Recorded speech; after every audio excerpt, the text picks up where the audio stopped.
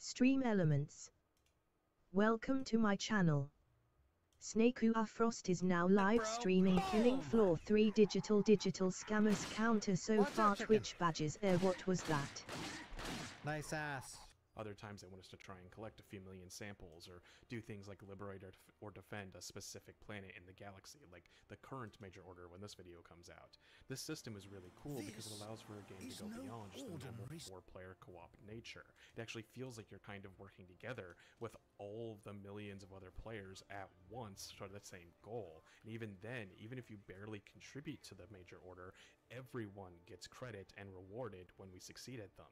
Now sure, there will always be people that go off and do their own Welcome to my channel. Orders, but even that's not necessarily a bad thing. Yeah, the major order is what everyone should be focusing on, but there are still other fronts of the war that still need defending 24/7. So for example, when the major order is focused on the bugs, well, we still need some people fighting the boss and the squids to at least help maintain the line in the meantime. And I think that the sheer scale of it all helps make failure sting a little less. Like, yeah, obviously winning a major order feels great and it makes everyone happy, but when we fail one, yeah, like, it sucks, but the fact that it's a fully community-wide effort means that there's not really anyone specific that you can direct your upset feelings towards. Yeah, in a normal team game with only half a dozen people on your team, if you lose a match, even if there's no direct evidence that someone specifically ruined the game for you and your team, people will inevitably find some way to blame someone other than themselves just out of pure frustration.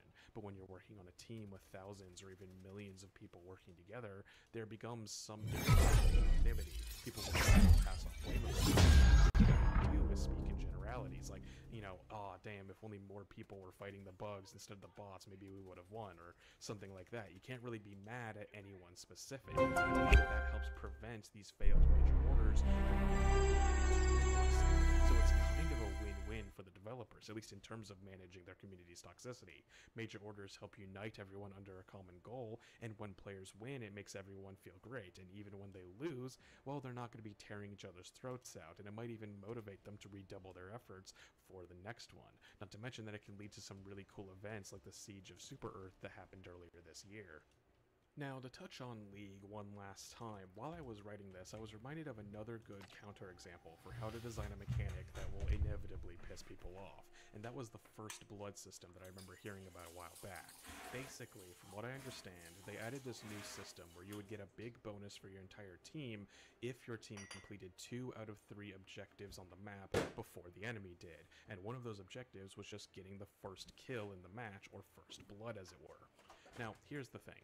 If you're scoring First Blood in your lane, that means you're already winning. You've killed your opponent, and not only are you getting the rewards from just killing them, but there's also the opportunities that you get as you now are able to push your lane uncontested while your opponent has to waste time respawning and getting back to position in order to defend. So you have plenty of time to farm minions, push a tower, grab a side objective, and so on and so forth. And that's all without even mentioning the psychological aspect. I'm not trying to say that getting the first kill of the match is automatically going to mean that you snowball into a win, but basically, if you're already getting First Blood, you really shouldn't get any extra help on top of what you're already receiving. But now, with these extra objectives, you're probably going to have a much easier time grabbing one of the other two because of that First Blood kill. So the fact that they were giving people this extra reward on top of all the normal benefits that you would get just from inherently being ahead in your lane is just kind of unnecessary in my opinion. Usually games like this try to avoid these kinds of positive feedback loops early on in their matches for a reason. But now, think about this from the losing team's perspective.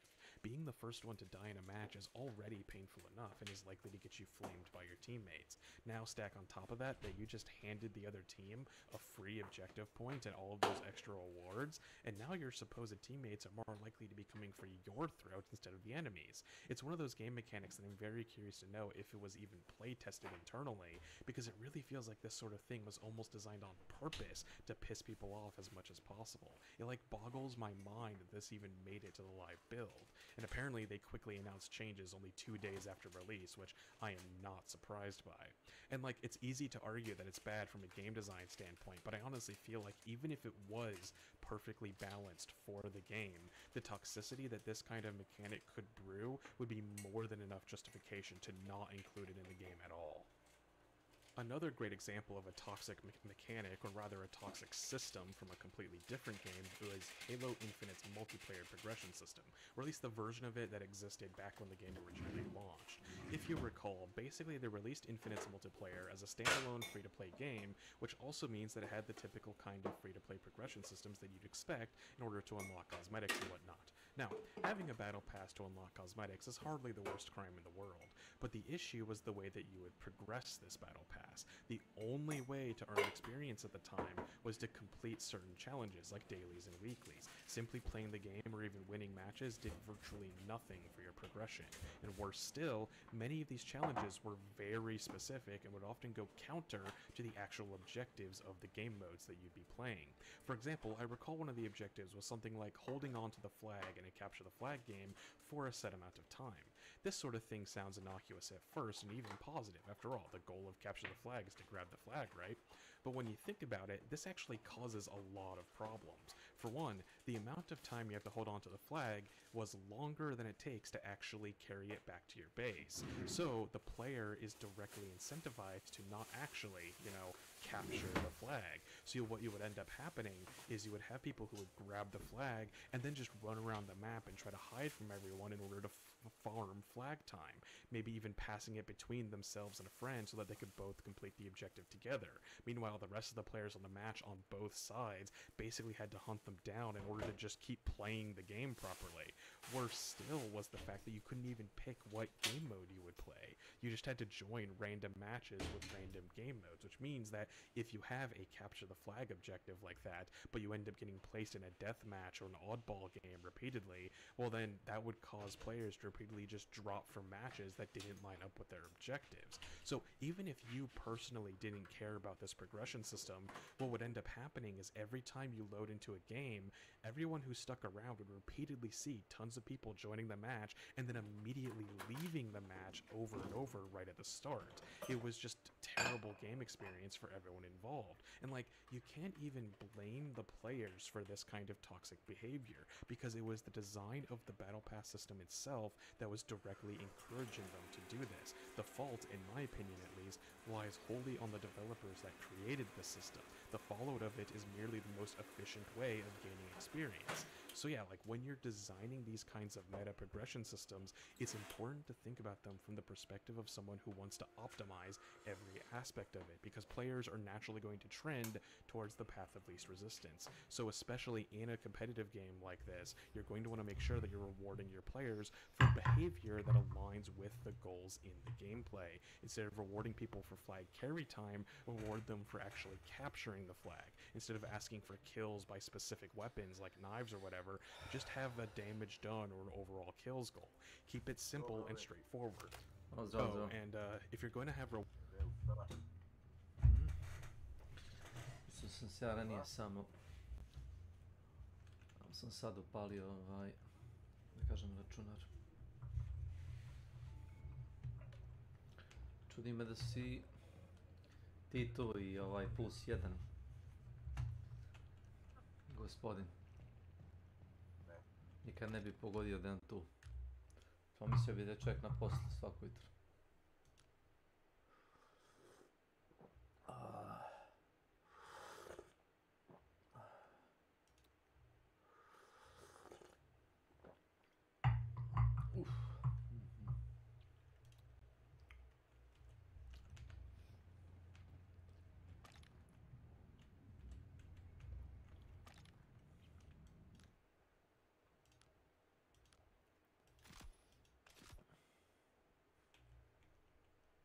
Prešao prvi deo bilo je.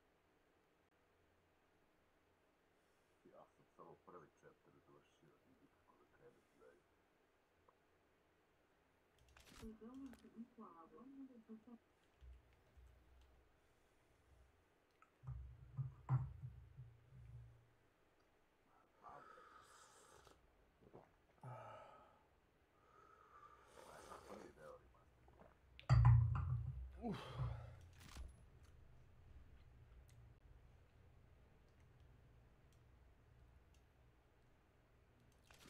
Mnogo sugeriše igra šta da radi non stop, jel? To me nervi, to PlayStation fazon, jel? Gde u Last of Us? Da. Klasika, to ono vođenje za ruku. Da, to ti je ono klasično PlayStation.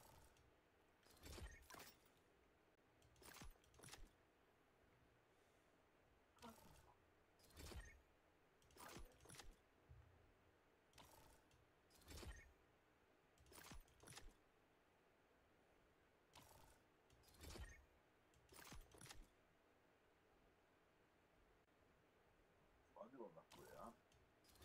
Da. Kako to da nisi u vrba senaka u... Možda se javlja iz Vrbasa.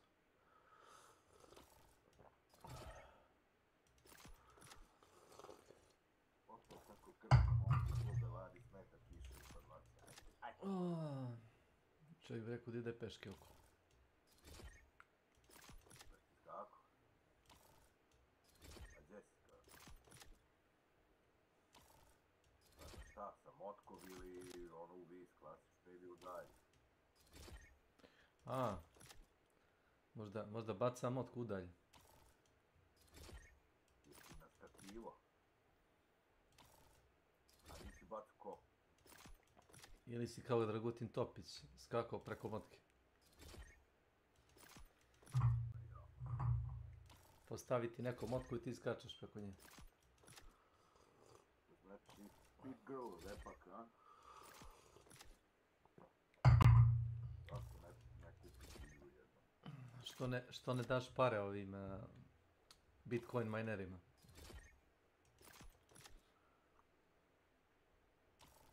Evo ljudi da zarade da prave igre jebate. Da, pretpostavljam izgoreti grafičku zarad, ne znam, 24 časa ciklusa da ti grafička majnuje bolje nego da daš 5 evra 20.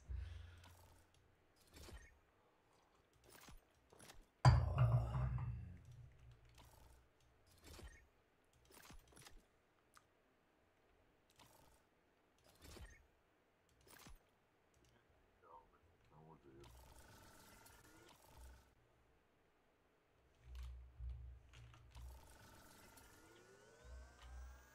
Ilija, Šta dač? jesi video što sam uzeo juče? Sa Steama? Aha. Ne. Nemam predstave. Amneziju.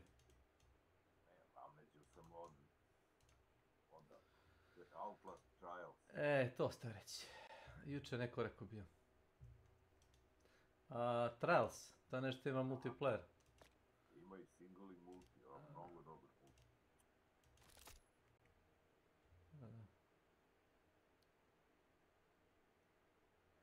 Baš mnogo dobar. Igrao sam sa ovim Dušanom što sa vama igrao, 7 Days to Die. Da. Sa njim se čuram njegov.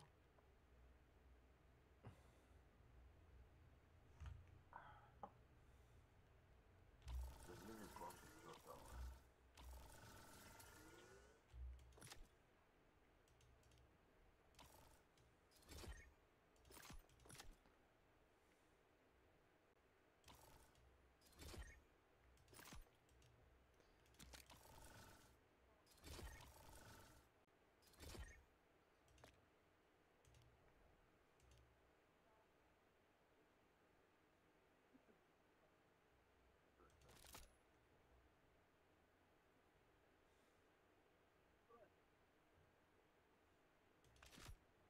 Sve isto koji prvi dan. A vidim, isto izgleda koji prvi dan.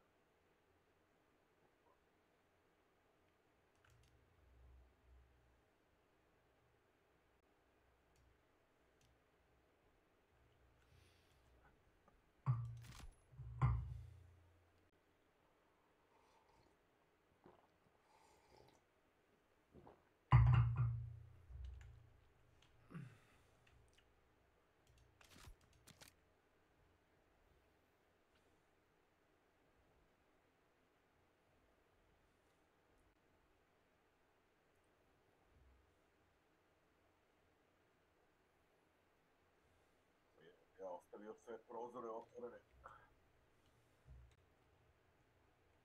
A?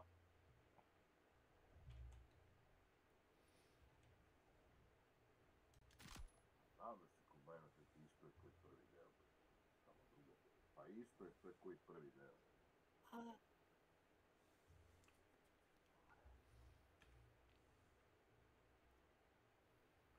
Ovo znači komponente. Ovdje.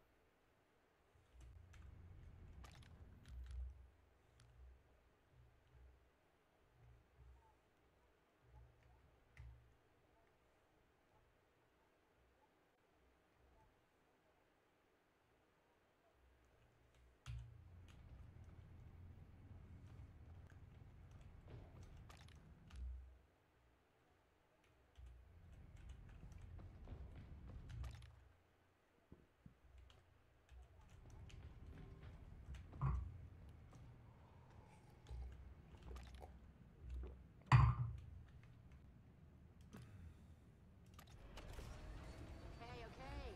Let's not keep that Vito waiting.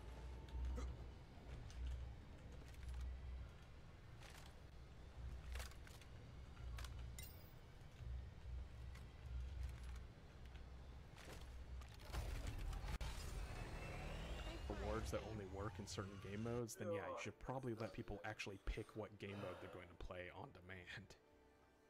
Now, to finish things off with some more Helldivers talk, at the time of this video's release, they just added a big new update to the game with a bunch of new mission types and objectives and whatnot. However, I have to admit that I'm a little bit concerned about the design of some of these new features, at least when it comes to a toxicity management standpoint. Take the new oil rig mission, for example. It's this mission type where you get to drive this gigantic truck across the map and dig for oil at a few locations before delivering it to complete the objective. It's a perfectly fine and fun mission in its own merits, but it also has a key difference between the other mission type in the game, which is the fact that this is one of the only missions in the game where you can fail it because the objective gets destroyed. Another element that I think really helps reduce toxicity in Helldivers is the fact that every main mission objective is completely indestructible. You can drop hell bombs and napalm and 500 kgs on anything from missile silos to terminals to SSSDs, and you won't so much as leave a scratch on them. The closest that you can get to killing mission objectives in the past, at least as far as I can remember, is that you can kill the civilians that you can escort on escort missions, as well as the random civilians that you can find around the mega cities. But even then, that doesn't fail you the mission because you can always more. You can always spawn more civilians no matter how many of them you accidentally kill. You feel also present through the messaging. But with this oil rig thing, while it is very tanky and actually take a lot of money, you can have it get destroyed if it gets attacked enough, or if you misplace a few orbitals. Ironically, I actually think it is easier for the players to destroy it accidentally than to have enemies overrun the properties, especially if you're throwing around a ton of orbitals and bombs to try and protect it. Like, if you ever place down a turret nearby, the turret will basically act as if the truck isn't there. So if there's an enemy on the other side of it, your turret will just start wailing on the rig with reckless abandon. Sure, a single turret probably isn't enough to destroy it on its own, but you'll probably pop like half the tires on it, and it'll make your life a lot harder moving forwards. And on top of that, all it actually takes to break this thing is to accidentally put a single drop pod onto it. Whether it's a reinforcement or you're calling down a support weapon or whatever, if any drop pod lands directly on the truck, it's just instantly destroyed. And I can see that being incredibly annoying, especially if you're playing with randoms and someone just does it by accident or trying to call in some supplies or something. So, like I said, I'm a little bit worried about this potentially being a toxic mission type, at least when compared to the normally indestructible objectives of the rest of the game. I understand that the goal is to try and defend the truck from the various enemies that are trying to destroy it, but I feel like it should be made indestructible to at least everything a Helldiver can do, and things like calling down drop pods on it probably shouldn't destroy it instantly. At the very least, it would be nice if there was some kind of redirection that would actually drop orbitals and drop pods and whatnot next to the truck instead of letting it fall directly on it and just destroying it instantly. But you also have the new underground cave maps. Now again, this is a really interesting and fun gimmick to play around with. The core gameplay of Helldivers is all about being able to call in these orbital strikes and supplies at a moment's notice to help you out in a fight. And now that that's taken away on these maps, it forces the players to strategize differently. But this also comes with one big downside. Not being able to call in stuff from orbit makes for an gameplay game for sure, but keep in mind that you're also going to allies through these orbital drops as well. So now suddenly all of that stuff on the spawns being instant kind of doesn't apply if you're playing on an underground map. I think you can still call people back fairly quickly, but they usually end up being called in at whatever the closest entrance to the caves is. So if you're fairly deep in the caves, it actually can be a bit of a hassle to get any of your lost gear because you end up spawning so far away. It even gets rid of that element of the game for all the stage together because, well, it specifically does the opposite now. Now if somebody dies when you're underground, now everybody is suddenly very split up and every player has an increased chance of dying. So it kind of goes against a lot of the reasons I was giving earlier for why Helldivers doesn't feel like toxic. Suddenly now, if somebody accidentally kills you with friendly fire and you're deep underground, that feels like it's going to be a lot more frustrating than it would be on the other map. And I can see people getting really pissed and really toxic about it over the course of the mission or two. The one saving grace that I think that it has is the fact that you at least get to decide what kind of map you're playing on.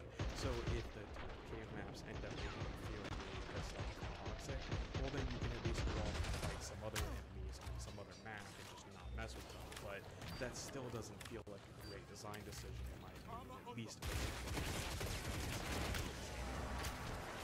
Now sure, I'm not trying to say that these new mission types are going to somehow completely ruin the game or anything, but I do think it is worth pointing out how the design goes against that I think have helped foster the surprisingly effect. But as always, I'm happy to continue the conversation in the comments down below. What do you think of the levels of toxicity in the Helldivers community? Do you agree with these mission types could possibly lead to players getting more pissed at each other than they would normally, or am I just getting worried over nothing? Let me know either way down in the comments. If you like the video, make sure to leave me a like if you want to see more content like this in the future. If you want to help me keep doing what I'm doing, then you can give me a little bit of extra support over on my Ko-Fi, which I have linked in the description down below. Thank you all for watching, and I hope to see you all in the next one.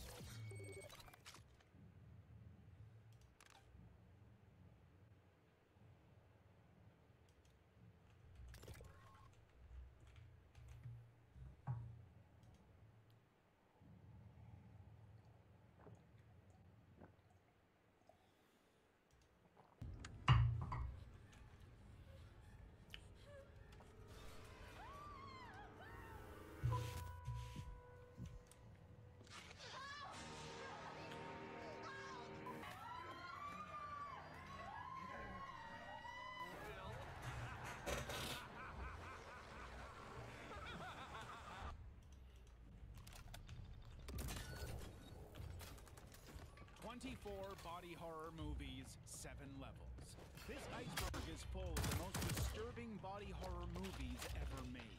We're going to start with some of the lessons in these movies. The older we get, the more disturbing things will become. Let's start at the beginning of the episode.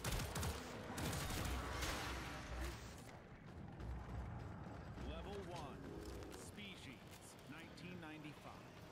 In Species, scientists receive alien DNA instructions through radio telescopes and use it to create Syl, a human-alien hybrid who grows from child to adult in a matter of months. The government tries to kill her with cyanide gas, but she escapes and transforms into a fully mature woman inside a cocoon. From that moment on, Syl looks and acts so much like a human, you never know. She's walking through Los Angeles completely undetected while her alien DNA drives her toward one singular goal, reproduction. But because she's an alien, she has no romantic notions about intimacy. To her, physical connection is a route to kill. Every encounter is a trap. Syl's alien form was created by H.R. Giger, the genius artist who created the xenomorph in Alien. She has translucent skin and internal carbon structures that suggest something is fundamentally wrong with her human anatomy. When she transforms, her human body is exposed to be basically a costume she can shed at will to expose her true form underneath. But the hotel room scene with Dr. Arden crystallizes everything terrifying about this film. Syl seduces him, convincing him to have an intimate moment with her, which he obviously believes is just a normal human-to-human encounter. But in the middle of their act, she announces, "I felt it. Life." In a matter of minutes, she's become instantly pregnant. Only then does Dr. Arden realize what's happening. Syl covers his mouth to muffle his screams as she transforms, her human form peeling away to reveal the writhing tentacles and alien geometry she's been hiding. He walked right into her trap and gave her exactly what she wanted. And worst of all, there's really nothing that can destroy Syl. At one point in the movie, she cuts off her own finger and watches it regrow, meaning that she will never fully be able to be destroyed. But all of the men she encounters, not so much. They're hopelessly, uncomfortably vulnerable, and all because of their own primal instincts. Malignant, 2021. Malignant opens with Madison Mitchell jolting awake in a Seattle hospital, her head split open. She's haunted by bizarre visions of a figure in black ripping flesh apart, which she soon discovers match to the details of real crime scenes all over the city. When you watch the movie, it's easy to believe that all of this is the setup for a supernatural horror movie. We've seen that movie over and over. I've never seen anything quite like it. Maybe some of the cases were accidents, but not this. This is something special. Madison's brain is somehow linked to the killings going on. Detective Kakoa Shaw chalks it up to her head injury, but each grim flash forward seems too precise, too detailed to be a simple hallucination. Because this is not actually the supernatural horror movie that it seems to be. It's somehow far, far, far weirder. Madison's investigation brings her to medical records which lead back to Dr. Florence Weaver's old research at Simeon Hospital. Weaver once treated a patient named Gabriel, a hulking figure who slaughtered staff with basically no end. It's becoming more apparent. Not only is Gabriel getting stronger, he's becoming more malicious. If his strength and ability continue to grow at this rate, we will no longer be able to contain him. Weaver declared Gabriel a living cancer, vowing to remove the source of the violence for good. Or, in other words, to cut out the cancer. Toward the end of the movie, in the hospital's dim basement, Madison's sister Sydney and an investigator unearth video logs where Gabriel is revealed as a parasitic twin lodged at Madison's birth. So what exactly is Gabriel? Gabriel is an extreme version of a teratoma. A tumor consisting of tissue, hair, muscles, bones, but more specifically in this case, it's a parasitic twin. Like a parasite, Gabriel feeds off it. His half-formed limbs, tangled tissue, and mottled bone have been fused into her spine. The surgery completely removed his body, but left remnant tissue in her skull, which means that each drop of blood, each concussion, becomes Gabriel's call. When she is injured, he wakes up and kills. Here's where the movie really kicks into a whole other deal. Madison's skull shatters like porcelain and Gabriel bursts free. He basically rips off her flesh, forcing his face through her neck, and suddenly, Gabriel takes full control of her body, bending her limbs at weird angles until she's his twisted puppet. At that point, he barrels through the precinct, using her body to break through steel doors and attack basically everybody that he encounters, leaving dozens of bodies in his wake until she can finally find the strength to lock him away in her head, hopefully never to come back. Street Trash, 1987. Street Trash starts with a liquor store owner in Brooklyn finding a case of decades-old booze called Tenafly Viper rotting in his basement.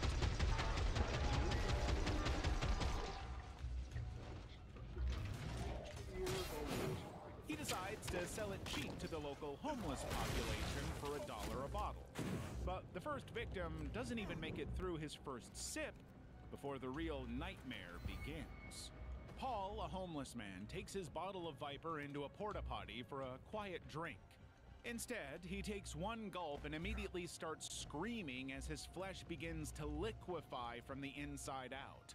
For 2 full minutes, the audience watch him melt into a writhing mass of neon-colored goo that slides down the toilet drain, leaving behind only his boots, one hand still gripping the flush chain, and a rubber mask floating in the blue and pink slime. Bet you didn't think it would start off with a toilet death, huh? Director J. Michael Murrow crafted each death to be more grotesque than the last, with bodies exploding in showers of brightly colored gore, victims swelling to quadruple their size before bursting like balloons filled with gore, and skin peeling away in sheets. One man's entire body bloats until he detonates in a spectacular display that was actually achieved by stuffing a dummy with Drake's Cakes, the only company willing to sponsor the production. I'm not sure what that says about them, but the practical effects team used every trick available to create these nauseating transformations, turning human bodies into puddles of fluorescent slime that somehow managed to be both comical and deeply unsettling at the same time. Welcome to my channel. Street Trash's disturbing nature extends beyond these infamous melting scenes. The film presents a world where violence is casual entertainment, where characters engage in activities so depraved that they push the boundaries of what audiences can stomach. A group of homeless men play catch with severed, intimate body parts, while the victim desperately tries to retrieve what was taken from him. Meanwhile, women exist primarily as victims in this universe, subjected to brutality that serves no narrative purpose beyond shock value. The film's Vietnam veteran antagonist, Bronson, terrorizes everyone around him with increasingly sadistic behavior, dragging people through car windshields and establishing his dominance through his cruelty. In a way, that's what makes Street Trash particularly effective as body horror, how it combines its disgusting imagery with an atmosphere of complete moral collapse. The characters inhabit a world where human dignity has completely eroded, where survival depends on accepting the unacceptable. Given that every scene builds towards the next act of depravity, it's also basically forcing us. Okay. Ništa.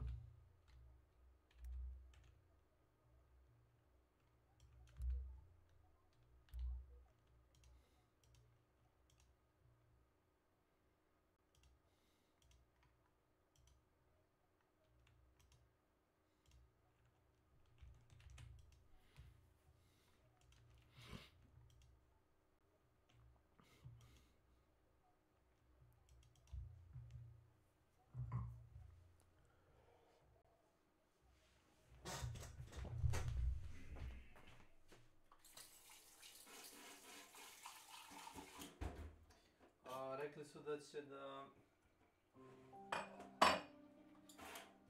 restartuju servere koji hostuju igru danas, to je jutros, tako da je to vjerojatno to. Vidio si sinoć šta je bilo.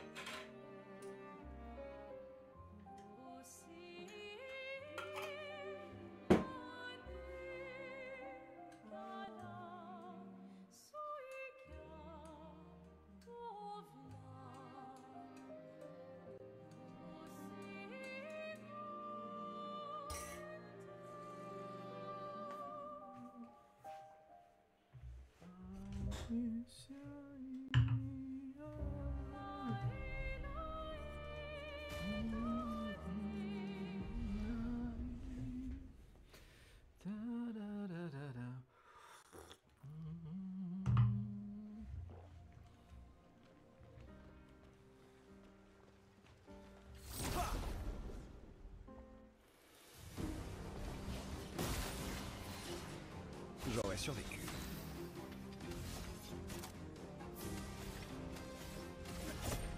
On n'avait pas vraiment besoin.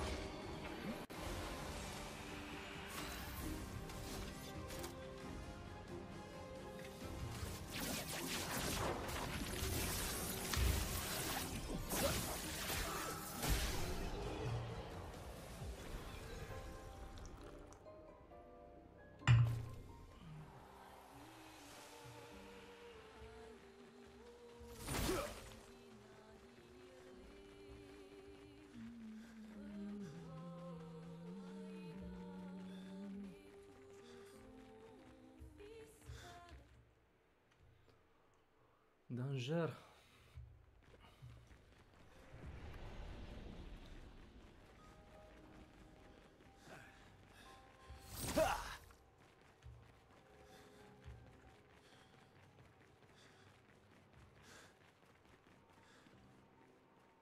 Ovo je bila neka ovca.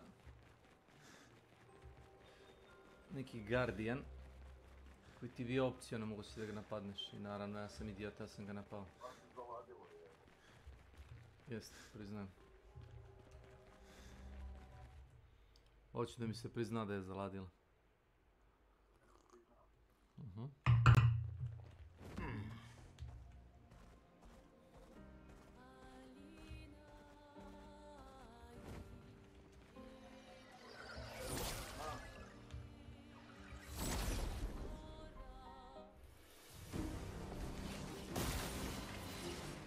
Prêt à frapper.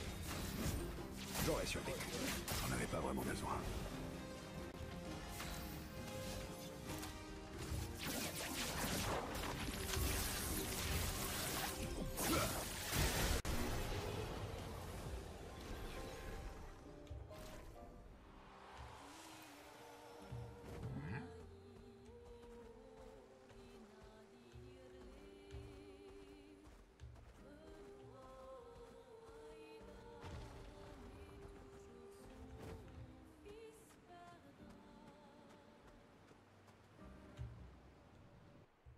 Sam gdje strao.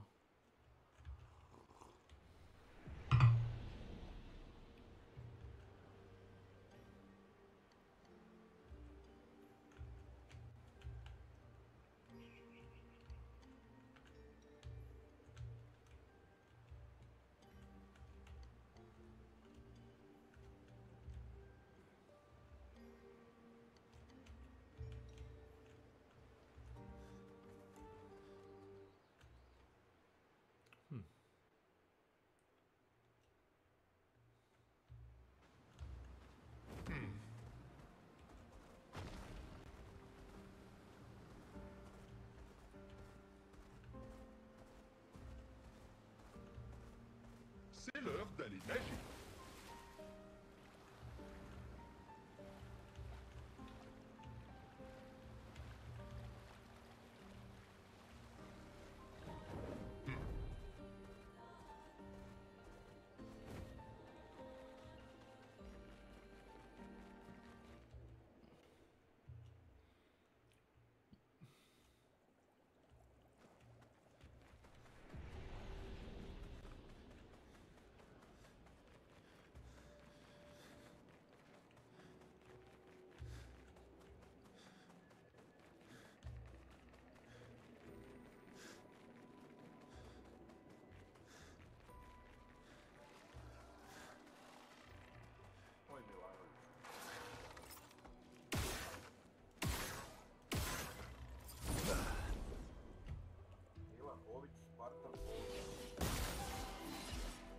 Excellent.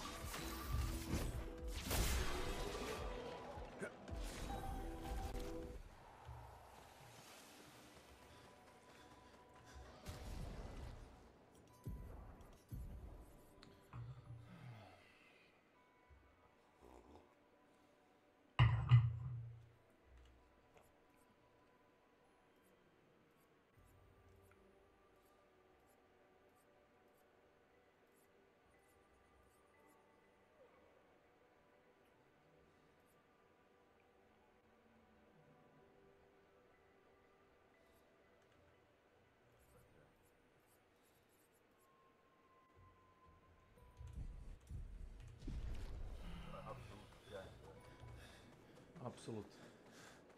Apsolutni moc. Ovo je sad Exodus 3.1.4. Razumijem da je prijatno na koji. Bot, vjerojatno neki. Možeš bot ako hoćeš. Igra Tiger 2.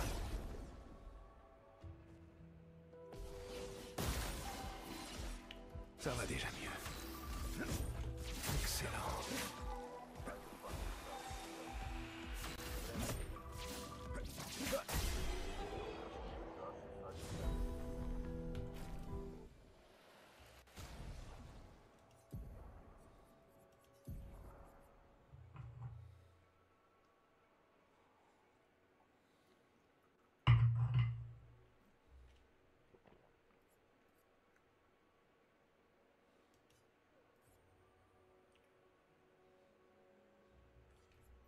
Cyber Punch, Ivane, to je Cyber Punch.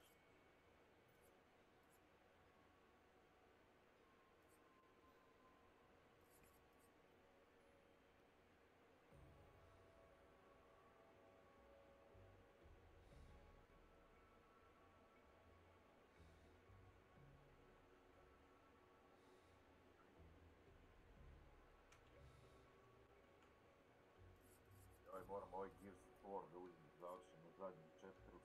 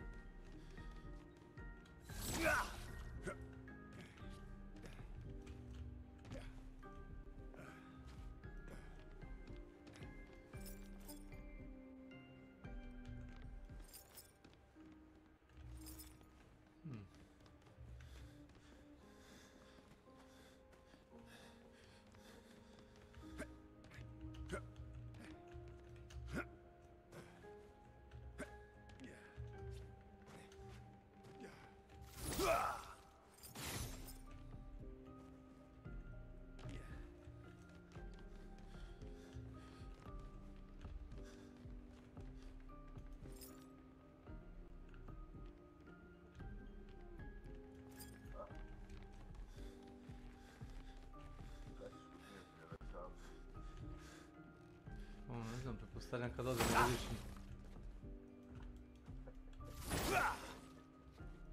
Evo Milane, zoveš Ilija na kavu. Nisam nijednom rečenicom rekao da sam na godišnjem. On je non stop na godišnjem. A on, onda može da dolazi svaki 5 minuta nekako. Milanov život je godišnji odmor. Da, bez obaveze. Pravi. Da. Čekaj samo da kupi Audi A6. A ne može, ako to uradi onda će cijelo selo da zna da ima love, znaš. Nećemo se iz kuće izvlačiti.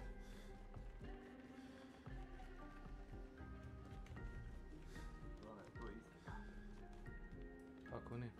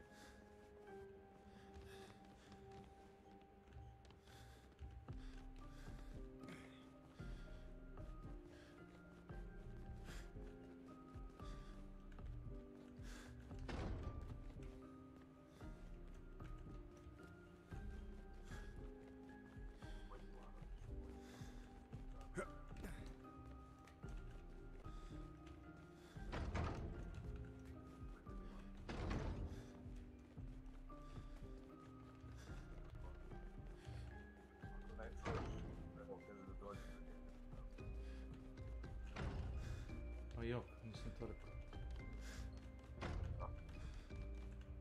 Ništa od toga. Evo, tebe svoje. Ne.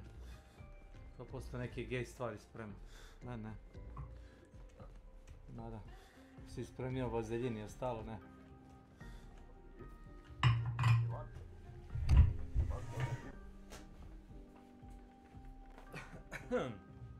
Omiljan, imaš vazelin?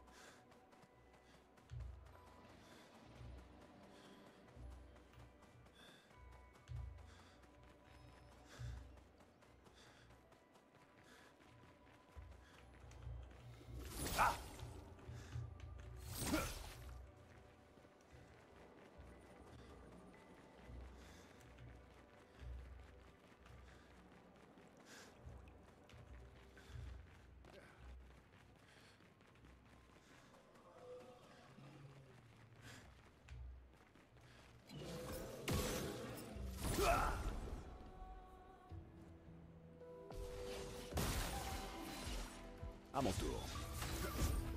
J'en avais pas vraiment besoin. À mon tour.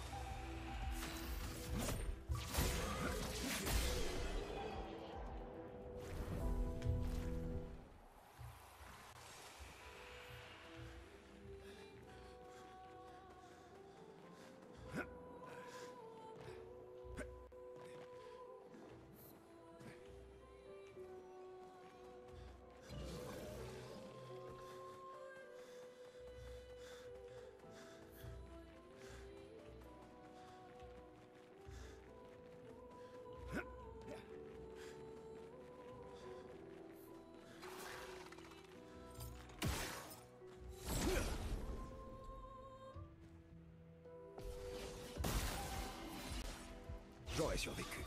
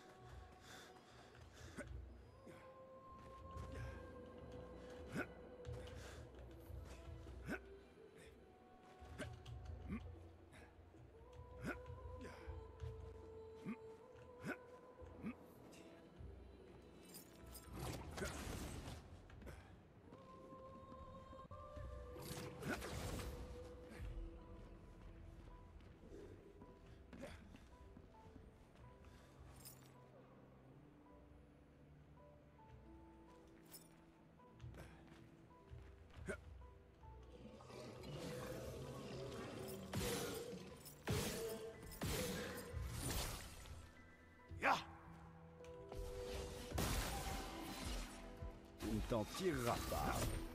J'en avais pas vraiment besoin. Ça va déjà mieux.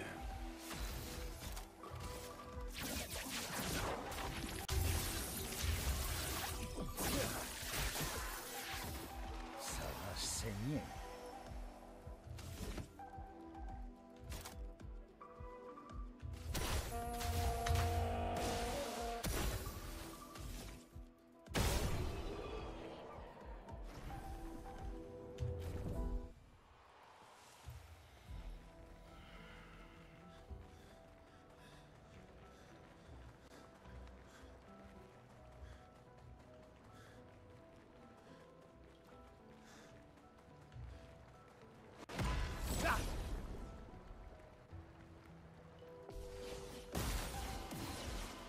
Frayons-nous un chemin.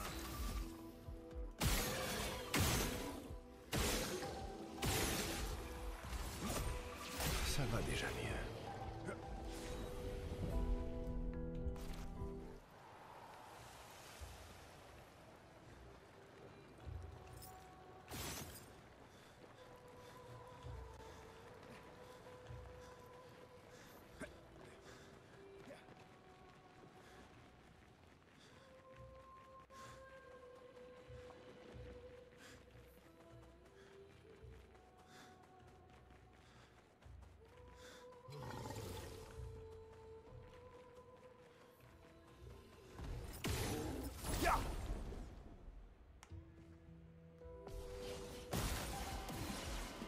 Ça va déjà mieux.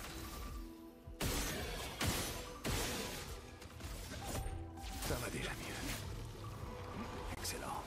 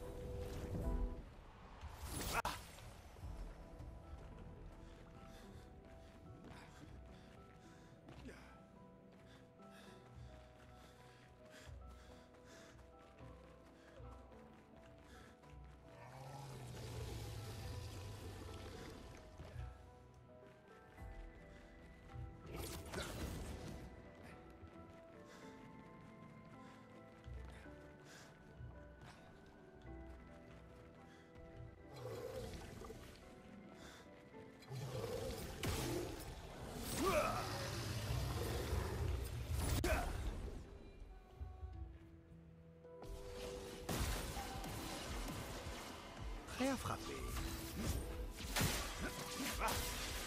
J'aurais survécu.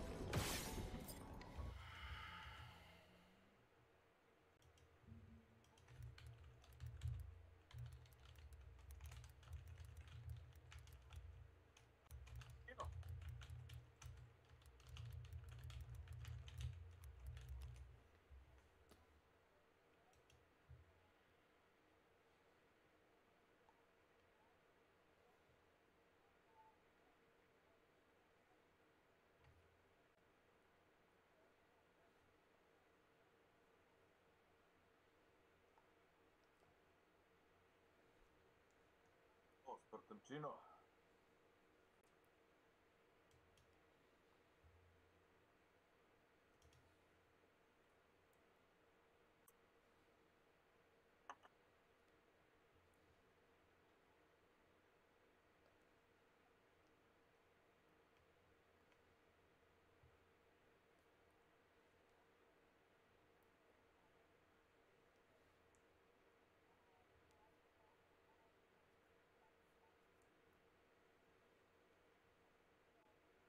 Gordika DYCCLI. Welcome to my channel. Cheap viewers on streamambu.com remove the space ubxmga.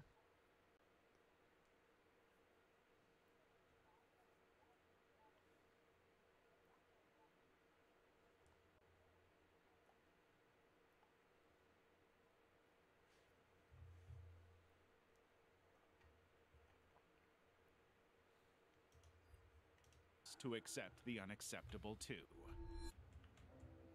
Level 2. Slither, 2006. Slither begins when a meteorite crashes in the woods outside Weasley, South Carolina, carrying a parasitic organism that needs a...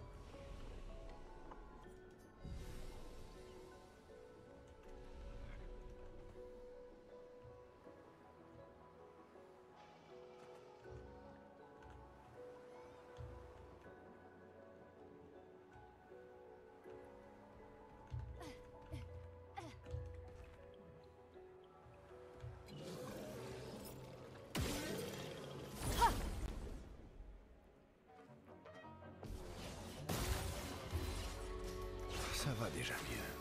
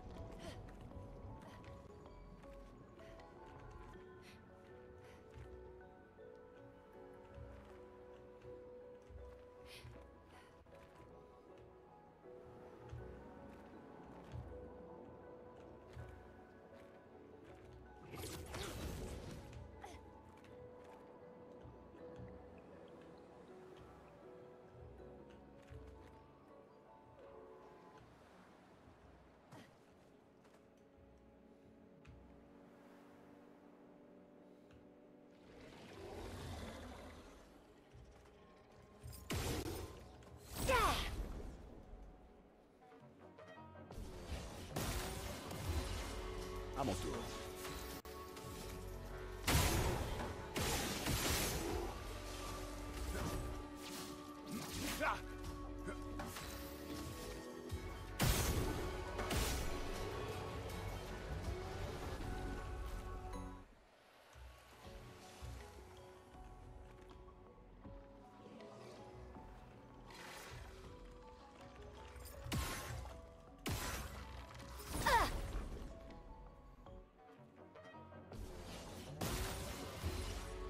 À mon tour. Ça va déjà mieux.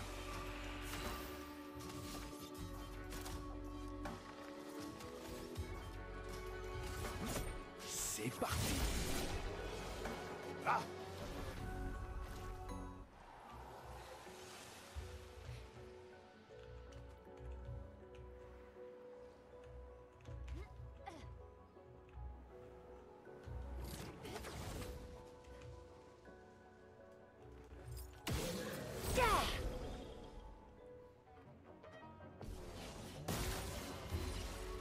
À mon tour. Excellent. Tu ne t'en tireras pas. Étoile spectrale.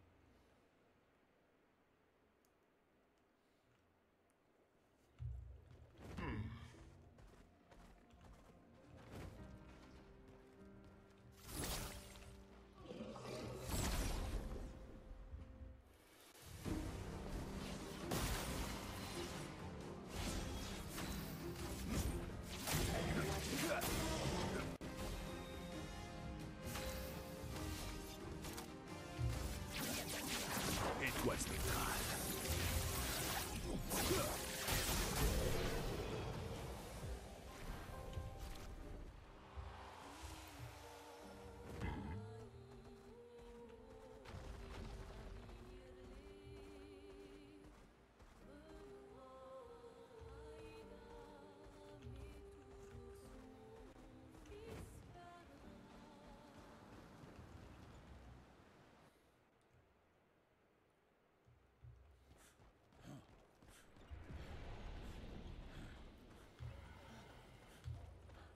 Gumani to buka pira, wata pari na to pari no.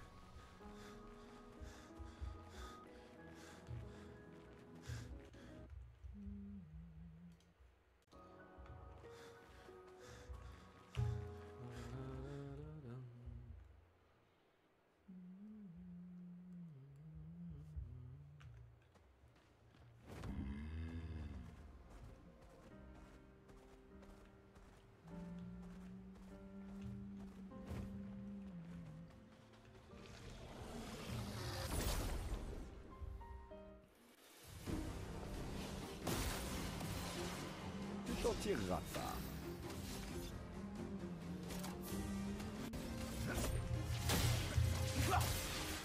J'en avais pas vraiment besoin.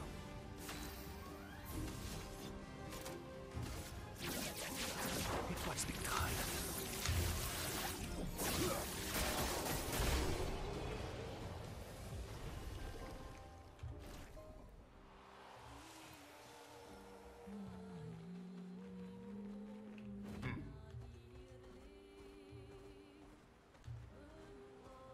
Umawina Frost.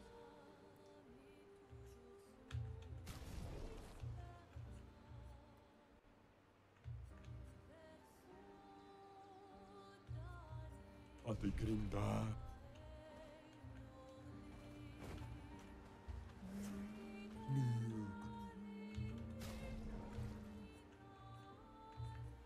Osiri.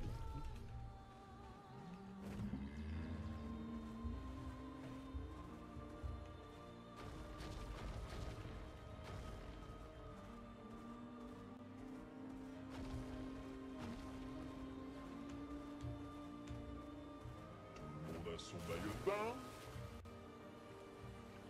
C'est l'heure. Oh, Miguel. Ategrinda.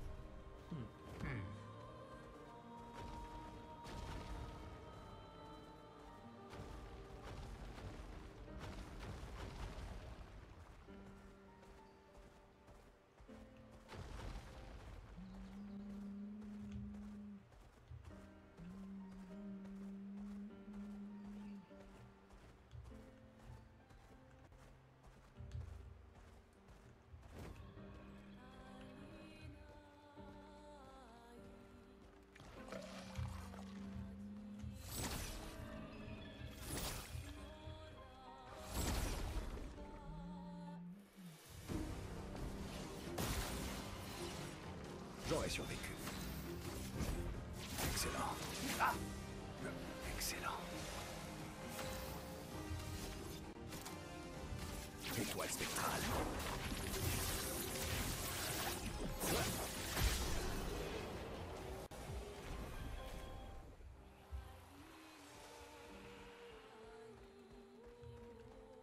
Gracias.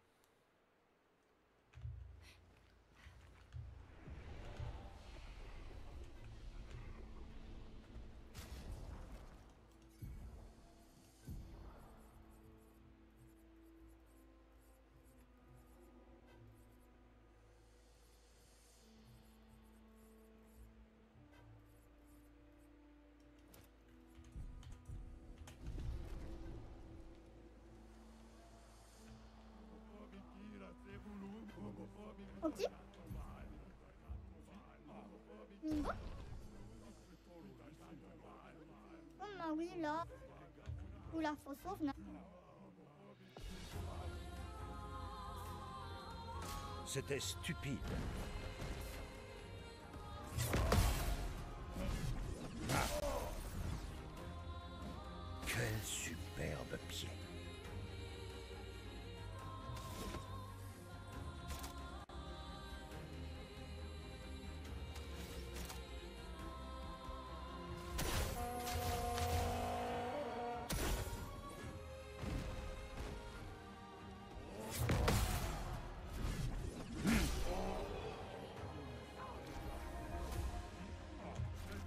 Oh oui, là, faut sceller.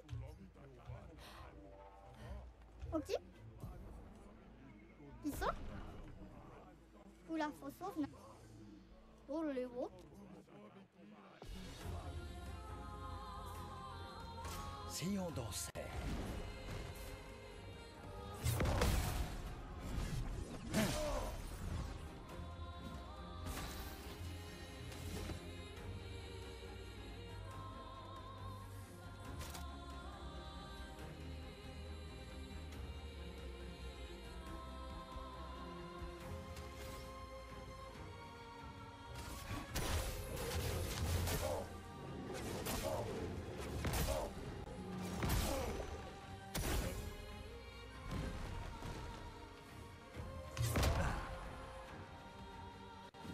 Rafraîchissant.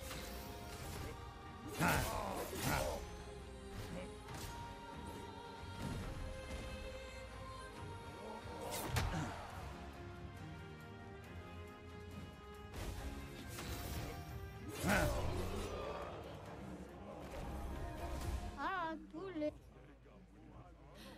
Nimbo? Qui ça? Oh oui.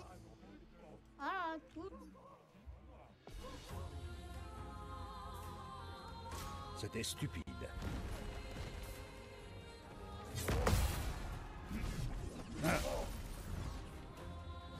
Un peu de violence.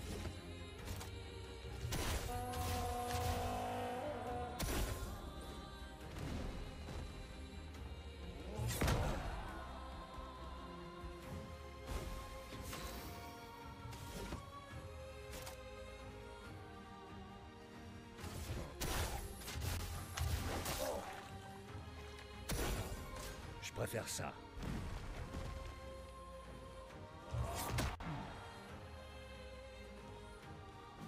Quel joli pied.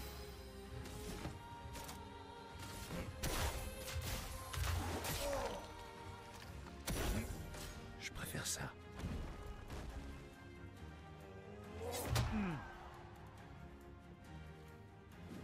Se battre, y a que ça de vrai. C'était stupide.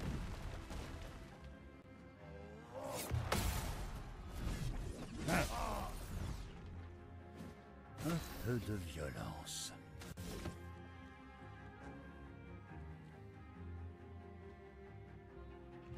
You. Welcome to my channel.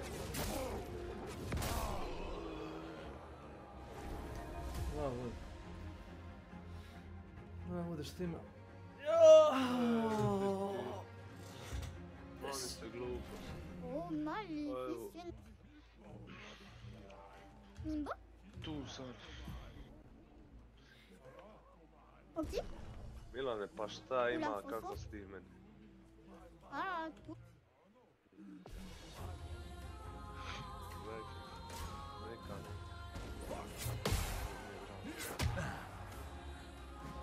La douce odeur du combat.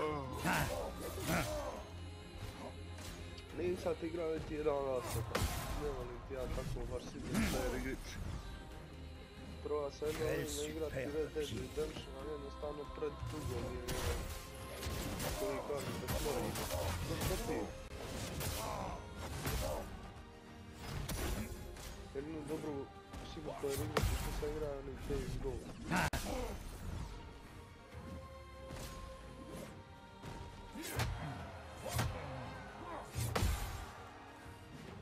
Rafraîchissant.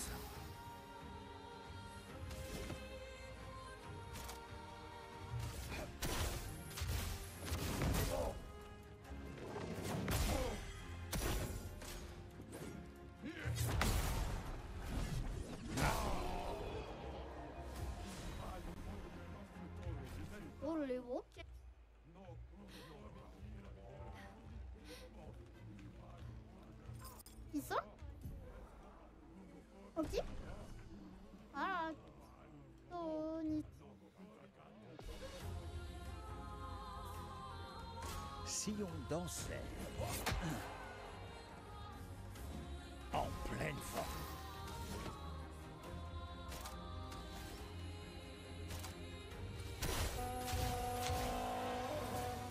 Je préfère ça. Ah, waouh, waouh. Ah, ah.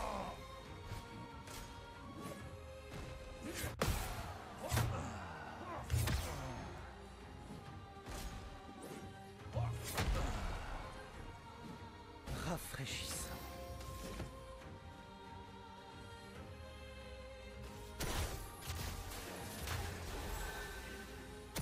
Oh, vraiment.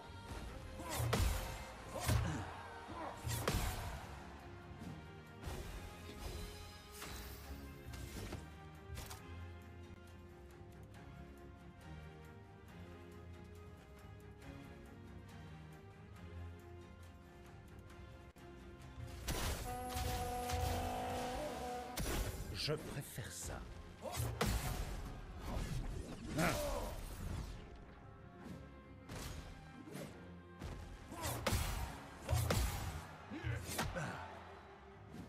Ça va saigner.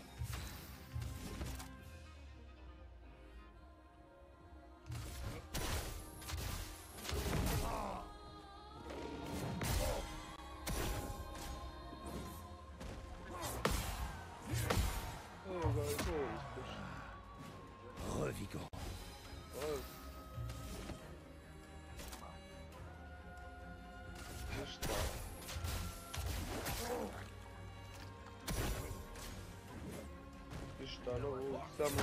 Sam sad single. Quel superbe pied. Single. Sino je to pripremio, ja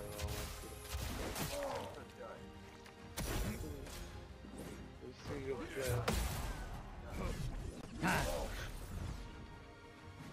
Violence. Nisam bio poučen ničim primjerom, jednostavno.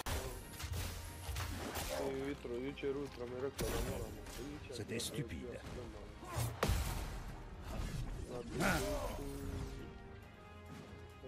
Oh, vraiment. Pa ne bi rekao da me sjebala, ali me ostavila.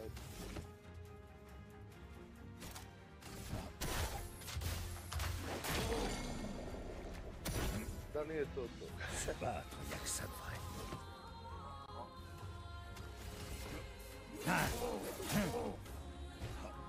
J'accepte votre danse. Pa to ima veze kad igram igre stvari, ja radim, treniram. Vanjka kurca, evo te, led. Ah, cool. Nimba?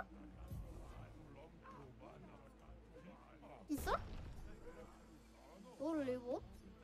Ah, cool. Sillon dansait. Je, pravo.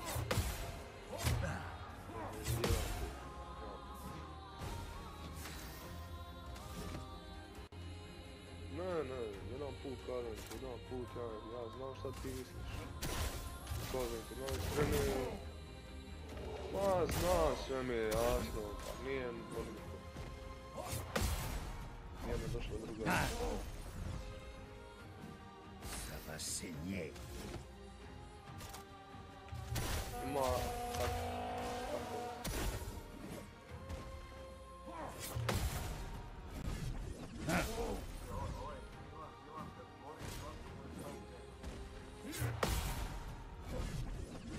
Ali Miran dobro govori. Mislim, je da sad tu prekine ono malo tučeni ta sranja, ali on generalno dobro govori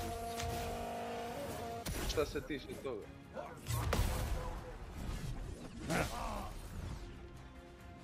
Un peu de violence.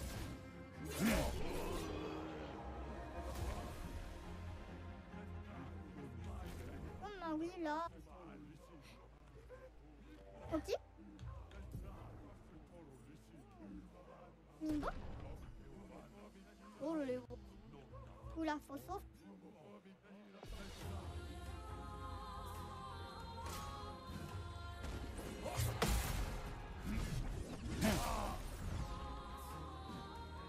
douce odeur du combat.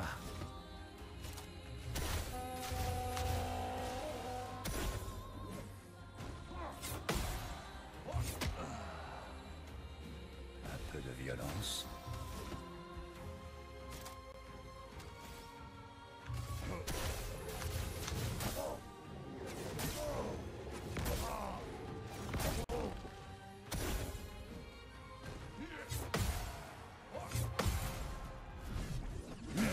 Ma normal, normal. Revigorant.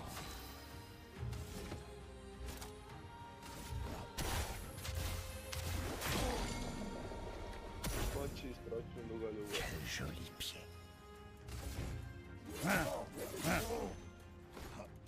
Je préfère ça.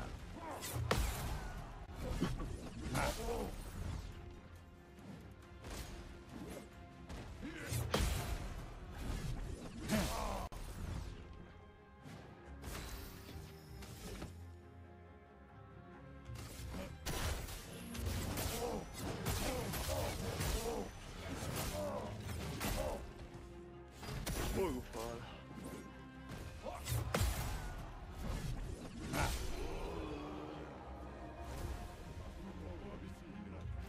Oh bah oui, là.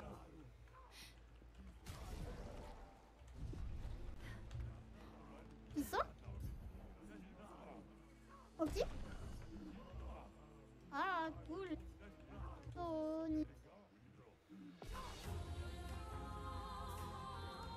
C'était stupide.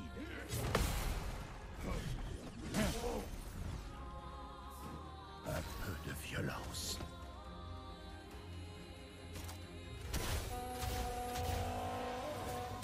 J'accepte votre danse.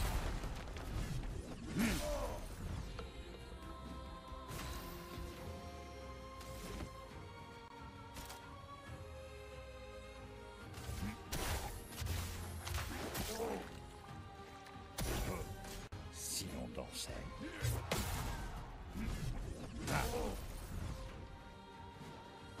Je préfère ça.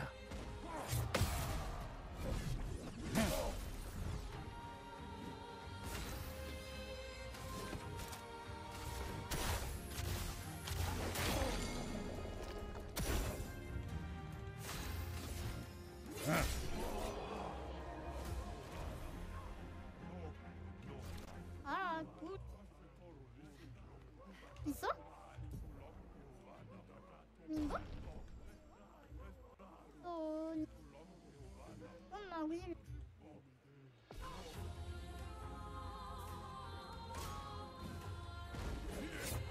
Mogu fare.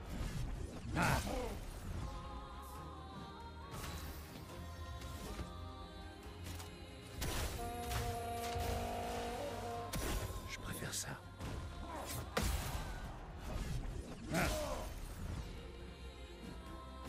Catti cavolo.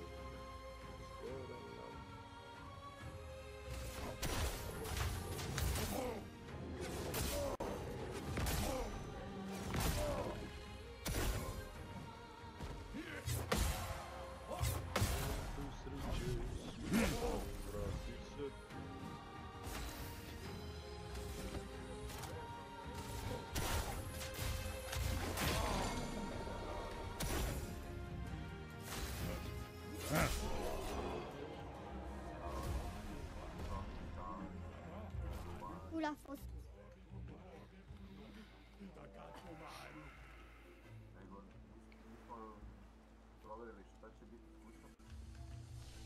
Biće zapaljen. Palim.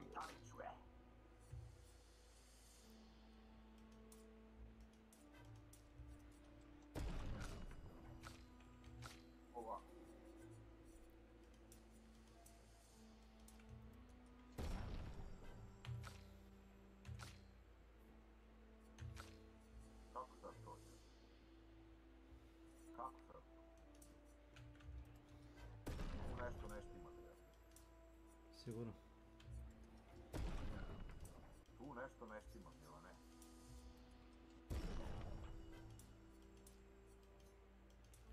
Ma kako? Ne štima, Milane. Bog kako? Bukak. Bukake, to oni filmovi za decu i odrasle.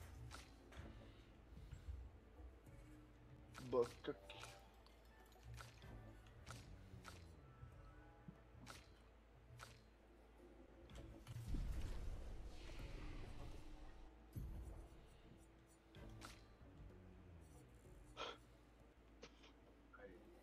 Novi event na Huntu.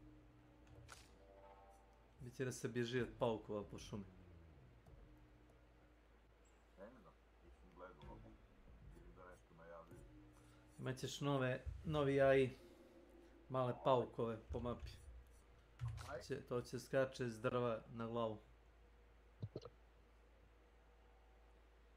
Se ja zebao, kad kampuješ dugo u šumi, dođe pauk ili zmija i ugrizete za tur. I onda se pojavi Tomislav sa kalašnjikom. Pa dobro.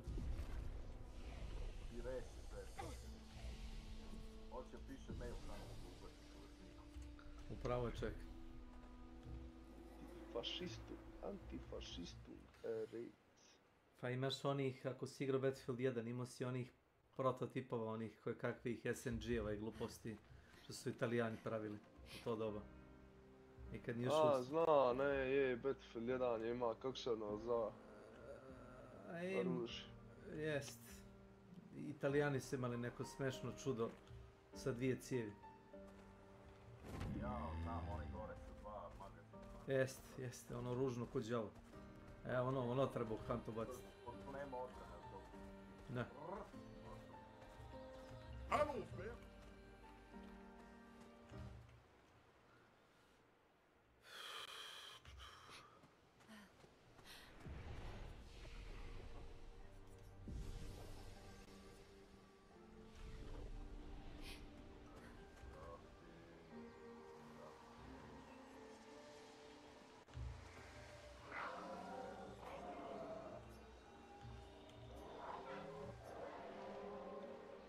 Ujo, šta ti radi?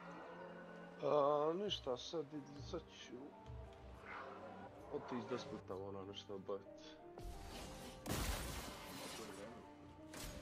A evo, puše, bura i...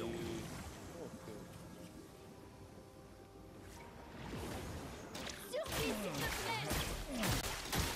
Montre-moi ce que tu sais faire. Baš je zalavljeno. Da. Pički mater. Pečko mater. Korec. Pički mater. Pički mater, ali... Posljednji od nas. Last of Us. Dobro je da ne igra jednom čovjek, to bi bilo... Once human. Jednom čovjek, to Nenad igra, pošto je jednom bio čovjek, on igra to once human.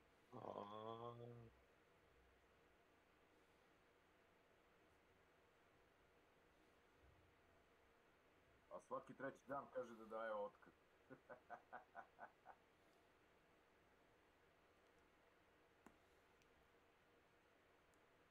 Dobri nerad. Aš dobri nerad. Šta bali kako? Ne rad. Nego ne rad. Ja sam u neradnoj seriji, bre. Ja ga zovem iz 2 godine nerad.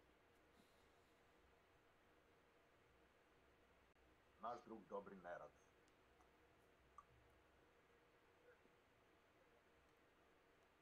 I agronom.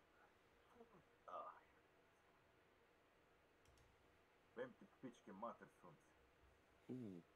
Kako je to? Early will just get you hurt. For every successful parry you do, you'll earn AP. If you stave off an entire, as long as the last times when it's worth firing your gun until it's empty.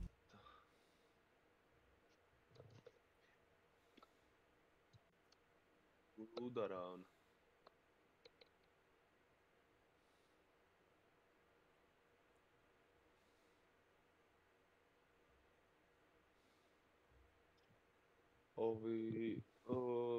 zato i jesmo mi ljudi iz Balkana ko brda odvađeni, nas bura dere non stop.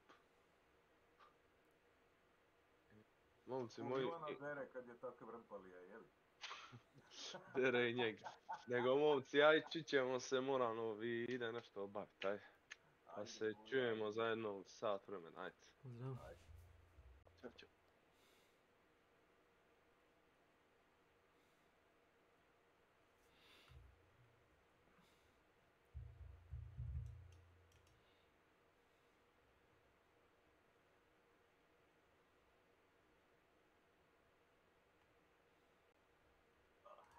Jebote, šta je ovako hladno. Hladno, pičke mater.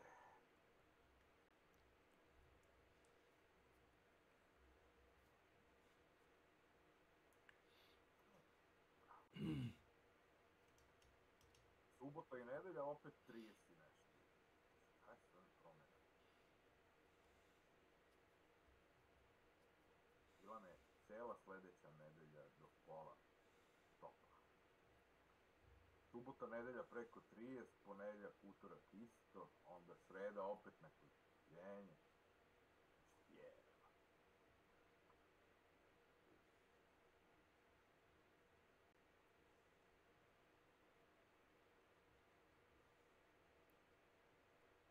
Nije u redu, nije u redu.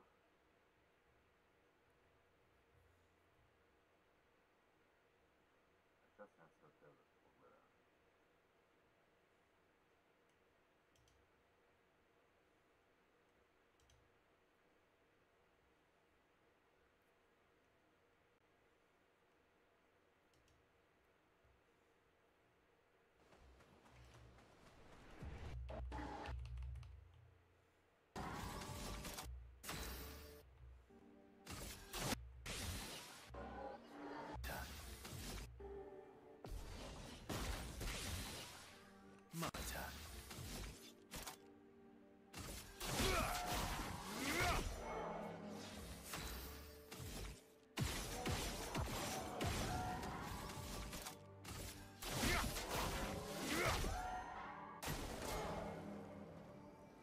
Luna, careful. Lune, watch out! Okay. Ready to obey. Lune, watch out! Okay. Leave, survive! I'm ready. Oh.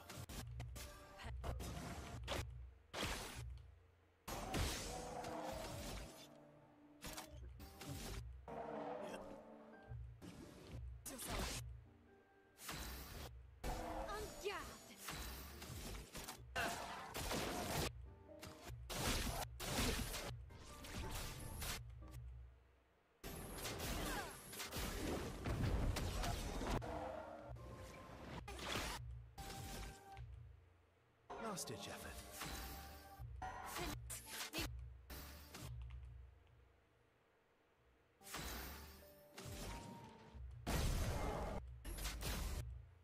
I'll improvise.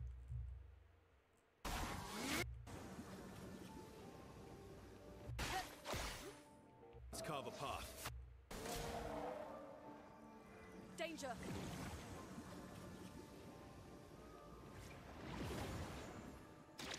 Careful, Mael.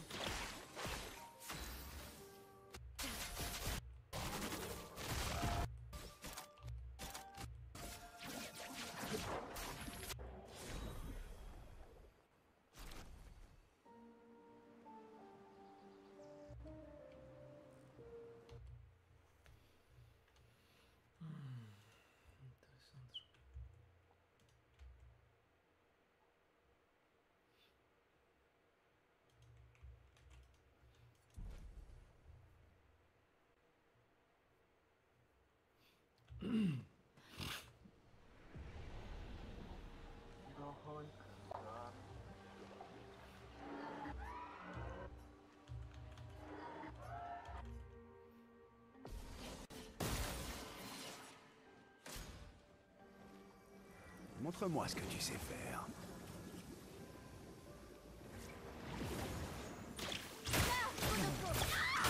Bon, tant pis.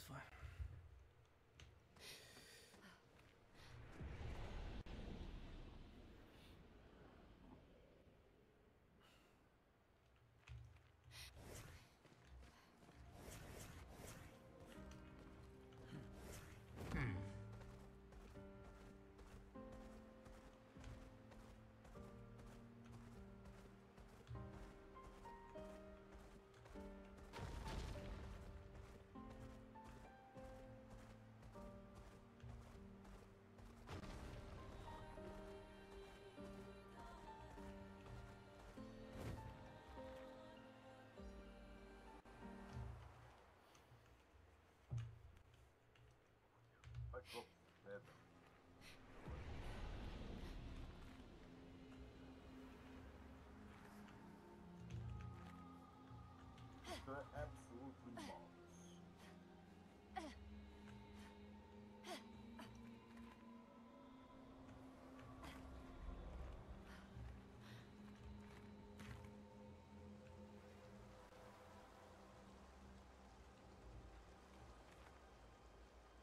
Hitrakatu. Gawiro kumi.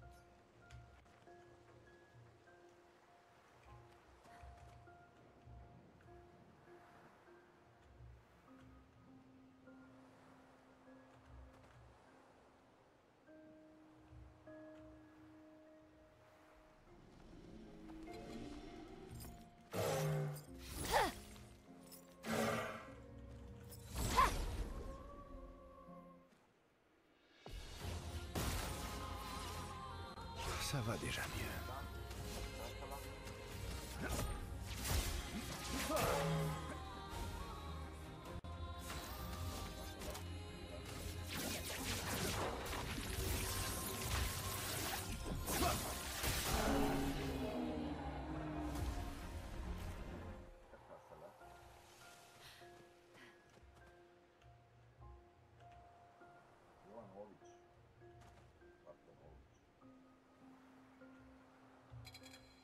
Ivanović, Spartanović.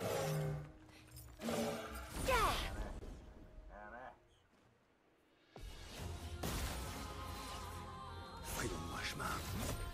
Excellent. J'en avais pas vraiment besoin.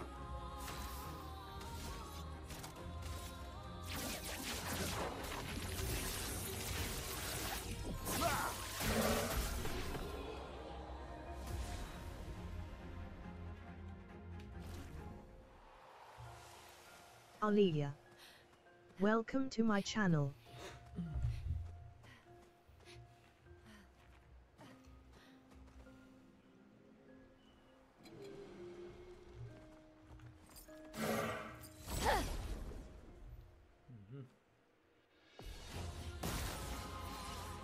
Frayons-moi chemin. Ça va déjà mieux.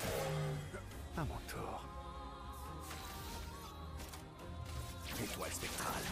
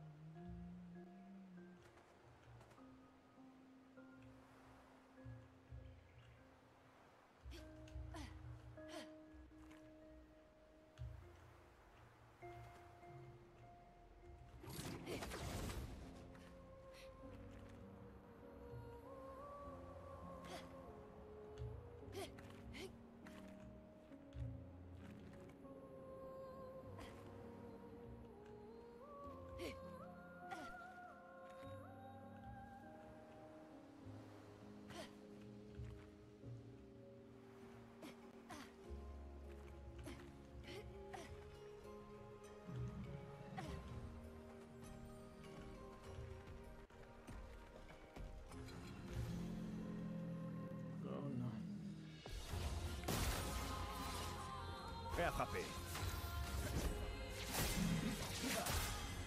Prêt à frapper.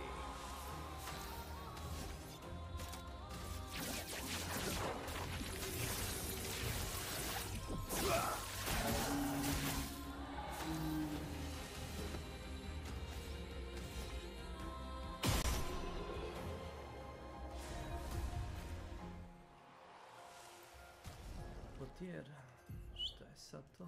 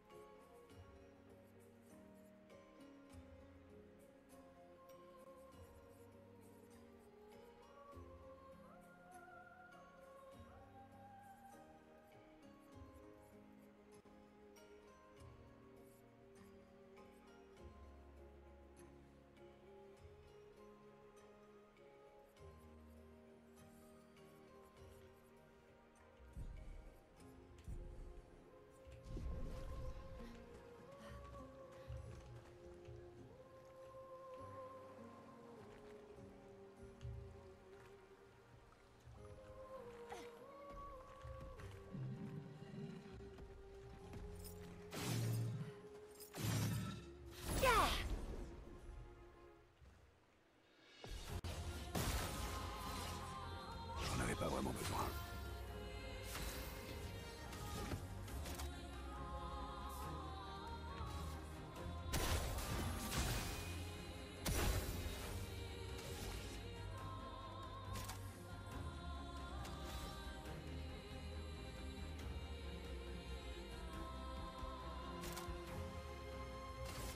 Lame, traverse les flammes. Attention!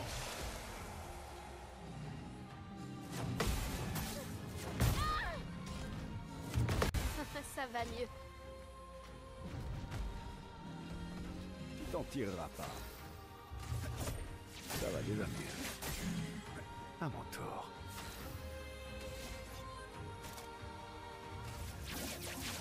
Étoile spectrale.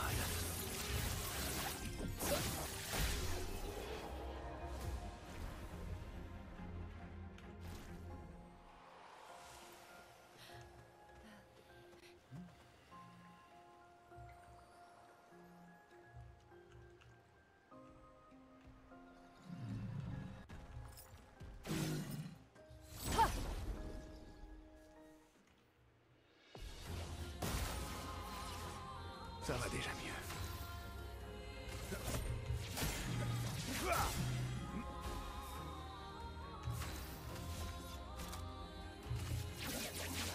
Étoile spectrale. Se battre, y'a que ça de vrai.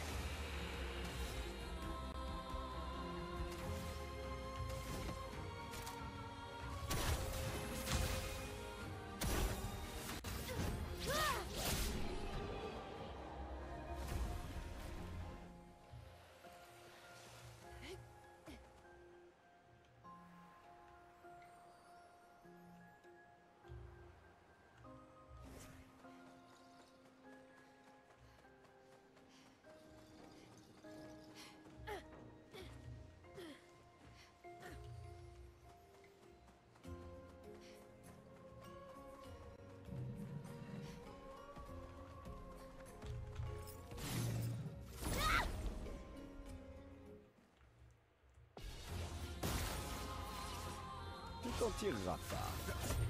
Excellent.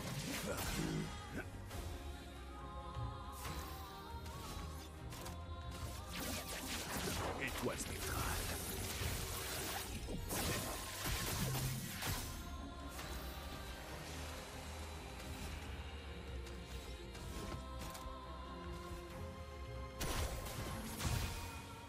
Faisons couler l'encre.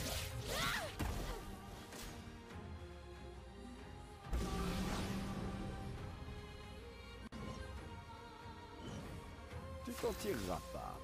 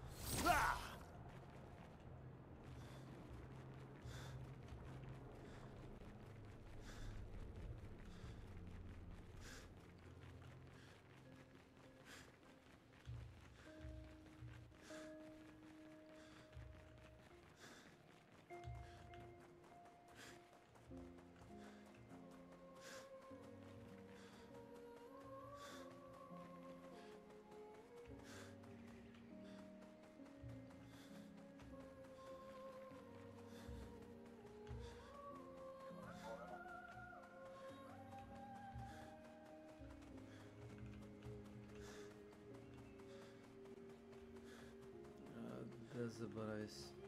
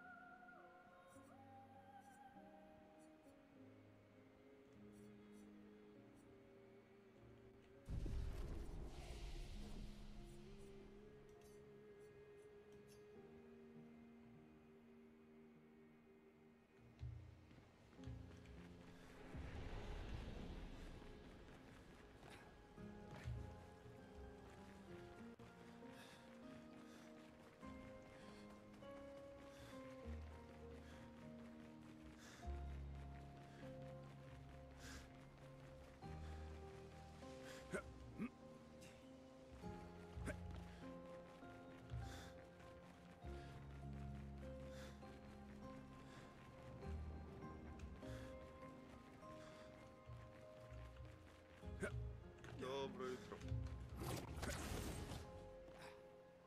Jutro. Ćao, čao. Geri Sara Kipot. I sva dva genijalca. Bude otišao nešto da napravi. A stari nema pojma. To Silent Hill, Milane. To ona dvojka, ali? Vraiment. Je, gledam. Ja nisam, jesi odigrao jedinicu, jesi?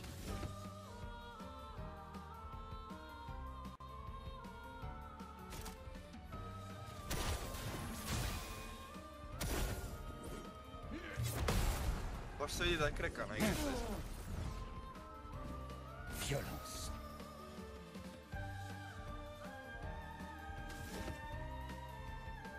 A to ti jer te krekana igrica. Jer te je krekana igrica. Baš se vidi. Ma zebaj. Dajte se. Moraš skakat po tim. Ima nog. Da bi mi bo. Aj fizo.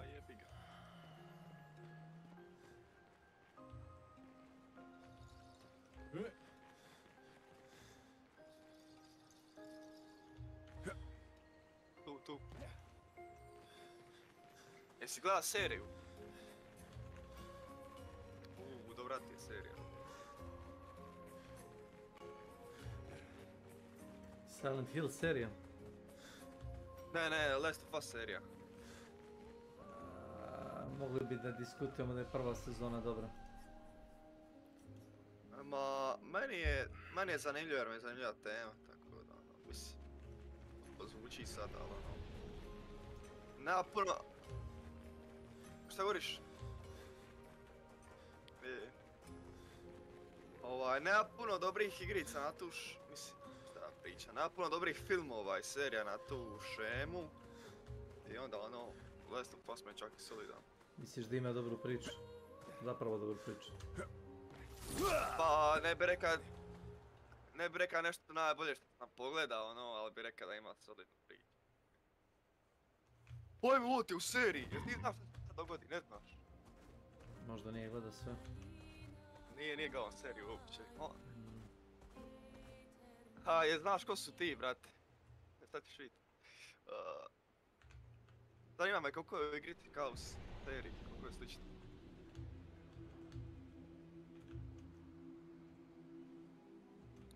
Uglavnom, sjeba si se što si spasio tu kuru. To će si sjeba samo šta on tebe spasio. Ništa.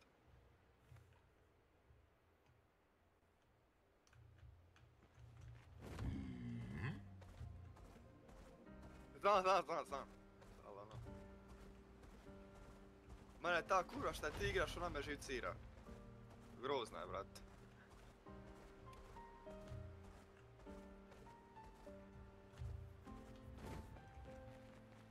Ali šta sam ti govorio, Snake, brate, znači ne mogu reći da je nešto najbolje što sam pogledao, ali ono solidno je. Eto tako. Pa kad uporediš kakve su ostale gluposti. Pa da, to ti govori, šta zna neka Netflixove pizdarije i to današnje, ovo je peak, ono.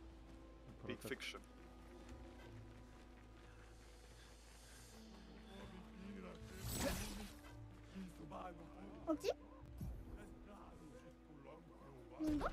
Ne znam, ja sam više za one thriller, drame, krimi, filmove, ajmo reći.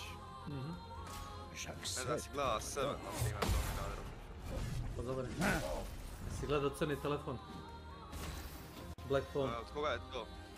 To ti je napisao sin od Stephena Kinga, napisao je knjigu. Ili kratku priču, kako već. A ni... vidio sam Ja, znaš onaj killer, znaš i onaj skin u Huntu, onaj Joker. Je, tamo gledam. Istu masku ima kao taj karakter. To jest obrnuto je. Crytek je direktno skinuo masku 1:1, znači liči full. Da. Kao ona đavolska maska. Da. Nisam gledao, sam vidio ovo. Trailer ili nešto.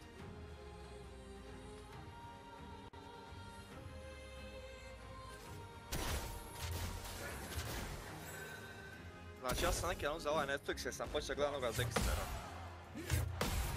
Brate, pola stvari nema u Hrvatskoj, ja ne znam šta je ovo. Evo na internetu mi nudi ta Black Phone da ga ima na Netflixu i uđen i piše this is not available in Hrvatskoj. Znači ono... Zašto ga plaćam?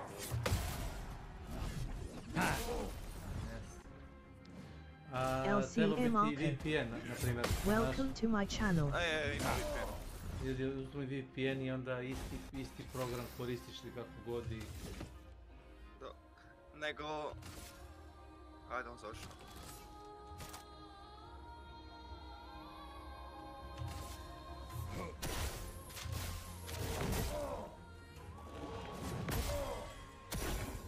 Si on dansait.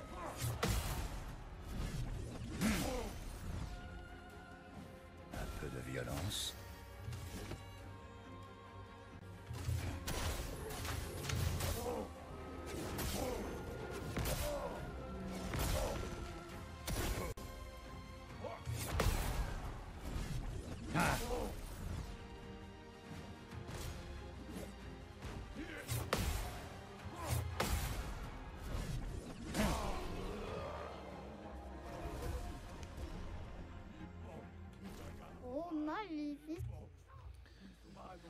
Thank you, come again.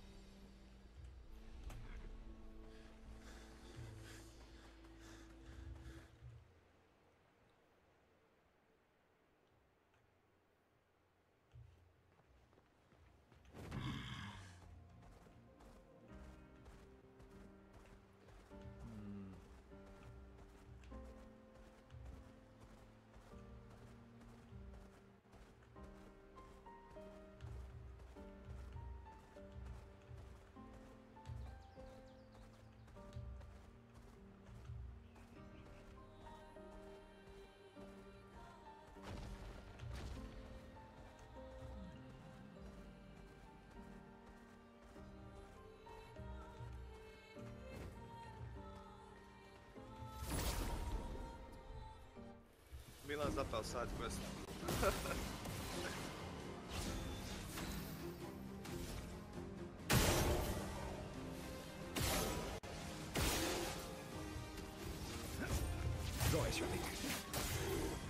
t'en tireras pas.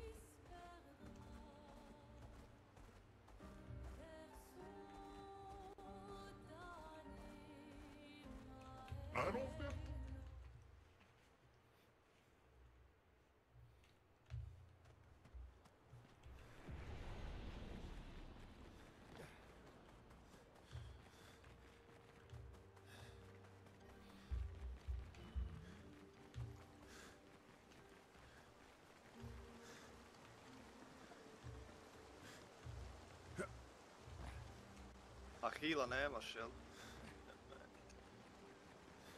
Tetka te grifa, jebi ga. Zapasi. Upasi u side quest.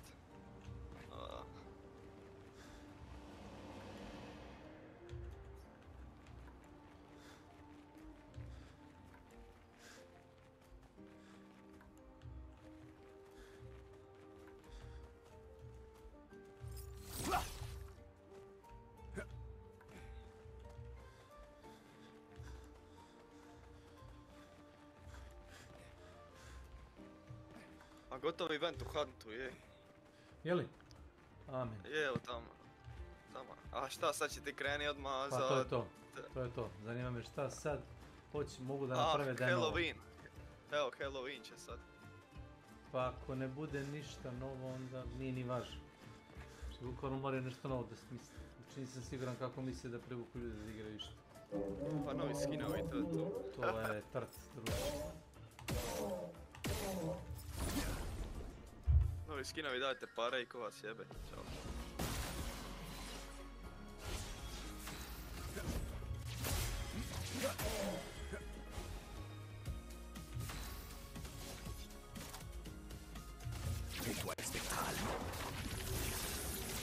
Ako sam teo reći, ja čak gledam filmove i to ima na ove neke svoje stranice, ali i na mobitelu mi je to nezgodno, pa sam zato uzao netko. Ali eto, kako da filmove ne vidim.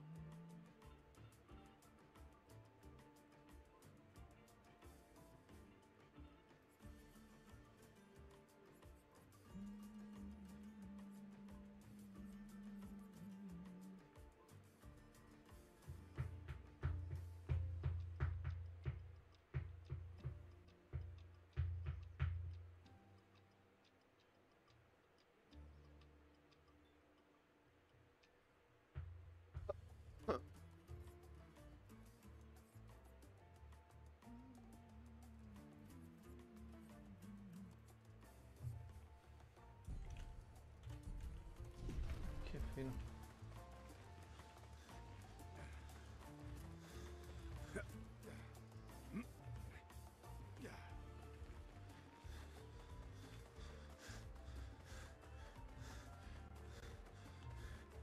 Da, a ja sam mislio da je tako u seriji sam.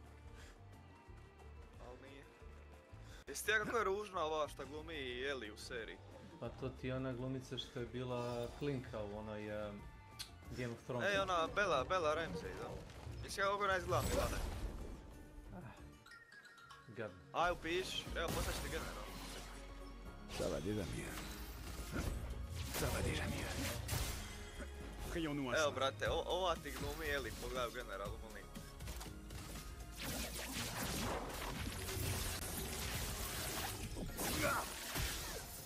Identična su. Bon, tant pis. Te grozno, vidi.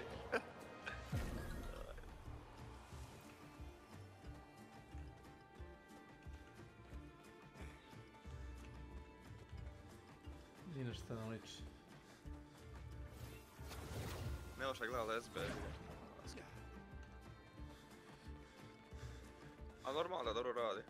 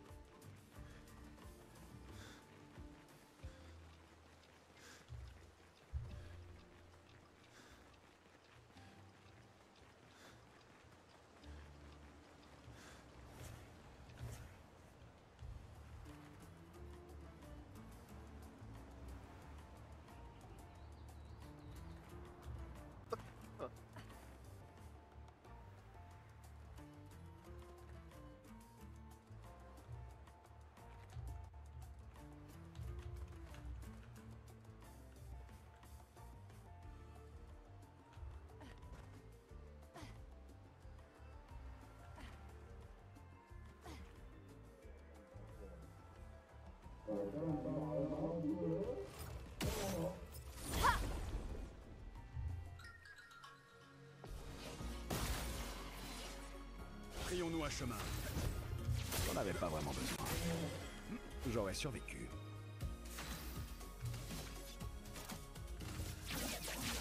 Étoile spectrale. Ça, c'est de l'amour.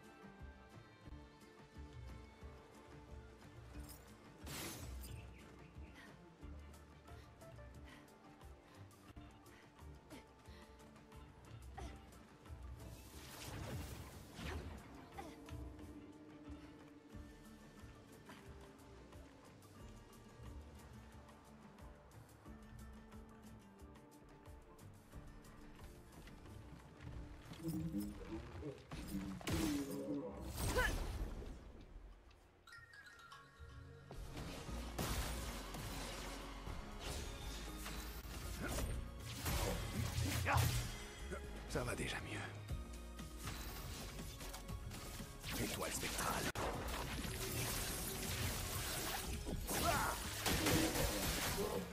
Toi de Vas-y, essaie pour voir.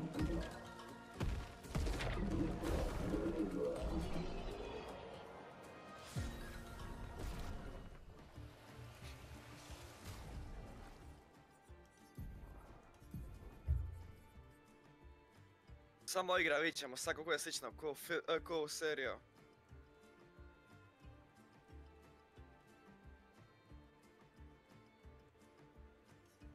Točnije, ova što se igra, zajebala, Joela i to mi ja.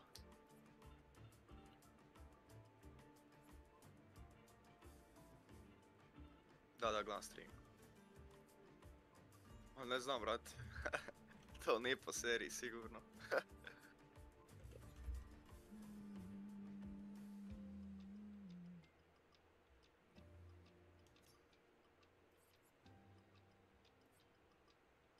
Mater, ne vjerujem da je ovako hladno.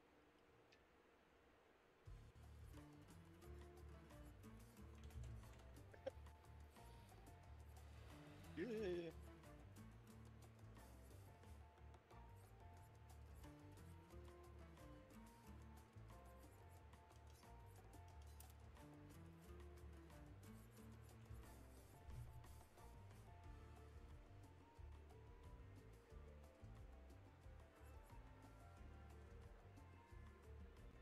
Ako nemaš tu, prođi tu iza.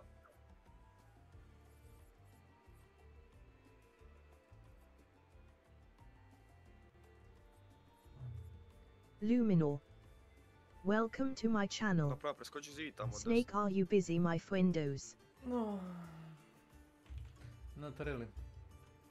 What are you know, up to?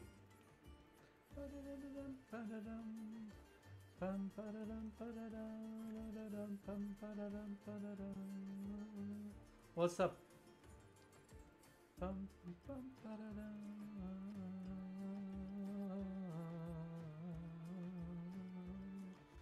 What's up? Talk to me.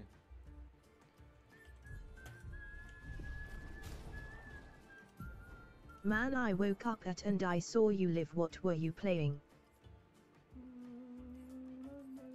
I don't know which one.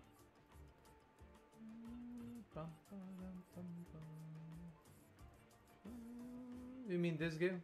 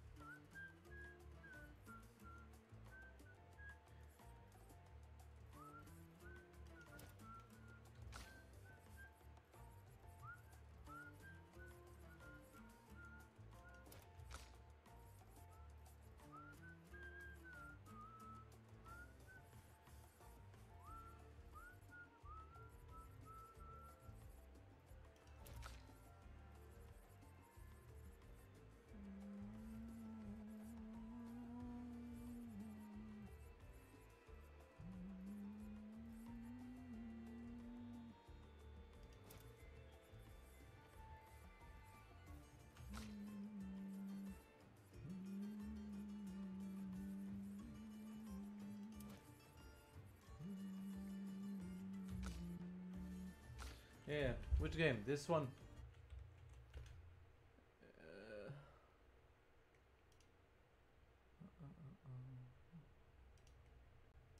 Which game? I'm sorry. I downloaded mods for Banlord and now there is a lot more armor and weapons. Dali jebeni upgrade, znači buffali su te single shot topove, ali jedini razlog što sam rekao je da koristiš te džeške tankove zbog double shot fucking tanka. A mislim u tier 8 i tier 9 oba double shotera su bili fucking užas, tako da na tier 9 jedino i koristim single shoter zato što nemam 3 dana fucking aiming time i nemam shit dispersion. Ali ono, na heavy tankovima je zapravo dobro. Ali jedini koji je bio worth je bilo na tier 10 da igraš sa fucking double shoterom. Zato što je to bilo funny jer napraviš 1000 damage u 2 shota i nemaš toliko užasne statove. Tier 9 ima užasne statove. Ali zašto igra onda češke, možeš ići u ruske? Ili bilo koje fucking druge tankove koji su medium da imaju single shot. Mislim, imaju decent armor. Za... Nemaju pretjerano veliku XP. Novi igrač ne dobije free tank. Dobiješ 2 linije. Novi igrač dobije 2 linije.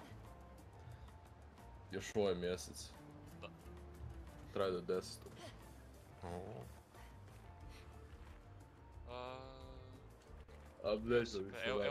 Evori Dreamweeks Vandal, daj doniraj mi 25 eura. Imate li novih igrača?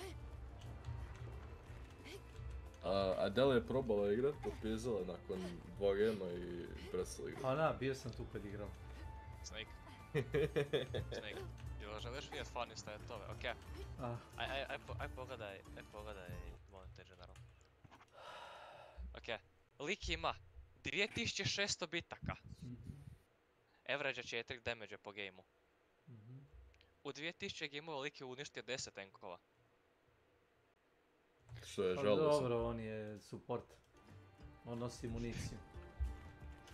Za koga? Za sebe koji ne koristi, a? Ne, on vuče. Lik je do sebe bio, daj Isusu fucking gameu. I lik se jebeno utopio. Lik je bio Isus, nije opucao dijabetak, sve se utopio na početku gamea. To mora biti bot, jebote, naš šans. Nije bot, što najbolje nije bot.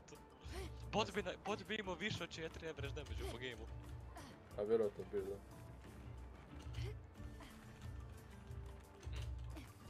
Znam, može sam neke retardirani lik. Možda je neko det. Pa da, ali mislim kako bi došao do tier 10 da nema novaca. Ne, nema ni jedan tier 10. Koji tier 8 tankovi ima? max. Pa sve jedno tier 8, jer sve jedno dosta već po fucking igri. Ima jebenog VK-a onog frižidera, ima Borsiga i... To je to. I je te taj upucao ili je taj igrao s tobom? Da, je bio je na mom timu. Te je bio, Znači, počeo sam tweakat. Iskusni boci. Naravno. Šta meni šopao? Jozo. Nešto. Jozo. On ima 173 damage max na Borsigu u jednom gameu. A to je žalosno, kako hoće učiti, šta otpušta, To je, high explosive, to je opucao si HE na nekog i hita si jedan shot u cijelom gameu, niš drugo. Pa doslovno. Jednak ide onaj jednak koristi derp gun i fucking pucao heavy, to je jedno sve.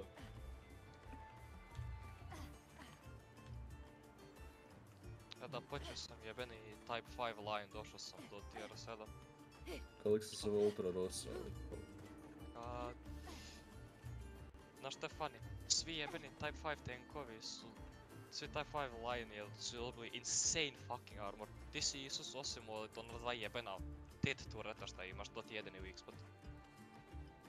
Pa znam, ali svejedno kad igraš heavy, doslovno se puca pesu u tebe nervonično. Ja ne razumijem, ja ti gledam, na primjer, gledaš video od nekog streamera, neki kurac. Oni neironično tako jebeno nitpickaju sve klepove, znači nema šanse da oni igraju normalan game sa jebenim heavy tankom i da nitko ne puca gold shit ammo u njih. Znači doslovno prvi game koji sam ja ušao u igricu, ja sam dobio negdje 30 piss rundi u sebe. Prvi game! Nema šansi da oni ne dobivaju te shotove s tim glupostima. Pa gledaj si streamere koji igri Handshodan pa kad ti pokažu highlight kako kao dobro igraju ti kažeš baš. Pa da, doslovno. Neko će ti tako trčati kao botina pravolinijski. Nema šansi. A mislim, dobro mislim Kems uglavnom igra na lesta gdje su jebeni Rusi, a Rusi su glupi ko kurac, tako da to mogu razumjet. Mislim, imaš jednog lika kojeg gledam, eventualno znači kad streama, mislim lik je insane, lik je actually good at the game, lik dropa onak 8000 damage po fucking Leopard gameu zato što actually zna igrati igricu. Il igra jebenog Manticora, ima 2 jebena FIA u diviziji, znaš koliko on ima jebenog assist spotting damage-a po gameu.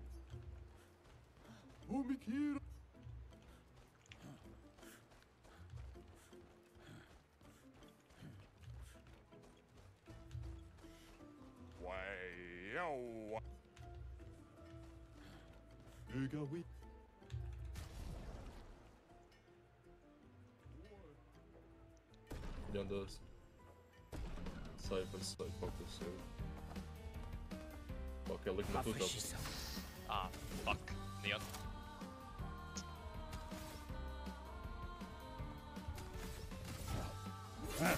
Daj mi to, hajde mi reći. To što vidiš, naša Raze ima Immortal Gunbody. Znači igramo protiv tryhardera u 10. igru. Da.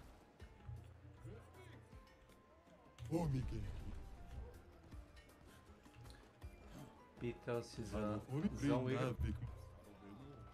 Snake, kako ide Claire skoro, Snake? Pa mnogo backtrackujem. Kad nađem novog karaktera onda se uvijek vratim da vidim da li imam neku interakciju sa prethodnim NPC-em. Odmah to dira? Ovo lik rotarira. Malo je dobro na vezi. Imali smo istu reakciju, istim tonom.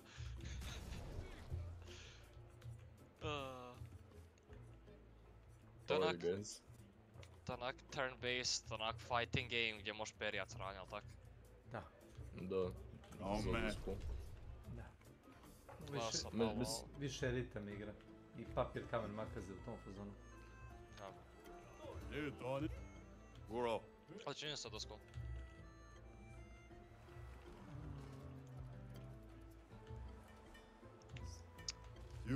Lik je kupio Outlaw u Swift Playu! Zajebi. Zajebi radnju.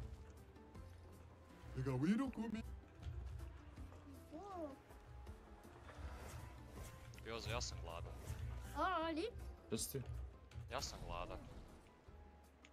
Sem donekle. Ja nisam išio.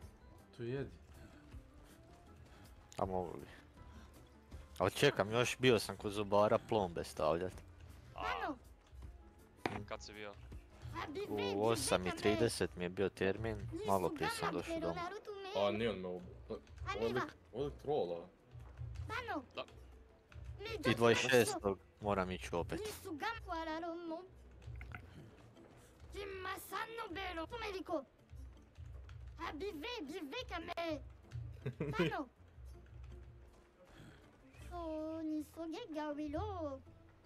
Ja gledam, moram biti, će biti rak čiste.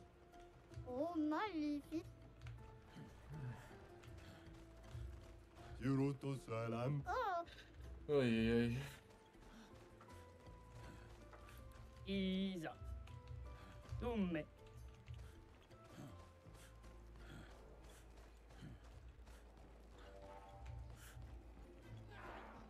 Ura fossemo nisu le. Mira pono idioto. Zam zam. No, you're not. Ki zam zam. Herut. En pleine forme.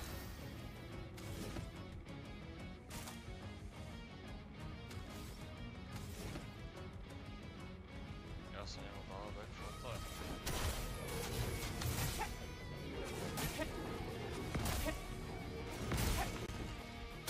C'était stupide. Ovo ima line-upe, Omen baca one wave, Neon se znoji. Ted je swift play, I guess. Ted fucking je swift play.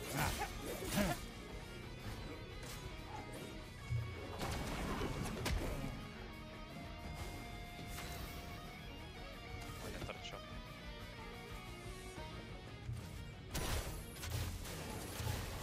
Oh, ono... Un peu de violence. Ciljeno je. Nijan je full trčao, me pogodilo na glavu. Bolji igrač. Jebe ga.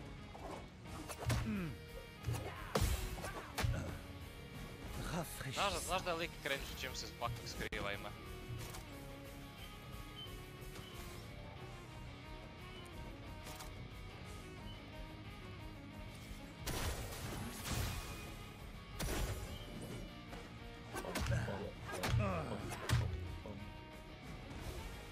Ravirant. Neko ne uspije.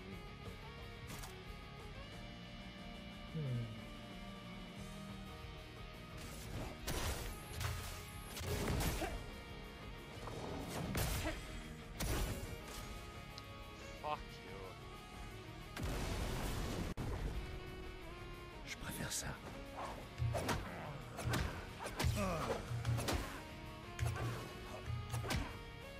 Se battre, y'a que ça de vrai.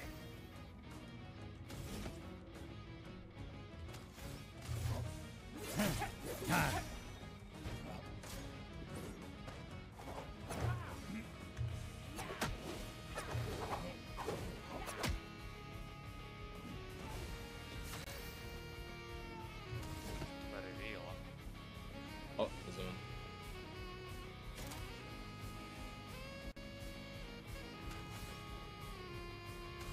Kurde. O, Boże.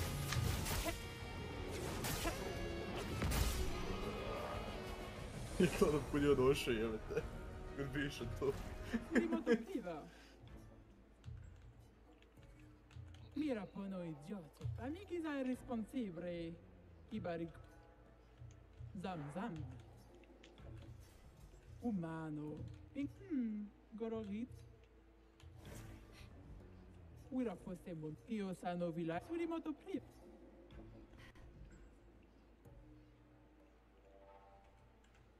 Ura fossemo io sano villa. Primodopriva. Plano, oj.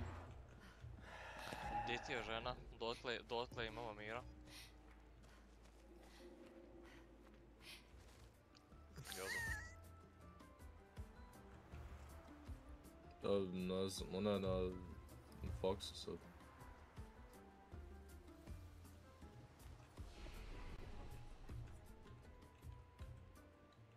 Ovi su spletali, aj, Ja ne znam, oni betaju A ili da.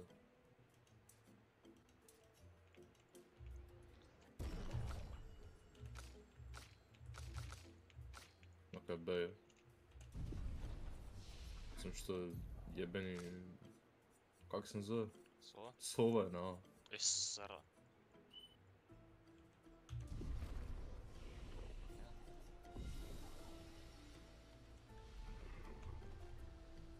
Unlucky. Oh. GG's.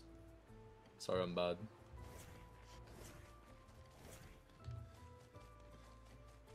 Oh, my dear.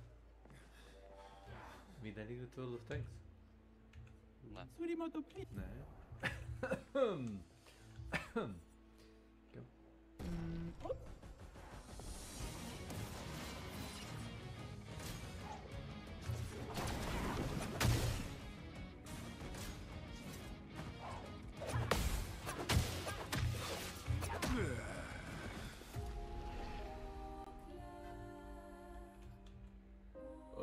Ništa, malo tako, možemo igrati show, možemo vodkić. Jo, da se Christ. Si vidio novi, kak se zove, Prilite novi... Chaos Bundle? Da, Prilite Chaos. Kako mi je melee insane, fucking flail jebeni. Da, flail, onak izgleda mi ko, ali... Ne znam, Phantom mi se ne sviđa. Phantom mi se ne sviđa. Za šerifa ne znam, onak... Šerif mi je weird. Mid mi je. Šerif je onak jako weird. Al Prilite Chaos skinline ne paše fucking silence gun. Ne paše silence. Isto kod jebeni Araxis, ne paše ti Araxis fucking Phantom. Trebali su met, ne znam, možda Outlaw. Čekaj, on već ima Prilite Chaos. Nemaš Prilite Chaos, samo plus. To bi imalo smisla. Da? Da, ima. Bulldog bi bio fucking insane. Pa Bulldog bi imao smisla više nego jebeni... Što se čekaj malo tiknuo još ovo, Da, imam još jedan gameplay. Ajde. Ništa, idem igrat Sage i ti pikaš duelista, ja te poketam cijeli game. Nima Kuba. Šta je mister, nekar? Nothing. Šmekar, šta te reći? Iki, zašto si tužan, Iki? Zato što boss ima 100.000 HP. Iki, jebem ti Milana, Thanks. Ja Milana zakupu. Ideš? A to ti je mađarsko ime. Kao... Ja sam se rename u to. Što? Kao? Sad sam Sedan Hussein. Gauba kakivke. Sedan. Ili u Huntu Koncertina Turner.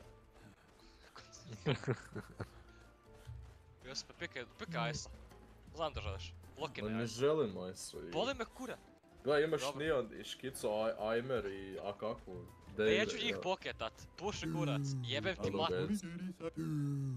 Poketaj Shizo Aimer. Shizo Aimera neću. Skicu Aimer, fuck jebate, ne znam cheatat više šta mi. Nije žena. Ne vrijedi.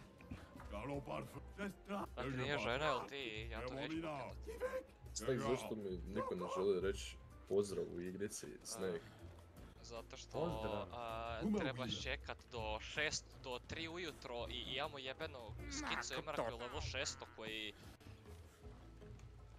Pa recimo, kako? Pitanje bi ti bilo zašto niko ne koristi voice.com u Helldiverima? Zato što vjerojatno ne znaju da postoji. Ne, znaju. Odgovore ti si tekstom. Accepting compliments.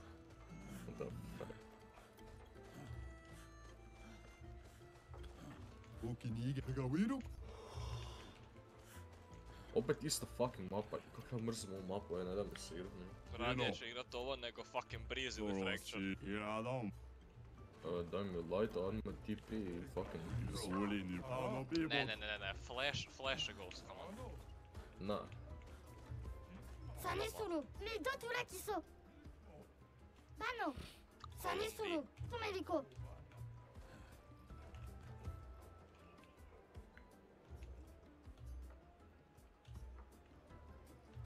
Imaju, deadlock ima. Ba, ona u smoke, a niko ne puša. Zašto niko ne puša? Oh my god, moj cijeli tim će krepat na jednu osobu. Lik je trče, pogod. Lik je bio raid. Oh my god, joj. Moj cijeli tim baita, oh my god, imam 3 duelista, oni se 3 baitaju. Mata, team je full baitera. Super. Ko je cool? Ma, ovaj game je gotov. Swift play, zašto se tiltaš? Ko se tilta? Imamo 3 baitera na timu. Pitam se ko pizdi trenutačno. Kog beta? U ligu beta te.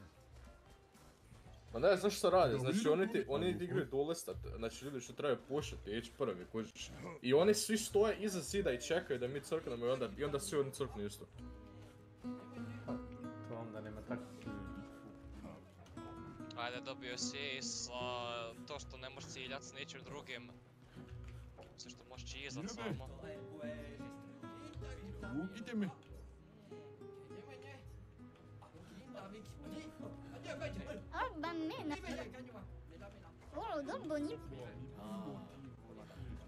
Ja za neko na našem timu je bio Radiant. Ko to? Neko kogoda ima bijeli Kuronami šaref. Kak se zove ova kurva? Jet? Ne, Jet ja mislim to pokupila. Ne, Jet ima. Imamo Radianta u lobiju. Ovo je Immortal bio. Raze Immortal. Ne, to je pokupljeno. To je pokupljeno. Aha, okej. Znaš kaj je bio Immortal? Da. Fucking Deadlock. Samo ću teći, 292 na njoj. Zašto mi igramo protiv jebeni? Šta je ovo? Što nema igrača? Unemployment, final bossovi ujutro. Ja sam mislio da nema igrača. Našli smo game unutar minute. Rekao bi da player problem ne postoji trenutak. Pate grinda. Pa, oni ne pošaju. Ja sam suicide svako rodno, tako da oni igraju igricu. Ima se nož u rukama. Fula. Aha, naravno da ćeš užasno mrtav. Al šta flika? Flika zid. Isabella Brownie. Welcome to my channel. Ja ću sam ubit svako rodno, tako da oni igraju igricu. Čekaj, pogledam. Doslovno ne razumijem, koja je fora ovakvog ciljanja? Ne znam.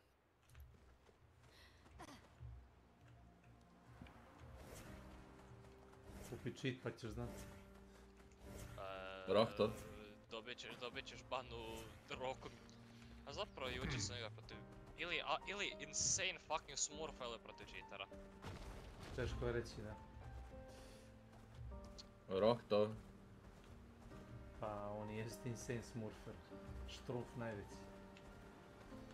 Javi nam ovo. Uvijek se disconnectao, uvijek je reći kod. Nevermind, on će trčati i pogodit će me u glavu. Bolje igrač. Ne, gdje je moj armor? Mamu ti jebem ako se disconnectaš, makar mi daj moj armor. Okej. A kako? 4-2. A kako?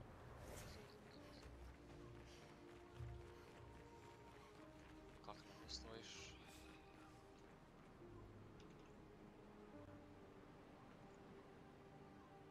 A, 32.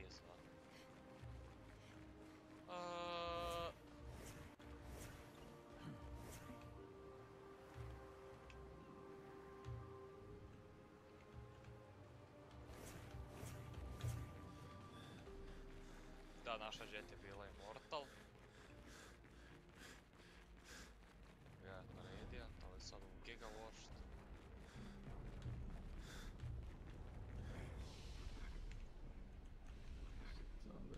Kad on meni swinga, kad on tebi swinga smoke.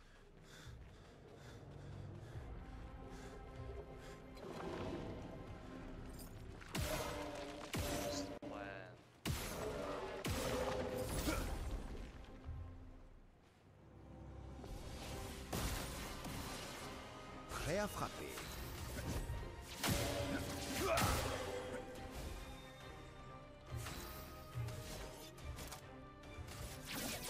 50? Da, fucking. Velik troll.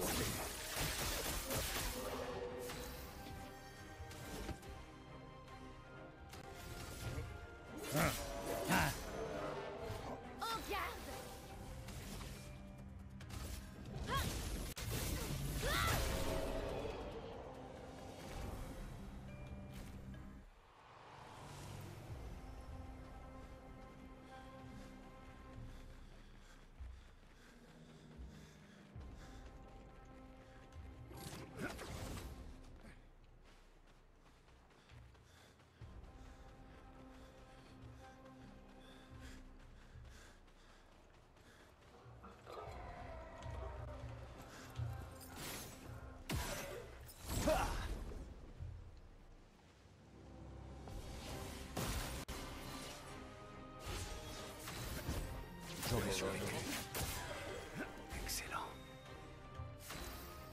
Mene ubije drugi lik. Étoile spectrale.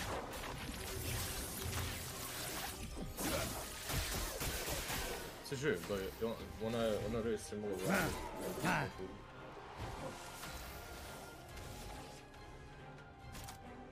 Ma nema, kad se svi znaju. Kako? Vate, 10 ujutro, bok te. Pa ja, to me i čudi, 10 ujutro je bok te jebo, zašto full Radiant lobby, ne da mi se tak igrat. Kak? Oh my god, replay system. Available for download. Okej, tracker, baš me zanima, ček. Baš me zanima average fucking elo naša zadnja dva sweeplaya šta smo igrali. Okay. Sigurno je moj rank. Ovaj sad sunset... Jeboti, okej.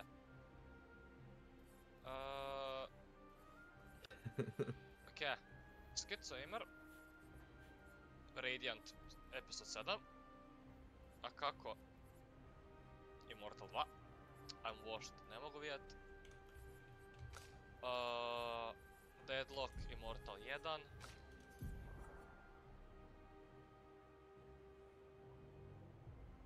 Reina isto Immortal 1. I Raze Immortal 2. Znači, mislim Average rank. Oba tima, Diamond 1. Znači, mi smo doslovno sam igrali u full high elo lobby, ne znam. Da. Ben to nema smisla, kako mogu mene metniti u takav lobby ako sam ja unranked? Dobro, aj ti igraš ranked, ali dobro ti si platinum, što isto nema smisla, onda bi dobili onak platinum diamond lobby, a ne emerald.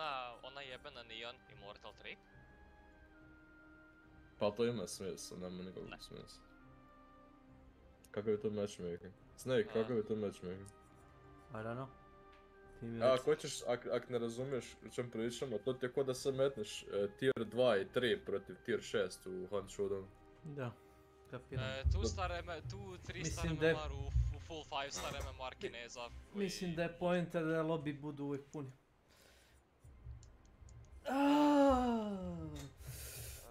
Am I right? Jozo, svidje, bit će opet neki jebeni Waffenträger, jebeni event i... novi premiumi. Pa znam da izgleda oni tier 9 premiumi, ne? Pa mislim bit će jebeni S-fuck ponovo, češki medium koji ima normalan double loader mechanic, ima 390 fucking, mogu je svakog, okej. Mogu je tankovat. Okej. Tier 8 češki tank destroyer. Daj da uđu u igricu. Hvala ti.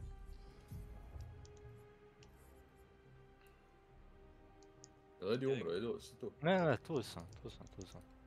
Jel igramo tier 10 ili grindamo nešto? Pošto imamo premium account. Ne znam. Mislim da možemo grindat tier 9, iskreno. Nadam se. Kojeg tier 9, bok, ne znam šta da igram. S.W.Frost. Italijana. Ja imam... Ne, ček. Pa imam oba dva Italijana tier 9. Da. Nešto od tog dvoje.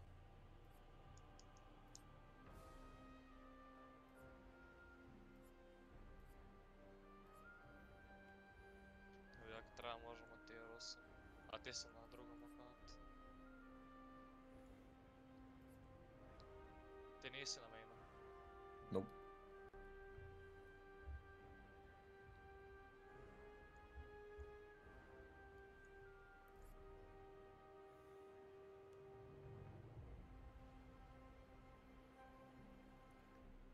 Možda ja sam u gameu. Koliko imam XP-a? 84.000, koliko treba za tier 10? 48. Jedan game grill igri. Grigara?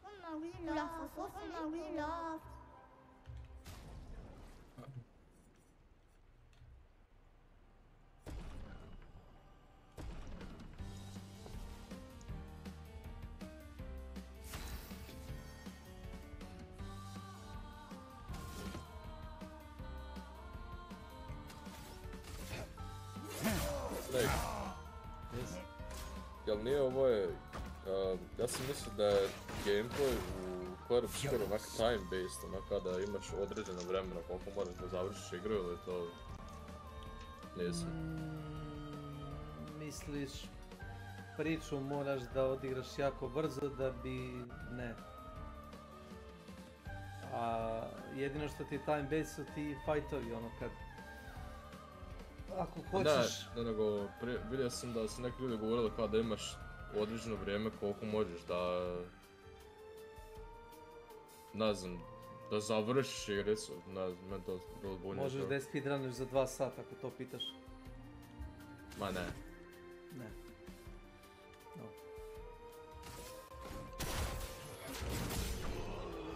Wow.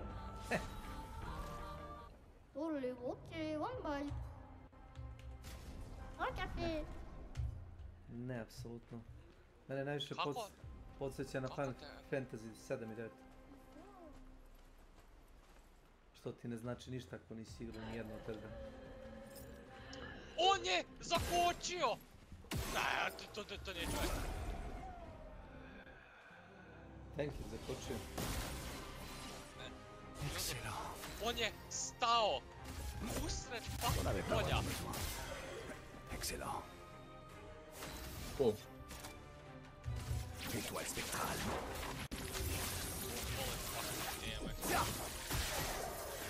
To vetrohladet koji ga je tek kupio.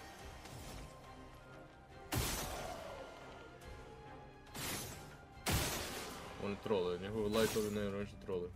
A.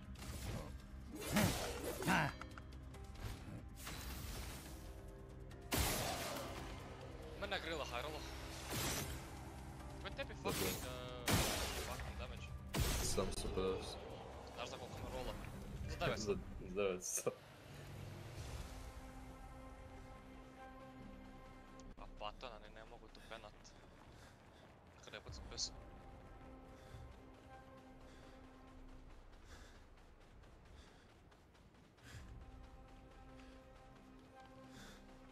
Ti si low rollo? OMG, mate, ne šure što se desilo. Šta? Ja sam sad bounce-o na neki način, shot od bljeskavica, što je trebalo mene hitat za 800 damage. Ne, predaleko si da ti napravi 800. Shoot od Više 800. Pa da, te pokaže ti base damage, ali nema šanse da će ti bljeskavica napraviti 800 damage na range. Da, ali... Naravno su Poljaci jebene sačmarice. Da, ja sam na neki način to bounce.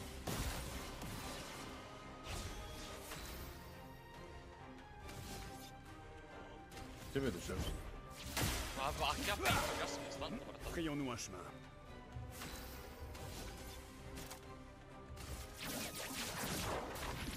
Ono gleda se, one top. 800. Quel superbe pied. Jel nije ovaj M48, on je to super površin, šta je to?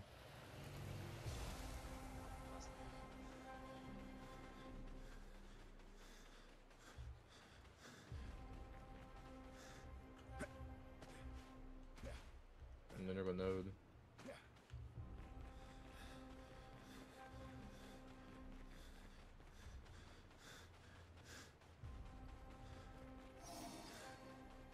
Odjebi. Moj kamen. Moja kuća. My rules. Tako. Aim bro max 1966. Čak ima 60 godine. Ima smisla. Vidi K91 kak njega boli kurac, vidi ga. Puša on.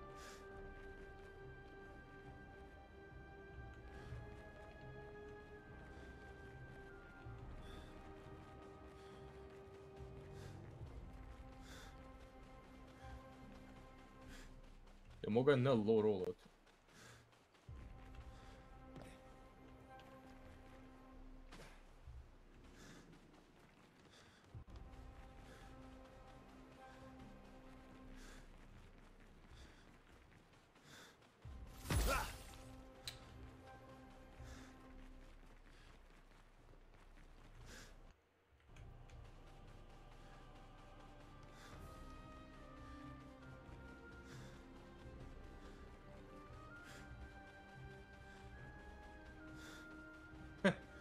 Artillerija ga fucking šilj.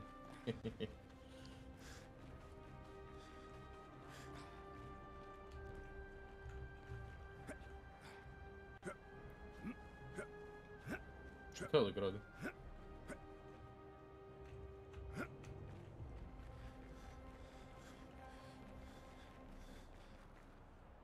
Neka bi da trola, al... Ova dva retarda koja su tu, ja ne smijem pikat.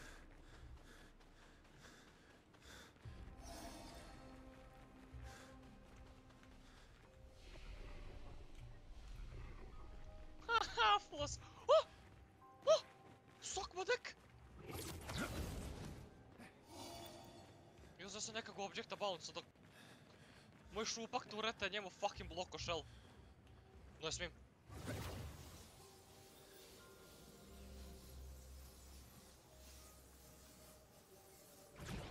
Mislim više nemaju fucking light tankova. Tak da... A mi imamo jednog koji... Ja se idem okrenuti, idem čuvot naš, ne drugi. Dio. Možda... Čepot. Još jedan da ovaj lik gdje... Prêt à frapper. O, pedofil je mrtav, pedofil je mrtav, pedofil je mrtav.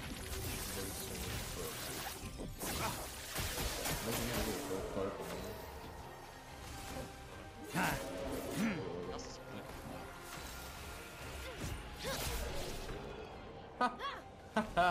Ah, fuck, lik će me zbušit. Neće, dobro. Walk it off.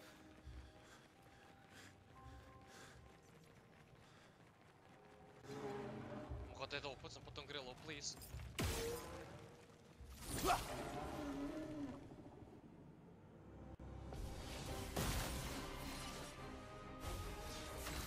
Ne, Riot Games. Frayons-nous un chemin.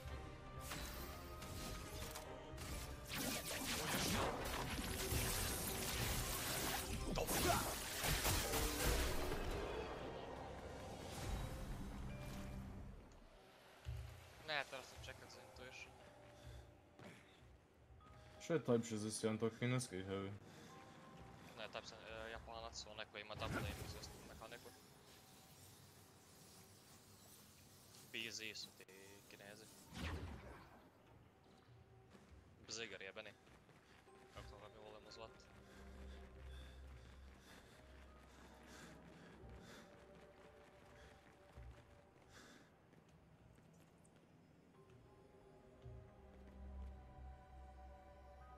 Fulao sam. Moj top je odlučio fullat, sorry. Na tome sam.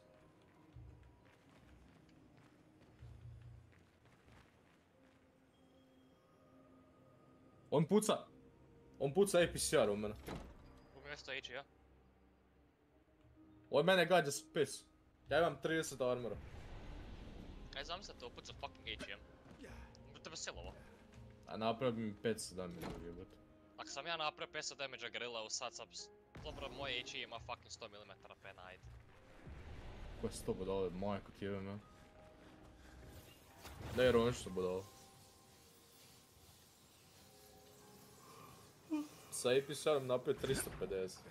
Ljudi su američki tenkovi imali mnogo jaču kupolu nego što je bio debljina oklopa. Ma američki tenkovi su van zakonici. Ovisi. Mislim da ima možda i jedan koji je tako. Onaj T-30. Prêt à frapper. Oj.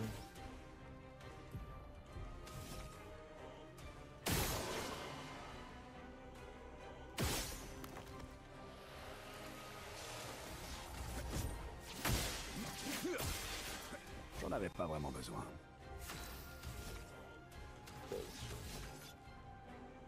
Crains la puissance de la lumière.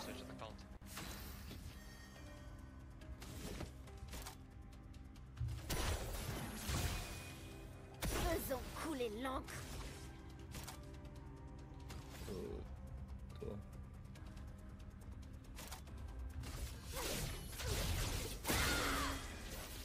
Survie, s'il te plaît.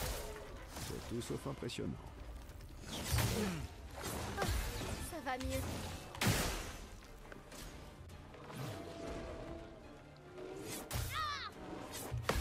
Ça va mieux. Excellent.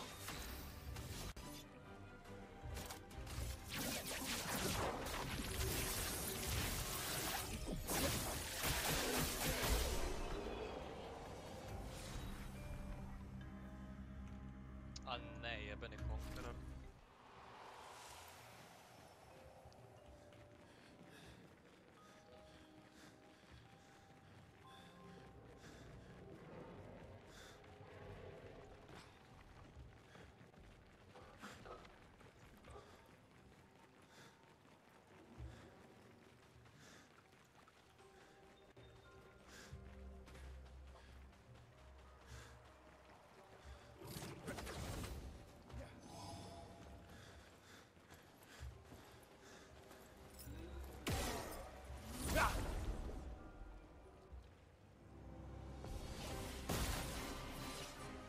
Frayons-nous un chemin. J'en avais pas vraiment besoin. Étoile spectrale. Rafraîchissant.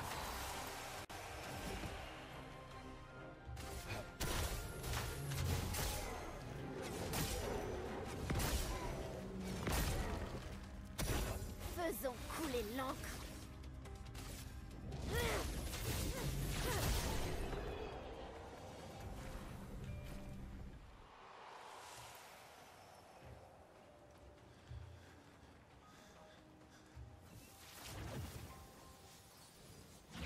Di si ti mene peno, kako si ti to uspio, majko ti jebem.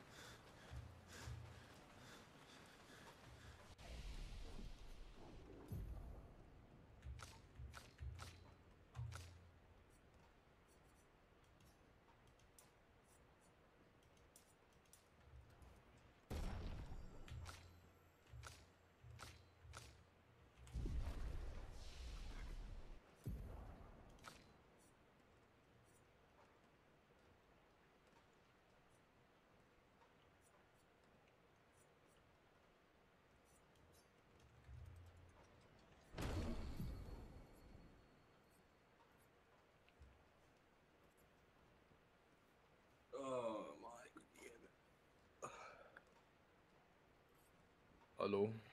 Halo? Došlo dijete, jebem, ne da mi se gleda djecu. A ti si tako jeben unplayable, majko ti jebem. Ko? Ti si u game? A jer si rekao 5 minuta, to je tamanjan game. Kak je to jedan game? Burza. Govika.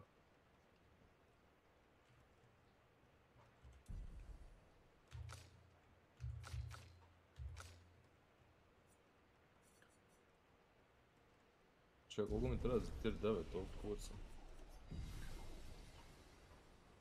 Ja za kak da ti ja kažem da sam se ja popeo na jebenog Emila i fucking jebenog ga zrobio.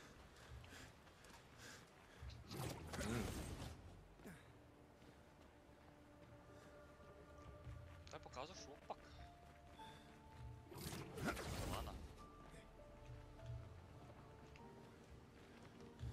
to šelma.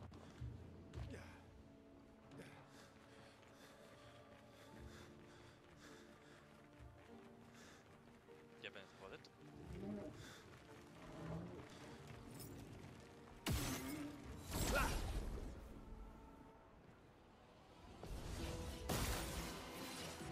À mon tour.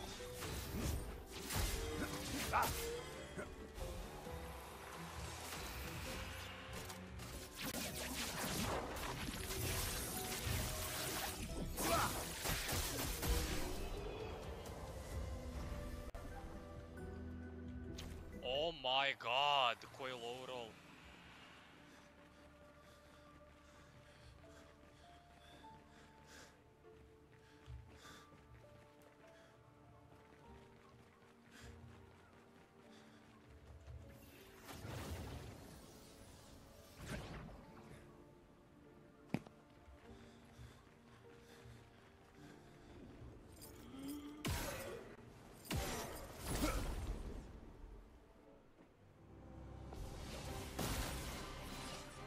Frayons-nous un chemin.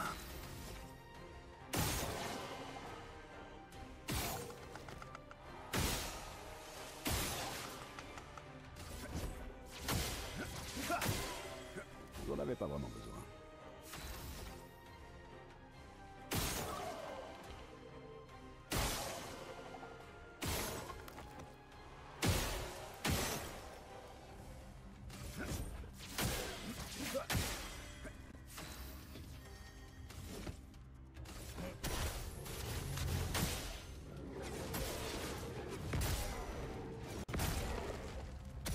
En garde!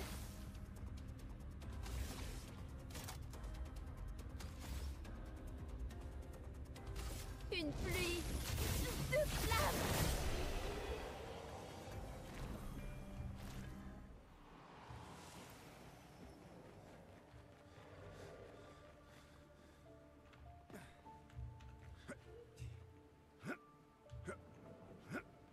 Kurac je ustvoren. CS 52C, šta je ovo? What? What? Mata se zabavio. Slik me snapshoto! KPZ je fucking full speed snapshoto me. Ne smijem. Doslovno nice meme.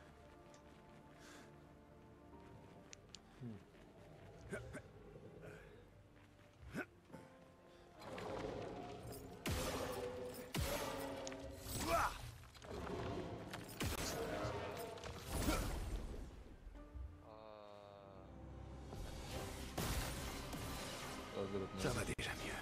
Bon. Yes, ima 4 alfa damage, on je mene hajrolo. On je mene hajrolo za 500, ima 400 fucking damage. Étoile spectrale.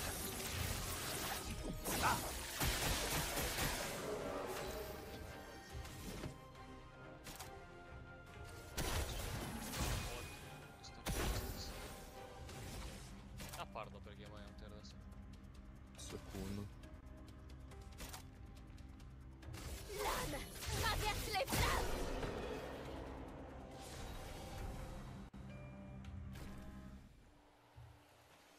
Damn.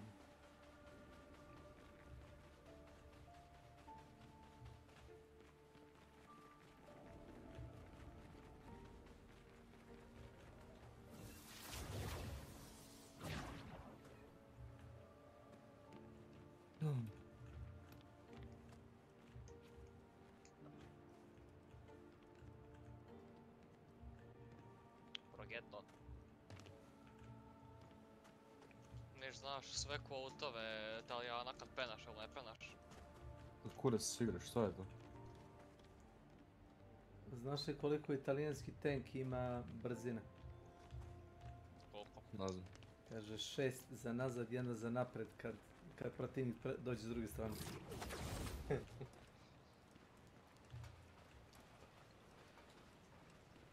Igram češkog heavy-a, šta je ovo? Aha. Ja čekam bit tamo rekan.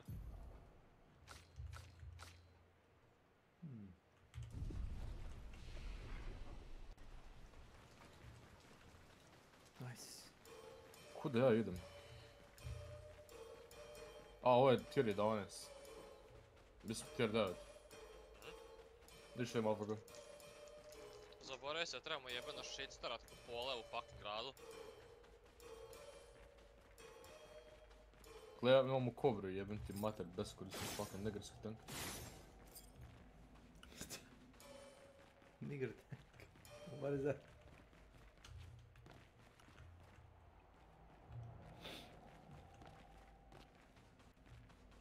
Snake. Blackstone. Ovo je nemoguće.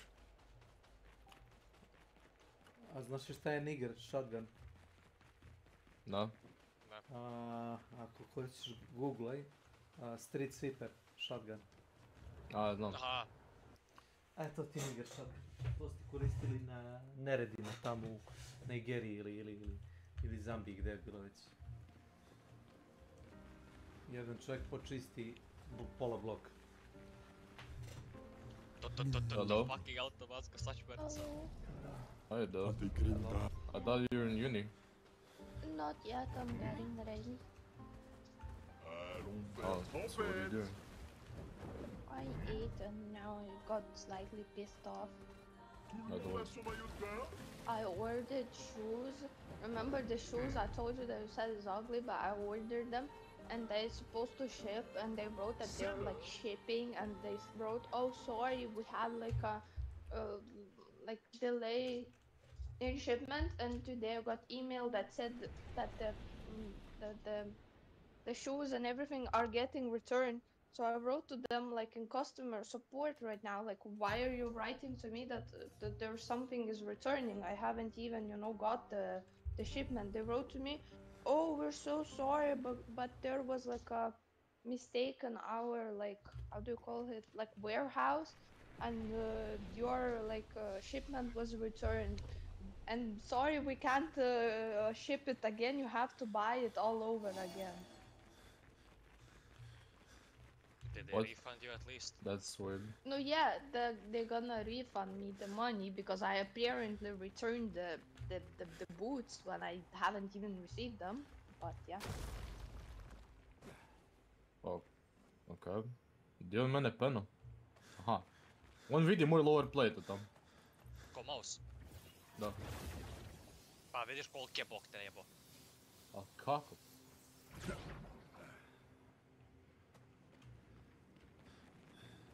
Mouse puca piss, by the way. Pa šta drugo ćeš pucat u tom smeću tenka? AP! C'est une embuscade. Taj Hirsch Crawford fucking troll. On je meni pogodio Emorek tako da me pogodio Emorek.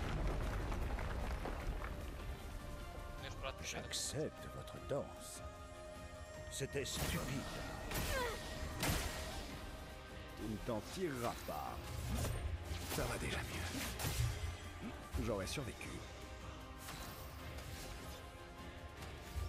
Now I wrote to them like, okay, I can order it again, but what's the guarantee that I will get the same products or like the same price as I did before because I got discounts. And then he wrote, oh, just buy full price and send us the difference of money you will return it. I don't understand. This is not like some scam website I'm buying from.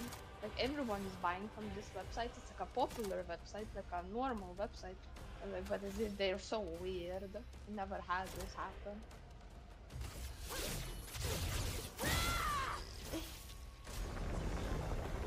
Interesting. Yeah. Anyways, my uni starts at 1:40 and then it ends at 4 p.m. around there. So I'll be home at like 5 p.m. Nope. Mouse. Okay.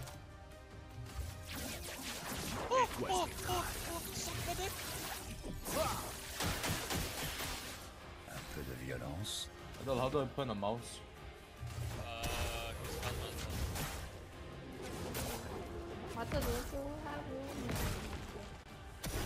Finesse et grâce. How do I pen the KR1? Mouse you should. Everyone has. Why everyone has in October? Why my country has from September? Frayons-nous un chemin. Nordic. I did absolutely nothing. En pleine forme.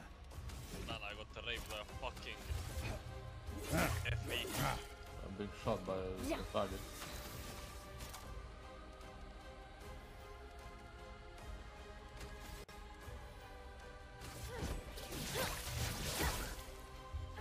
En garde!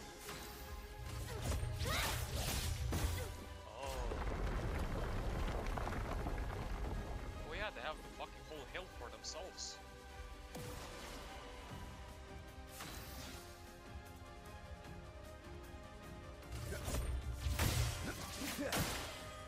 Dégâts maximum.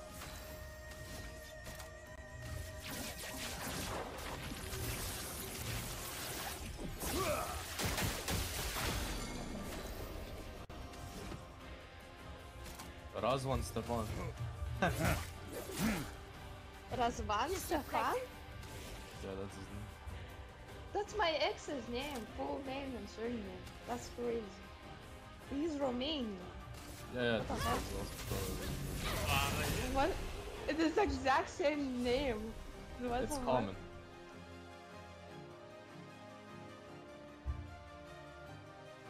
I really hope it won't.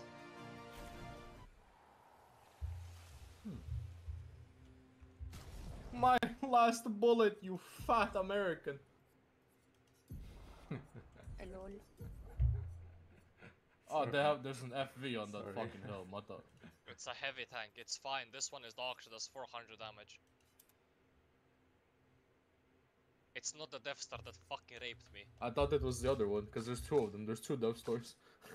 No, this is a shit one. The Death Star raped me. Oh, okay. Oh yeah, the FV, it's dead, I can see that. Yeah, he died there. He tried to shit push me. It's funny. I did 900 damage this game. I did That's all. 1000. I literally did nothing, and I got 450 spotting damage. It's literally nothing. Yes, I shot at the fucking nigger.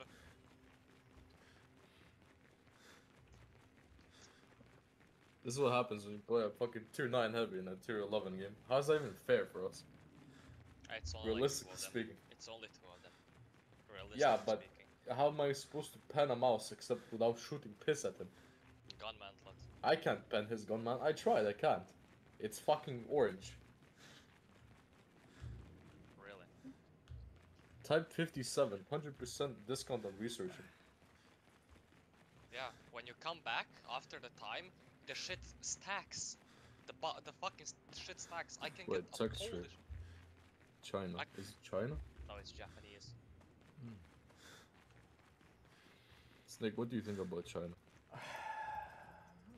Long live, Oh, I can get it. I can buy it right now. Fui. Long live Chinese Welcome president. to my channel. I can buy it right now. It depends if you have shit research on Juta, you need to research fully through it to... Oh my god, wait. Oh no, I need to get the fucking gun. Oh no. I have the Uto, but I don't have the fucking gun researched. My mom still has. As well. What? My mom still has issues with her stomach, and she said sometimes she eats and she gets like I don't know, like almost blanks out. So she's gonna soon go to get checked it out because our healthcare system has like a month of lines to get to doctor. So she will go privately because she's scared that she has cancer because it constantly for a whole week hurts. And when she eats, as I said, she gets like a blanked out. She feels like she's gonna faint.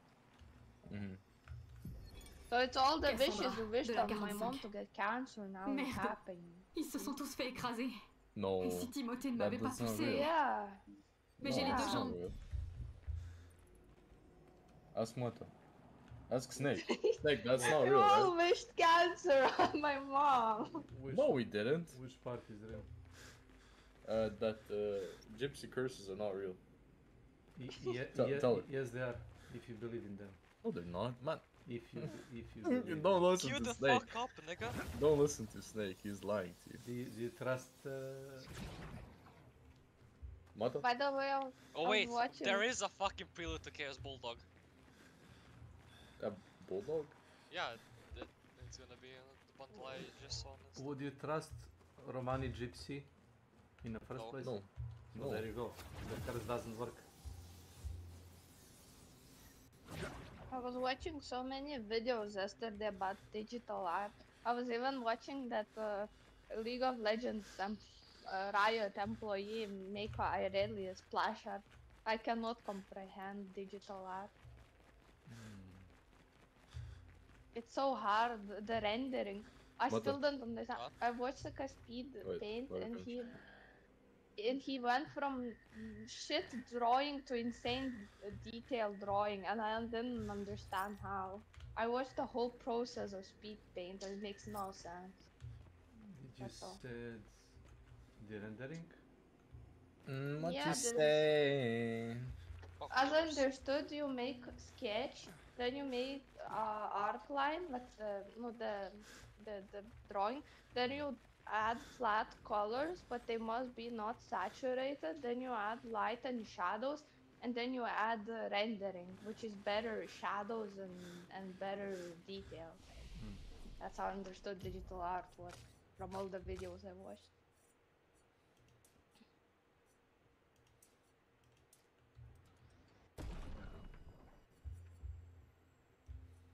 Mata? Что? What the fuck is this, Mata? What? Where? Why is it telling me that I introduced you? Training God USSR. Sure.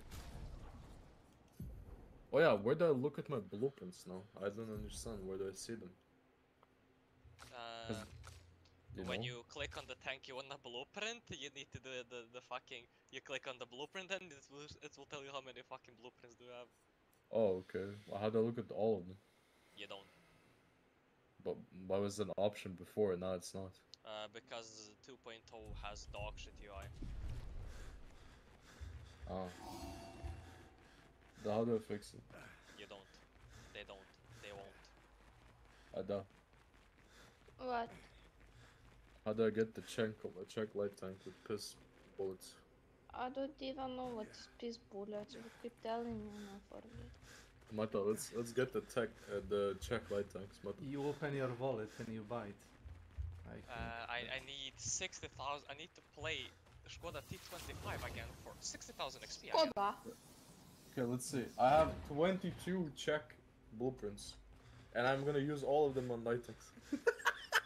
I have three check blueprints. I have 22. I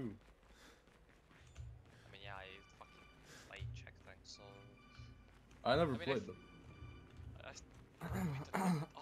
You need to go through all of it, right? Yeah, I need to tier go. 1. I'm at tier 3 right now.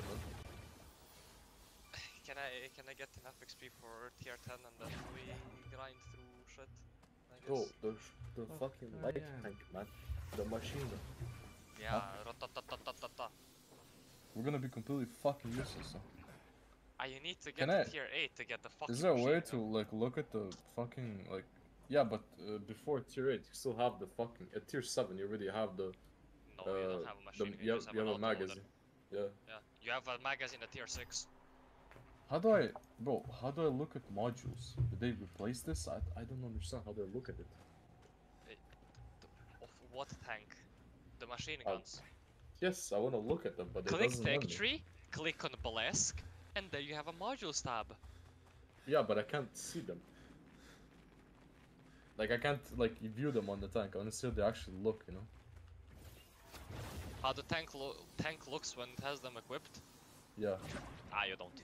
Because 2.0 is shit, as I said. Man, this game is weird, bro. What are we playing? Tier 9? Oh. It's like Hot Shot and Rework, you know? From 1895 to 1896.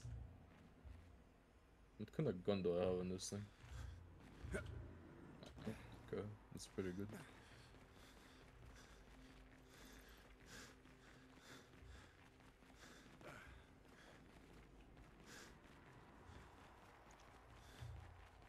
fuck niggers. Sorry. You can't say that, bro. It's fine. Cancel him. Cancel him. Nobody's looking. Shoot him on the street. Shoot him on the street, right? Nobody's looking. Shoot him on the street with the sniper. Snake is gonna get banned. What the fuck is wrong with you, my love? Hire the Jewish sniper. Yes. That's gonna make What if things... somebody's reporting Snake right now? Yeah. Fuck you, mother. Snake is reporting himself. People are standing in line to report me. Hire the Polish sniper. Hire the sniper to shoot. I have questions, Snake. Questions? Yeah.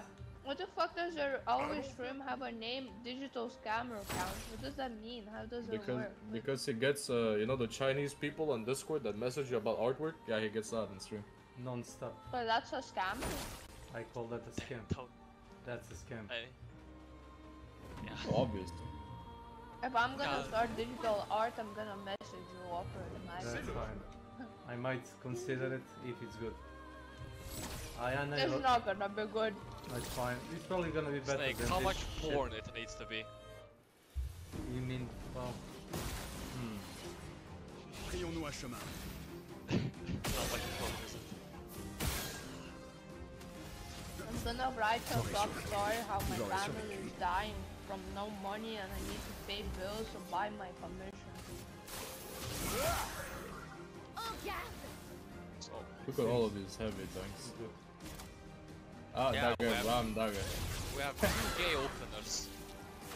Yeah, we have 2 pedophiles, and the rest are normal.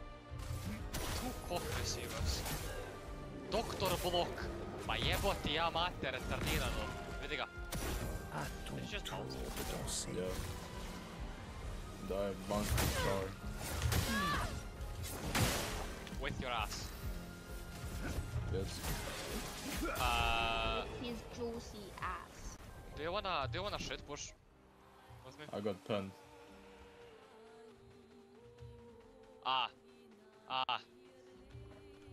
There's 2 can he missed! openers. He missed! He Fuck you, missed? nigga! The Death Star missed! Okay, push. But I cannot, I'm being held hostage by the can openers. Let me load piss real quick and shoot him. The Death Star missed. The Lion does not concern himself with the opinion of Bulgarians. I can't pen anything! A Lion does not concern himself. But What what if am I I- sup- Okay, tell me please, what the fuck do I pen on the can opener? I have nothing. What do I shoot? What is this? I have no idea where am I supposed to shoot it? Oh, S-Kong is... S-Kong. Riot? Frayons-nous un chemin. Oh my god. What if The I can wear open. beret? Why not? Might help. Will it be slay? Yeah. Excellent. On les détruit. So they want me to explain can opener for you. You don't. Shooting like this. I don't want to play this game. That's the thing I bought, isn't it? It's broken. You cannot pen it anyway. They push from behind! Oh, can't you actually, then not like Google, you can Google the thing. Look, as much as I can see of his tank, I can't pen anyway. Let me Google for it. He is You don't need playing to do that. hull down. You cannot No, pen but I'm a like- hull down tank no. in a hull down position. I'm just interested in myself. I'm not can opener penetration by Google. I'm wondering myself. Just Google how to pen the can opener. And A cat? Frayons-nous un chemin. That guy killed himself. Pen can open.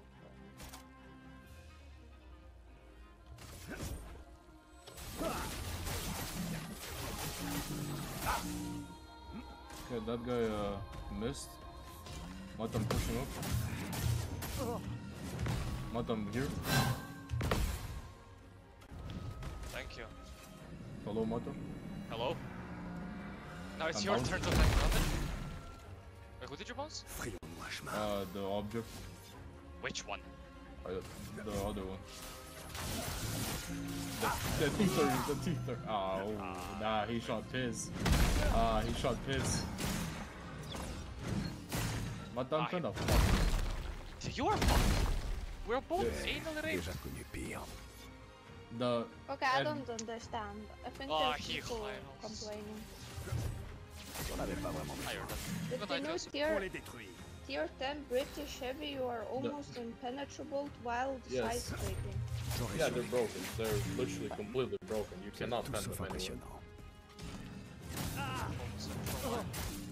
Are they not gonna nerf it? Maybe in a few years. So, when you see it, do you see the pixel fucking cola he has on the right? Yeah, that's the weak spot. I tried Good luck. shooting it, but I can't. It's impossible. Yeah, it's 8, man. This guy... I didn't know there was a T30. The T30 just pushed up, shot this at me, and fucking did 900 damage. What the fuck am I supposed to do against him? Suck your own dick. I'm not what I want. What I want to do, Are you having breakfast or lunch? I don't fucking know. One of them. So, how long will I woke up at 7, so I don't know, like 20 minutes, probably less, 15. So you can. Good I don't, night. aren't you gonna eat? I'll eat later. This nigga. He won't. He's like a woman. Yeah. Bye bye. Like a very ugly woman.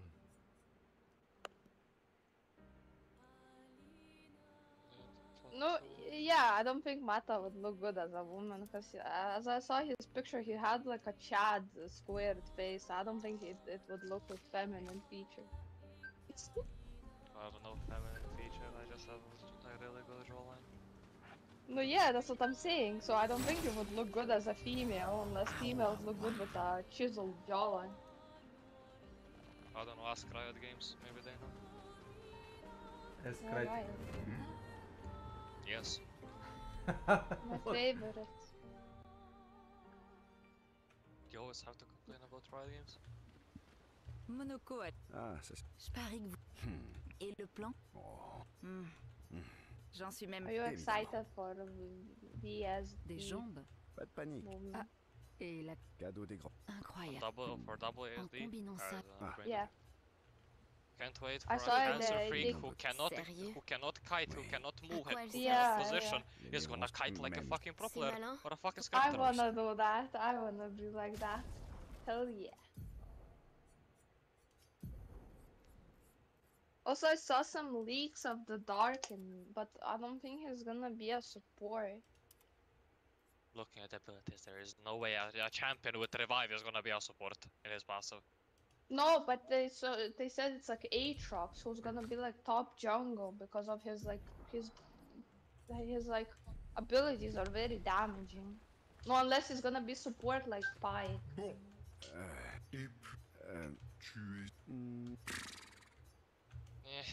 Nothing thinks so. The ability, I mean, it has a pull, so À ton avis. I mean, Mais it's quelque just no designed as a coke, oui, mais- average top laner by the kit. Quel cadeau? It has a bleed, it has a pull, it has a revive, it's just a Non, j'ai bien top reçu, laner mais skirmish, j'ai so pas it's just vu gonna le be a cadeau. bruiser. It's Qu'est-ce que either gonna c'était? be a bruiser or an assassin. So Merci. yeah, that's what I said. I don't think it's gonna be a support. Jojo really wanted it to be a support. Bon appetit. I'm If not it was- eating. if- I'm brushing my teeth because I'm If leaving it in was, I 10 wish minutes. they added the Joral as a support, please. I want Joral. Who's Gerald? Cool Darken. It's like he fought with Aatrox and yeah, like let's say, I mean, he kind of looks like Pantheon with like his by his ability, by his like fucking, he has a shield, he has like a helmet, but mostly he just has a shield. I see.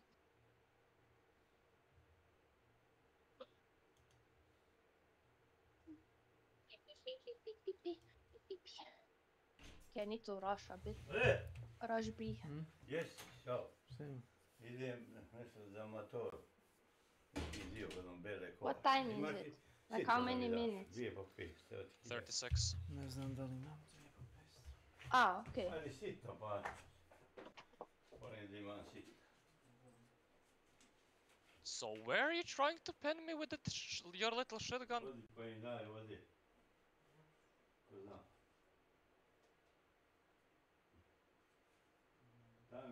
sitno. Šta ti je za sitno? Ne, pa ne imam ja tako. Imam Imaš 500 ili 10. Aha, he sees me. Ajde ti koč. Ja sam došao iz Novog Sada. Dobro. Par ovih autobuskih karti i nisi još se sjetim Dobro. Oh.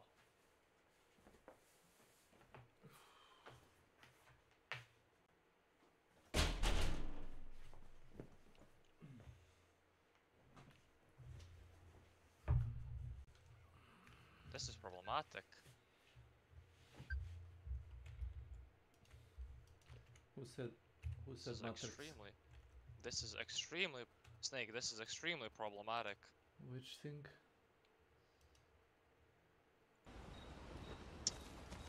That my team has cancer. Cancer?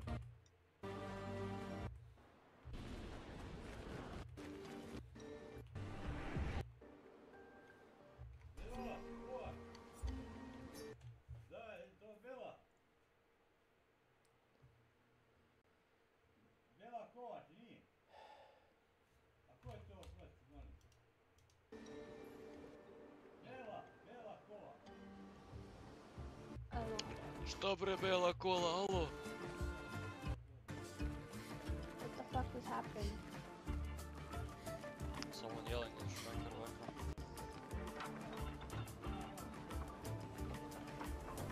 You again fighting like in that clip?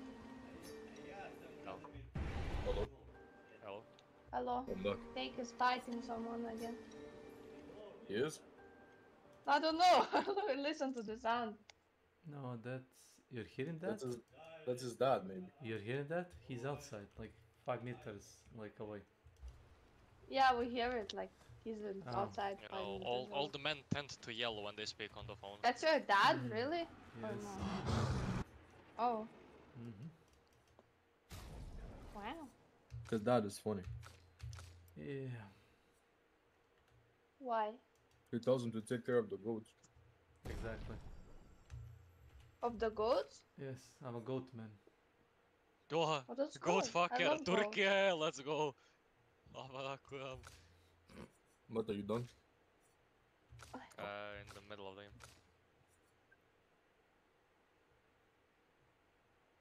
Snake is the goat farmer. Wait a minute. Hold on. Wait up. Wait a minute. Something ain't right.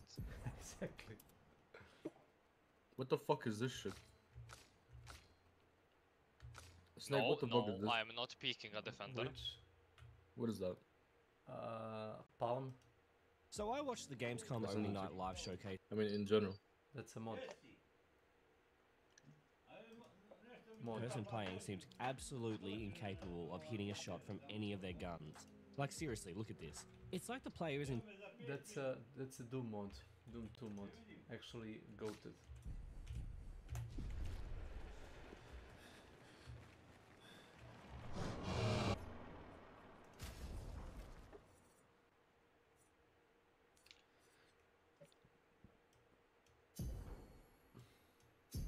Oh my fucking god, the Xigger just ammo-wrecked on Carnarvon.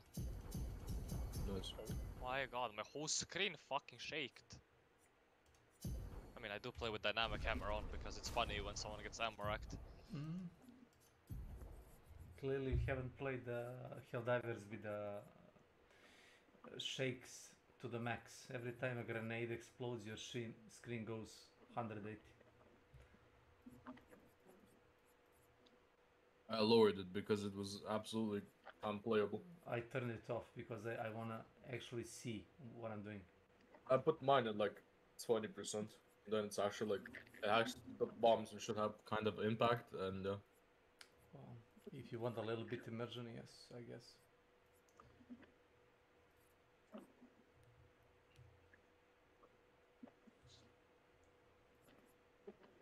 Can I even aim at Conway from here? No, I can't. 1, 2, 3, 4, 5 tanks here and I have... Ah, fuck.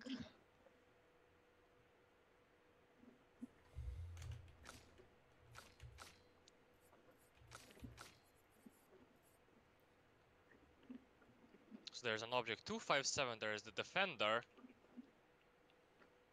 Look at him, he's crossing for free? Wait, sorry. All good. Sorry for what? For windy raid. Oh no.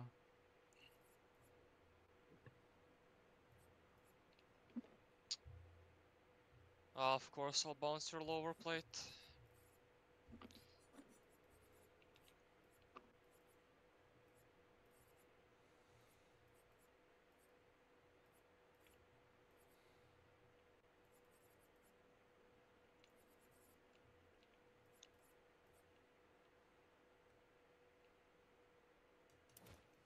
Interesting.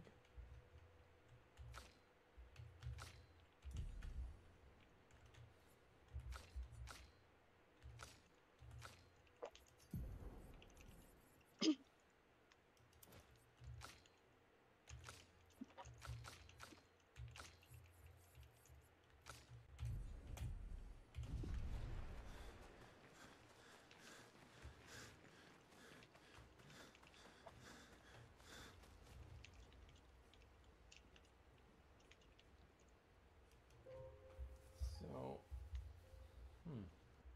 interesting.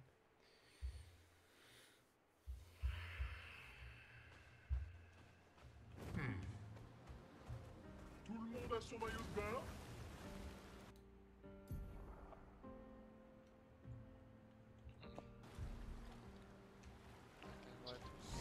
Moi, le nageur le plus rapide!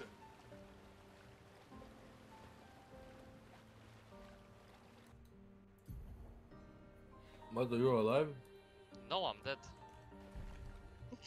That's like contrary to being alive. No.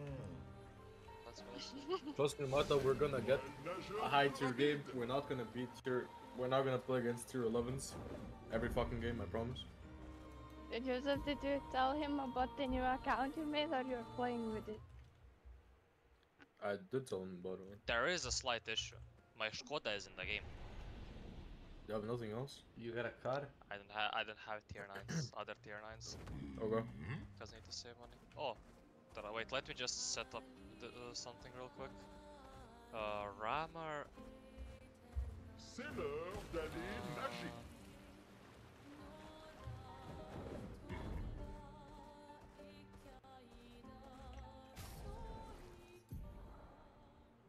Ammo and...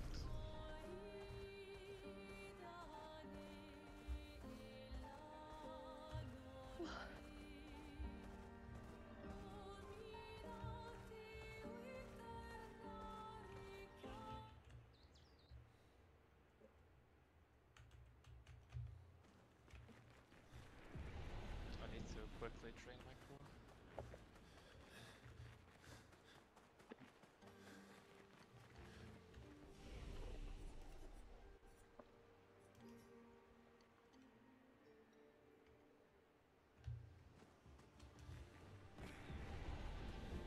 Tuition.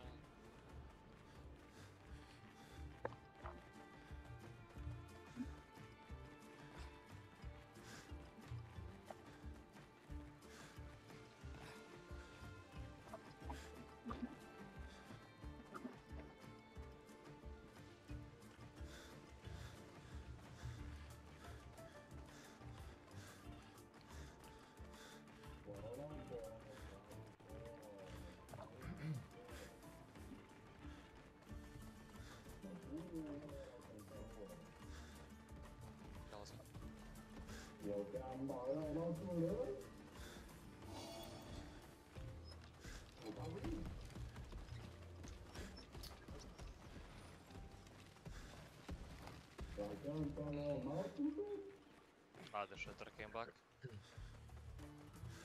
What the fuck is that? What do you have? Isn't that a premium? It's for bonds. I exchanged it for bonds. Oh, the 130 is for bonds? Yeah, for 10,000 bonds. Well, that's insane, what? Yeah, I got it because I need a credit maker. But that thing is broken.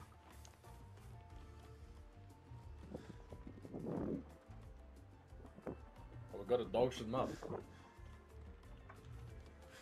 Time to shit shit's What the fuck is... What is this thing? What is Which it? one? TL1 LPC. Yeah, what the fuck is that? Looks like the... You know the fucking Panzer shit that has like the fucking snow clearing shit? Yeah, the round Panzer. Yeah, I think it's just the round Panzer without it. Get a double. Yep.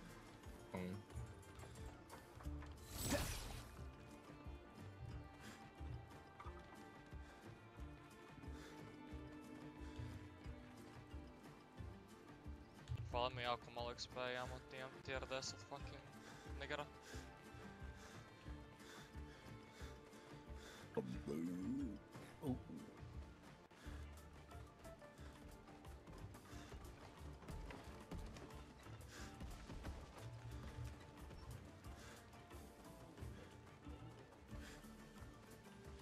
Ja sam njega louralo.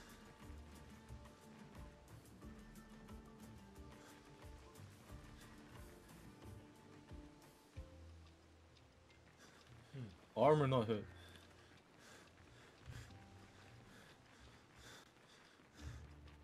Oh my god! Weapon Silovo ga. Jozo, vidi, imamo Jugija na timu, vidi ga. Jugo. What the? Mene S od nekog kolja. Like Hugo the car? Aj si ti ovak tu bunju. Ne, bloka me. Ne, retarde prljavi. Mamu ti jebem kunze panzer. O vidi, Miloš! Miloš! O vidim Miloš. Miloš?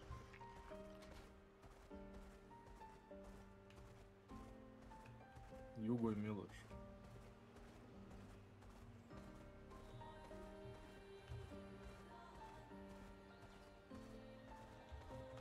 Je to vlak jebeno prolazi kroz mapu, šta je ovo? Da.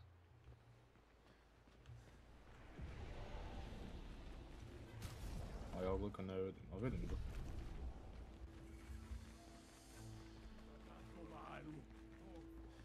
Ok. Naravno da ću mislit na Lorenu. Oh, on oui là.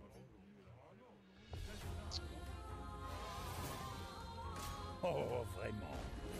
Ziger je kroso jebenu tvornicu.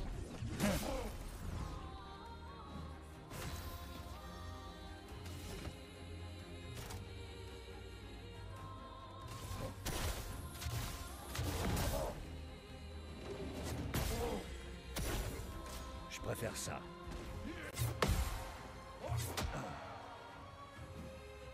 Je préfère ça.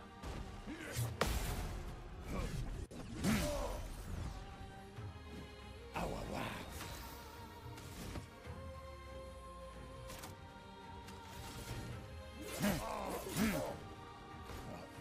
Sillon dorsal.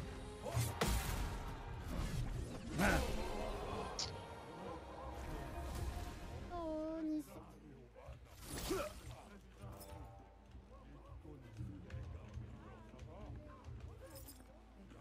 Nimbo? Ok. Ah, cool. Kako? Kako? C'était stupide.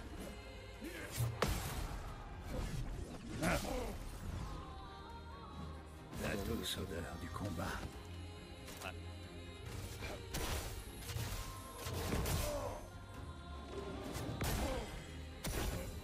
Oh, vraiment.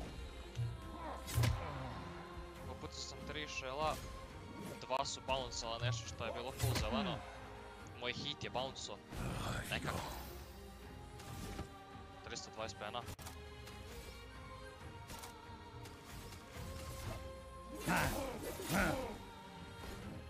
Oh, vraiment. Da, neće prikat naš. Onog čara treba izgubiti. Ništa, idemo ga zguzit. Šelma. Fulo, još jedan. Entrato! Armor notke. Fulo sam sve metke. 3 metka, sva 3 su odletla u 3 pičke. Da sam izgledao. Silovo sam ga. Nisu sam opet. Kako je ovaj top dobar, ovaj tank je tak dobar.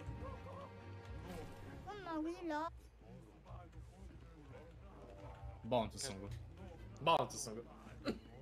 Gle. Nešto ja ga moram ići spotat. Armor not hit! Mata, ja sam full od 10 shellova na njemu.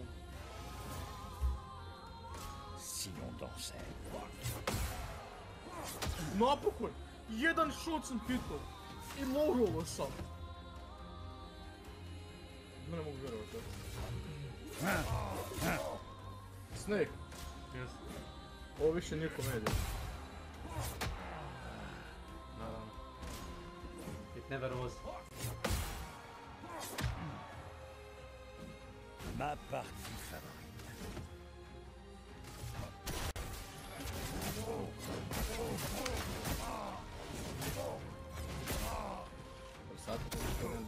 J'accepte votre danse. Ja njemu ne mogu staviti. Un peu de violence. A ne, kako to spota? Oula, faut sauve Nabil.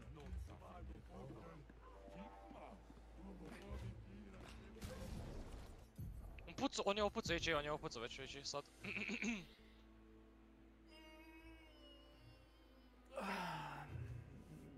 Naj.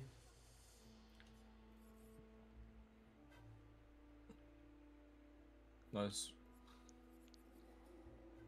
Okej, baš smo winali game. Napravo sam 1700 damage-a. Ja sam 1900, onak doslovno ništa. Nisam imao ništa prilika pucat, bog te. Ja sam imao, ali moj tank je samo shit jebate, šta je ovo? Ovaj top je toliko horrid, ponekad. Mislim, zaradio sam 100.000 fucking kredita uz ovo game, ali... Ja fully aimed, pucam u lika, moj metak ode u Srbiju, drugi u Bosnu, treći u Pakistan, jebate. Prvi pogodio Snake, ali... Pogodio kozu jednu, bog te jebo.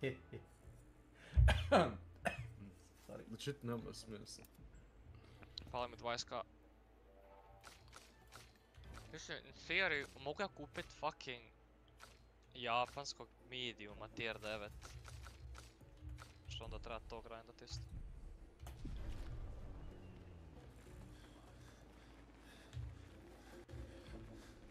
Aj brzo da me booster jebe na next para.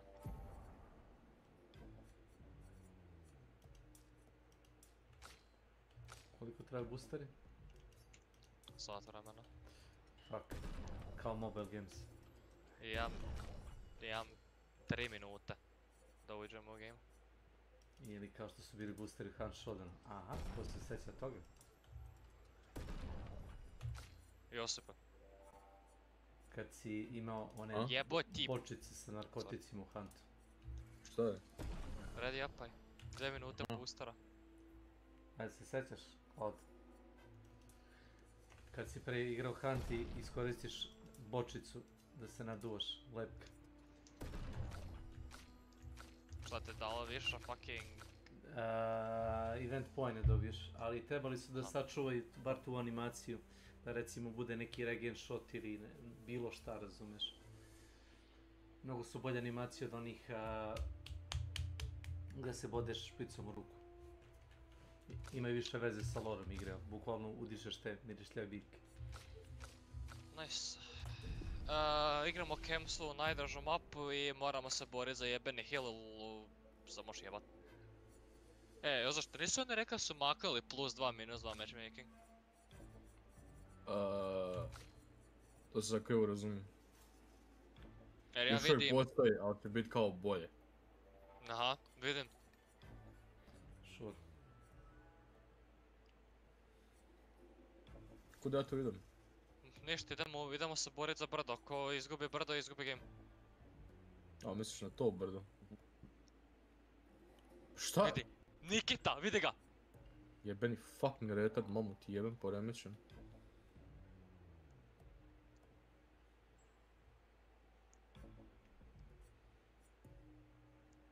Motion.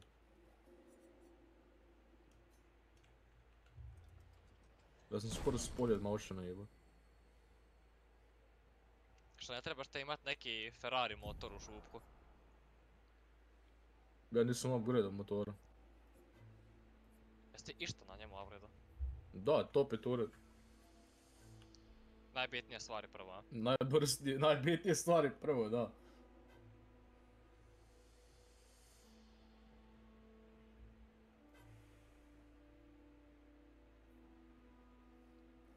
Znaš da će njihov cijeli tim bit na ovom flanku sad? Mene će vjerojatno pikat odavde i ja ću krepat.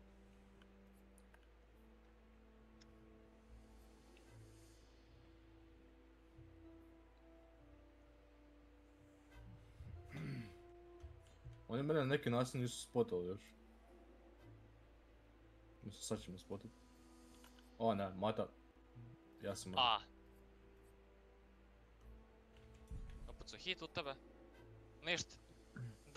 Nabi u 6. brzina nazad i vozi. Ja ću lik će me sam penat opet. Ne da mi se ovo više igrat. Ovo je god, ja sam mrtav.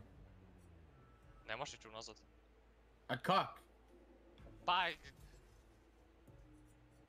fucking Blega, lik reversa. pika konstantno, ne mogu, i ja ću krepat. Kuo. Welcome to my channel. Ne, ja sam mrtav.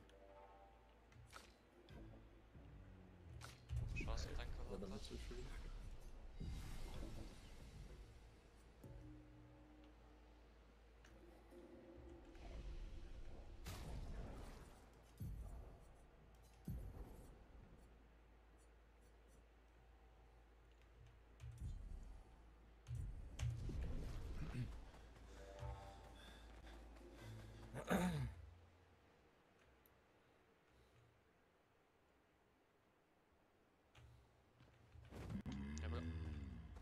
Cijeli tim je bio tu. Možeš se jebat.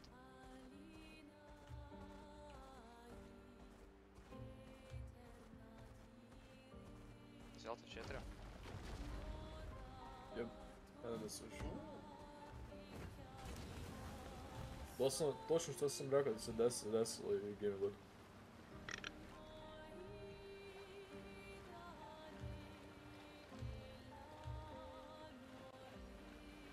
Ništa, šta sad? Ne znam, idem gledat Snake kako je igrao svoj glupost. Natrag za 100. Snake trenutno pliva ko neki debeli lik u Rijeci. Pa on ti je transport. No. What the fuck je to? Ja ne znam što se dešava.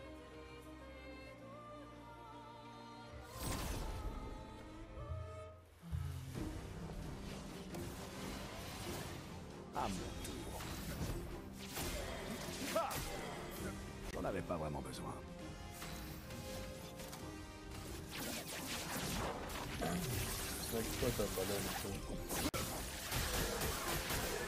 La douce odeur du combat. Ok, Snake je umro. Jebe ga. Snake se vratio. To ti je...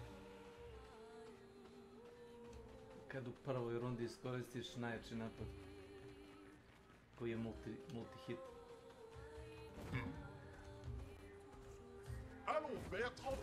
Ako nemaju dovoljno hit poena, sve ih pobiš.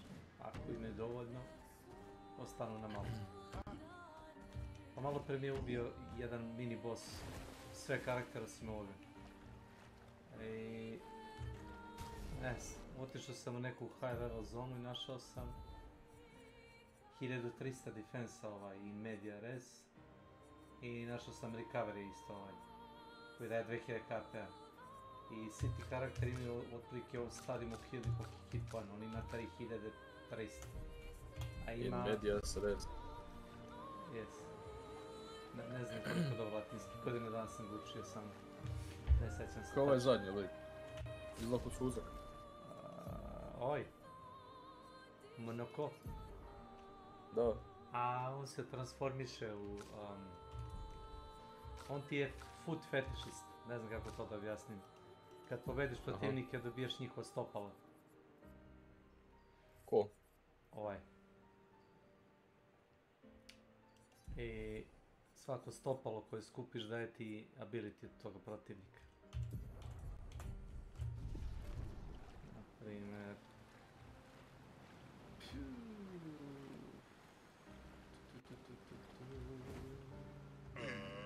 Accélération! Nešto ćeš lobat. Nope. Luminor. Welcome to my channel. Preskočit ću prvi potez, pošto si ih vjerojatno sam verso pobedi.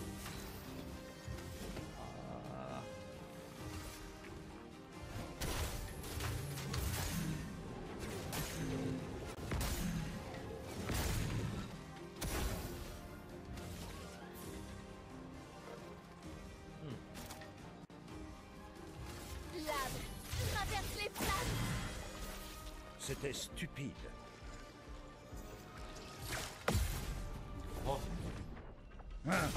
Il faut parer.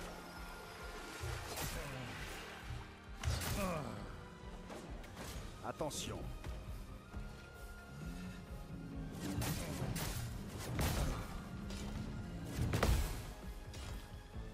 Samo se zadnji izblokirao.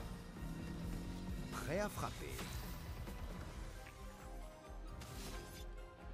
Make the troll master. Krali su previše slabi da što uradi. Un peu de violence. What the fuck sam me našao, mate? What the? Našao sam VTubera koji igra fucking one-shot. Insane. No.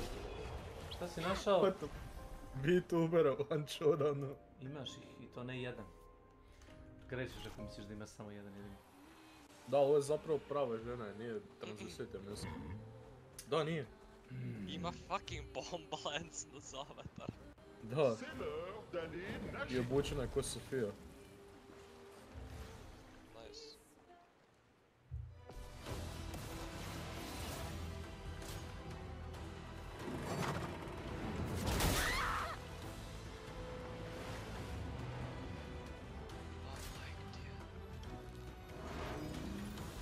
Ona mora, ona se ima kupa vjera, ima 37 vjera, a nije 34 smjera deti. Ubili su jako biobotanje. Ili je biobotanje ili su jebeni slabo lurkeri koji... Postaješ tremijati. C'est tout sauf impressionnant.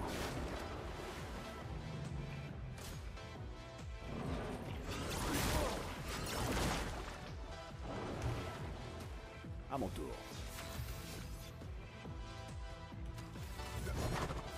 Ça va déjà mieux.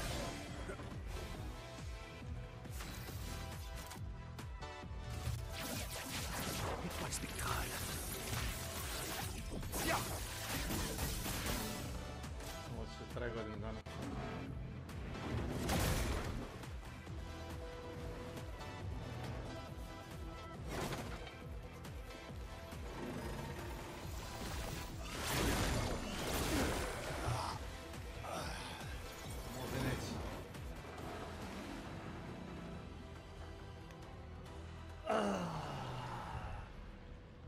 No.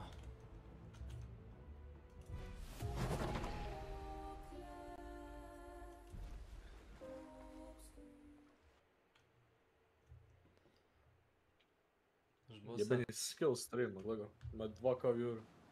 O, ja sam permaban na njegovom chatu. Što sam napisao Kemza? Ne. Kako se da stream? Ja dobio sam ga u svom gameu. Grifao sam ga cijeli game. Blacklistao me. I onda sam rekao unlucky ball, this skill išao u chat i banove instantno. Jel ti on tamo prvi na Je to ovaj Azura Cub? Čo? Taj VTuber što streamuje Hunt. A ovo što sad posao, znate, ovo je to. Šta je Ranked? Han Shodan Ranked. Radi. Jel mi nešto promiče? A Kitty Lama, znam to.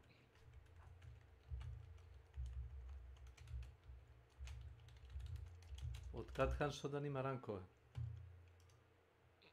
Ne znam. Izgleda da ima.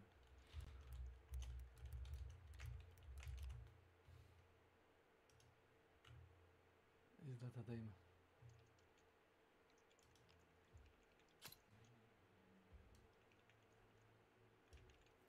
Oh, I forgot I got remedy too. Alright, I need a katana perk. Yes, please, and thank yous. Ovo sam gledao VTuberku. Ona ti streamuje sa momkom. On ti čita njen chat. Ona ni ne gleda chat, znaš. To se sjeća. Jo, za činjenica da je tvoj... No, Maker, činjenica da je tvoj fucking Twitch light mode je cursed.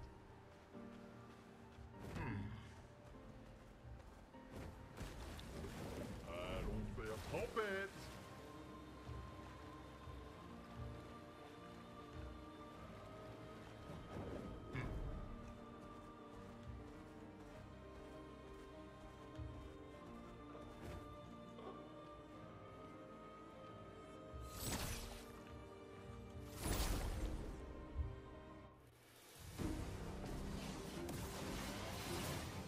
Excellent. Excellent. J'en avais pas vraiment besoin. Étoile spectrale.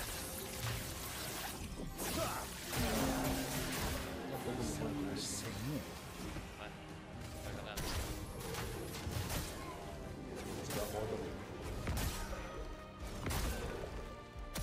En garde!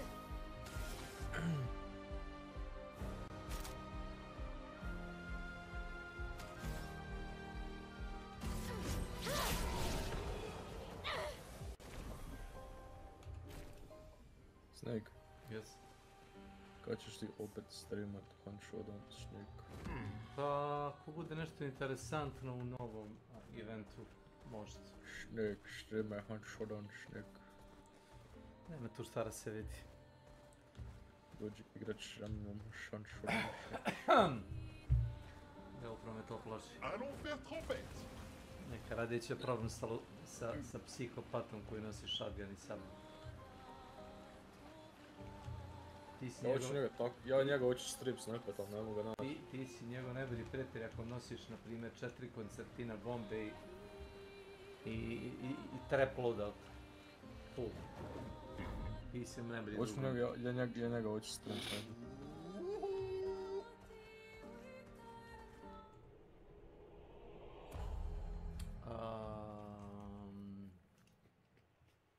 Let's do it. Mato. Njega? Novog lika.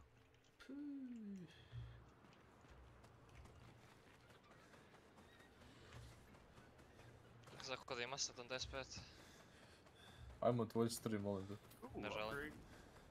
Ima onaj Meksikanac što streamuje Han Shodan, ja sam ga gledao, taj je dobar. Fat Mexican, kako se zove? Ne znam. Mato, idemo malo Valorant i onda idemo djelat na drugi. I think we have a double spawn. We do. Just a thought, though.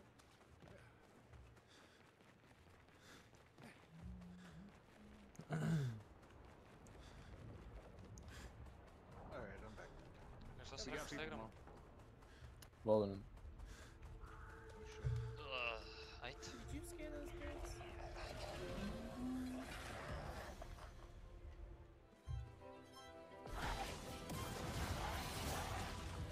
Va, Monoko!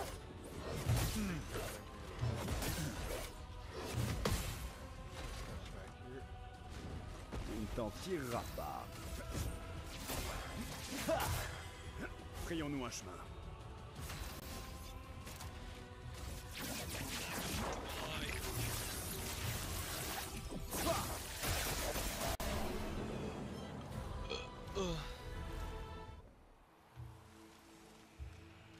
petak. A da je.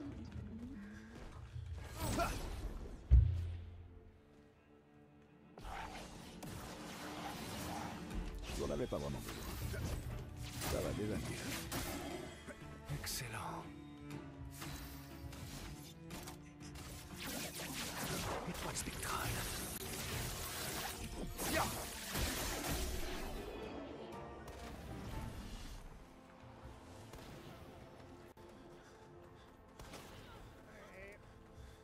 I'm dead.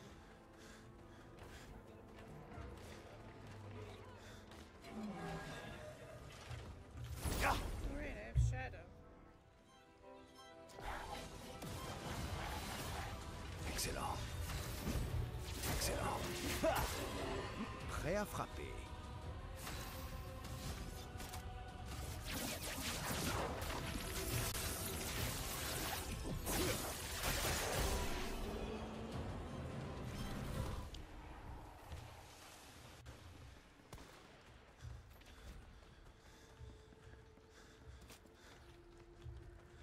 It's one of those bullets get a hit. Šta imamo? Swift play protiv 17 Radiana i to.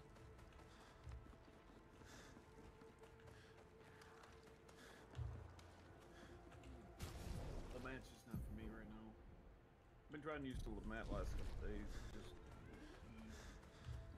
not Košta paro.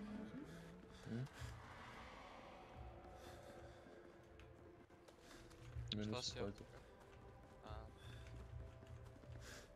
Ne znam, meni je Valorant na japanskom, tako da ja ne znam šta ti je title sad. Kako je na japanskom? Sav UI. Lijepo. Što je? I UI i voice-ovi. Zbog artworka tako. Excellent. Ne, samo zvuči bol. Excellent. Ja! J'aurais survécu. Zato što sam čuo da je drugačiji artwork za azijsko tržište i za evropsko-američko. Ne, to je samo za Kineze. To je samo za je, Dobri dan. Dobri dan. Hello. Hello. Hello. Kak tebi ja zovut? Edi. Kak tebi ja zovut, Edi? Alo. Ne razumijem te. Josipe, kak tebi ja zovut? Большой пидор.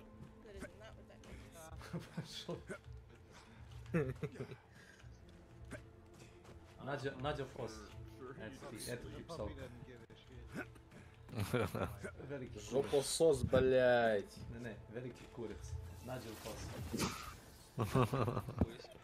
Хуй sos, dolbajob. It is because of me, isn't it? Problem je što ima dosta Mađara u svakom lobiju. I can see that. Thank you, but no thank you. Mađara? Da, imaš jednog u Huntu. Serial Killer. S-E-R-1-A-7 K-1-1. Ima cringe name. Serial Killer. Ja kad sam bio u Mađarskoj, bio sam toliko jebenih beskućnika na ulici. I cigana. Wow, cigan je u Mađarskoj. Nikad ne bi pomislio. Nikad bog te jebo,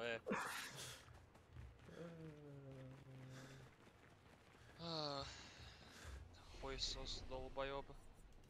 Onda kad ideš u Mađarsku, kad ideš prema Budimpešti, to ti je ono, znači imaš samo šume, onda uništeno selo, onda još jedna šuma, onda još jedno uništeno selo i cestu su od kamenja napravili. Po šumama, To ti je Ban Jelačić uništavao. naše zemlje ponosne. Jesi znao to? Nisi bio u Transilvaniji. Da. Iduće te par...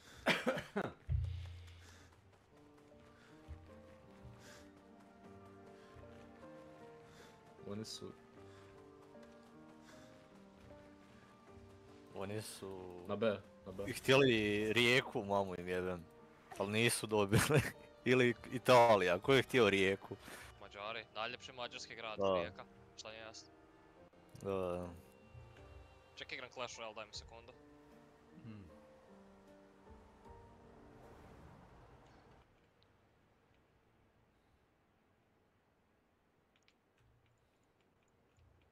A ja sam mislio da je jedan sam još živ.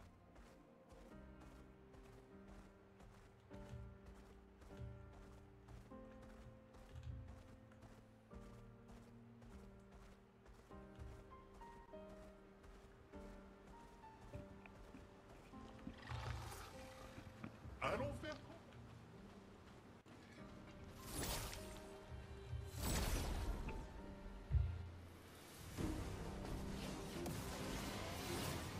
J'aurais survécu. J'aurais survécu. Ça va déjà mieux. J'aurais survécu. Étoile spectrale.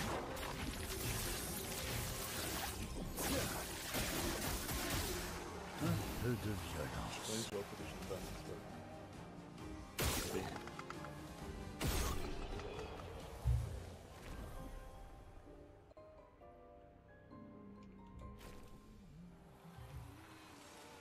Ima je vani.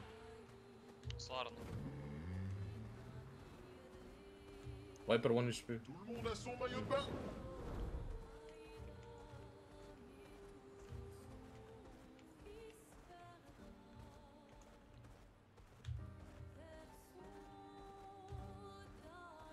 Easy. Et on... No, Phantom.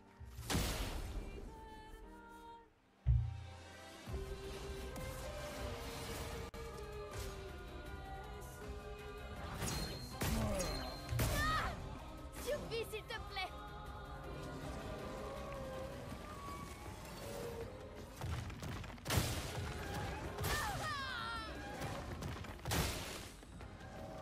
Excellent.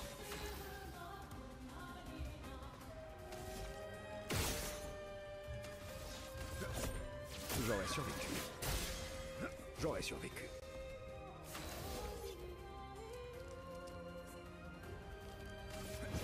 C'est parti.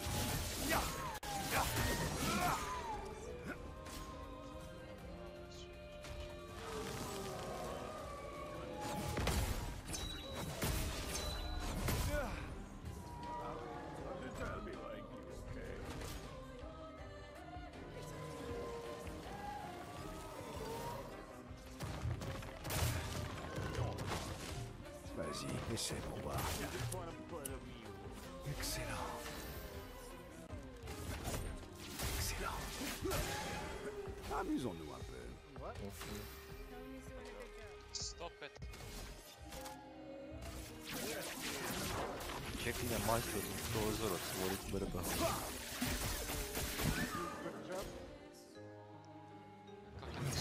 Essaie pour voir. Bon, tant pis.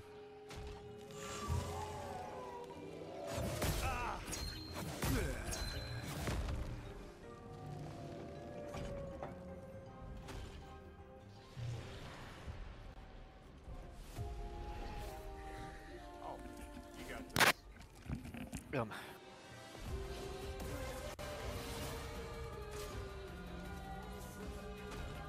Moj mačor ti drži stražu na prozoru svaki dan. Niš mu ne promakne. To ti je gol.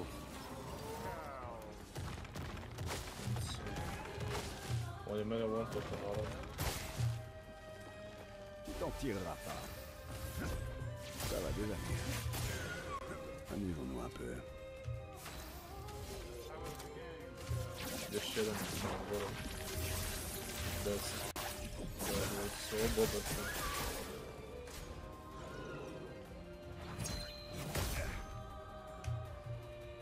Montre-moi ce que tu sais faire.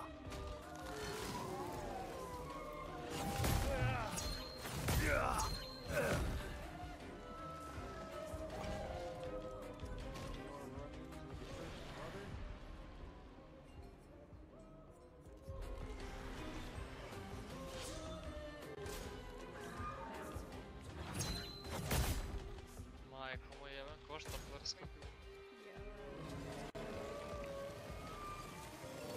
Prête à esquiver.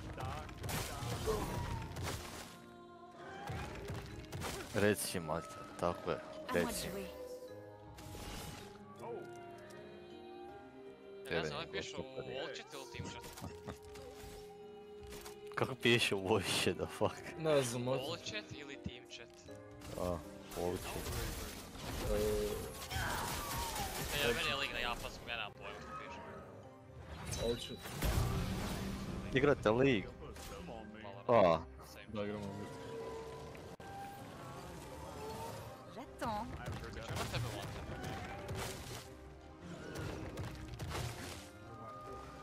Maintenant ou jamais.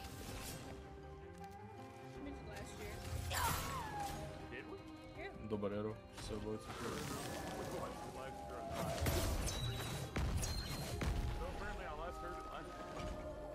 Na zidu, što? Da. Skočila je dole. Good job. Not bad. We've been winning. Also getting kills, getting killed. Čekam, skočila. I've had 1 7-kill game.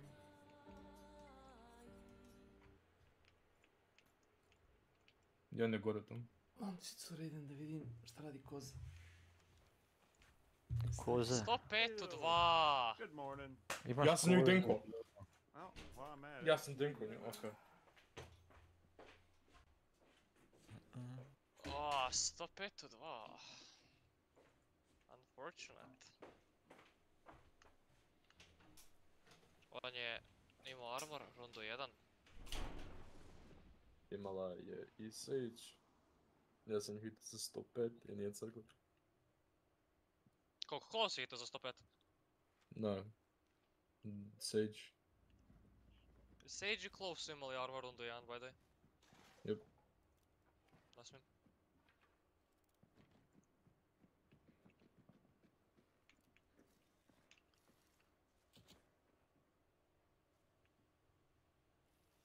You came with Cal's red.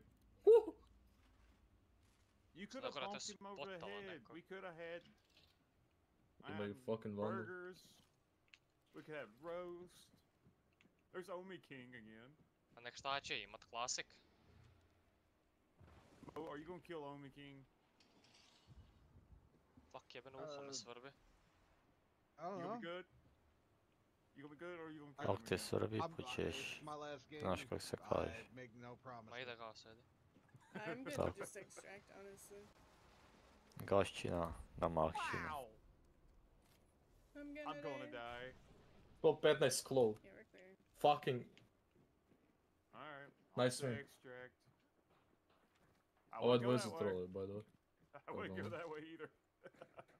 Is there anywhere I can go? Yeah, this way.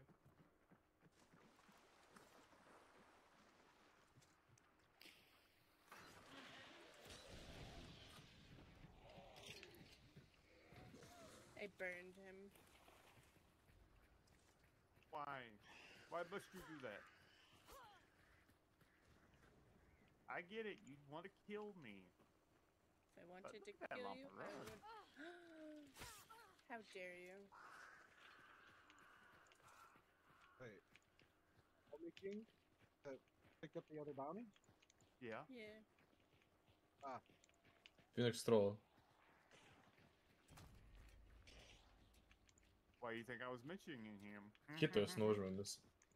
His stream must be really far on delay. Or you need to Dakle, refresh. Phoenix doslovno troll, liga sam hodao po grmu. I saved your life, Mo. Rebel. Aw. Would it blow up if I stabbed it? Kinda, I think I missed it. Pretty sure I was if it getting ready went to take off, us all though. out. Yeah, if it went off though, I think it would have taken all three of us out. Well, good save, thank you. Come Niko ne into pređe the na unknown. Niko jebeno ne I may pređe or se may not tako jebeno shot you cringe. with the what part of the pop lance? What are you gonna do about it, Mo? Write it down in my mental notes. May not be today. May not even be this week. May not even be this year. What happened? Jedan je tu. January 1st, you just kill him. Hey, remember that time when? Omaga pogledao sam radar. Yeah, well, it's good. Well, Ti možeš that's pucati good kroz to zid? know, Ne. because this year's almost over. I'm opening the door to next year in a hazmat suit, SWAT gear, because this year has been a killer. Yeah, this year's been pretty intense. 2025. A lot of shit's happened this year. Just this year. Oboje su na sajtu. Got that right. Simeon. Welcome to my Mogu taj channel. lik je takav tryhard, to cringe. Desno ti je Sage, odmah desno. Kako sam svjestan, čekam ovu drugu kurvu. Now was your A ovaj lik last ti je iza two, te kutije madame? velike. Default. You... Okay. Čuo sam ga.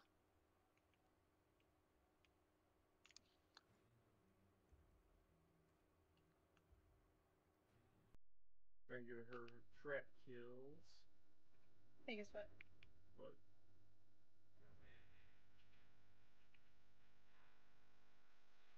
Kitty! Yeah. Thank you for the raid. How was your games? Horrible. Oh, yeah, because you was playing with that idiot named Rebel. Shut the fuck up. Don't you talk bad about my rebel.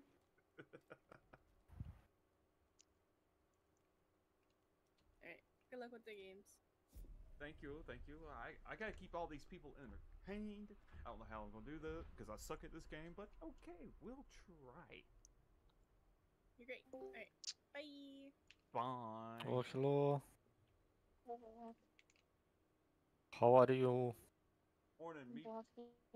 Meat, aren't you supposed to be asleep by now? Oh.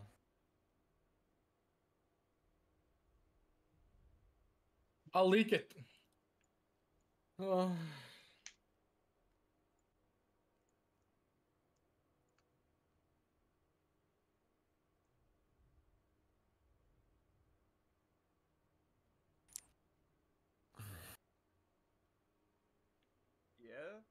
It does say you're a raider. Znaš šta mi je Viper napravila, gle? Nice. We gonna stay Ja up metak kukuc, all instantno night on top. in the swamp. In the morning, I make a walls. Oh, it's morning.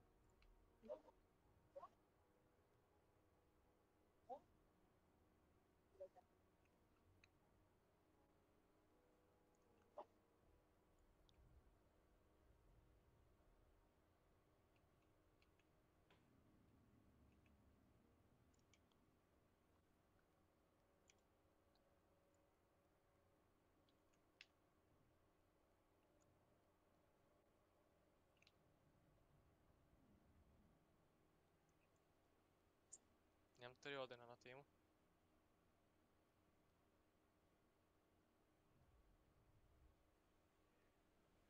Je kampa u Čošku.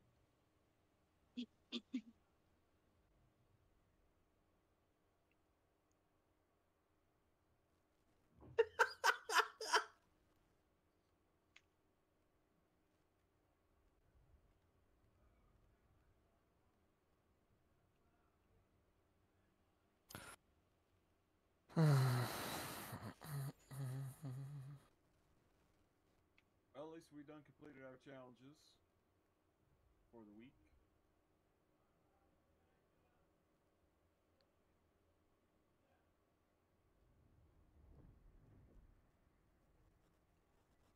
I need to look and see when the event is dropping.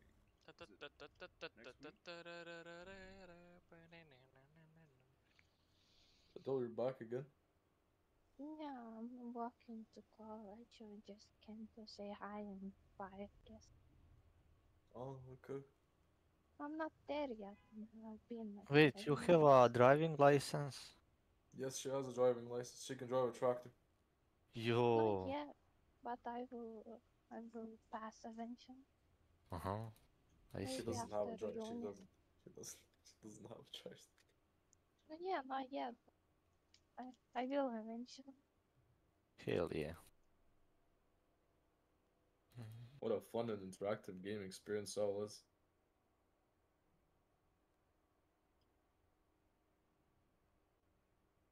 How much the agents cost?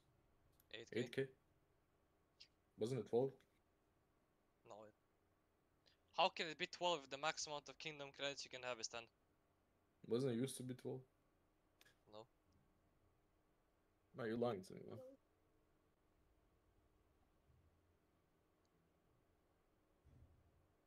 Kingdom credits. What a scam.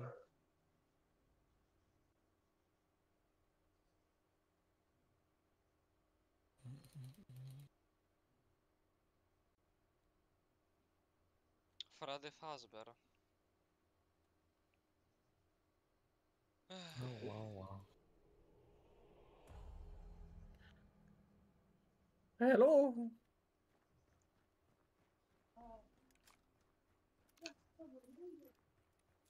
Is Ray a woman or is that a child? Mata, I played Tejo. Tejo. How do you play this game? You play for post. Okay, bye. Bye-bye, love you. I love you too. Oh, we got balls I'll here. message you after my unit or during the unit. Okay. Okay, bye. Bye.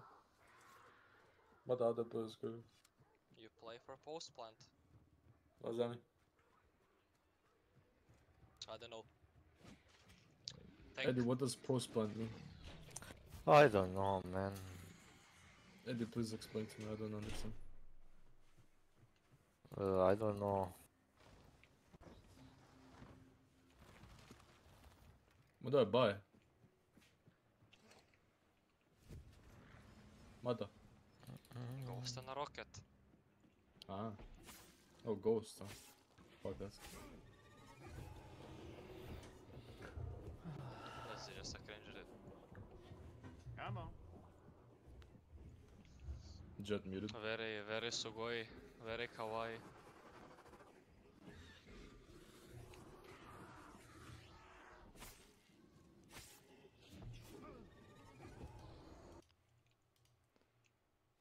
On top of the box.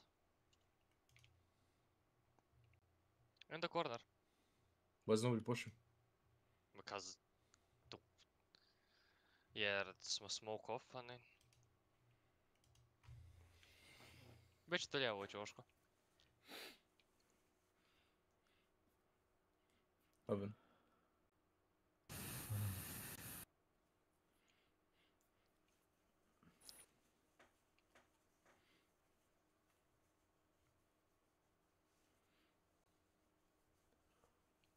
I'm slowed. I don't know where Ren is. I bait, Mato, I bait.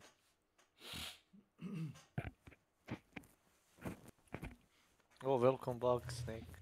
Thanks. Dobrodošao nazad. Nisam teo da ih What, do we rotate or what do we do? Radi što hoćeš, ja hoću fajtat. Nešto rotre sad. Do we have time? He one-tapped me. Mate razbio tanjur. Narade, imaš vremena ako rotiraš kroz med na short na A. Mata, nemoj se ljudi, te pitam ozbiljno, Mata. Ne, ja sam ti ozbiljno odgovorio. Mata, kako je to ponašanje? Snake, recimo da se ponaša ko židu. Jebo ti bog mater. Nešto žido. Košta pleru. Ne znam šta mu to dođe. Ede, reci Mata da se ponaša ko židu. Marš u pičku mater, jedo, ja židov. Nice. Mata, slušaj, ponašanje. Opravi se. Opravi se. Mamu ti je. No. Kakav je to jezik? Please. Hrvatski. No, sir.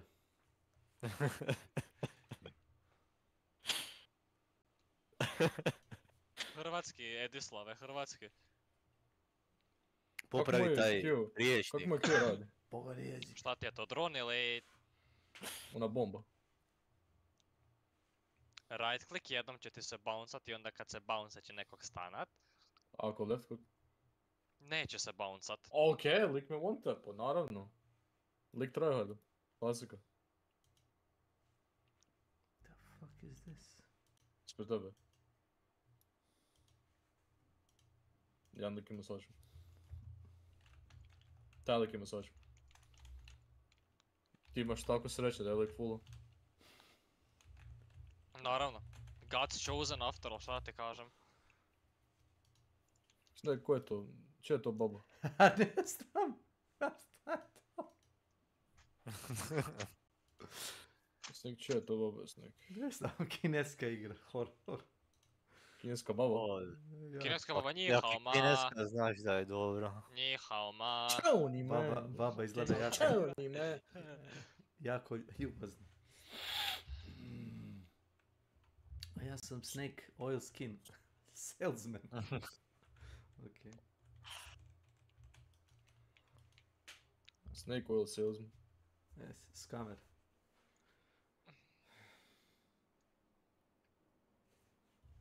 Je ti to chat GPT pisao poeziju za Han Shodan?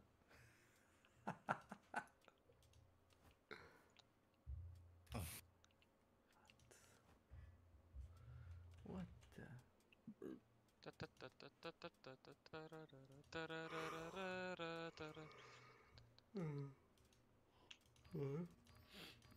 Hermanos. Los pollos, hermanos, a la verga type shit. A la verga, cabrón. Sí, sí, muchachos, sí, sí. What the fuck? Jeboti bog, mater. Jo. Kako si glasan, smrt tvoje po obitelji. Ko je glasan? Ma koštaplar.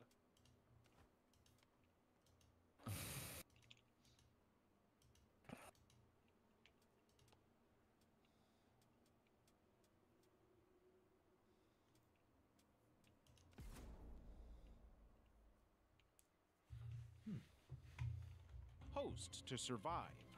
Unfortunately for him, Grant, a popular local, is the first to encounter the creature. By the time the sun rises, he's become the unlikely horrific fusion of flesh and alien tendrils. His skin splitting as dark fluid seeps through these new fissures. Pretty soon, livestock vanishes and streams of acid and empty barns become home to unusual wet sliding sounds. We don't really know what's going on, but we can hear the hiss. And we can see the drips, the rippling of skin, everything telling us that something is wrong in this town. The police hear on the radios that townsfolk are moving in union, which obviously comes from the hive mind, and suddenly vehicles skid off roads, lights in abandoned houses flicker before plunging into darkness, and on every street corner, human bodies start to move weirdly, sprout tentacles. I don't have money to buy it. Then comes Brenda. Poor Brenda is found slumped in a rusted barn, her torso bulging until her skin literally starts to stretch. We already know what's happened, right? She's become a mother host for whatever the hell this alien thing is. As the veins twist across her flesh, basically counting down to the big moment, the surgeons start to notice that jagged crack forming along her skin. But this is a lot worse than what happened to our old friend Grant. Without warning, her body erupts into a geyser of pale, writhing larvae, which flood the tile floors and splatter all over the walls. Each slimy thread finds a new host, ensuring that they will continue to thrive. Basically, every surface and every corridor is covered in slime, with the aliens finding more and more innocent people to infect. By the end of the movie, the survivors realize that the only way to truly kill these things is to blow them up. Effectively forcing them to sacrifice one of their own to prevent the whole world from becoming fundamentally inhuman. You have to lose your life to save humanity itself. Scanners. 1981. David Cronenberg's Scanners is set in a world where 237 individuals possess extraordinary telepathic and telekinetic abilities. I must remind you that the scanning experience is usually a painful one. These scanners can read minds, control bodies, and inflict devastating physical damage through thought alone. Our protagonist, Cameron Vale, begins as a homeless drifter, unaware that his mental torment stems from his inability to control his scanning powers. He's recruited by Consec, a shadowy security corporation, to track down Daryl Revik, a renegade scanner building an underground army. But those scanning powers are extremely disturbing, depicted as an invasive process causing headaches and nosebleeds in its victims. The scanners themselves suffer too, overwhelmed by the constant barrage of others' thoughts, unable to lead normal lives or form relationships. What begins as a straightforward mission gradually unravels into a major conspiracy. Dr. Ruth, who mentors Vale, harbors dark secrets about the origins of scanners, leading Vale to discover Biocarbon Amalgamate, a pharmaceutical company manufacturing ephemeral, the very connected to scanner births. Corporate interests are manipulating these powerful beings for their own gain.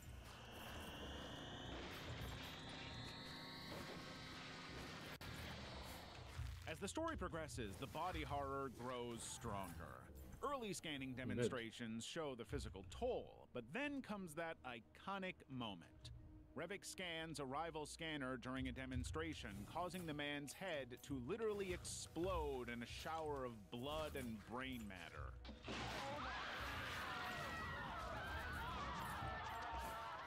This shocking scene was created using a gelatin-encased plaster skull filled with fake blood and various materials, shot with a shotgun from below.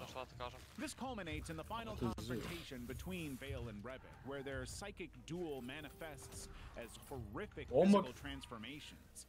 Throughout it all, we know that the corporate entities will just continue to win, manipulating the powerful for their own interests. Under it all, Scanners is so disturbing because it suggests our bodies can betray us. A very real thing that we see with Alzheimer's and similar conditions. The scanning ability represents both power and vulnerability. Those who possess it suffer as much as those they target. Ja sam mislio, ovaj lik će biti pametan i cilja će krug. Ne, on fucking sjebe ultu i fucking... Evo, ljudi imaju rak na The Incredible Melting Man follows astronaut Steve West, who returns from a mission to Saturn after being exposed to cosmic radiation during a solar flare. The film opens with Steve witnessing the sun through Saturn's rings before the radiation hits him, setting up the horrific transformation that follows.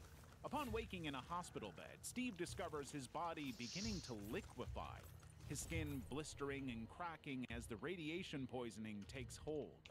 But the real horror begins when Steve tears off his bandages to reveal his disfigured face in the mirror. Pure rage overtakes him as he realizes what's happening to his body. The nurse who discovers him runs in terror, even crashing through a glass door in her desperation to escape the grotesque sight of his existence. As Steve escapes into the surrounding woods, his condition worsens at an alarming rate. The legendary makeup artist Rick Baker created some groundbreaking makeup effects to fully showcase this deterioration in excruciating detail. The initial stage shows cracked skin with blisters progressing to sagging flesh, then exposed veins and muscles, until finally his features become completely asymmetrical with one eye missing. But the body transformation is only one part. The radiation also warps his mind, driving him to consume human flesh and blood. The film doesn't shy away from showing the aftermath of his attacks. A fisherman's decapitated head tumbling down a waterfall with brains spilling out, a bloody ear hanging from a tree, sliced open bodies with exposed innards. Steve's deterioration accelerates throughout the film. His flesh constantly drips and oozes, On se leaving behind tilta. chunks Gdje je that his nest? friend Dr. Ted Ko? Nelson tracks from a Mata. Geiger counter. The radiation has transformed him into something barely recognizable as human. A gelatinous mass that grows increasingly dangerously unstable. We watch as he becomes increasingly desperate, his attacks more frenzied as his body literally falls apart. By the film's end, Steve is reduced to formless ooze, his remains unceremoniously swept into a garbage bin. Final indignity for what was once a heroic astronaut. Antiviral, 2012. Brandon Cronenberg's debut feature Antiviral presents a stark white dystopia where Sid March works at the Lucas Clinic, harvesting viruses from celebrities to inject into obsessed fans who desire a more intimate connection with their idols. People are literally making themselves ill to share something that once lived inside and harmed their favorite stars. That's 558. Expensive, but a must-have for the truly devoted. Miss Geist was afflicted during a much-publicized affair with Laura Law in 2003. These fans don't just want autographs, they want herpes. But herpes from their idols. The fact that all of this is happening in this clean white medical zone is just unsettling. So when Sid steals Hannah Geist's latest pathogen by injecting himself, he becomes both carrier and victim of celebrity culture's ultimate expression. Beyond virus injections, Cronenberg introduces the meat market, which may actually be even more disturbing than the injections. Here, laboratory-grown celebrity flesh is sold for consumption, allowing fans to literally devour their idols. The pale, unnatural meat sits in display cases while eager customers line up, completing the metaphor of consumption with, well, consumption. Hannah Geist, the film's central celebrity, is the ultimate commodity in this world. Her illness, death, and eventual transformation into a cell garden, a horrific machine that will continue her biological existence even after she dies, represents the complete dehumanization of celebrity. Franchise living is the only location in town. Her body becomes nothing more than a factory for viruses and tissues to be harvested indefinitely. The visual language remains deliberately cold and clinical throughout the movie, with blood appearing black against white surfaces to emphasize the contamination of purity with this sir, stuff. I serve Honestly, Cronenberg's world feels disturbingly plausible because it's merely an extension of our existing celebrity worship. The obsession with obtaining something authentic from these borderline magical, untouchable figures drives the entire economy of this world.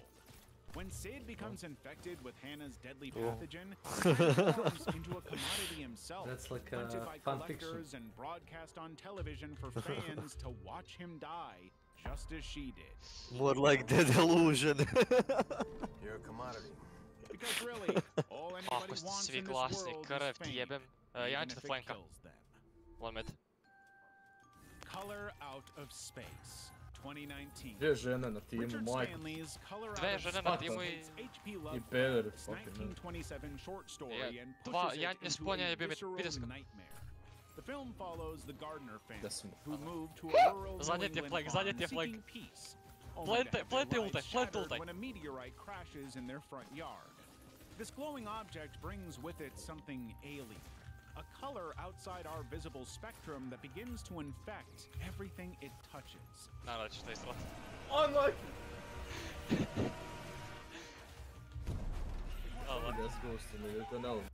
That color, depicted as an otherworldly magenta purple hue, gradually corrupts the surrounding landscape. The vegetation grows large but tastes foul. The water takes on an oily sheen, and time itself becomes distorted around the property. We have to watch helplessly as this cosmic force methodically dismantles reality, creating a mounting sense of inescapable doom for these innocent people. Nathan Gardner, played with typical unhinged intensity by Nicolas Cage, begins exhibiting erratic behavior while his wife Teresa suffers a horrific kitchen accident, slicing off 2 fingers without even thinking about it. Meanwhile, the youngest child, Jack, begins communicating with an unseen presence near the family well. Already some red flags. But just wait. At a certain point, Teresa and Jack become fused together My uncle by the knows alien Spinjit, color. so you will know This it soon. moment represents the pinnacle of the film's body horror. A mother and her offspring melded into one writhing, gibbering mass. Practical effects created this lifeless gray form that whimpers, "Oh my God," repeatedly as it comprehends exactly what has happened to it. Come here, woman! For the ace! Come here! Heaven, heaven, heaven, heaven, heaven, heaven, heaven, heaven! This typically Lovecraftian abomination embodies the story's central terror, the complete violation of natural order by an incomprehensible cosmic force.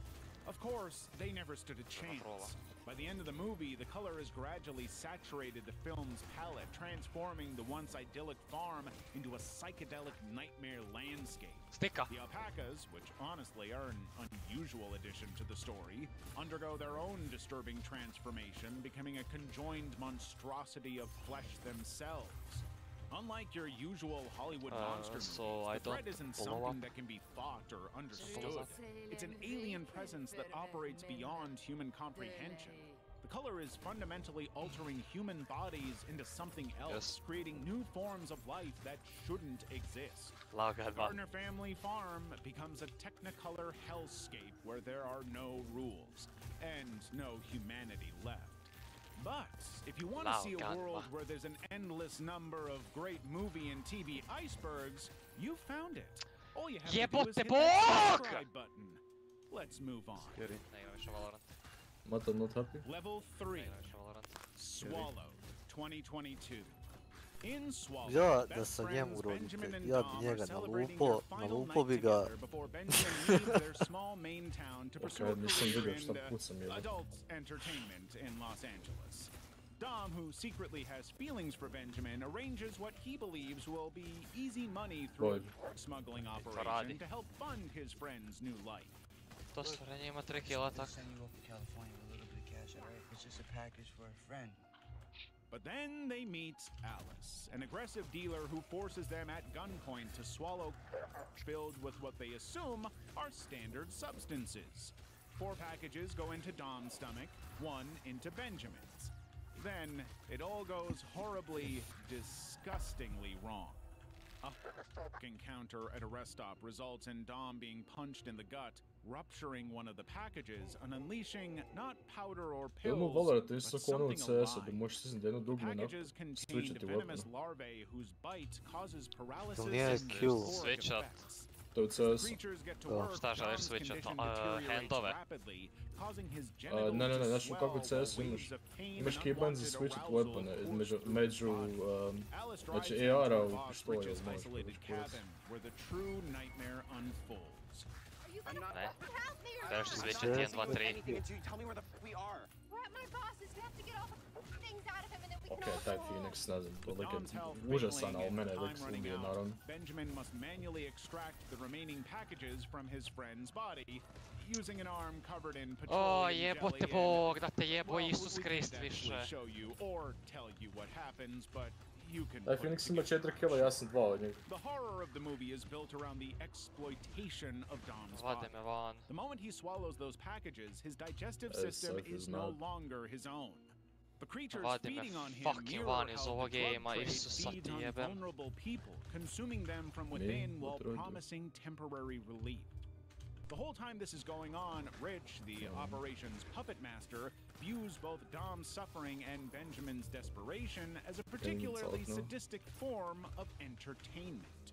It's as if he orchestrated all of this just for the amusement of it, to see 2 grown men reduced to desperation and violation. Take the woman, take him back into town, okay? So no.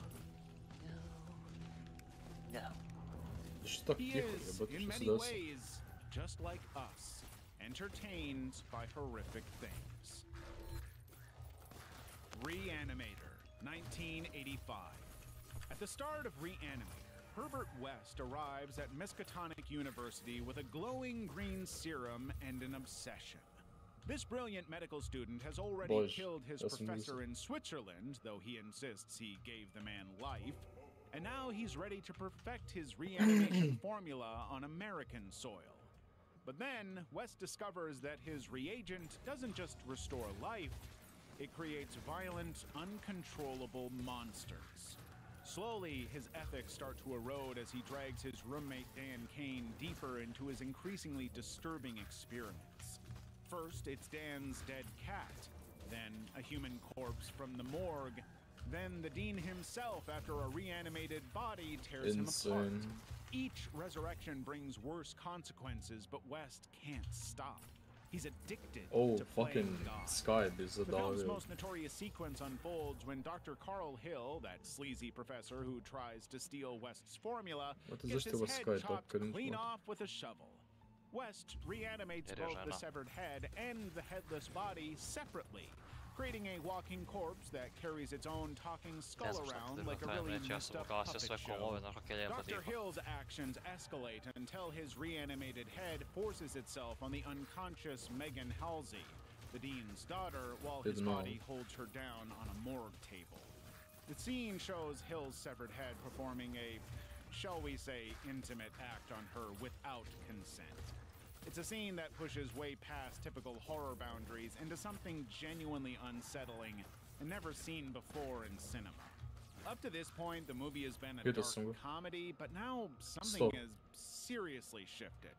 Because the movie was made before CGI was a thing, the director Stuart Gordon used all practical effects to make the movie come to life. They used 24 gallons of fake blood, intricate makeup work, basically every trick in the book to bring the reanimated corpses to life. But this scene doesn't need many gimmicks. It's pretty horrifying on its own. Possessor Uncut 2020. Possessor Uncut operates on a premise that sounds kind of generic until you witness its execution. Corporate assassin Tasia Voss uses brain implant technology to hijack other people's bodies and eliminate high-paying targets. The technology allows her consciousness to slip inside unwitting hosts, turning them into her weapons while she remains safely disconnected from the actual bloodshed. But, as with all sci-fi movies, it's never that simple. Our next contract's almost finalized, and it's a big one. Can't have my star performer falling apart on me. The brain implants create a horrifying vulnerability where human consciousness becomes malleable, allowing humans to be invaded and controlled. Yes. Even now I can see a small thread running from the skull. Sometimes that's all it takes to lose control, like a tiny fracture. Voss enters Colin Tate's mind expecting the usual routine compliance, but his psyche fights back with unexpected strength. Suddenly, two minds clash for control of one body. Each possession chips away at Voss's own identity, blurring the lines between her authentic self and the personas she inhabits. She doesn't know where Voss ends and the puppet begins. What do you mean? Nothing. I was in the mine. I couldn't see freely. When Voss, controlling Tate's body, confronts her target, John Parse, the scene escalates beyond anything that we've seen in the movie up to this point. She grabs a fireplace poker and drives it directly into Parse's mouth, using the weapon to violently smash through the flesh and bone, refiguring his face into something unrecognizable. Make no mistake, this scene stretches way longer than you expect it to. You can't ignore what is happening, and that is kind of the point. The director, Brandon Cronenberg, who happens to be the son of David Cronenberg, another highly disturbing body horror fan, uses these moments of extreme violence as physical manifestations of the internal disintegration occurring within both characters' minds. Voss is good at what she does, and we know she could pull off the job clean and easy. But Tate's mental strength makes her sloppy. His resistance drives her to extreme violence. The technology essentially fails them both, driving them into this odd gray area where neither fully understands who they are anymore. American Mary, 2012. American Mary opens in a dimly lit anatomy lab where Mary Mason, a driven medical student, practices her operations on a raw turkey before debt pushes her into a strip club's basement to stitch up a bleeding stranger for cash. That first unlicensed procedure turns her into a hidden extreme body modification. Ne mogu ga stream snipat zato što igra, kak se zove Storenje Silent Hill. Ne, ono drugo smeće, ono što je Eddie. Eddie, kak se zove igrica što ti voliš? Sa Ellie, lesbičnom ono. Last of Us. Igra Last of Us 2. Oh no. Što fali Last of Us 2? Zašto je uništilo igricu? Zato što je glavni producent igre sjebu igru koju neko radi. Announcali su trojku, ste čuli? Insane. Biće užasno koliko će LGBTQ i fucking ljevičarske propagande biti ubačeno u to? Biće 20 lesbača, 30 crnaca, svi židovi će imati židovske znakove po njima. Onu zvijezdu, kako se zove ona zvijezda? Davidova zvijezda. Davidova zvijezda. Na sve strane će biti. Znaš što mi je bilo najbolje? Imaš jedan prozor u dvojici koji ne možeš razbiti sa jebenom bakljom ili bilo čime. Da, zato što ima Davidova zvijezda. Davidova zvijezda dalje. Kakva jebena glupost.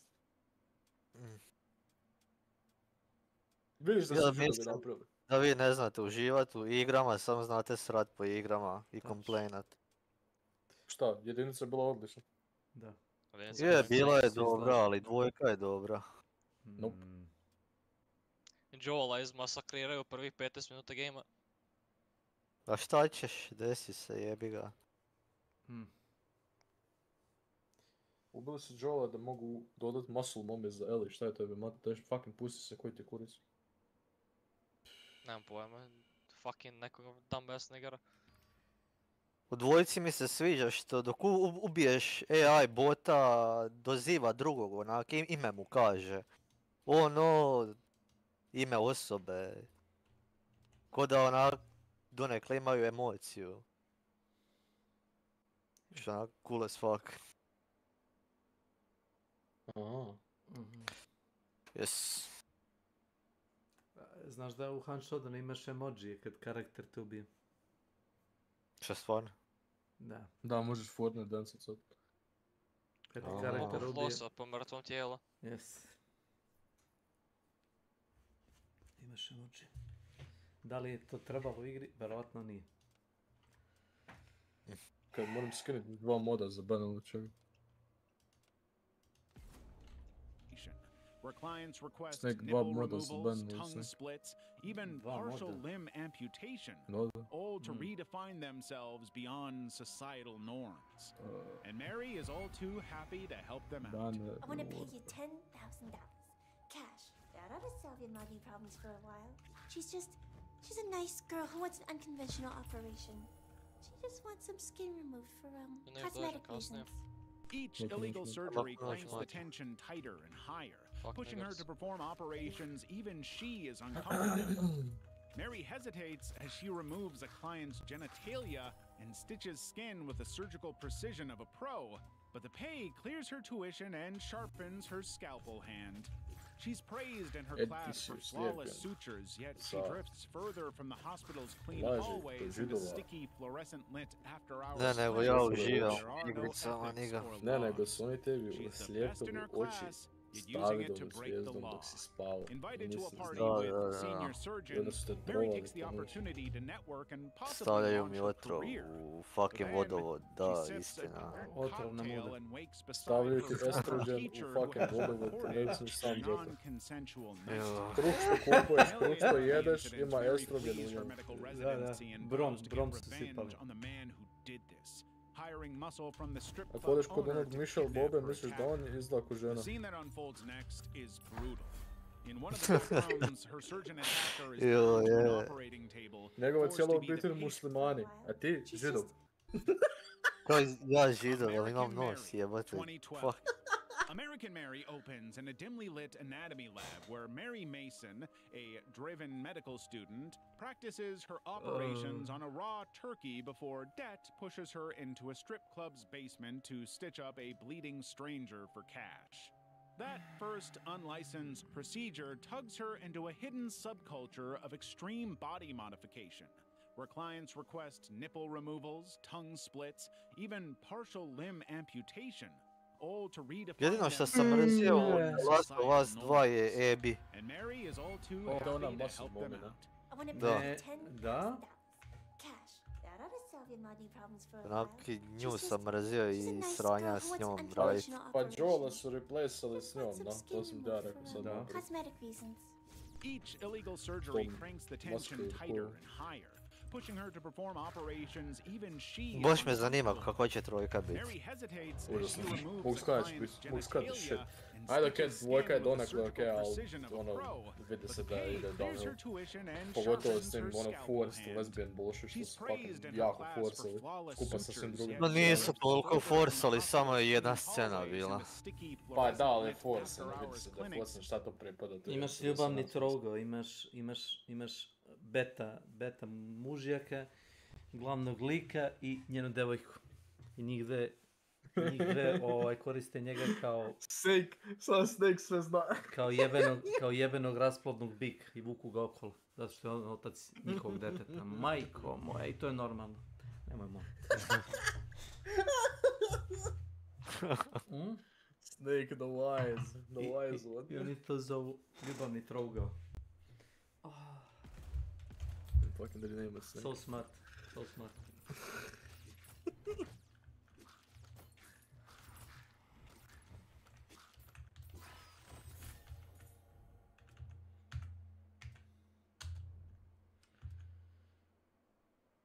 Sad je bolje ime.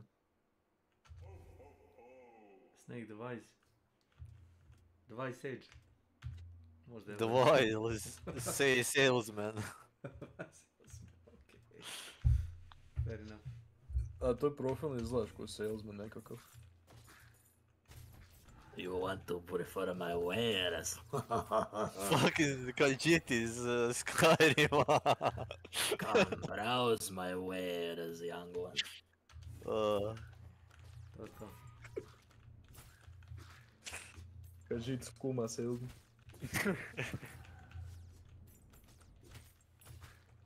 Come.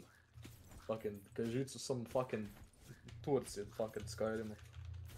To su Redguards. Ma kakvi drug dealeri. Klasični.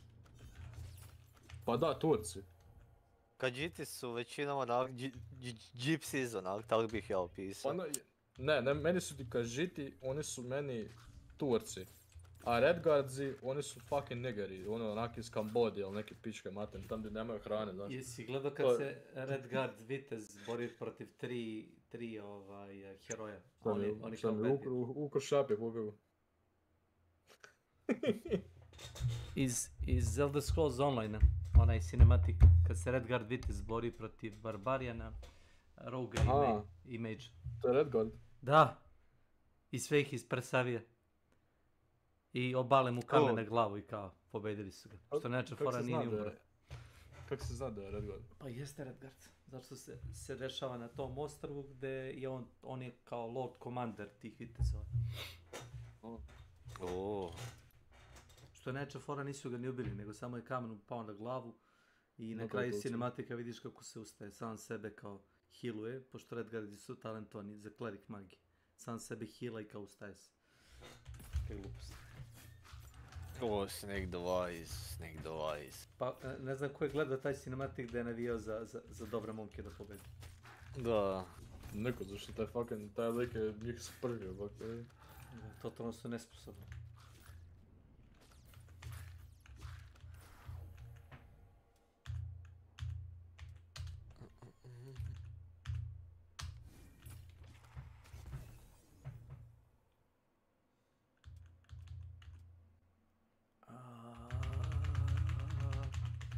Soulstone koji uključava od druga oružja, attack speed ili movement speed. Samo za jedan meč. Soulstone.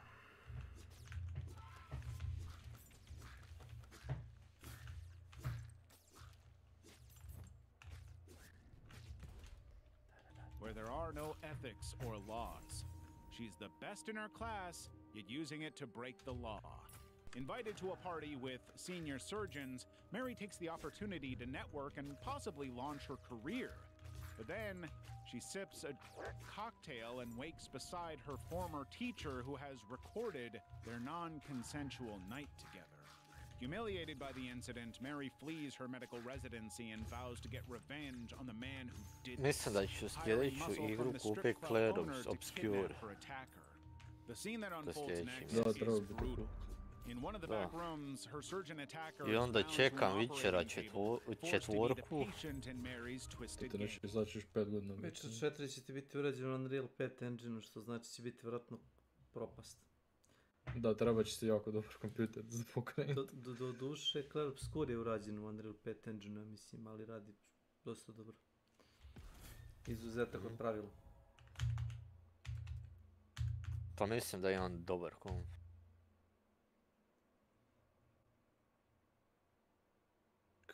Bannerlord, open local files. Dobili smo achievement, kill 500 troops with range weapons while on horseback. Oh, cool. Ček, mačur mi zavija. Brbe. Aha, mačur. Au, mačur.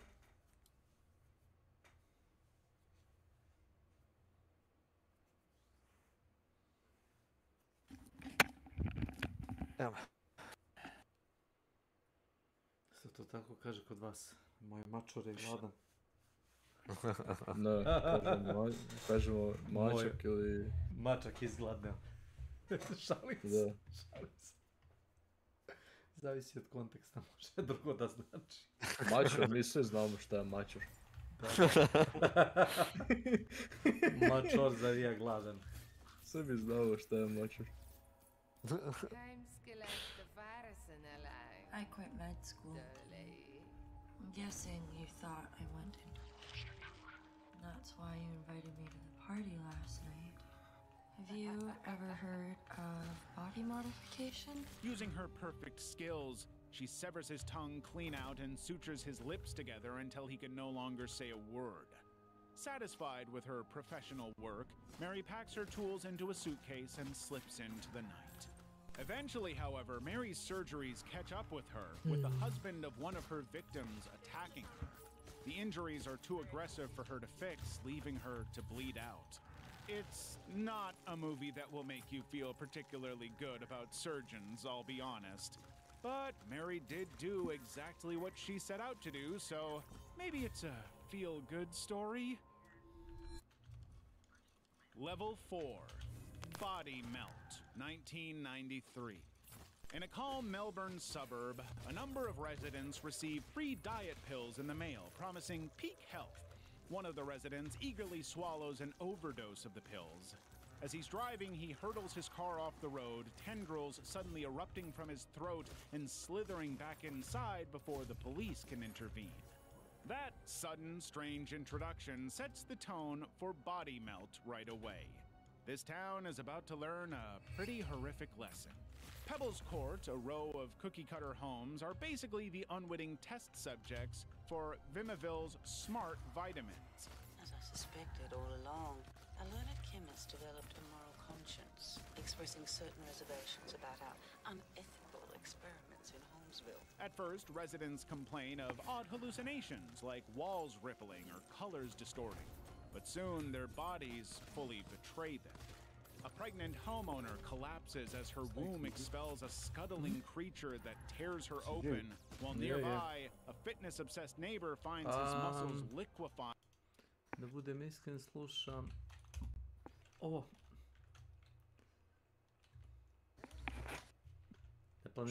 Ne planiram da gledam nijedan od tih filmova, ali...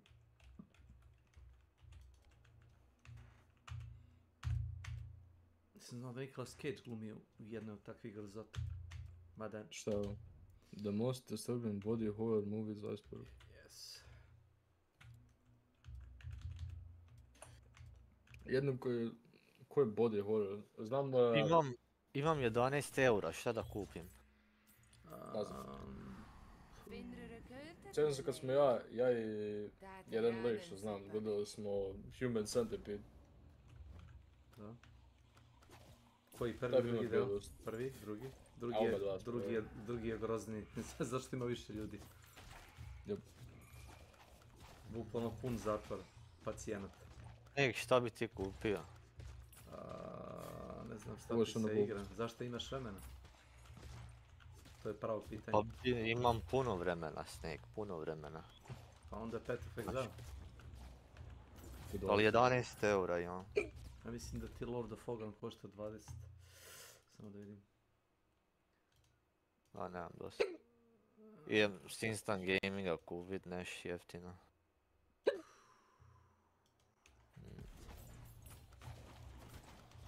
Bih ti rekao Helldiver, ali ne koštaju 10 eura. Nije toliko toksičan community, to je verovatno istina.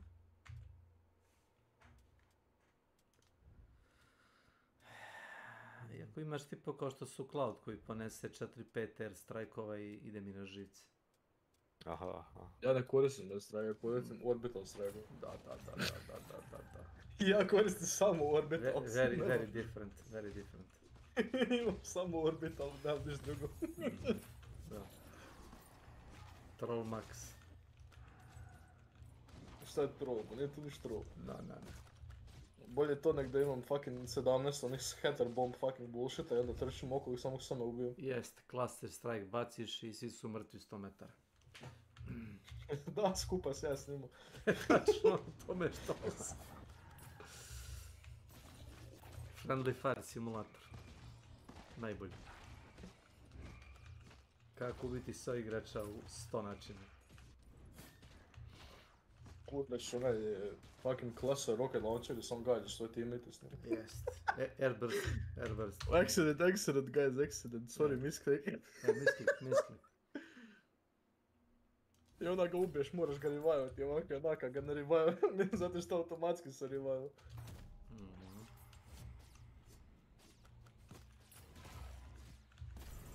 U toj igrici je tako lagano trollat, jebate to ne moguće. Pa jedok ne nestanu svi životi, onda više ne možda trolaš. Jep, onda, pa mislim onda se gotovo s trollanjem, onda je misija gotovo. Ne dok je zadnji čovjek živ. Ja sam sa 0 života završao misiju. A dobro, ako ću čekat, to je uvijek. Pa ako hoćeš da trolaš nekog, onda ostaneš u lobby da vidiš da li će da preživi. Ako preživi, jebik, nisi uspio.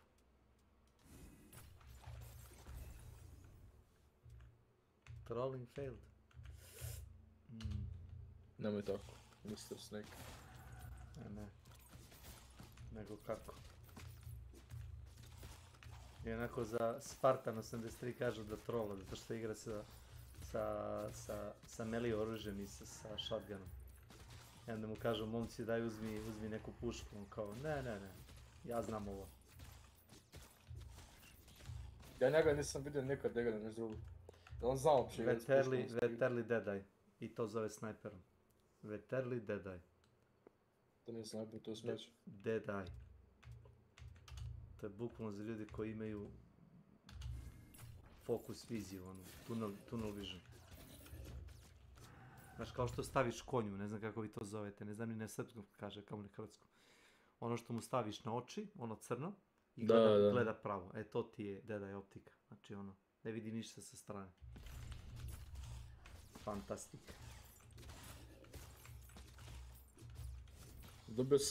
Dobio sam reklamu na Instagramu od Timu da kupim strojnicu.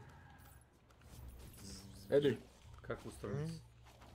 MG42 drum magazine shooting version with bracket. Ammunition chain, ammunition box, drum mag, cartridge case, gun belt. Real scale replica, machine gun, German machine gun drum magazine shooting version. But does it shoot? Real scale replika. Da, puca, onak ima onaj kurac da izbacivo kao casing. Izbacio kuglice ili? Ne, izbaciva case od metaka. Aha. Okej. Pošteno.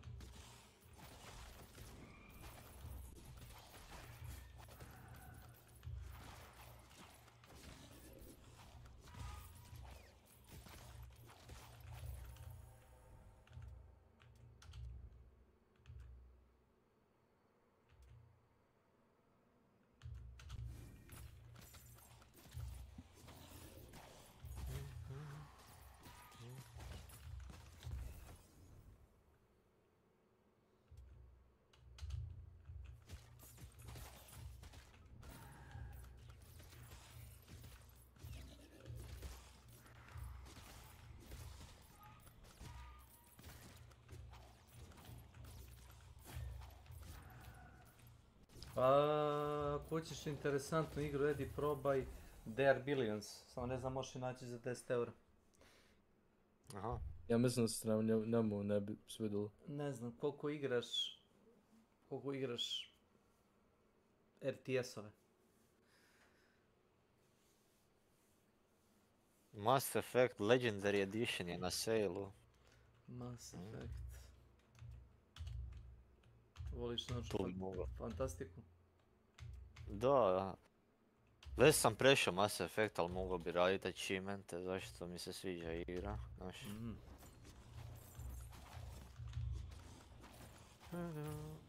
Ili da kupim sve dijelove Tomb Raidera.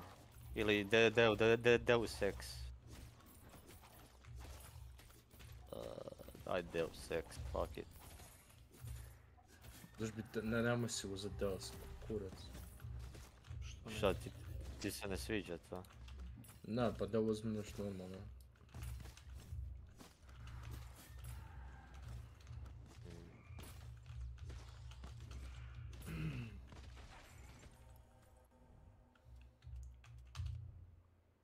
No, mislim da je igra cool as fuck. Radat kart. Trutseilen vik verven minna. Dölei.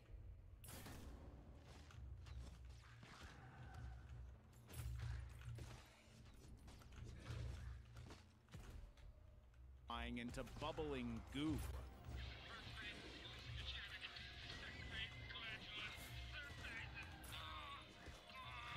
That's not a bad country, or a pretty good foot. In a world where we're all jumping on whatever fitness or health craze is popping up, it's a very uncomfortable movie. The residents are obsessed with having slender waists and toned physiques at any cost.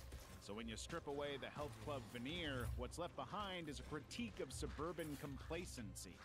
People are willing to swallow anything to fit an image, even when all the evidence points to total chaos. As the chaos spirals, Elm Street's neat lawns become graveyards full of exploded organs and melting flesh. The neighbors have to look through their curtains and see bones poking out of bodies and globs of mucus. But many of them don't stop taking the pills because, well, the promise of being thin is too appealing for them. Soon, detectives wade through bodies classified as death by hypernatural causes, documenting each rupture and wound as they go. They identify all of the problems, the organs dissolving, limbs contorting. They just don't know that the pills are the root cause of it all. So what are we here for, Willie? Well, I feel more in my stomach. I've been eaten away by something. Ti sanjaš da živiš u Požegi. The body horror in this movie is clearly supposed to send a clear message. Ozempic wasn't a thing in 1993, but if this movie's anything to go by, use with caution. Starry Eyes, 2014. Starry Eyes opens on Sarah Walker, an actress chasing a dream that feels already out of reach as she waits tables in a fast food joint, all while her friends steal her ambitions and belittle her drive. She lands on audition Ko da nema ništa, ko da metiš ravnu liniju i sam rendera sve zgrade i to je polje. Sam polje jedin. Šta je to kao texture pack ili šta? Da, Požega je texture pack za Hrvatsku, jebete, samo ravno polje. Wow. So cool.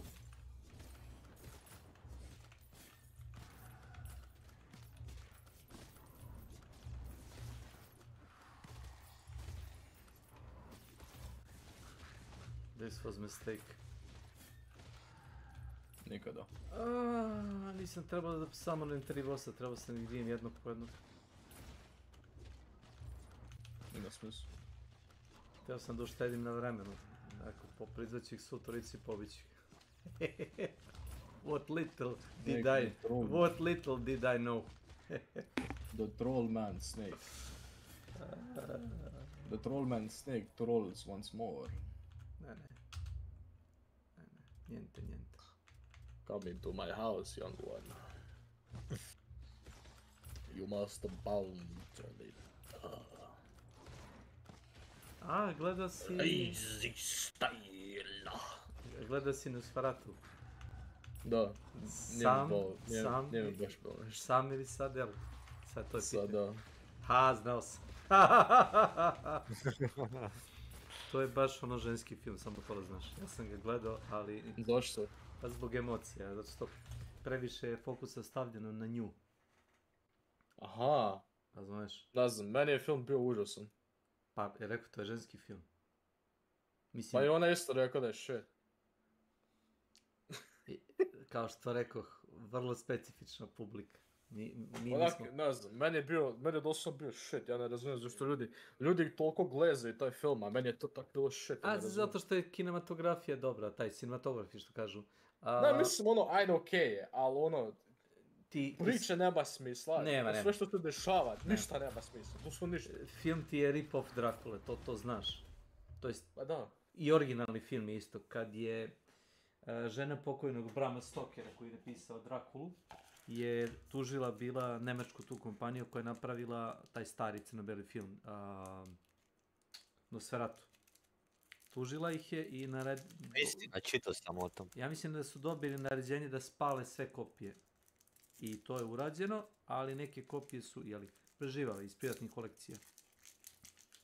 I u suštini ti je to klon Drakule. S tim što je priča malo drugačije. Ne znam, mislim da je bolja verzija nego stari film. Stari film je interesantno sniman.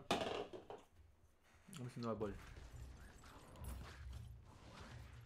Ali bolje nego Drakula pa jeste, zato što...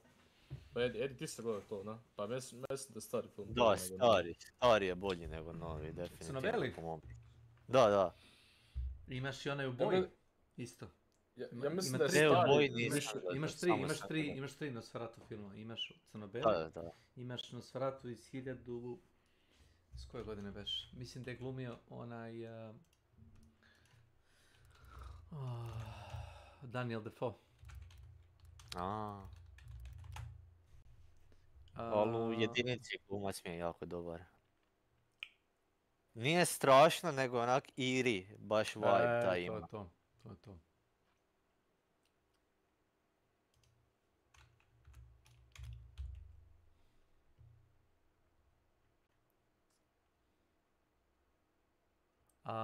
Werner Herzog, jeste čuli za njega? To je bio nemački režiser. Ja mislim da je i sad živ, nisam siguran. On je napravio 1979. Nosferatu the Vampire. Aha. On je jako interesantan režiser. I imao je najluđi glumca na svetu. Onoga ludog Poljaka. Ima dokumentarac o njima dvojici. Ovaj teo da plati da ubije ovoga glumca, zato što je bio nenormalan. I isto tako je trolo ovoga Ilona Muska. Jesi gledao to? Da, nisam. Werner Herzog trolls Elon Musk. U svom nekom dokumentarcu. Ima jako puno filma. Trolls Elon Musk.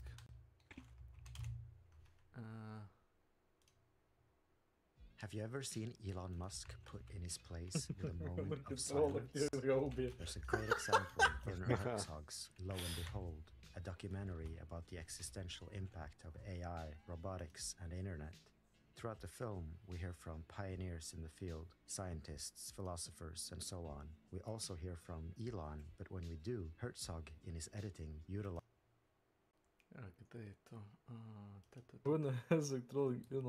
What we see on the internet is just a representation of what VR, priča o budućnosti, o modernim tehnologijama,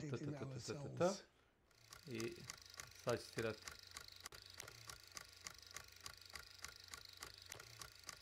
I'm Ben Maku, and on today's Vice Talks film, sitting down with Werner Čekaj, Herzog, di ga trolaš, man šta? who's literally gone to the ends of the earth for his Gle sada. Markovo sam ti vreme. On Mars via the internet. Ovaj dole, vidim. I mean, right now, we can't even get one person to Mars, so clearly... I would come along. I wouldn't have a problem. Of course, but deeper into all this. A koji je za Boga? Ovo je taj klip. Ovo je taj klip, ali gdje tačno to kaže, zaboravio sam. kad priča o, ne znam, o istraživanju svemira, o satelitima, ovome, onome, i u jednom trenutku Elon Musk 20 sekundi tišine i kao razmišlja. Znaš šta da mu odgovori? Da, znam ovog lika, ček, taj Werner Herzog. Da. Why? Curiosity. And I'd be... Hteo je da plati da ubiju Werner Herzog. Glumio puno filmova. Kako se zove onaj plavi glumac? Ovo. Klaus Kinski, si čuo za njega? Moram ga vidjeti, ne znam.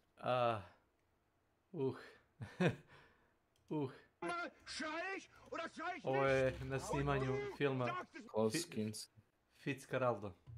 To ti je o jednom panamskom bogatašu koji je teo da prebaci, nego što je bio panamski kanal, da prebaci preko Južne Amerike s jedne na drugu stranu. Hteo da prenese brod pun kaučuka. Mislim, ne kaučuk bio. S jedne na drugu obalu, kroz šumu je vuko brod. I Werner Herzog je režiser, a ovaj plavi glumac je bio ono kao glavna rola, ali oni kažu najluđi glumac koji ikad postoje. Ovaj, Klaus Kinski. On je bio Nosferatu. Ja mislim da je on bio, da. Najluđi glumac na svetu.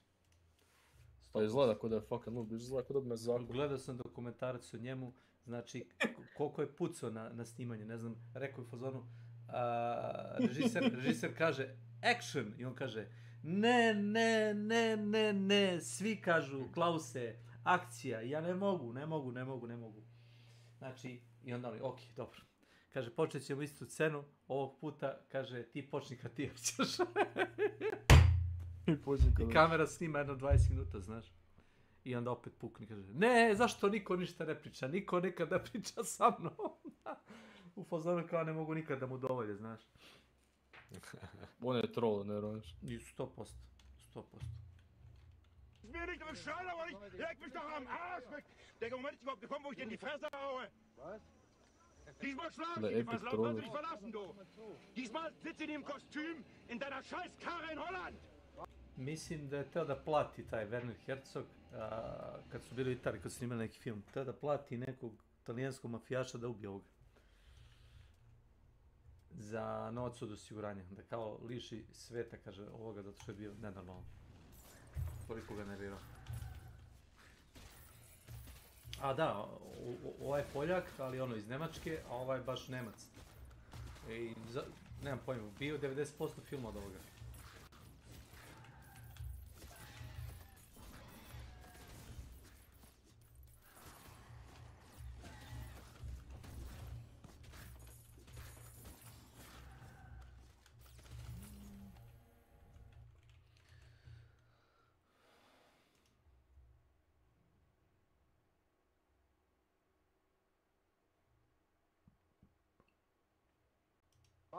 Mach zu! Trau dir nur! Verschlag dich zusammen, Trau dir nur! Wenn du zu frech wirst! Trau dir Dieser Streit hier, nebenbei mitgefilmt, betraf den verdienstvollen Produktionsleiter Walter Sachser. Zufälligerweise war ich einmal nicht gemeint. Euer Gewichse mit eurer Freundschaft! Ich mich jetzt...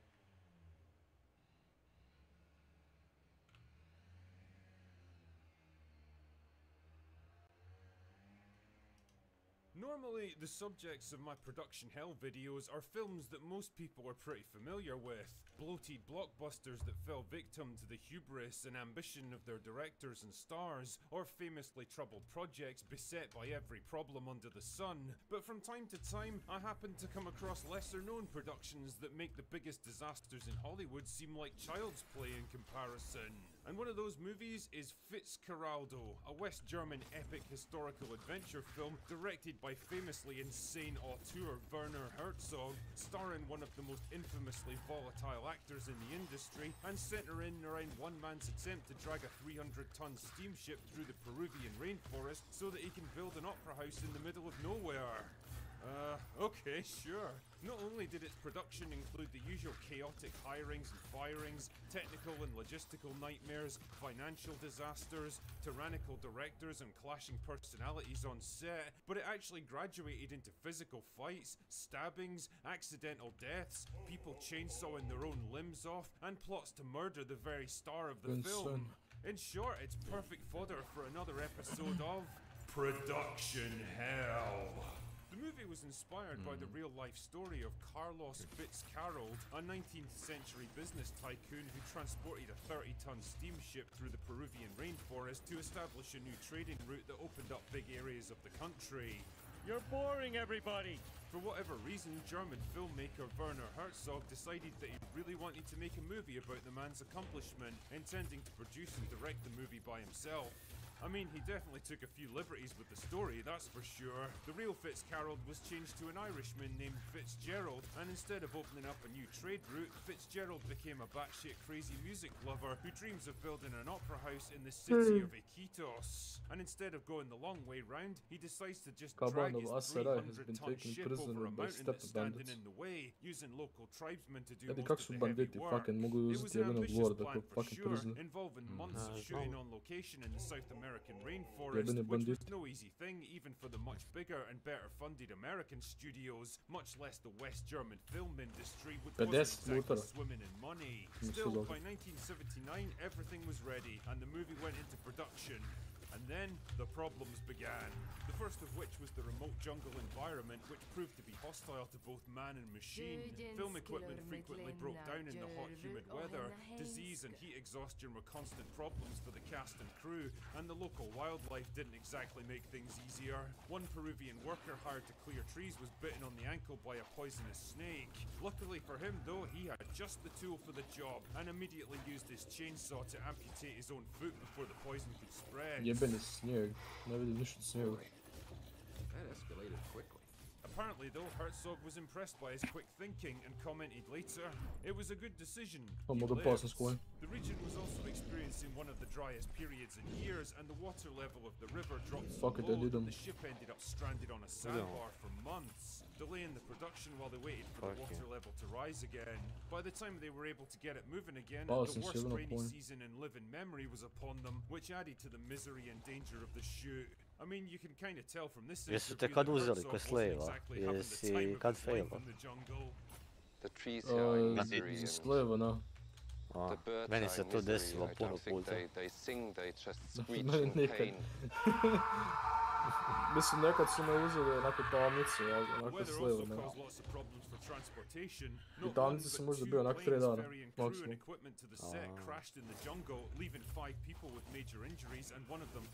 A to je jedno onako na početku igre kad gubiš onako. Boš pogledao, bez problema. The Brazilian engineer in charge of the operation resigned after telling Herzog there was a greater than 50% chance that the cables holding it in place would snap and the whole thing would roll back down the hill, killing anyone in its path. But apparently Herzog was like, nah, it'll be fine, and just went ahead with it anyway. Not a great plan. All was not well with the cast and crew either. Injuries and illness on set were frequent. Supply problems meant the food was borderline inedible, and tensions soon rose with the thousands or so local extras brought in to help with the production.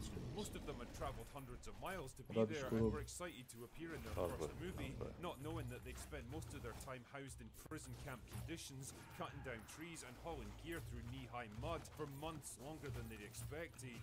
The cheap local beer they relied on to keep the extras amused soon ran out, and the only form of entertainment were games of football, until the unthinkable happened. The ball bursts. Son of a bitch! Also, and I've never been able to fully verify this, but apparently to help ease tensions, the production actually hired, ladies of the night to live and work at the camp for the duration of the shoot. Otherwise, a local priest warned them that the men would quickly go insane. Damn man, this movie must have been fucking wild. Relations with the indigenous tribes in the area gradually deteriorated over the course of the shoot as well. One group launched a hit-and-run raid on the film camp where one of the crew barely survived an arrow to his throat and his wife was hit in the stomach, forcing the camp doctor to do emergency surgery on a kitchen table to save her life. Another tribe became angry when Herzog constructed a village on their land without permission and decided to retaliate by burning down the entire set. It took Herzog 13 months to find a suitable location to replace it. The actors were also becoming a big problem. Jack Nicholson was originally set to play the title role, but the studio couldn't afford his $5 million salary and instead went with Jason Robards, with Mick Jagger of all people signed up to play opposite him. Unfortunately, Robards was struck down with dysentery a few weeks into production and his doctor refused to let him return, meaning that not only did they have to find a replacement, but they'd also have to reshoot all of his previous scenes with the new actor. The delay proved to be too much for Jagger, who was forced to abandon the production to go on tour with the Rolling Stones, so his character was written out of the script completely. Now, this is the point where things went from borderline disaster to full-blown nightmare when Herzog decided to hire German actor Klaus Kinski as his new leading man. Kinski was famous for his explosive temper and being difficult to work with even on easy shoots. Herzog himself had worked with the man on 3 previous movies, and every time they'd almost come to blows, so bringing him into an already stressful production in a harsh jungle environment went about as well as you might expect. Das ist ja unglaublich überhaupt. Mit dem Fotografen. Komm, leck mich doch am Arsch, Mensch! Wir drehen einen Film!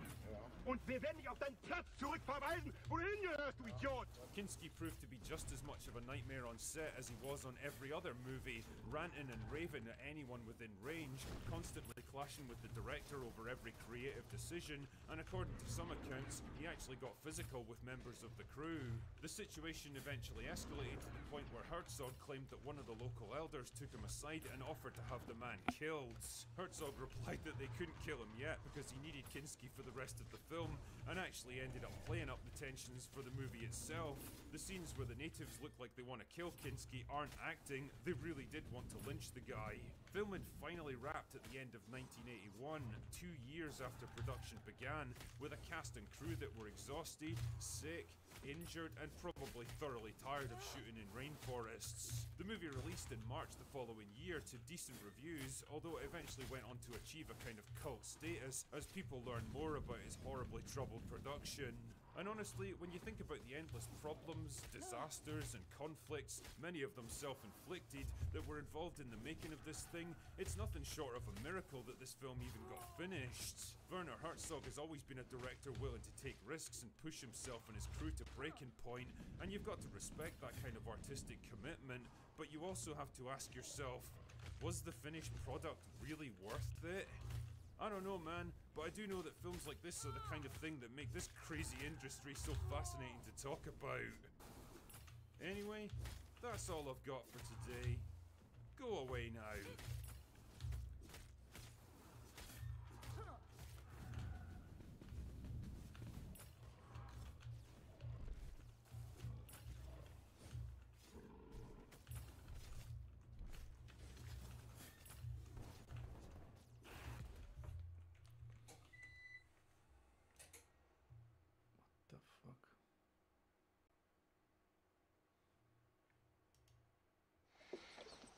I shouldn't make movies anymore.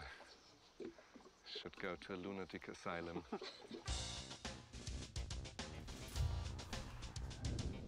Fitzcarraldo is a film released in 1982 by acclaimed German director Werner Herzog. This is movie.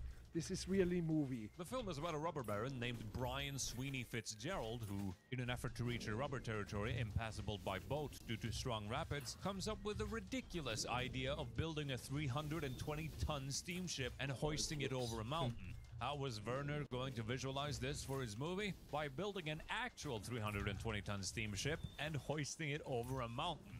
At this point, Werner Herzog had a bit of a reputation for doing crazy stunts in the name of cinema. He lived on rafts for weeks when filming Aguirre, got thrown into prison multiple times while filming Fata Morgana, and strapped himself to a moving car for Strozek. But he's not a miracle worker. He doesn't do the impossible. What I keep doing is the doable. Do the doable. And as far as he was concerned, pushing a steamship over a mountain was doable. It will be time-consuming, sure, and probably very expensive, but it shouldn't be that hard, right? Well, he thought wrong. Very, very wrong. People have lost their lives. people have been in a plane crash and 5 of them in critical condition. We ran into a border war between Peru and Ecuador. Our camp for 800 people in the jungle burned down. How can you push people into their own death for the sake of a goddamn film?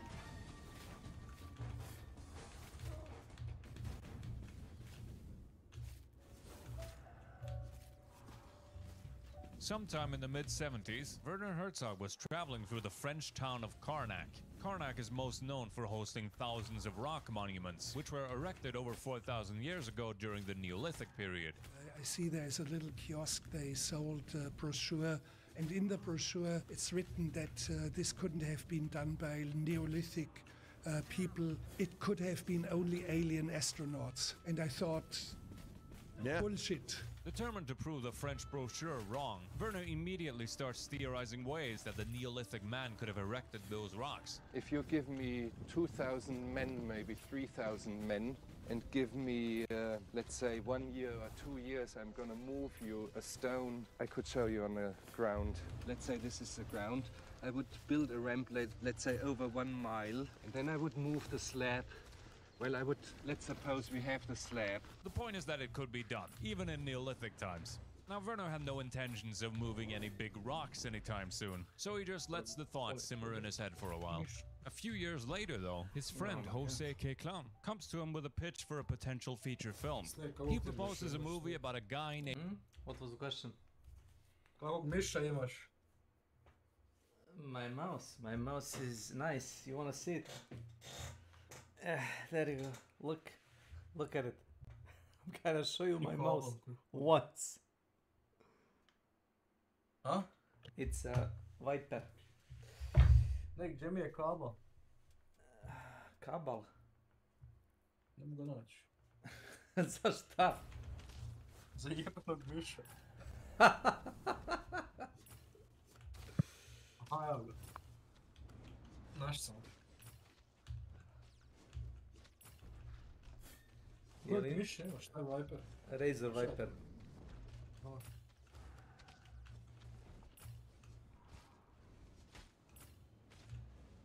Mislim da taj ja imam. Ide dosta 1000 Hz, ali ako guraš preko 1002, počne ti se PC botuje, znaš. Pa takvog i ja imam. Nije preporučio preko 2000. To je moj predlog.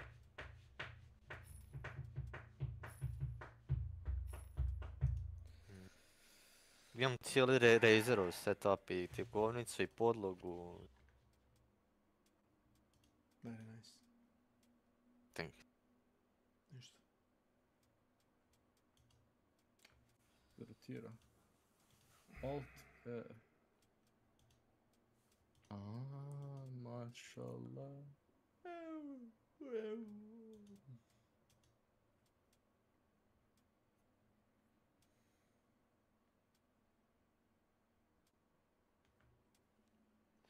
Treba bi popiti malo vina. Stvarno glavni puca. Sad je vreme kod nas zahladnilo. Isto kod nas. Bilo je prijatno, sad je hladno baš. Počinje hladno me boli od vremena. Ili da uzimam tablete za glavu ili vino. Kaže vino župa.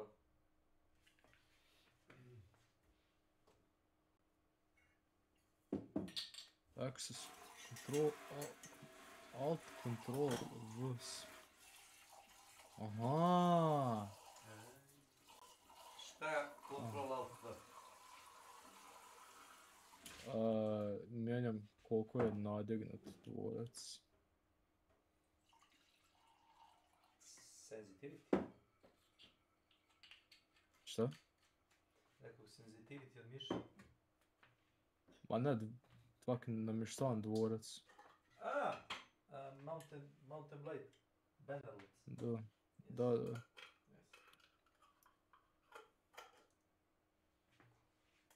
Znači kako se rotira Altik, janka.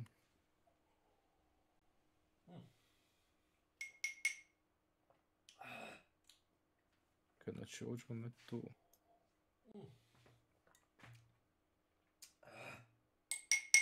Snake, kako vino piješ, Snake?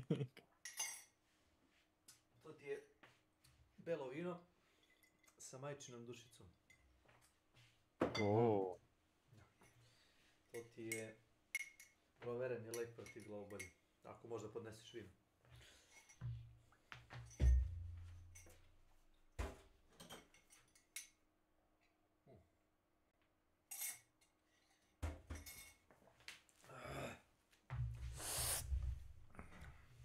Pojenta što ja ne mogu baš dobro da podnosim piće. Što ćete čuti za nekih 15 minuta. Ako budem tu za 15 minuta.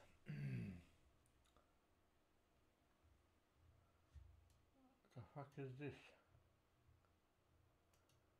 Ja, ovo ona porno igra, da? Pa pogledaj.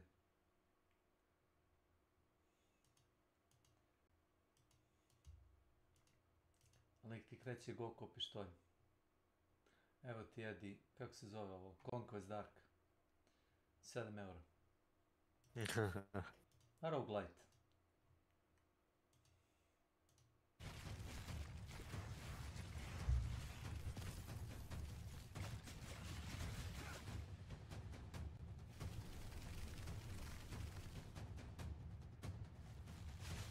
To sam tražio, jebem ti mater. Ovo? Okej. Ma ne to.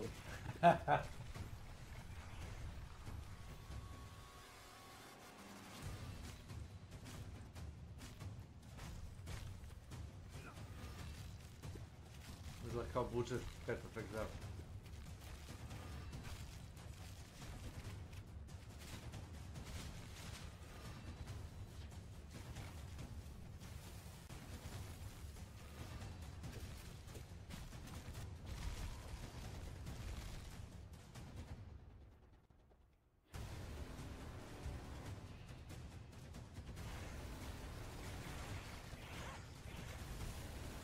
Kurac kad jebenog pluta po zraku, majko ti jeben.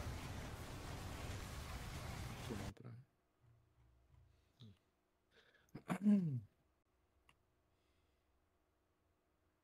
Ah, shit.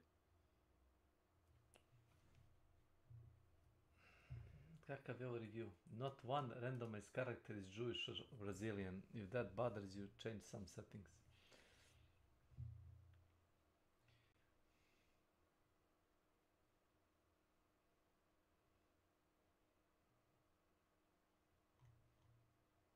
Da moraju biti Židovi Brazilci.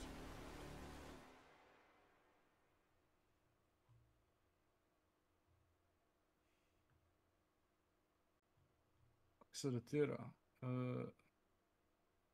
Baltic je... Gdje ulazi jeben ovaj dvorac?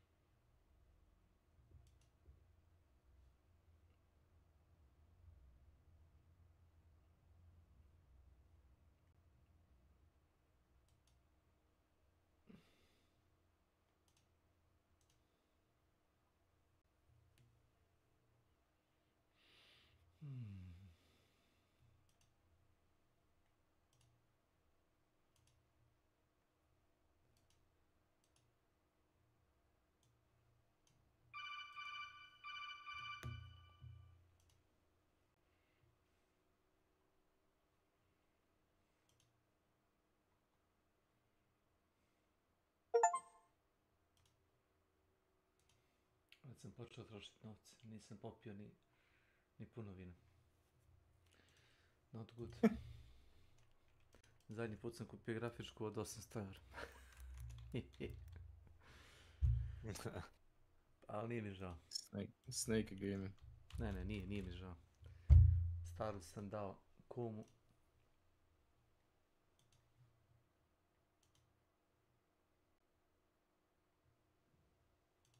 Tako da nije šteta bila, nikakva.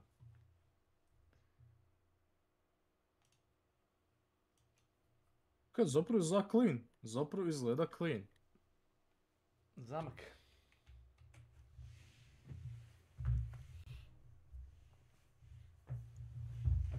Snake, napravio sam svoj prvi grad. Yes. Prvi grad je napravljen.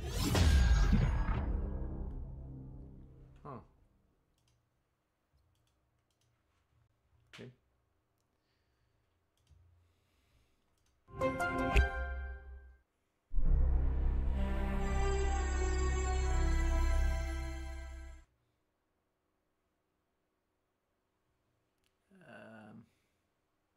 Ček samo.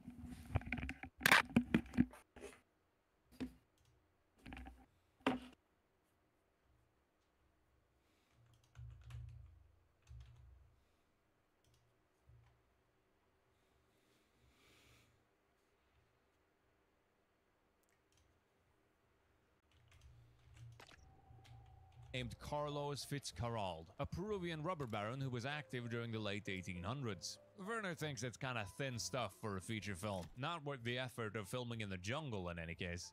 But then, Jose mentions a throwaway fact, which was that Fitzcarraldo once dragged a 30-ton steamship from one river to another over an 11-kilometer long stretch of land, which has since been known as the Fitzcarraldo Isthmus. Suddenly, it all clicks. Werner sees the whole movie in his head. Is called Fitzcarraldo, and it is about a crazy man of Irish descent whose name is Fitzgerald. But since nobody down there on these Amazon tributaries can pronounce his name properly, he calls himself Fitzcarraldo. Actually, he moves a huge steamboat, which is about 140 feet long and 3 stories high, across a mountain. The image of a massive 3-story ship being hoisted over a mountain doesn't leave his mind. He needs to make this movie, and he needs to use a real steamship, not a plastic model. Now, I've always said we will not do the plastic solution with a plastic boat across a studio hill in Hollywood. We will actually do it. Now, the immediate problem with this idea is that no one has even attempted anything remotely like this before. Even the original Fitzcarraldo didn't move the entire ship at once. He chopped it up into dozens of smaller pieces first, before dragging the pieces across flat land.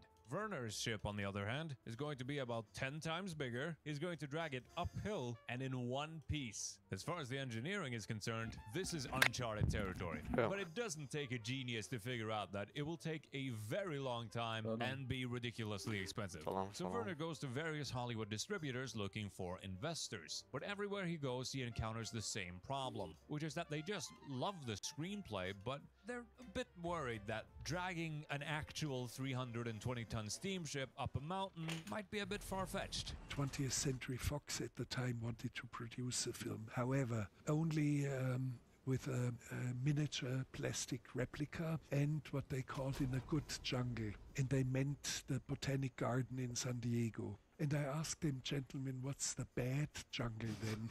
And then it became frosty and I knew I was alone. Werner quickly realizes that none of these guys get it. So he decides to clear out his savings account and put the money up himself for now. But where do you even begin with a project like this? Well, let's start with the ships. Werner needs 3 ships in total. One rusty one that Fitzcarraldo buys earlier in the movie to fix up, one fully working ship that he pulls up the mountain, and one identical ship that he sends down the Pongo later in the movie. He also needs to find a location with a very specific geography. He needs 2 rivers that run in parallel with a mountain between them. The mountain has to be big enough to be impressive on film, but not so big as to be unassailable. The rivers also have to be big enough to accommodate a massive 320-ton steamship on both sides. It takes Werner months of searching before he finds a suitable location, but in the end, he finds one here, in northwestern Peru, between the Rio Marañón and the Rio Cenepa. Then he needs to build a camp to house over 1,000 people. And the camp needs to include plumbing, electricity, cooks, and medical personnel. A hard task indeed, but Werner has organized similar things in the jungle before, and as long as he doesn't invite Kinski this time, things will probably work out fine. But the main problem with building a camp in such a remote location is that there is nowhere nearby you can get supplies from. The next town where you can buy a torchlight battery is 800 kilometers away. So Werner also sets up an office here Welcome in the to my city channel. of Iquitos. Iquitos is a Peruvian port city of around 160,000 residents. There are no roads leading here, only boats or planes. The power cuts out multiple times a day, and the mail never arrives on time, but it will have to do. Iquitos is where they will run their supplies from, where they will build their ships, and also where they will film most of the movie.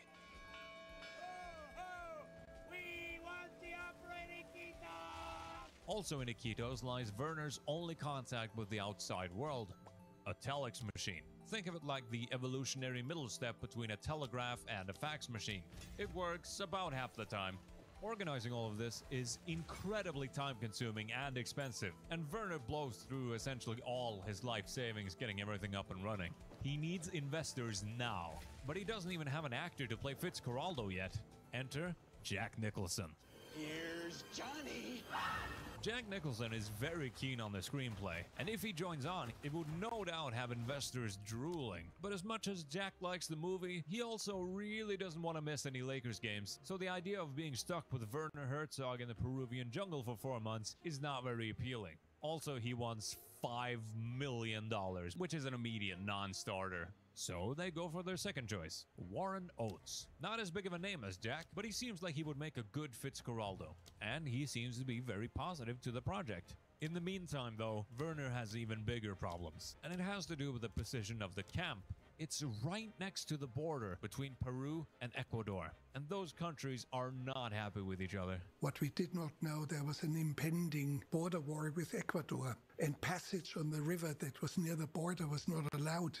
They even shot at our ship once. This encroaching border war means that many of the areas in which Werner was planning on filming in have become restricted military zones, and they're not gonna let Werner waltz on through with a 320-ton steamship without a permission slip. So Werner has two choices here. Either one, try to convince the Peruvian government to give him access permits to what is essentially a militarized war zone, or two, make his own damn permit. I fabricated a 4-page shooting permit with all sorts of permissions. I mean, everything in the book was allowed to me, and it was signed by the President of the Republic, Belaunde, and his Secretary of State and his Chancellor. Well, that doesn't entirely fix the problem with the military. It does alleviate it to some degree. But he's not out of the woods yet, because the biggest problem facing the film's production right now is the ongoing conflict with the locals.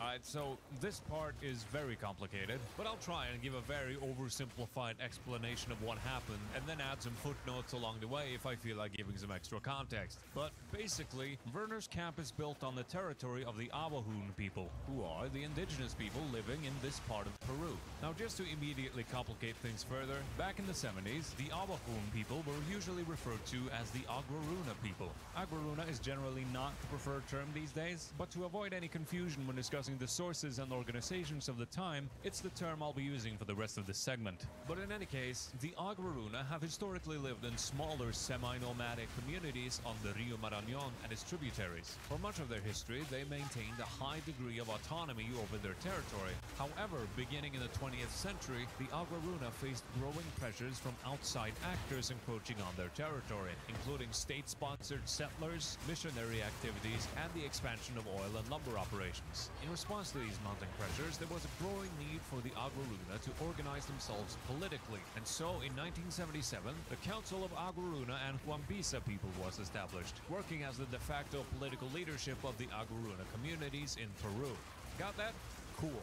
Now in comes Werner. In 1978, Werner gets a filming permit from the Peruvian government and gets permission to build the camp by some of the local Aguaruna community leaders, but not by the newly established Aguaruna Council. And the council does not want to give Werner permission to make Fitzcarraldo on their territory, because Fitzcarraldo was a real guy who enslaved and killed hundreds of indigenous people during the rubber boom. And they don't want to contribute to a film that shows Aguaruna people being subjugated by Europeans. A llevarlo a Europa podía presentar como que los aguarunas y guamisas podríamos en aquel entonces el tiempo de caucho han sido explotados, matados, qué sé yo. Werner responds by essentially ignoring the concerns of the council, further claiming that the council has no actual authority over the region he's staying in. Right in this area, there is some sort of a unique political movement, separatist movement. The Indians in this region have founded a council, and this council has not been recognized by the central government. This does not help his situation. As far as the Aguaruna Council is concerned, Werner is actively trying to bypass the power structures of the indigenous people in the area to force through his boat movie against the community's wishes. In response, they launch a massive media campaign against Werner Herzog and the film company. Before I even started shooting, I was accused of committing human rights abuses and putting people opposing indigenous leaders in jail. It was completely unbased. This is the only time I've heard Werner raise his voice. Yes, but that is not my problem. Sorry. The press in Fitzcarraldo is not my problem. It is a problem of the media. And I was accused, and I mean, literally, I was accused of forcing native Indians of the rainforest with force of weapons into slave labor for my film. Werner insists that the claims made against him and the film company are all baseless allegations made up by the media. And to his credit, I'm sure a lot of what came out in the press at the time was either blatantly false, exaggerations taken at face value, or statements twisted by the telephone game. But I also think he might be using that as a shield to avoid addressing any criticisms of how he was handling the situation. Whatever the case, things were not looking good for the future of the movie. Werner hears through the grapevine that members of the Aguaruna Council are planning an attack on the camp, so he has to hire guards to protect the camp 24/7. There's no way Werner is going to be able to finish the movie under these conditions. Werner needs to come to some sort of agreement with the council if he ever wants to complete the film. So he goes to the headquarters of the Aguaruna Council in Naparuca, despite everyone warning him that they will kill him on sight. But Werner doesn't care, he just wants to make his damn boat movie. So Werner sits down for a meeting with the council, and thankfully, they don't actually kill him on sight. In fact, the tone is relatively civil, but the message from the council is clear. If Werner Herzog wants to live, it would be best for him to leave the Rio Marañón. At this point, Werner has had enough. Between the border war on one side and the council dispute on the other, Fitzcarraldo is going to collapse any second. So he leaves the camp and plans to abandon it completely in the following weeks. But before he gets a chance to properly transition out of the camp, Aguaruna warriors rush in and burn it to the ground. Damages to the camp were estimated at around $80,000, but it is above all the waste of time I am concerned about, Herzog said. In the end, over an entire year's worth of work wasted, all his life savings in the gutter, and his public reputation in shambles, Werner has yet to shoot a single second of film. In fact, he was back at square one. It is very, very difficult, and we are struggling on. I try to be a good soldier. I will hold out on this outpost, and I will try to make that film. It would take almost a full year before he finds another suitable location for his film, but eventually he finds one between Rio Camisea and Rio Urubamba.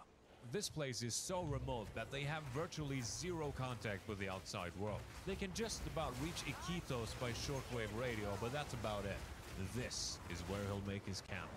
Good news is that Werner has confirmed all the actors now. Warren Oates tapped out a month before shooting due to health problems, but Werner has since signed on Jason Robards to play the role of Fitzcarraldo. And for his sidekick, he has signed on Mick Jagger.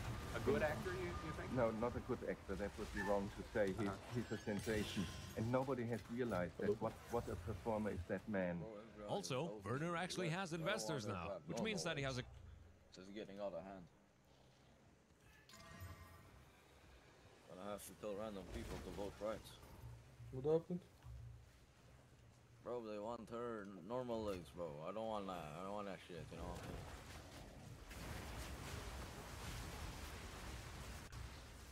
What did she want? A couple of $1 million The to rabbit blow shit. through.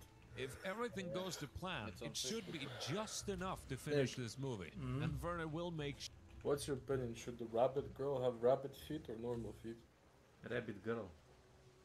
Yeah. Danny show him.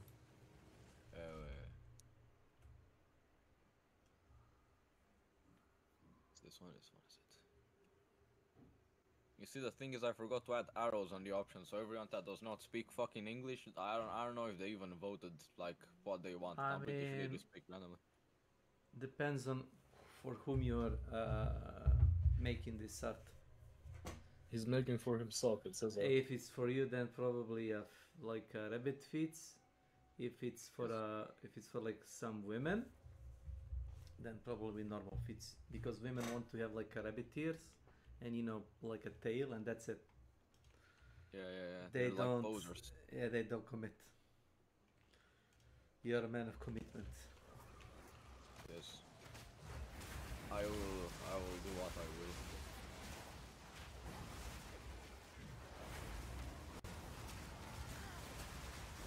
Then you think you're retarded. Bro, final vote is casted, then I'll have to change that until then. If it's on 50%, I'll just feign coin flipping and oh shit, the right side won. Otherwise, I'll try to make it seem like, the right is favored, even though it's on 50-50. How about making like a horse hoofs or something like that? It's a rabbit. No. Like fuck everybody up and just make some like different feats. Well, how about I just give her the dick instead of feet, bro. Yeah, 2 dicks. Yeah, she wants some dick heads.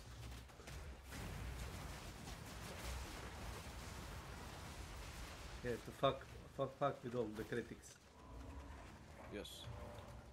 I'm the artist, I drew her. I don't know what I want.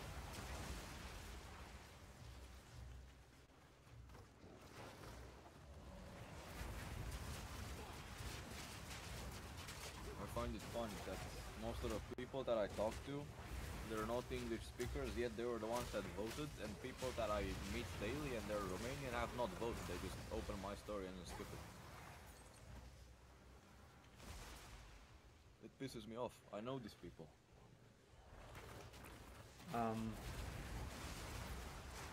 I can quote myself, I guess. People are trash. Yeah, I fucking hate them all. Yeah, there you go. End of quote. I used to think I was the one that didn't speak to anyone. These fuckers aren't making an initiative either.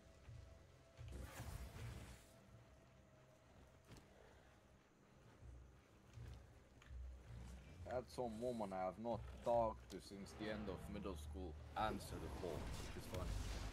And we both hated each other. I always called her fat because she actually was fat, and she called me a fucking dumbass retard.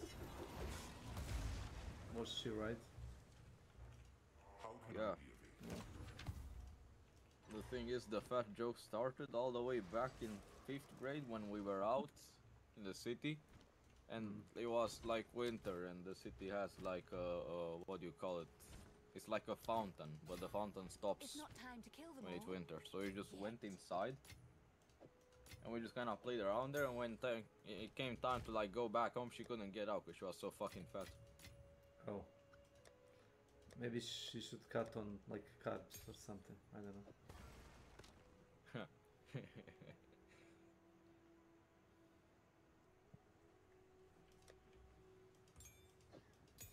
Yeah, anyways, surprisingly, she took the poll seriously. And she always liked my posts. Meanwhile, everyone else that I talked to even like a couple of weeks ago, no one fucking answered the post. I don't know what the fuck's wrong with them. They're fucking dumb, I hate them. Maybe people cannot like, handle critique. It's not about critique, you either pick she has normal feet or she doesn't have the normal feet. Oh. Or no feet at all. Yeah. She could be in like a wheelchair. Yes. Yeah, like WoW. That's what WoW did. Really? With fucking, yeah, they put one of the characters recently got bombed in a magic attack, and instead of them just fixing them with healing magic that is in game, they Yeah. put him in a fucking purple wheelchair. And, and now he's rolling around. Yes, now he's flying around in a wheelchair. by the way. Oh. He's flying in a wheel. I'm gonna wait. Did you play the what's it called? The Rainbow Six Siege? Have you Yes, seen- I know there's a bitch in a wheelchair. Yeah. But listen, look at what the fuck. I'm That's talking okay. about. That's okay with you? No, listen to me. So they put a guy. Listen, listen to me. They put a guy that's a magician. He's a mage. Yeah. They put him in a wheelchair. He can fly. He's flying. He doesn't even use the wheels, man. Oh my fucking god, these people. No, but look at this shit. Look, please look in general.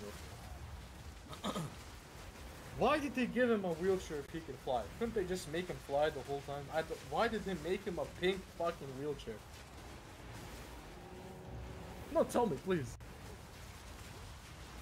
To sell Look at some him. skins or something? I don't know. Look at him. Oh.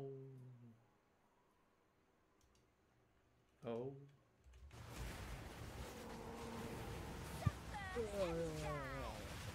I mean, that's terrible.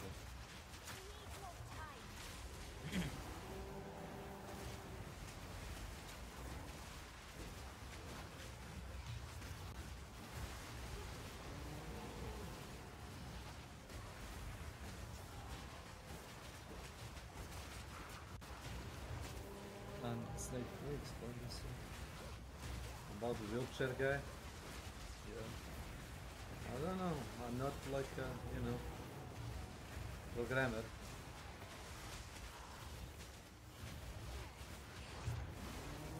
Look at everyone else. Everyone else is normal, looking normal, nothing wrong with them. Then you see the purple guy the normal looking guy in a fucking translucent pink wheelchair that's flying. I saw. Why did they make him a wheelchair if he can fly? I don't understand. What is this? What? It's so fucking loud. You seem to be depressed.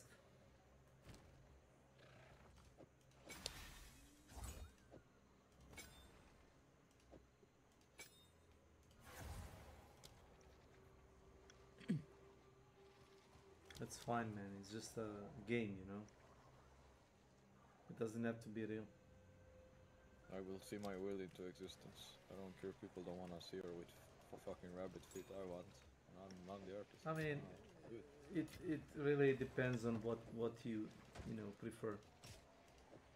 I don't want her to be like the classic, what do you even call this? Like just a fucking, it's just a demi-human. But whenever anyone draws demi-humans, it's just like a dude with fucking ears and like a tail at most, and that's it. I don't want it to end there. Yeah, that's cringe, by the way. Yeah. I mean, it works in some cases, but in my case, I want the fucking demi-humans in my universe to be more animal-oriented. Which makes sense. But not straight up furry. Have you played any Final Fantasy game? They have like a lot of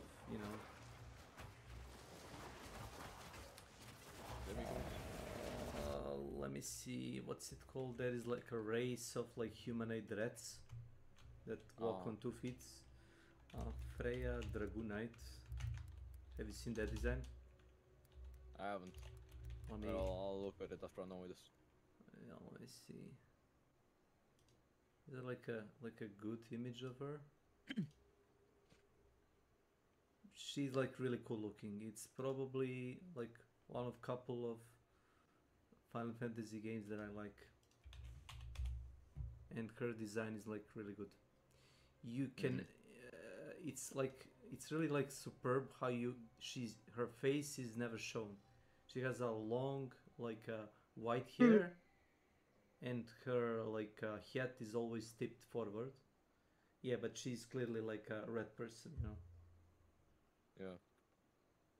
and just like observe, like you know, like she has like a clove hands, like claw feet without, you know, boots. She doesn't have like a boot. She has like boots that are like, you know, cut open, so her feet can, you know, freely move. She has like a long tail and like a big red fluffy coat, like a pink fluffy coat, and like a big fucking spear. And that's it. Like simple design. Yeah, and her ears are poking out of like a huge hat. And she's like, about, yeah. like making her wear a cloak, but it's kind of weird with the ear, so I'll just ditch the idea. It depends. Do you want her to be like nude character or? No. This art is going to be normal art. I am no longer porn artist, at least not on the main account, because then everyone also stopped talking to me. Oh my, greedy fools.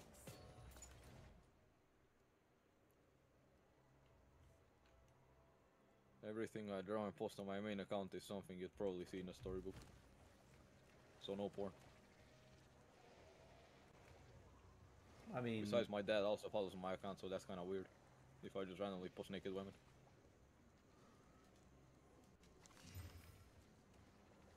Yeah, I guess that could be weird.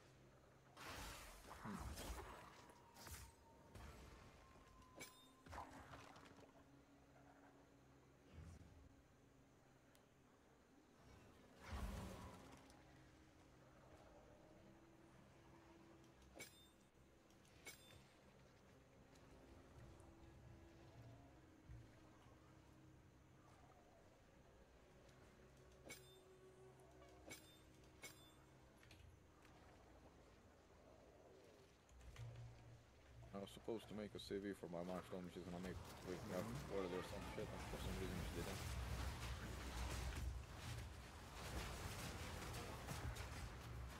What are you talking about? My mom. What you didn't do? A CV. Curriculum vitae. Know what I'm saying? Yeah. For work.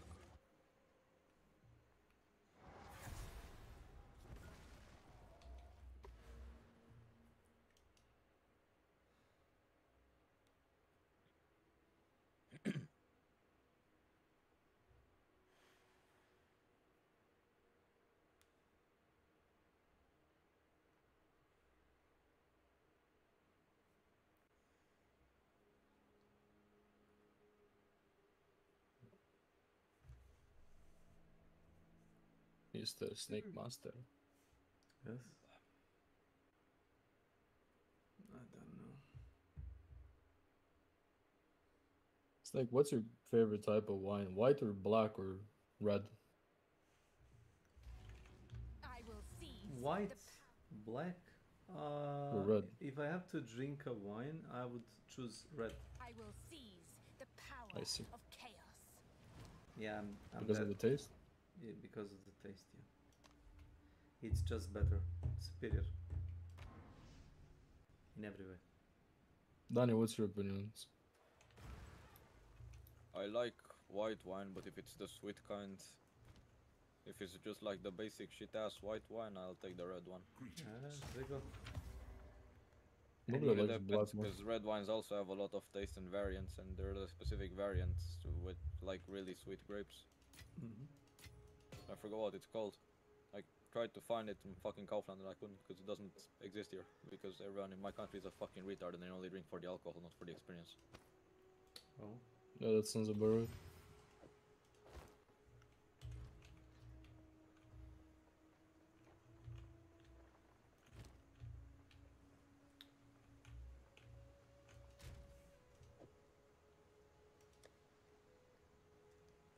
That's alright.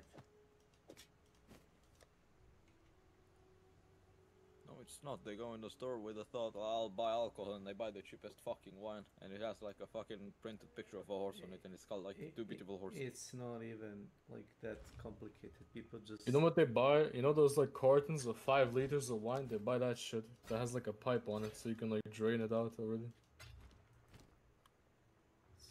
Bro. Okay. This, What? So it's like what I'm about to show you. cheap wine, yeah. This is called vodka flavored alcohol. It's not even vodka. It's like some fucking brandy or what the fuck ever, and it Vodka just tastes like flavored alcohol. And it's in a plastic bottle, bro. This is what But it's that's, done. but that's next level, man. So what do you actually do with that? Again? They just buy it, drink it for the alcohol. I told you. This costs €5. It's to get drunk, it's like that's the only reason why. You could buy like a, like a medicine alcohol and mix it. No, you die from that. No, you won't. I know, guys. There is like a alcohol that's used for like cleaning the industrial machines, and I know the guy that was like so,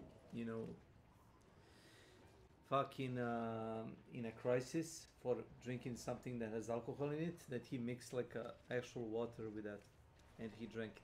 But that's absolutely insane. He didn't that's die. like death. He didn't die, but I watched him a couple of times, hitting his head against the wall while we were, changing in a locker room. Bro, wait, you know Pelikovac, right? Yeah. That guy at my work used to buy like those small bottles of it, those like 500 milliliters, right? Yep. He would buy those, and then he would hide them in his locker. And then when we would have like a lunch, he would go and drink like 5 of those.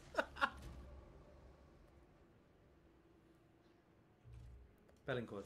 And then he would drink like 5. He would bring like 10 of them, and he'd just hide them in his locker. And then he would just drink them on his like break. Okay, it's funny. And he also smoked weed, and he was like always talking like he was like mentally deranged. One time we had like a meeting, and he came there and he was asking people what's happening. He came like to organizer, and he was talking to him like for like half an hour, trying to explain to him what the fuck is happening. You have no idea what is happening, bro. Well, Yeah, I miss those times sometimes. Yeah. I had people like that. Yeah, they're like severe alcoholics Yep. at work. I don't even know how they function. You can like notice them from like a distance when you see them Yeah. shaking. Yeah. Yeah, they shake, and when you see them stop shaking, that means they took like a daily dose. Yep, the daily dose. I cannot like use any other word. Like he just take a sip of alcohol and now he's fine. Like his hands are steady like a surgeon. Now he can work.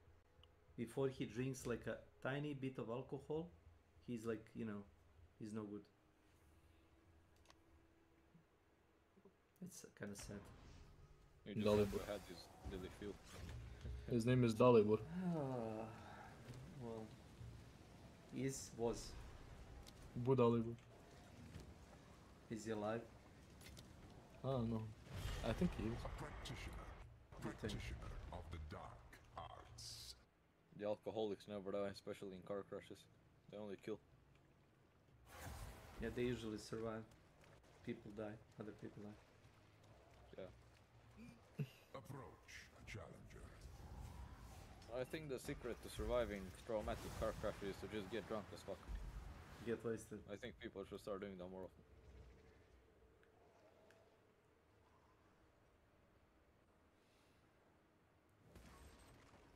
Oh my god, this is not bad.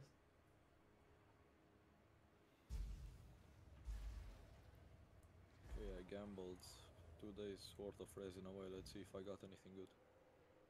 Nope. Nope.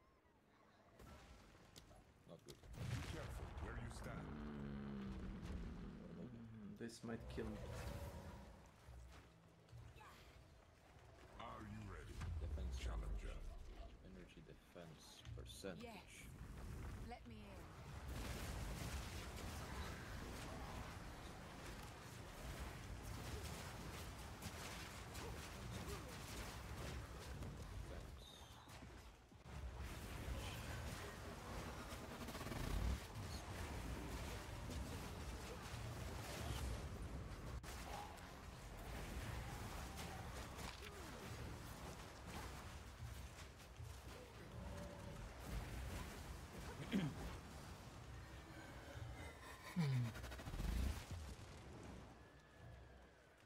Well, the artifacts I get are cheap.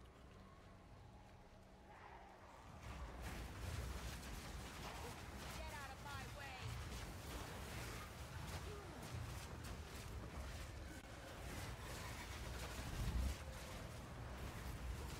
Death and decay.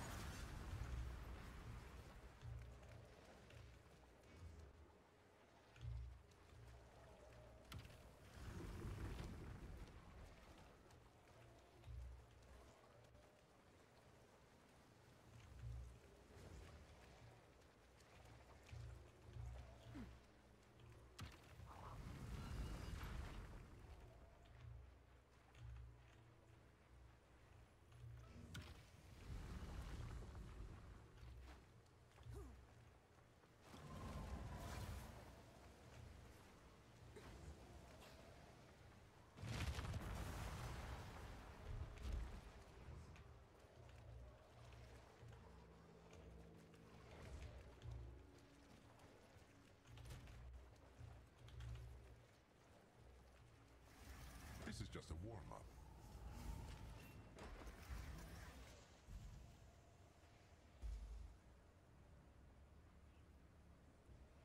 Insane.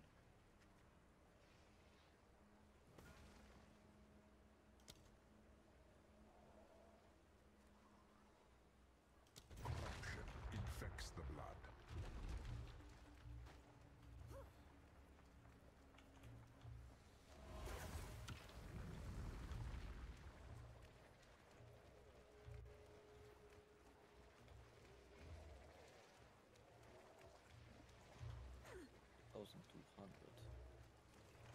So what do I do here?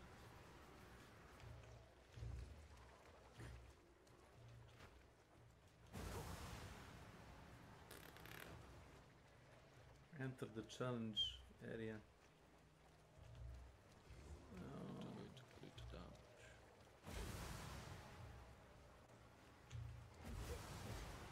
Well,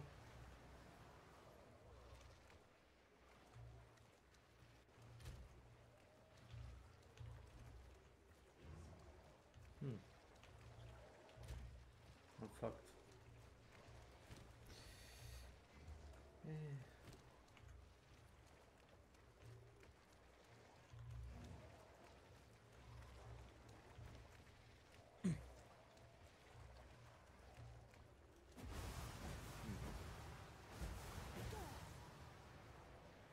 How do I start this? Romuru Tempest. Welcome to my channel. Irma Lopez. Welcome to my channel. Oh.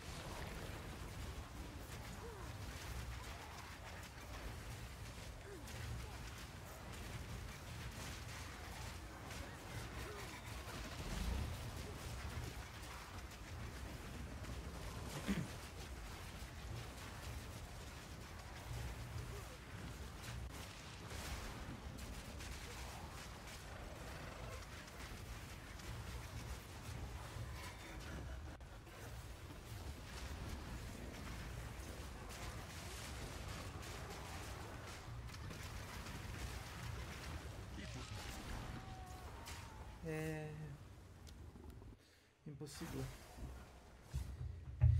Impossibile.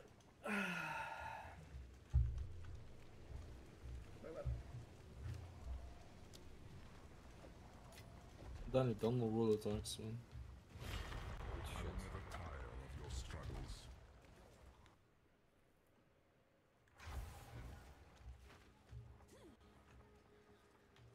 I hope your next attempt will be more favorable. But it's not. When was it shit? Was shit forever. No, Was never man. no shit. Lightning descends. Sure, everything goes according to plan. This time, there will be no border war, and he'll make extra sure to be on good terms with the indigenous population, which in this part of Peru are the Mashigenga people. The Mashigenga are much more amenable to Werner and the film company, though not because they have faith in his artistic vision or anything like that. In fact, most of them think Werner's plan of moving a ship over a mountain is incomprehensibly stupid, but they go along with it for two reasons. Number one, Werner pays them double the average salary. All these people got paid twice as much as they would earn in the best kind of job that they could get in Peru. Now that sounds a lot more impressive than the actual dollar amount, which was about $3.50 a day, plus lodging, food, and some ammunition. But more importantly, it gives them a bargaining chip against the local settlers. The Mashigenga, like a lot of other indigenous people in Peru, were having a lot of problems with encroaching settlers coming in on their territory. And Werner's film is providing a lot of relatively well-paying job opportunities which they can use to deprive the settlers of their labor. So with everything seeming to fall into place, Werner can finally start getting the new camps ready for when the first actors show up in January 1981. Wilbur, you are definitely my man. With Mick Jagger and Jason Robards arriving in Iquitos, they begin shooting almost immediately, and things seem to be going well.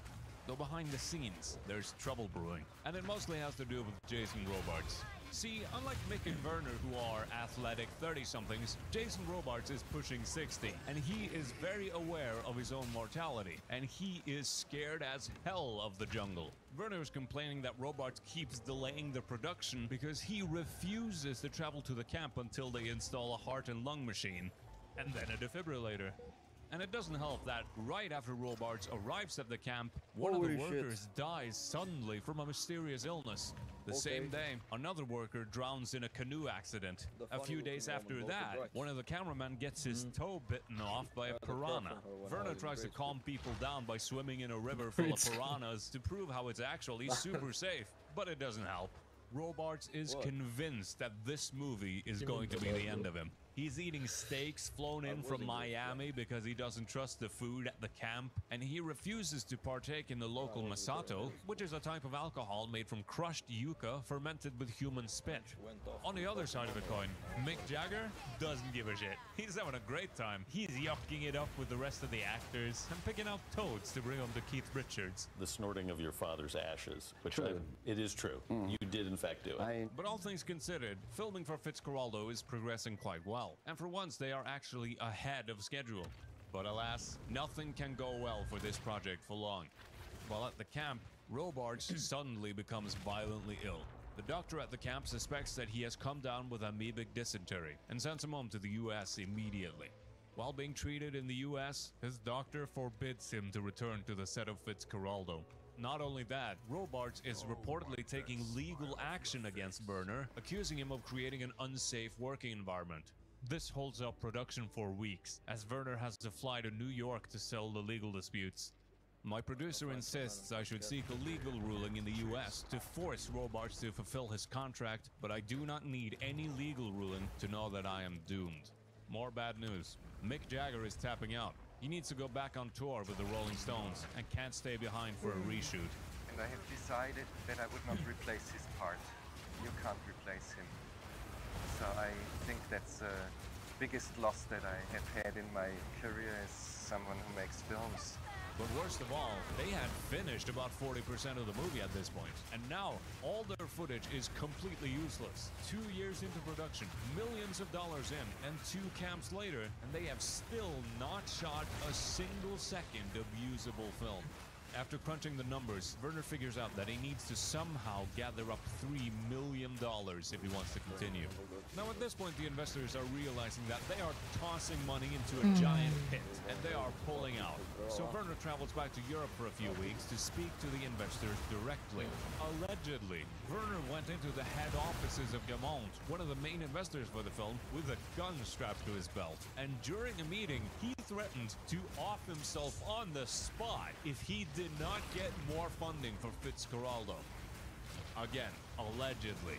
This information comes to us via Peter Berling, who plays the opera director in the movie and who doesn't particularly like the guy. This is just a rumor. I wouldn't even bother with something like this if Werner hadn't pulled nearly this exact stunt twice before. And I told him I would shoot him, he would reach the next river bend and he would have 8 bullets in his head and the last would be for me.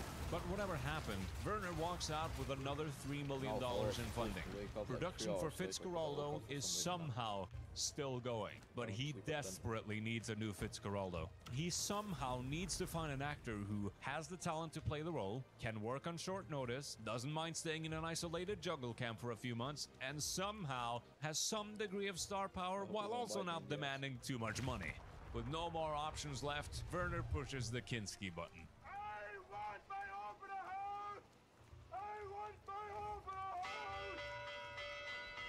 Kinski was delighted to sign on as Fitzcarraldo, partially because it seemed like a cool project, but also because he was borderline destitute. Having pissed off every spaghetti western director known to man, the now 52-year-old Kinski was off doing films like Venom, which ends with Kinski in a climactic fistfight with a rubber snake.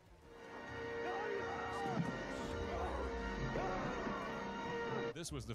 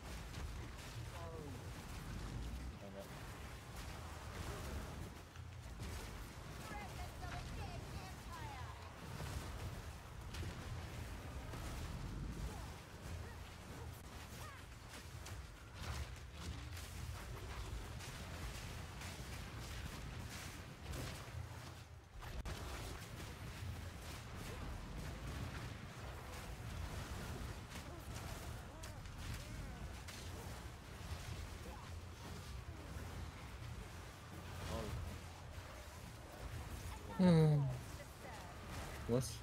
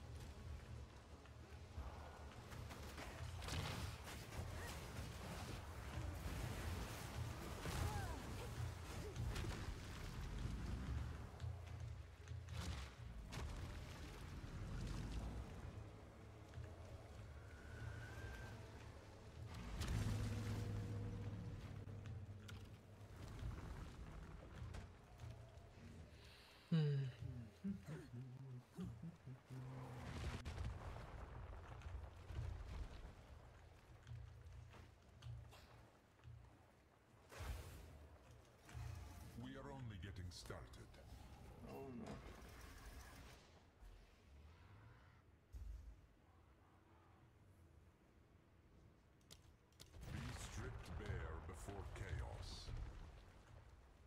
don't have any defense. It's like joke is on you. It is like I have less defense. I don't have any defense, bitch. I have like a 75% less defense. But it's not even defense that I have. Stupid. No. Wild and wicked, this beast yearns. I Worst shall case grant scenario. you a death per Huh? head. Worst case scenario. Oh. تكون سوت الزبطة بشكل ضخم. كل أشياء بشكل I need more time. تمام. كده defense.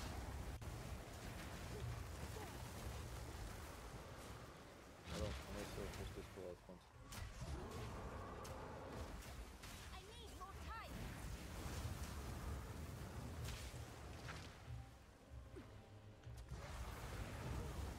Încă o să-l aduc cu nimeni pe Instagram. Pe Twitter și pe Instagram sunt două persoane diferite. Nu sunt același. Yes, eu...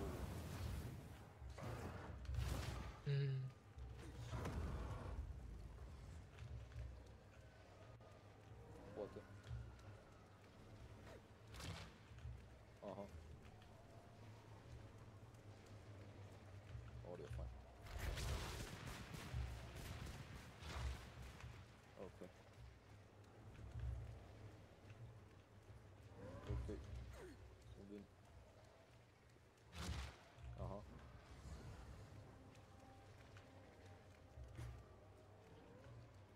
So nice.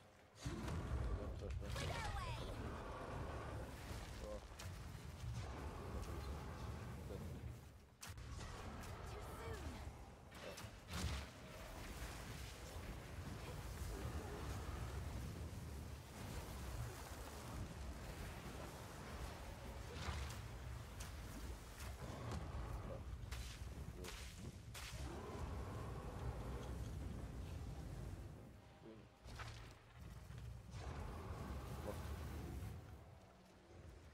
No.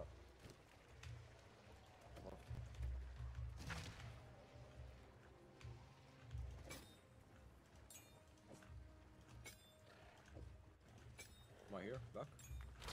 Hello. Yeah, hello. For some reason my PC was connected to my phone. When I called, it stopped working, and now it just randomly connected to something else. Even though I have wired connection. Very epic. Yes.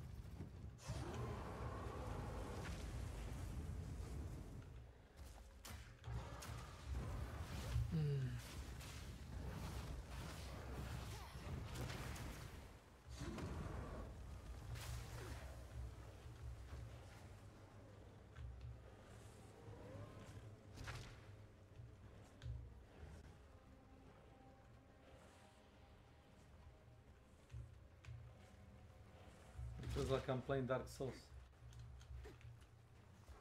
What do you think? I'm like a three-headed dragon. Some stupid shit like that. You know, that one that spits fire, ice and poison. Or electricity, whatever. Makes, you know, no difference.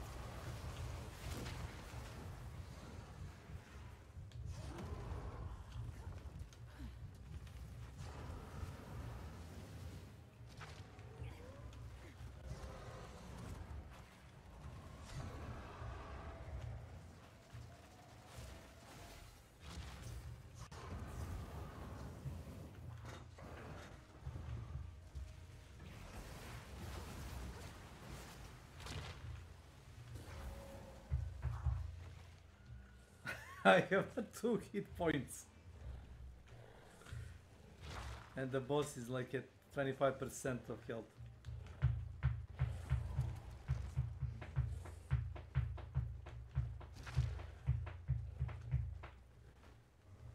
Better luck next time. This is dumb shit fuckery. If this is supposed to be like this, I don't know.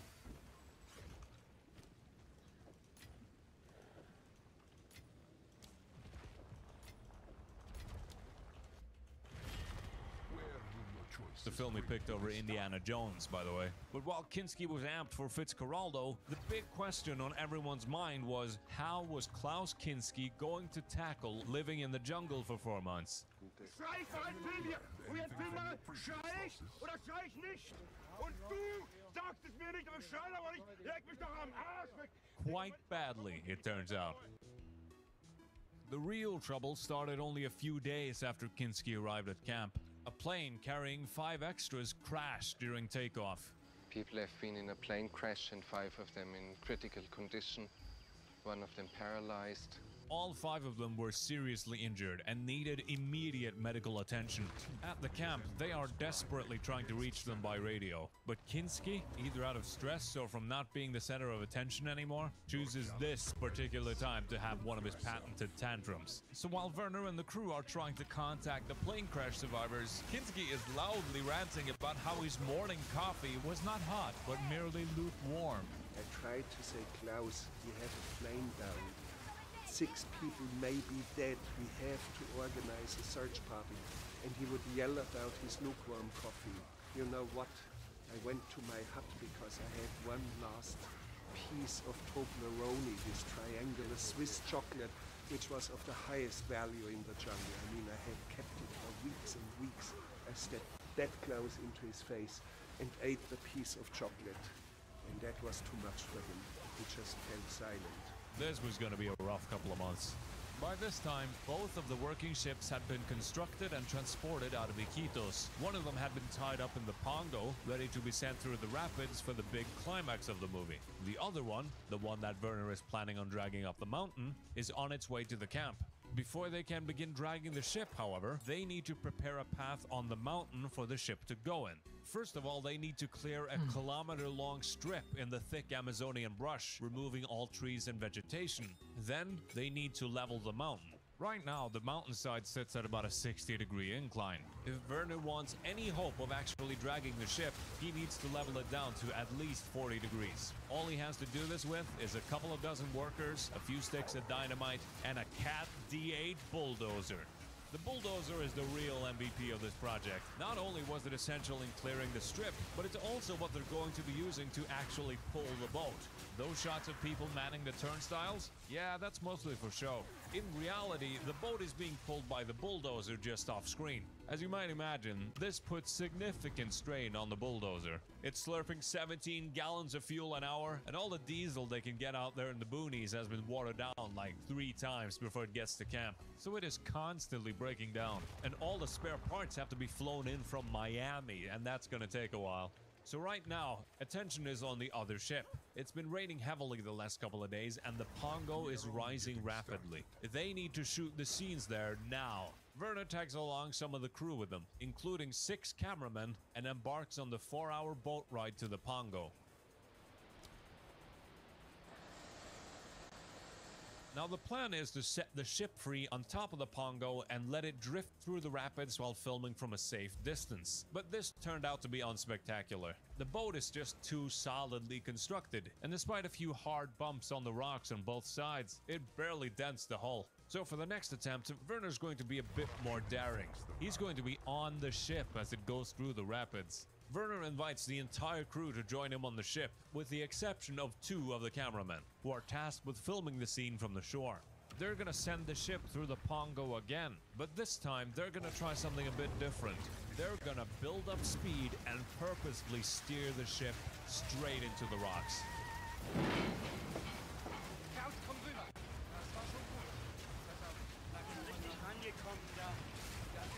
3 of the cameramen get injured. Les Blanc gets slammed into the wall and stops filming.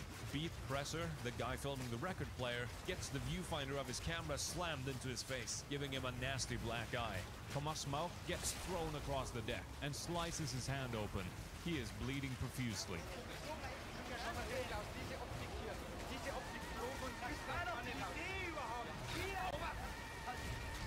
The rest of the crew escape with little to no injuries. After clearing the rapids, the ship promptly runs aground on a sandbank, getting completely stuck. Werner and the crew, including the 4 cameramen, begin the 4-hour boat journey back to the camp. Wait, hang on. Werner tags along some of the crew with them, including 6 cameramen, and embarks on the 4-hour boat ride to the Pongo. Werner's left 2 cameramen on the shore. On the right side, there's a solitary rock.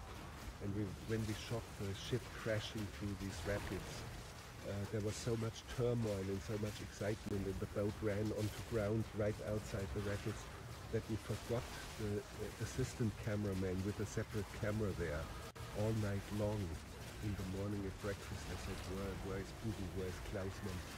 And we looked at each other and we said, oh my God, we forgot him on this slippery rock all night long. He was clinging onto it, and he was really, really angry.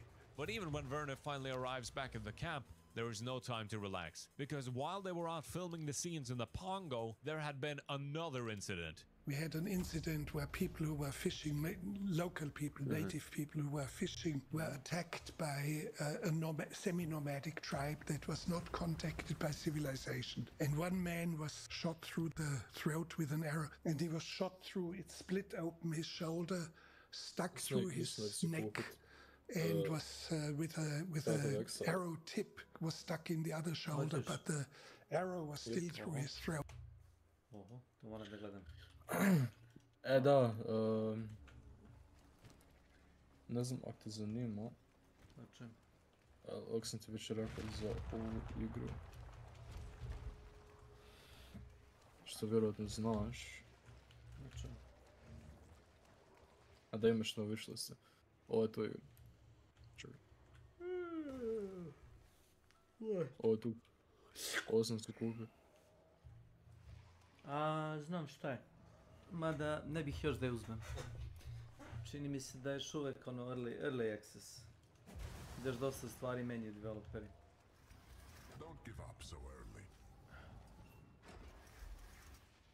To je fazon. Ima smisla.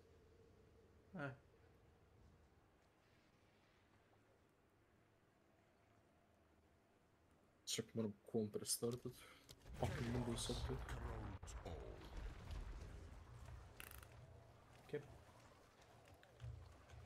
Out. Another person, his wife was shot by 3 arrows that were 7 feet tall, and we had to operate on our kitchen table in the camp because we couldn't transport them anymore. They would have died. So for 8 hours we operated on them, and I assisted with a torchlight, lighting the abdominal cavities, and with the other hand I would spray the mosquitoes away. Later, the people from the camp send a retaliatory raid consisting of 30 Ashaninka warriors, not carrying bows and arrows this time, but shotguns. They come back 2 days later, empty-handed. But despite there being a lot of drama at the camp right now, progress on the film itself is very slow. In fact, the boat that they're trying to pull up the mountain hasn't even made it to camp yet. So instead, Werner flies some of the actors down to Iquitos to film some of the scenes there. Werner has a tradition at this point of incorporating some very bizarre scenes in his films involving real animals, and Fitzcarraldo is no exception. Now, this film's animal scene tends to be overshadowed by everything else going on in this movie, but it's one of his best. It's the scene in Iquitos where one of the robber barons feeds money to a fish.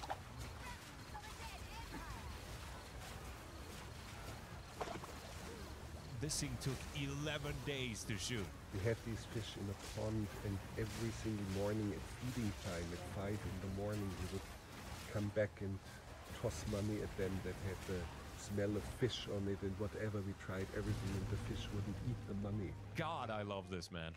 A few weeks later, Werner and the crew return to the camp. By this point, the ship is there waiting for them, but it's... What's up? O da, dobra igra, sigurno sam. A probao si? Nope. Nisam još igrao, ali sam kupio. No Rest for the Wicked? Da. Nisam stigao do toga još. Ok, fair enough, fair enough. We are only getting started.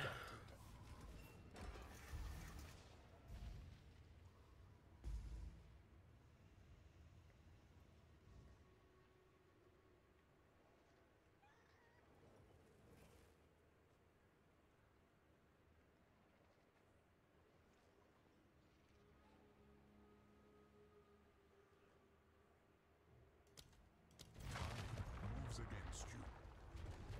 Whatever. Is this a chicken? Oh, it's a chicken. Oh, it's a chicken!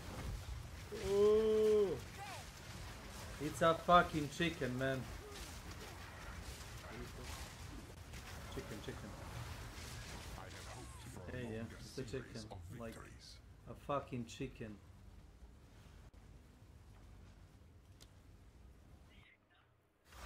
I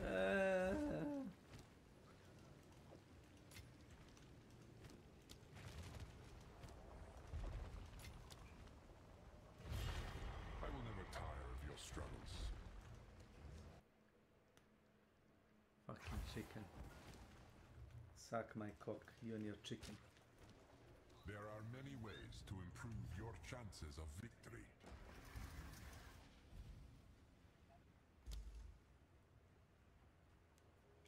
Suffer the elements. It's gonna take a lot of work before it's ready to be pulled up the mountain. Your challenge awaits. The days drag on, one after the other, with only minimal progress being made. No one in the camp is quite sure what day it is, and everyone is bored out of their minds.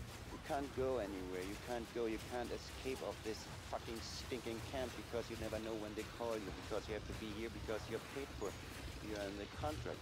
The indigenous people they've hired as extras are packing up to leave for the harvest. Their 3-month contracts ran out weeks ago, and they really want to go home to their families. Walter Saxer, the producer of the film, is able to convince some of them to stay for just a little bit longer, but it's not enough, and he has to go on scouting raids to recruit more. Also, as the ship pulling starts drawing closer and closer, people are really starting to question the safety of the whole operation. While preparing for the ship pulling scene, Werner attempts to drag the ship into position. And as they start pulling the boat out of the water, one of the steel support cables, as thick as a man's arm, starts fraying and coming apart. They manage to stop just in time before the cable snaps in two. The engineer that Werner hired is saying that the pulling mechanism is doomed to fail. The mountain is just way too steep. They would need to level it down to at least a 20-degree incline if they want to have any chance of this working. But Werner shuts him down immediately. I was adamantly against this idea, which would have destroyed the film's central metaphor. It had to be a boat going over a mountain, not through the Panama Canal. The engineer gives an estimate that the current ship pulling mechanism has about a 70% chance of failure. And if that happens, it could easily take 12 to 15 people out with it. In the end, he backs out of the project. On his way out, he recommends Werner install an extra safety cable and re-dig the support posts, which he does, at the cost of a few shooting days. Now, the safety of the project rests squarely in Werner's hands. Meanwhile, the extras hear about the odds, and they are really not fancying risking their lives for $3.50 a day. Nosotros vamos a estar empujando el barco. Y el dueño del barco debe estar ahí atrás del barco también. Nosotros no vamos a morir solo y el dueño no va a morir. Back at the camp, people are trying to reason with Werner. What if you rewrite the scene so that Fitzcarraldo doesn't need to pull the ship up the mountain? What if you go for a model? But Werner won't hear it. It became clear to me that no one is on my side anymore. Not a single person. None. No one. Not a single one. In the midst of hundreds of Indian extras, dozens of forest workers, boatmen, kitchen personnel, the technical team, and the actors, solitude flailed at me like a huge enraged animal. But I saw something the others did not see. Further delays. The rain in the rainforest is making things difficult. It's causing mudslides in the strip. When the bulldozer tries to clear out the mud, it slides into a ditch. Another couple of shooting days are wasted trying to fish it up. Werner has like a couple hundred people on payroll, so he really can't afford not to shoot anything. Not only that, the camp is starting to fall apart now too. The jungle humidity is just taking its toll on everything. People are complaining that the wooden walkways at the camp are collapsing from rot and termites. The film cameras are full of mold and keep malfunctioning. Werner's shoes have literally rotted away, and now he's walking around barefoot. Meanwhile, Klaus Kinski is literally kicking down buildings like he's 6 Red Bulls deep and just got demoted to Nova 2. He is not dealing well with his surroundings at all. Klaus Kinski had been in over 100 movies at this point, and the secret to starring in that many movies is to be in them as little as possible. Usually he would show up for a day or two of shooting, collect his check, and get out. So now that he's basically been forced to live on a movie set for 2 months, he is unraveling. Werner's starting to question if he can even complete the shoot at this point. His outbursts are really pissing off the rest of the actors, who are not shy about their feelings for the man. And here they were really angry at Kinski. I mean, he yelled and shouted, and they settled their conflicts different, and they were really angry at him. And I used this anger for the film. There's a really famous moment during the filming of this movie where one of the chiefs offered to have Klaus Kinski killed. And I met some people, some men who long before had promised or had offered to kill Kinski for me, which I had declined. I still needed him for work. Werner's actually kind of smart for associating himself with Kinski like this, because Kinski is one of the few people who can actually make Werner seem sane in comparison. In reality, Werner can get pretty wacko too. He's just a lot less explosive about it. Kinski sometimes seriously believed that I was mad. This isn't true, of course. I'm quite sane, clinically sane, so to speak. It went so far that one day I seriously planned to firebomb him in his house. Like, make no mistake, when Kinski was having his gamer rage moments in front of the locals, they were afraid, yeah, but they weren't afraid of Kinski. They were afraid of Werner. One of their chiefs said to me, you know, we were afraid. But don't you believe we were afraid of this screaming madman? They were afraid of me because I was so quiet. By early June, the ship is finally ready to be pulled over the mountain. Despite lingering... Snakes? Šta igraš? What do you play in Snake? Temple of Chaos. To ti je trial u Path of Exile. drugi trial. Jedan ti je Trial of Sekema, a drugi ti je Temple of Chaos. Kad biraš glavnu klasu, imaš glavnu klasu, imaš podklasu, ja sam uzeo Blood Mage. Da bi dobio Blood Mage-a, morao sam da odradim Trial of Sekema, to ti je u drugoj zoni u pustinji. Treba nekoga duha da pobediš i onda ti on otvori hram. I u taj hram kad odradiš seriju izazova dobiješ 3 ili 4, zaboravim se koliko ide, Ascendancy, to ti kao specijalizacija. A ja sam uzeo Blood Mage.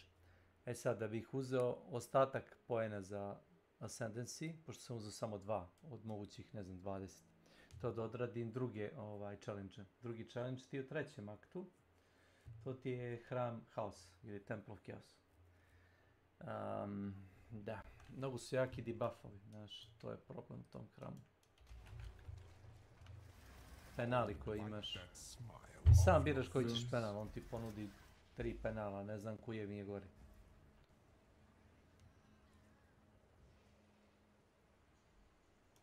Ovo nije opasno. I onda biraš između, ne znam, ovo je loše, ovo je super loše. Ili... Evo sad sam izabrao lightning silove koji se paljuju random po mapi. Ako dugo stojiš u mjestu. Heh.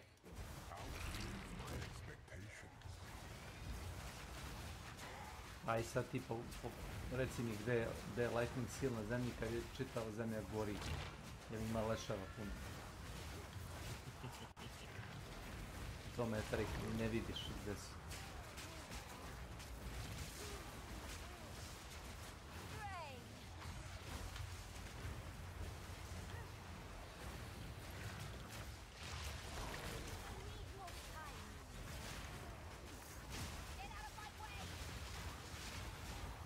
I evo ga, sad ga vidim. Da, sad se vidi. Ovaj se ne vidi. Ni ovaj se jedno vidi. Tako.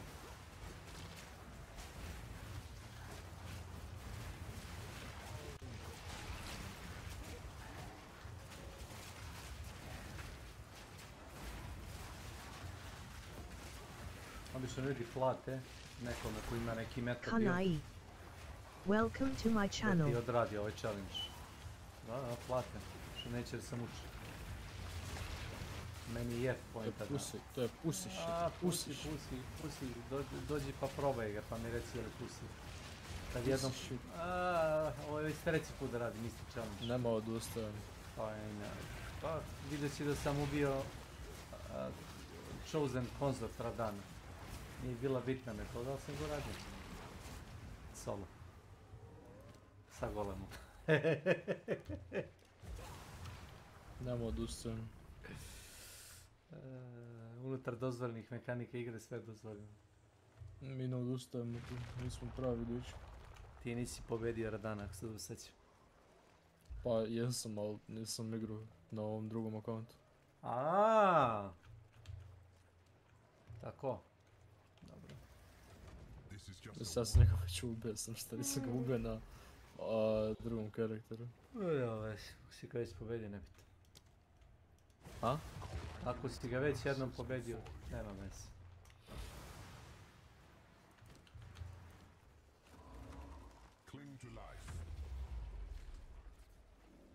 A zadnji boss ovdje u ovom Temple of Chaos ti je ovaj Guardian. A gledao sam fajta protiv njega, to je tek. Bože se čuo.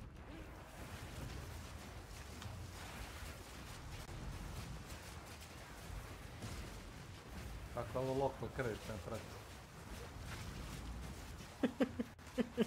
Skizofrenija. Ne, pijan jesam, ali toliko nisam. Doslovno skizofrenija, onak što je uopće tu mene prati. Skizofrenija simulator.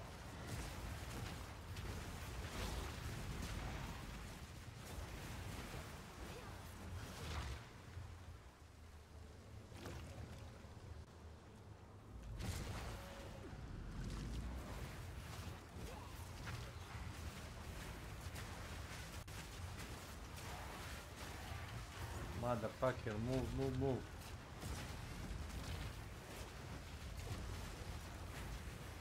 Imaš i body block, to ti je ovdje normalna stvar u igri. Da se veliki neprijatelji nagužvaju na ekran, ne možda pođeš pored njih, jer tu je neki efekat na podu. Nije čak pitanje njihov DPS, nego jednostavno ti ground efekt koji ubije.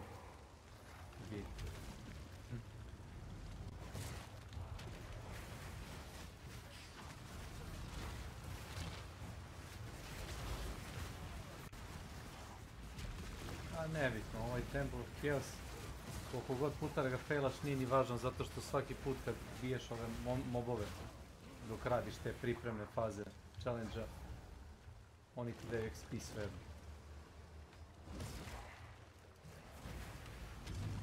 Ja, opet mogu bossa da bijem. Koji će sad biti? Bude ko koška, mogu da izađem odmah.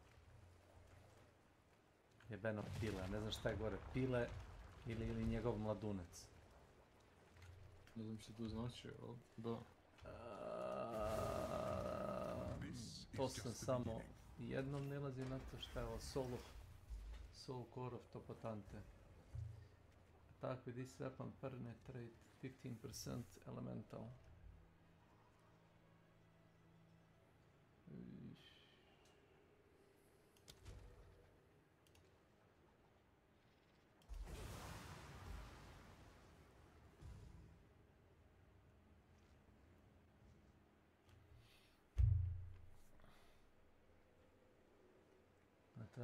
Ne treba mi ništa toga šita.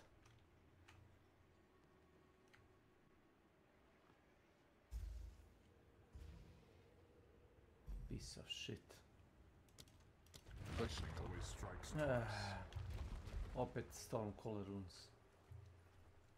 I to sad brže radi. Fuck me, I guess. Jao, sad je Kimera. Unironically.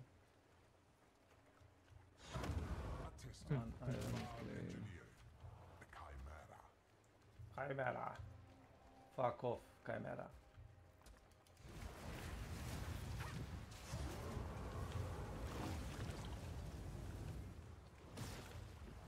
Wow.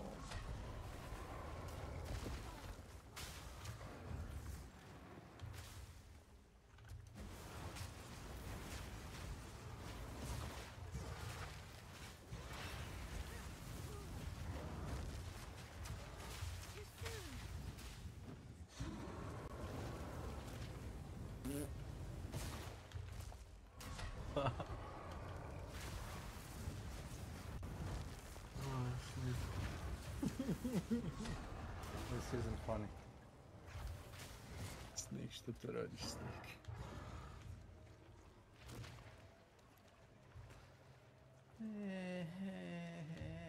I wanna go home. I wanna go home. Too soon.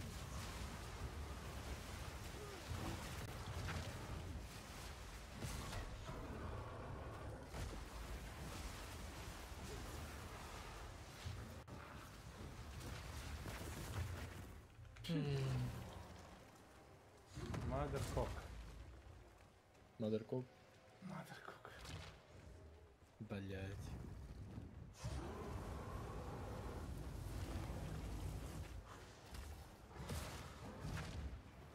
There's so much shit flying around and you're supposed to fight a boss. Now what am I supposed to fight?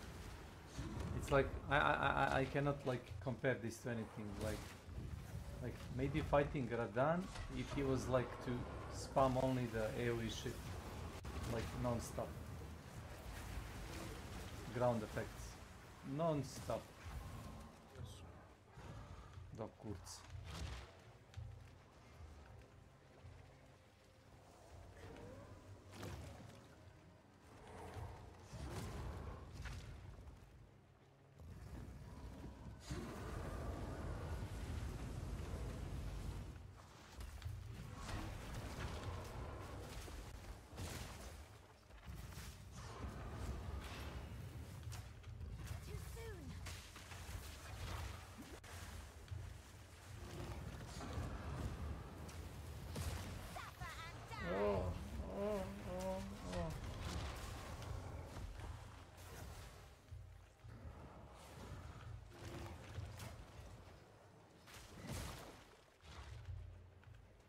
like, I don't know if this is intended, like, all the effects that he shoots out seem like persistent, you know, like they stay for like a long while. Ili ti jebanje majke.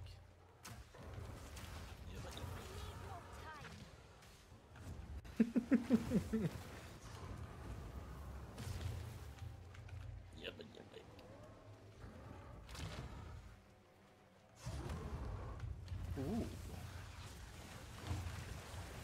Šta naći armor za konja koji mi se sviđa? Gdje on? Bednarli, Da. Pa da li ti daju ikakve bolje performanse? Da, ne mogu mi one-shotat konja. A kušak metnem armor na konja, ne mogu ga silovat sa fucking kopljima. A i radim više charge damage, zašto je konj teži. Kad se onak zabiju, na primjer, ima onak 5 ljudi, ja se zabijem u njih i napravim damage, što se spucao u njih s konjem.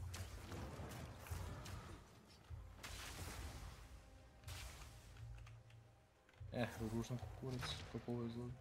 Ružan kukurac, naravno. Da se uopće fucking pitam.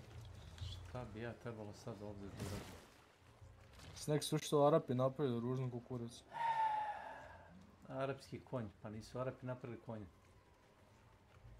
Kažem sam da arme za konjeve što oni rade ružan kukurac.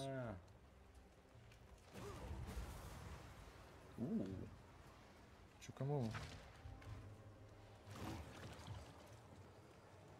Na, ružno.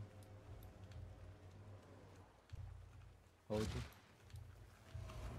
Izgleda kao da sam ga metnio u veš mašinu i jebate šta je.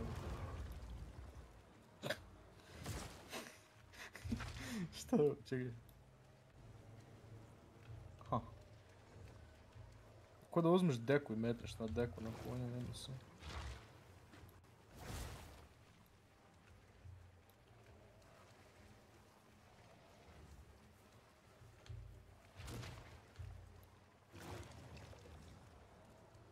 Okej, ovo mi se zapravo sviđa. Mislim da ću ovo koristiti. Snack, našao sam nešto što mi se sviđa. I trebaš. Sad samo da je napravljeno od stijela, a ne bronze, bilo bi nice, ali fuck it, I guess. Što, defanzivni buff ili? Ne, neki sam kako izgleda drugačije. Više mi se sviđa. Boja.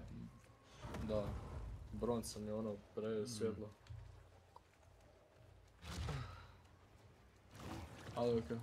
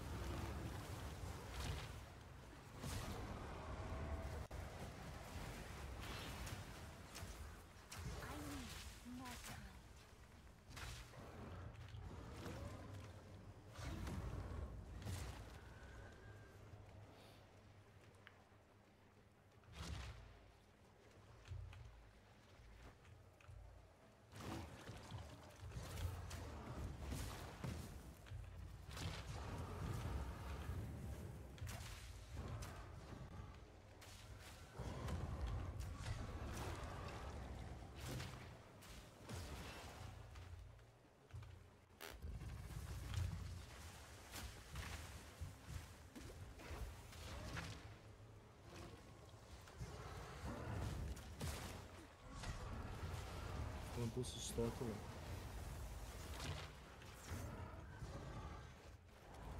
Što?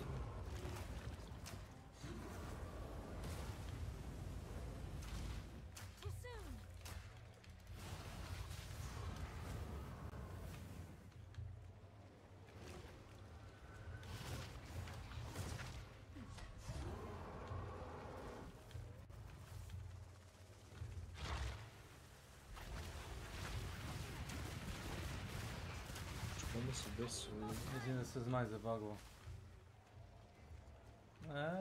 To Abuse. nije trajalo dugo.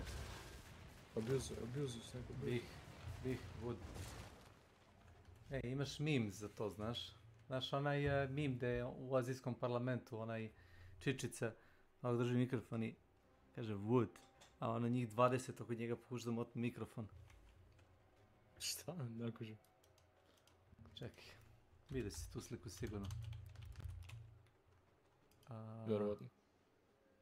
Odznaću. Čekaj, to ti je ovo.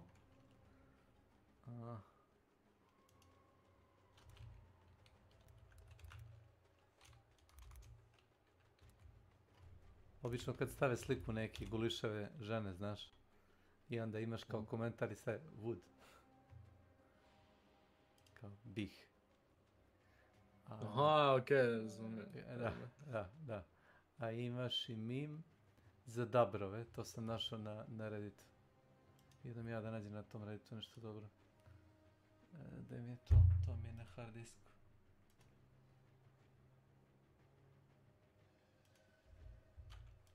Gdje su? To prošli mjesec sam skinuo.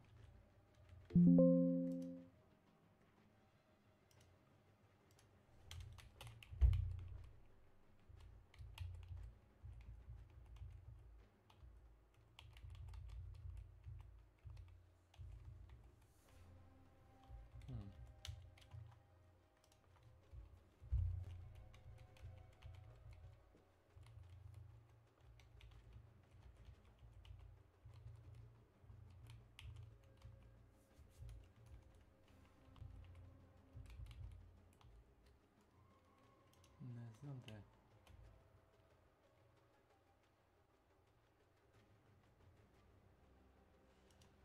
Ne znam.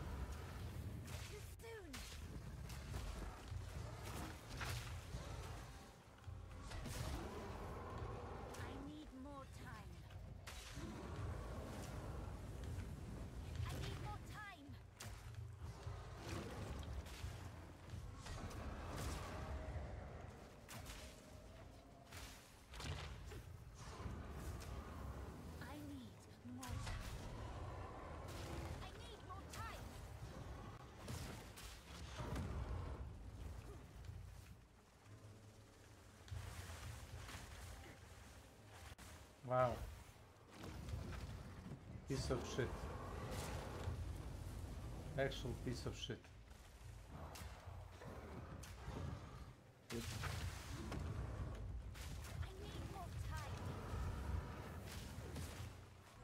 No, the boss is a piece of shit. Not yet.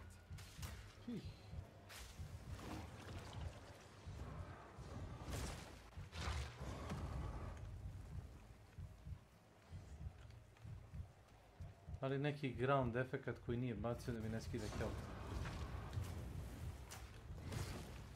Ne znam. Play like a pussy. Ja.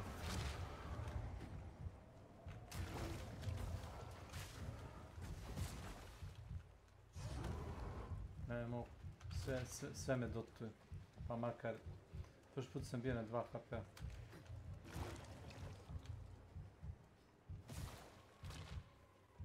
Insanity.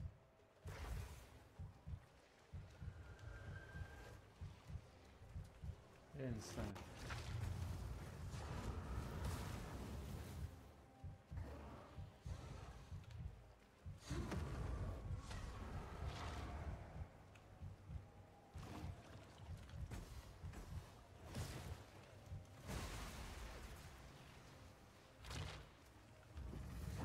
Loss was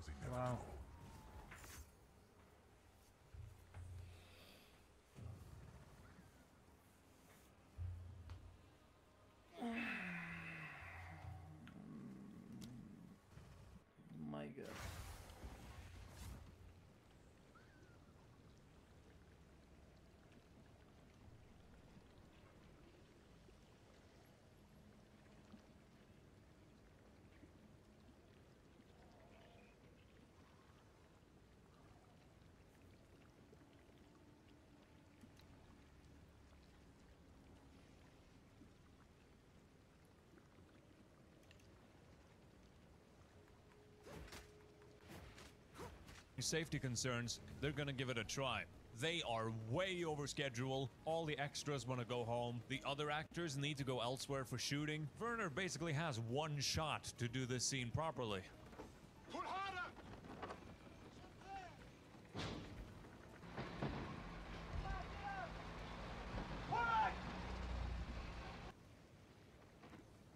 It works!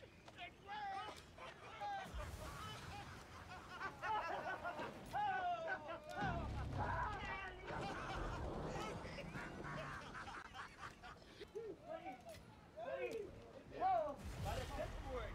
The ship only gets a few feet above water before something breaks, and it slumps right back down again with a big groan.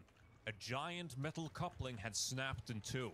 Luckily, no one was injured, but this attempt seemed to confirm what everyone on the production feared. The pulling mechanism simply doesn't work. Back at the camp, the vibe is terrible. Kinski is going on hour-long rants about Herzog, calling him the most idiot anyone has ever been in the world. But he's preaching to the choir on this one. Everyone is so sick of this movie. Werner is wasting so much time and money on the goddamn boat. Werner tries his best to ignore them, but there's one group he can't afford to ignore: the investors. By now, the distributors have invested millions of dollars into what has amounted to a complete disaster. An endless money vacuum of a movie that is never getting finished. And they are pulling out of the project until Werner proves he can actually move the ship. But he can't just give up on this scene. This is like the central metaphor of the movie. The entire movie is building up to this moment. He needs to do this. If I abandon this project, I would be a man without dreams. And I don't want to live like that. I live my life or I end my life with this project.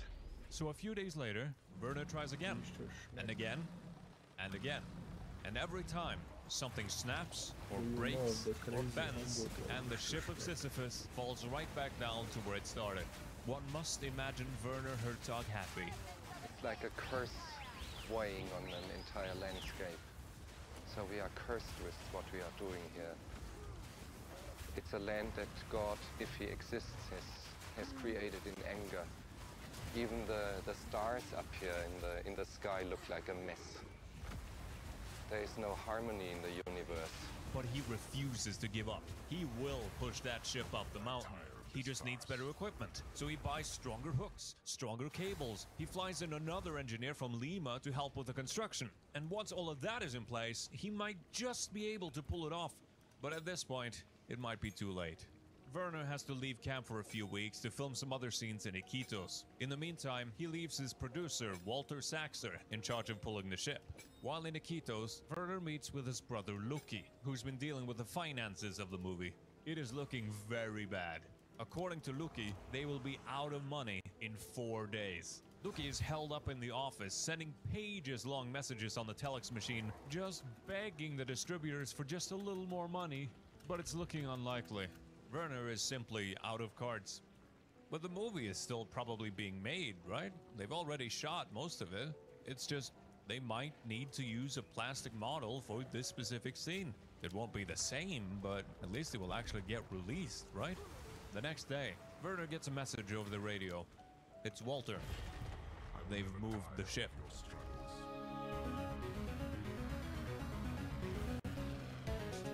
When Werner returns to camp a week later, the ship is still at the bottom of the mountain. But this time, they've swapped out all the old cables and hooks with much stronger equipment.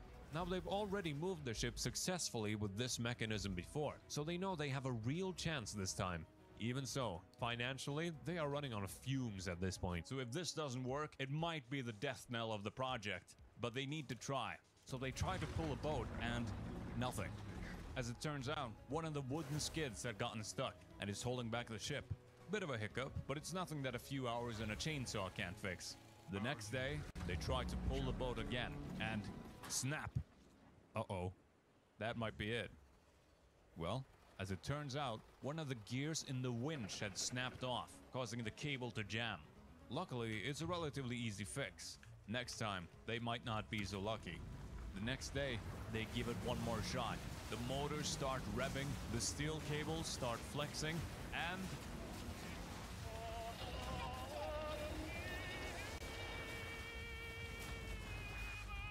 The ship, slowly but surely, makes it almost all the way to the first dead post. So, early in the day, we towed the ship 11 meters uphill in 60 seconds. All the conflict and everything that had been dammed up during the long, wearying years of working together vanished, and Walter and I fell into each other's arms. Over the next 10 days, the ship is slowly moved all the way to the top of the mountain. From there, they are finally able to secure some emergency funding to finish the rest of the movie. Werner is 2 years over schedule and millions of dollars over budget, but at the very least, it's looking like Fitzcarraldo is actually getting completed. After they get the ship on top of the mountain, they have to drag it about 800 meters across the mountain plateau. Though compared to everything else, this is the easy part. They can't drop it into the river on the other side yet though, because the water level is too low. So they need to wait 5 months for the rainy season to arrive. In November, they return to the camp, and over the course of 4 days, they drag the ship down the mountain towards the river on the other side. The ship comes crashing down into the river at a weird angle, making it look like it's about to capsize, but miraculously, it corrects itself. There was no pain, no joy, no excitement, no relief, no happiness, no sound, not even a deep breath. All I grasped was a profound uselessness, or to be more precise, I had merely penetrated deeper into its mysterious realm. Today, on Wednesday, the 4th of November 1981, shortly after 12 noon, we got the ship from Rio Camisea over a mountain into the Rio Urubamba. All that is to be reported is this: I took part. Werner had just successfully carried a ship over a mountain to the river on the other side, but he's not quite done. The other ship that he sent through the Pongo half a year ago is still stuck on the sandbank. So no, I'm on a vacation. Ah, for like a week? For like 2 weeks. Insane. It is, it's paid vacation. That part is insane. And what is Milan gonna say about this? I don't know what he's gonna say. He didn't tell me about that. Who's gonna follow you to work now? Hopefully nobody. Who is he gonna follow to work when you're gone? Yes, when I'm gone. You fulfill his purpose. Is it like a Joker reference? You complete me. Is that it? Wait, yeah, that's the Joker. Batman the Dark Knight. When he says, now what am I gonna do without you? I'm gonna like rob up gangsters? No! You complete me. So like yeah, it's like a yin yang. Like what's the point of like playing tag with the cops or like mobsters when they're like stupid, both of them? Because you know the Batman is like a super smart detective, you know, with like a lot of funds and you know ways to track the criminals. Rich. And rich, yeah. Well, it's kind of easy to deduce who the fucking Batman is, you know. The expensive car, the Batwing, the you know the gadgets, the stuff. That shit's expensive. So who has the money to you know fight as a vigilante? Makes sense. I think it does to everybody. You would think that. Oh yeah. And he's trying too hard. If you watch the movies, the Bruce Wayne tries too hard to like play you know the playboy role. You know, the rich guy that has like a fancy, I don't know, ballerinas, whatever. Doesn't care about, you know, like crime in city or like justice system, whatever. Totally, you know, total disregard of it. Isn't it like a bit suspicious? For me, that shit does not make sense. It's the same shit how Superman has a disguise and it's just a fucking fake nose. Glasses. Yeah, it's so stuck and And stupid. he walks hunched. And that's it, perfect disguise. He pretends to be like smaller. You know, like the gamer shoulders. The gamers tend to, you know, lean forward, not, you know, to have Man, like everyone would notice that big people aren't that fucking retarded. It's, you know, it's the Superman comics, whatever. Who cares?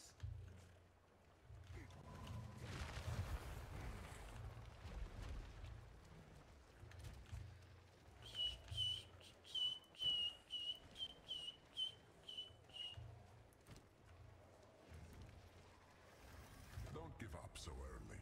I don't know, I think I need boots with a region or something like that. This isn't working. Like...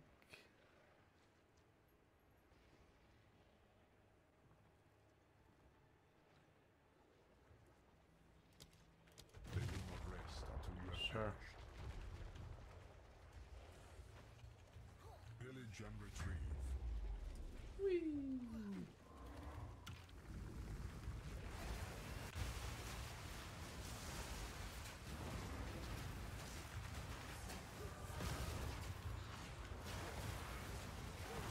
I might make it another village in my castle. Maybe here. You want to make another village? Yeah. How does that work? So I made my capital city.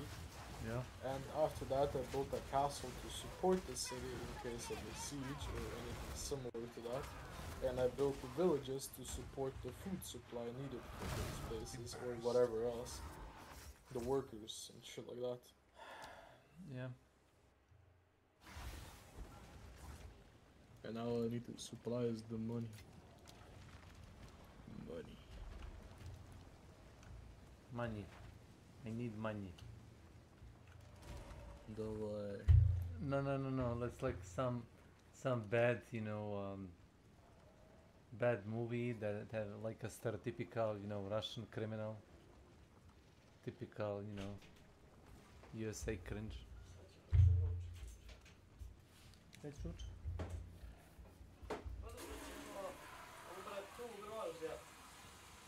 Znam, mislim, ne znam da li je baš sve za pojesti, ali...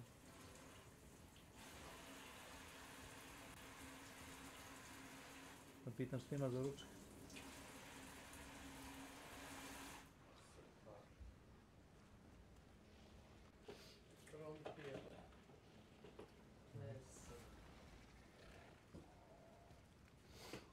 Ček, sad je...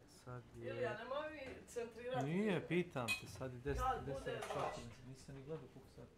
Vidio sam kad je bilo 2. Da.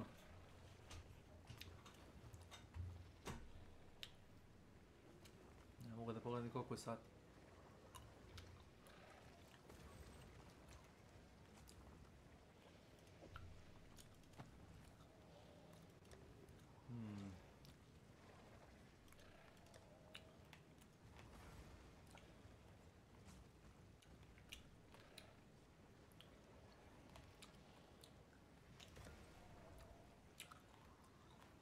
It's fucking Alt Control.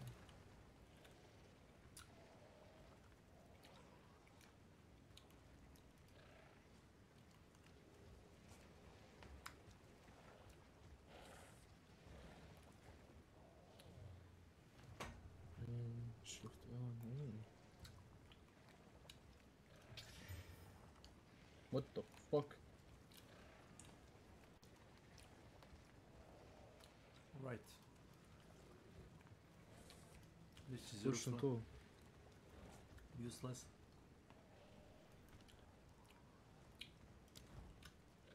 Push to suck.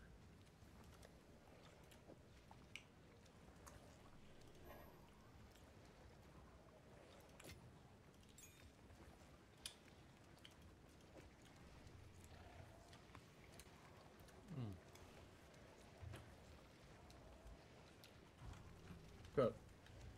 Okay. Sad imam 2 village-a, imam capital city i castle. Dobro. I potrošio sam 100k na to smeće. Koliki ti upkeep? Kurcu. A sad si setio, a? Da, kurcu. Znači bankrotirać. Ali bit će u redu. Biću. Morat ćeš da odeš u rat, samo da bi mogao da platiš konjušare. To nije problem. Otići će u rat svejedno. Rat nije problem. Rat nije problem, problem su pare. A pare nisu problem, para nema.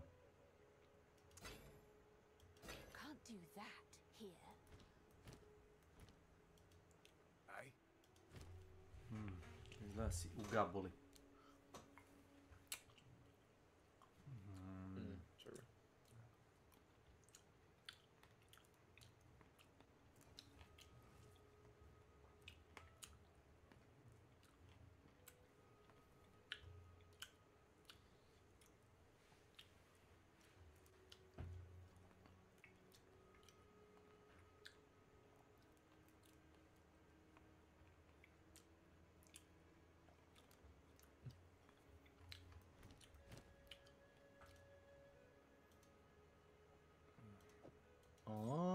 Okay.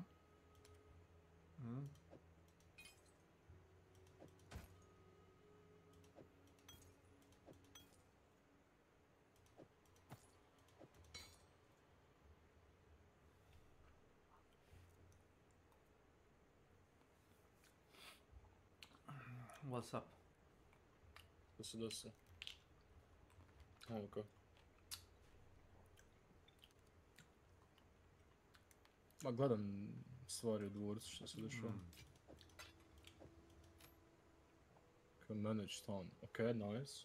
Hoće da te svrgnu s vlasti. Šta? Hoće da te skinu sa vlasti. Seljani. Ma neće. Neće. Neće. Ako mi pokušće, sam ću izlagovat sve.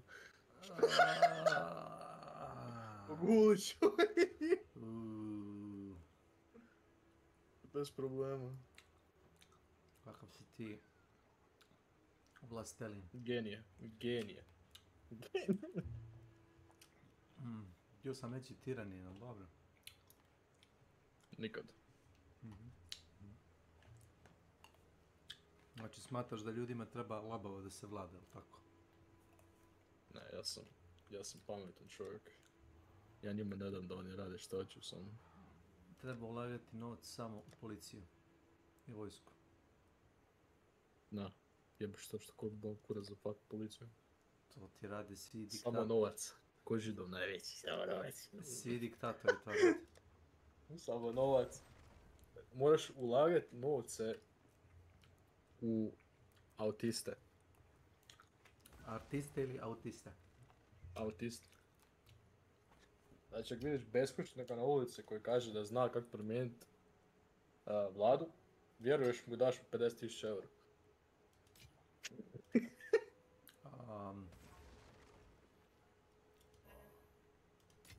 Nekako mu ne vjerujem, budući da je beskućnik. To mu se slučajno desilo. Da, njegov plan je malo loš, budući da je na ulici. Nikada. Who would have thought? Koji sam ja genijalac, umjesto da sam dam svom vlastitom bratu da me i fucking vlada dvorcem, ja sam dao nekom fucking shipperu.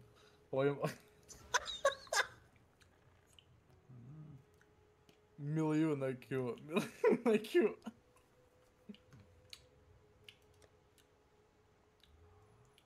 I don't know what to tell you.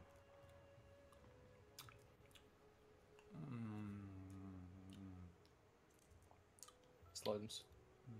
Jedem grožđe.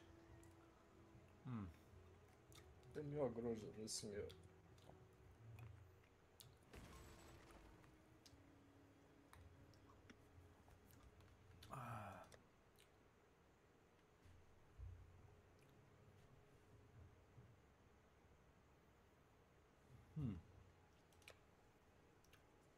Okay, Garrison je apsolutno fucking dog shit.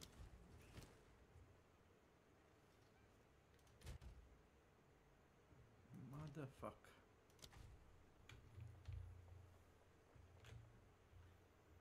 Hey?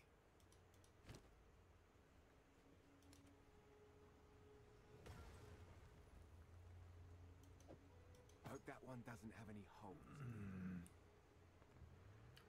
Koliko unita može biti? 250.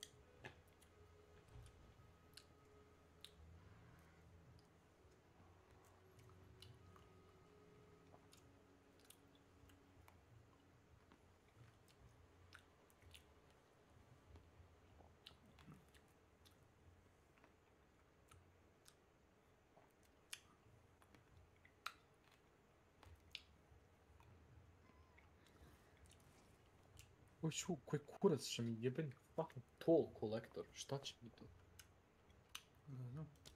Trebam biti dobar sa jebenim fucking šiptarima na ulicama, a ne da im fucking kažem daj još 50% svoje novaca.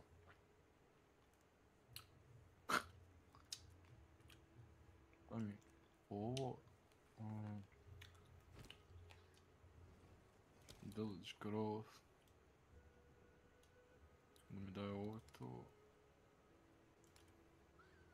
Barake. Ka? Don't get eaten.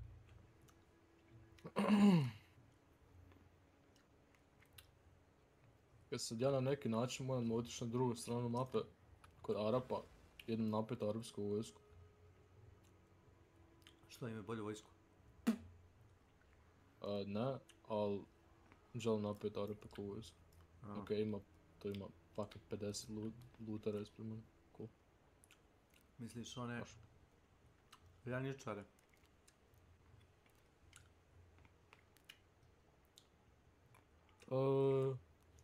Imaju one lamelare, fucking katafrakt.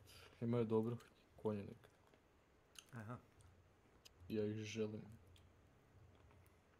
Im naprijed samo fucking vojska konjenika. Mislim će biti super.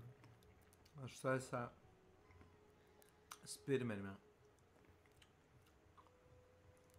Ti tvoji konjanici imaju strele. Ne znam. Nisi to baš promislio, jel da? Englezi su imali dobru konjicu, ali su imali dobre strelci. A mislim, Englezi su imali samo jebene strelce. Imali su fucking ogromne vojske strelaca. Prvo trebaš tići da ih pobiješ. Napravim 2 kruga konjenika, jedan s lijeve, jedan s desne, fucking kod crkne jebi. Makes sense. Rest in peace, ko umre, ko ne umre, Anaki. Rest in pepperoni. Sigurno su bituka. Kakav stivođi. What do you mean? What do you mean? What do you mean? Ko veliki zlako silovatelj najveće majke.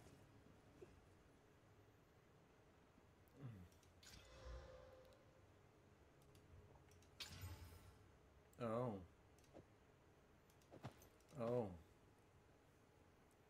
20% increase movement. Yes, please. I humbly accept.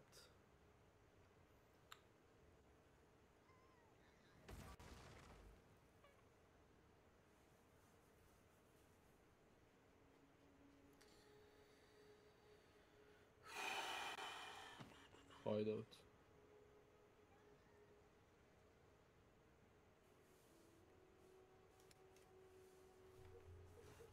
O, ok. Šta je malin, šta hoćeš?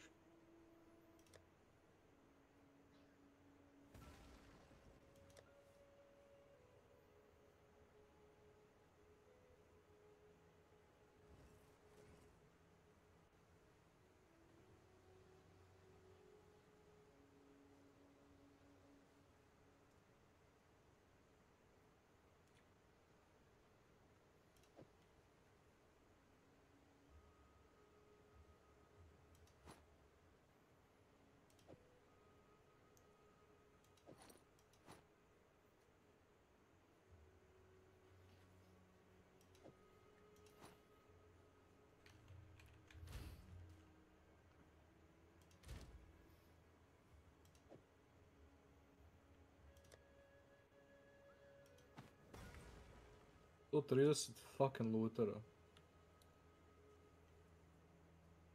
Cool.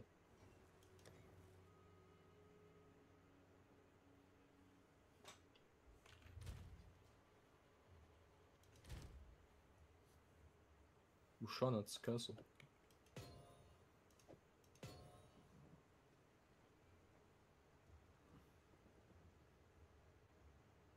Sto 30 mountain bandita. Nice. One hill construction. Growing reputation. I'm sorry. Oh my god. Snake, what the fuck, man?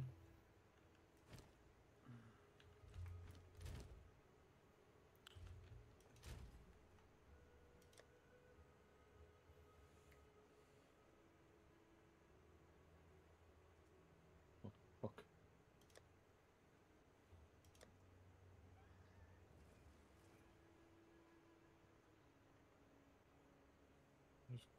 Recruit all. Okay, почни.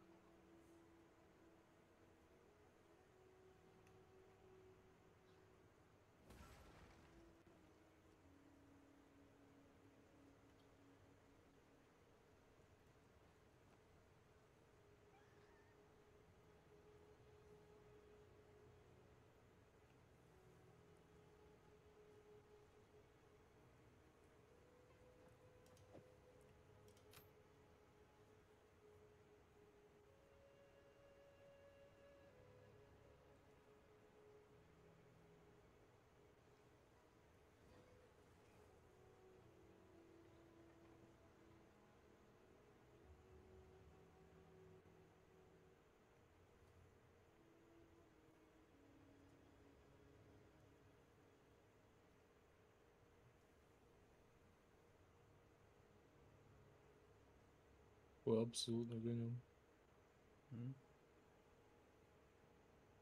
Jeste? Imam 20 vojnika, hoće da ginem.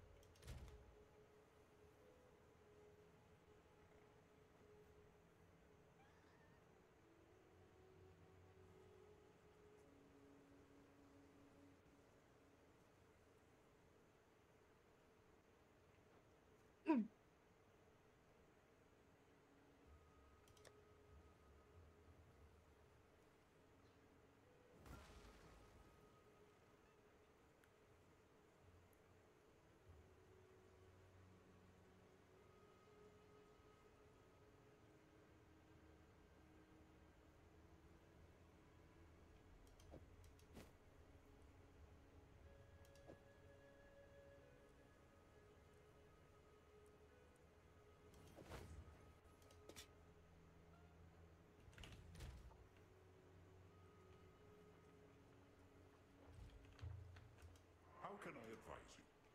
I must keep calculating.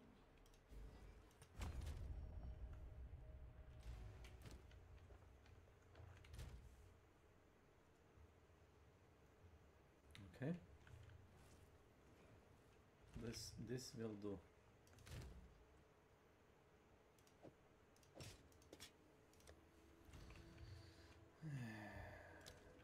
Hoje vão medicine.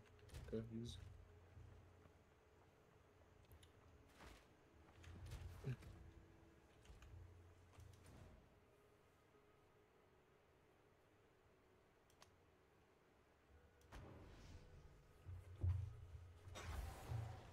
Now that the water level is high enough, they need to pry it off and sail it to Iquitos, where they'll shoot the very last scenes of the movie.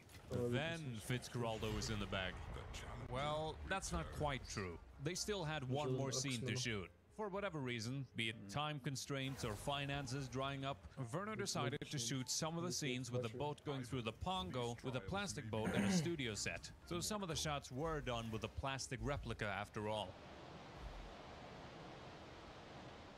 The film was eventually released in theaters in October 1982, but somehow that still wasn't the end of Werner's trouble.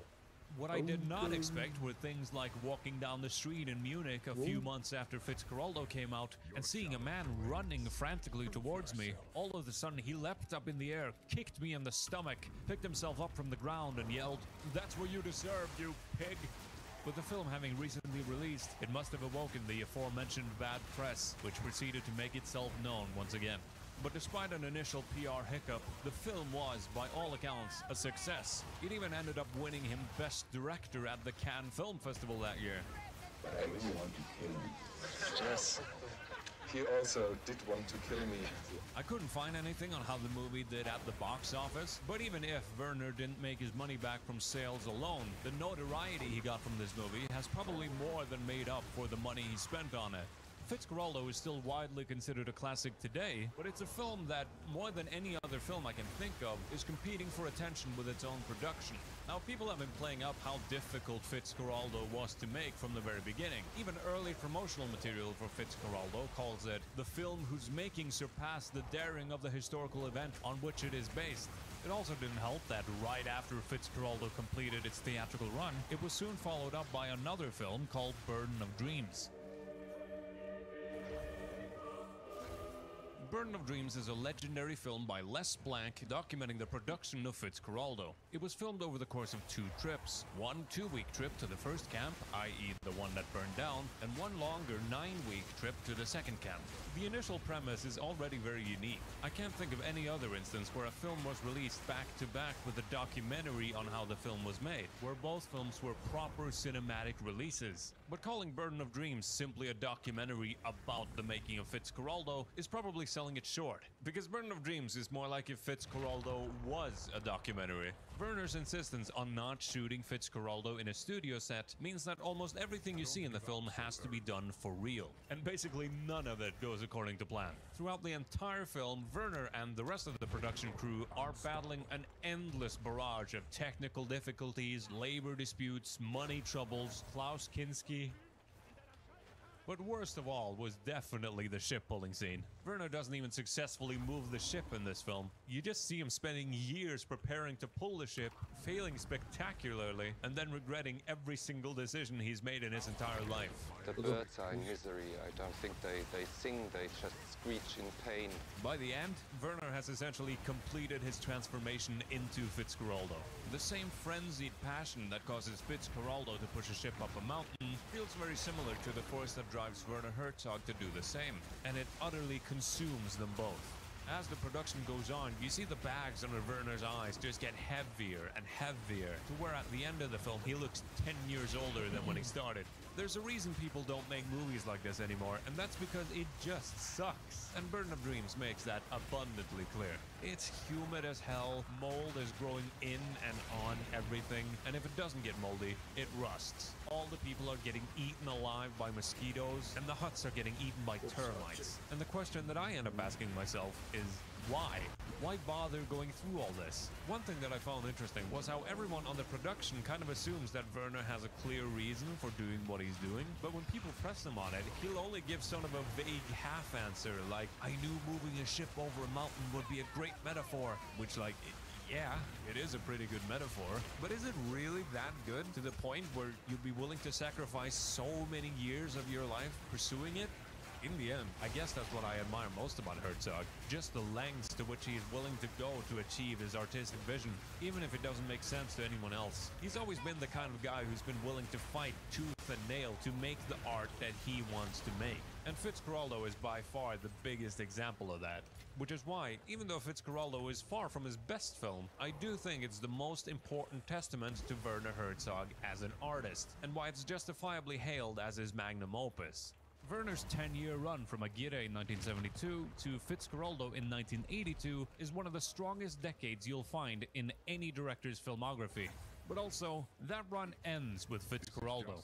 After that it gets... well, you're gonna have to turn in next time for that. Your reach exceeds your grasp.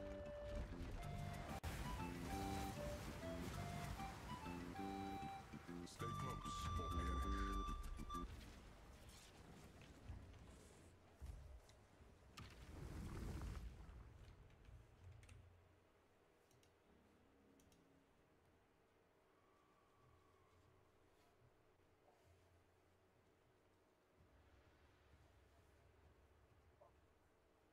The war Who camel. do you think is the most difficult person to work with in film history? Unless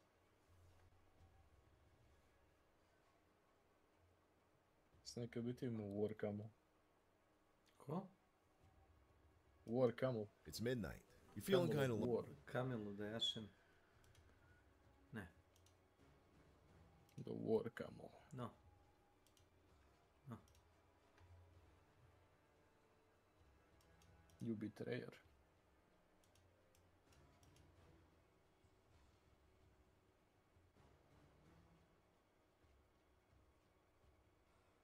Šta je dobar? Bow. Scouting.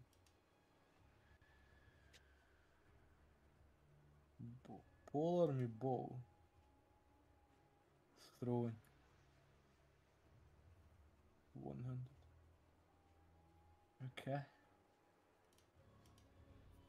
To ti opremaš sebe ili vojsku? Opremaš sebe ili vojsku? A gledam, imam kompanjona jednog i gledam šta je dobro.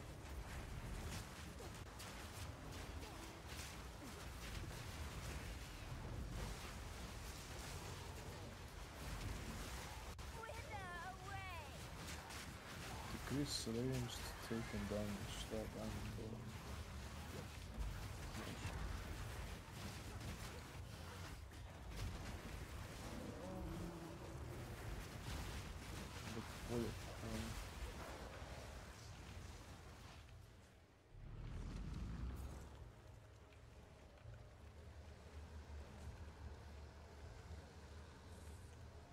lonely, so you check the notifications on all of your miserable dating apps. And you got nothing. And your Instagram DMs are just as dry. So you ask yourself, how did they do this before they had the internet? Consider the old school way. You go to the bar and chat up the lusty barfly. You know, don't I used to be at bitches. I used to be at bitches. Okay, that almost sounded more like Cobra Command. I want some man. Well, you know, you're just not up to her standards. So you go home alone. But all hope is not lost. Because maybe when you get home, you're not alone. Mooners beware. You're in for a scare. Because it's time to fuck a ghost. There's a story in the book, it's hard to ask it, about you having sex with a ghost. Oh boy, yeah, but this was at a time when I was filming Ghostbusters. Spectrophilia, also known as phasmophilia, is when a person is attracted to a ghost. These encounters can be as innocent as those between Wendy and Casper the Friendly Ghost, or they can take a darker, more possessive turn. For today's episode of Tales from the Internet, we take a look at some people who've gone on record as having had sexual relations with ghosts.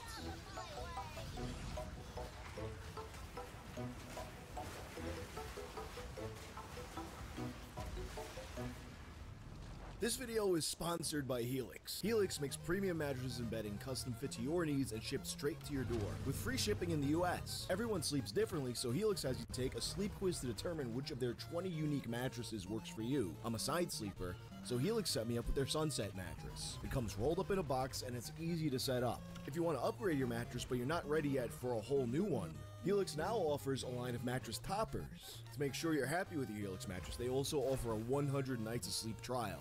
For all the parents watching this, you know it's time for your kids to go back to school soon, and good sleep is crucial for your kids to be able to focus in class.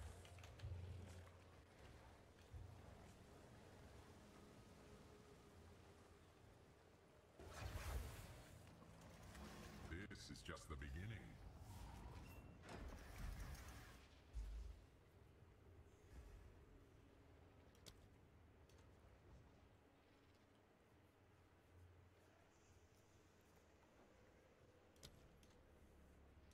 Their indomitable spirit protects them. Bullshit. Točno to. Kaže, Bullshit. monsters are protected by energy shield. To je bullshit. Cold out the job. Funniest shit ever. Oh no, it's a chicken. Wow. Kakav kokoš je? Chicken. Chicken dinner. Ko ne meni? Imam ja 2 peta. Da, ovo je još gore. Ovo kokoš je ogromno.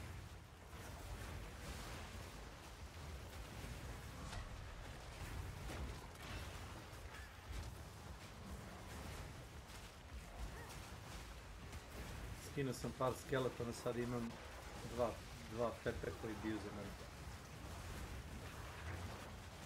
Jedan radi poison i armor break u isto vreme. Uvijek moram editat neki znak da ima 30 kilo se skupa zajedno.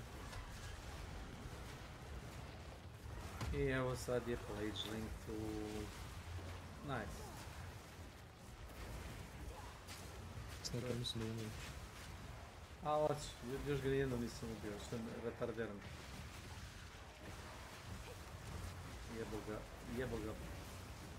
Jebo ga, plague link. Što je to? Mladunč.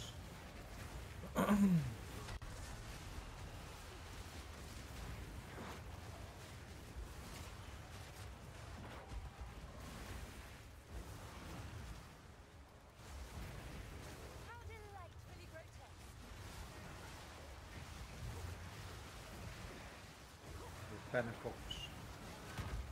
Gledaj pičku materinu!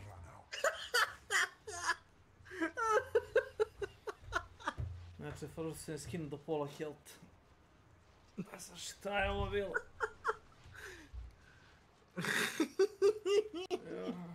Not funny dude. Predi Himeru ubio, pa prošli put. Prošli put kad sam bio, kad god sam igrao ovaj Temple of Chaos, znači imaš 2-3 bossa. Vidio sam kokoš i vidio sam Himeru, mislim ima još jedan. Ali mislim da je Himera lakše 5 puta od ovog govna. Snake. Piece of shit! Eli Snake-o. I to je boss imao 40% jači i elemental resist. Džaba. O, ne. Džaba. Whatever. Let's go. Gdje su rukavice? Shit. Ne mogu naći rukavicu. Bez rukavice. Našli sam. Trebamo neki dobar bow nabaviti. Pa ću jedan bow, moja doći. Što ne kopije za bacanje? Pa daću mi to možda. Onaj kao javelin ili kako već. Da imam srednji troll lance. Šta je ovo? Kaj, tih imaš 6, aj daću mi to. Pa moramo dati neko novo. Osjećaj deja vu. Deja vu? Da sam već vidio ovo. I čuo. Koga? Situaciju u kojoj sam trenutno. Aha.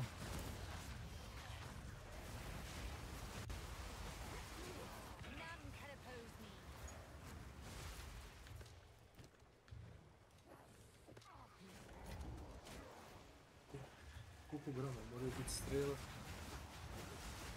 4. Grama?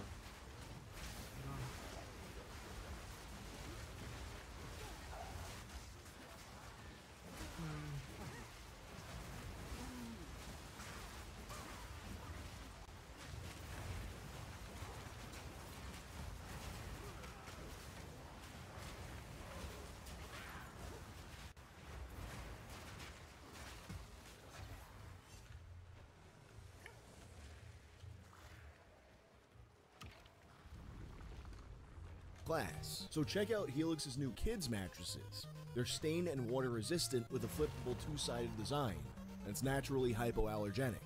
Additionally, all Helix mattresses are fiberglass free. Even the factories they're made in are completely devoid of fiberglass. I've been sleeping on... To dobro.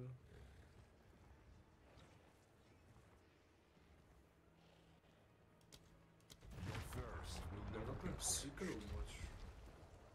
Moć? Snake moć ili sikru?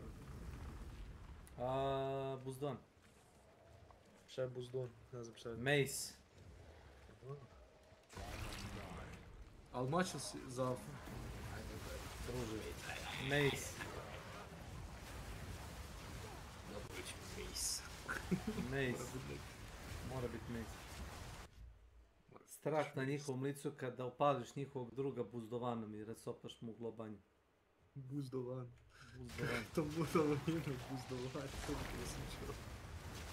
A to ti ako hoćeš nekoga da uvrediš, kažeš mu da je glup, tup kao buzdovan. Zato što je buzdovan nije oštar, ima tupe ivice. Kažeš mu da je pravi buzdovan. Ili ti nije oštar. A, to ti isto. Kažem mes na hrvatski. Topuz. A, pa dobro, to sam i zapravo. Topuz. Da. Topuz i buzdovan, aha. Ja, eto viš. I dva je bukvalno iste izrazi.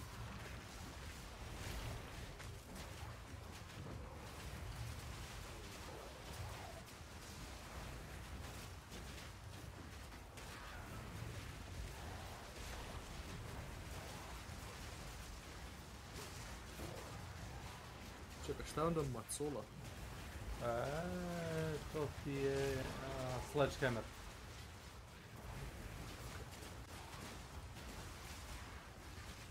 To isto bilo. To ti je dvoročni čekić koji ima glavu tešku jedno kilo 2 do 5, jer je koliko možeš podići.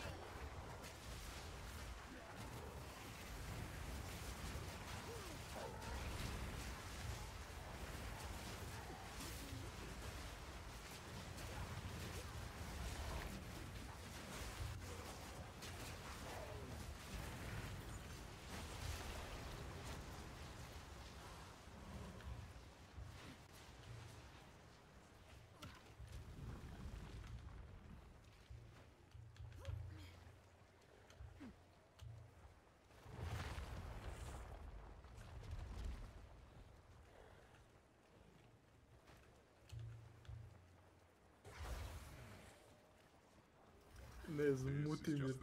Kako je to ime, jebote? Mutimir. Knez Mutimir. Muncimir. Muncimir. Ne znam.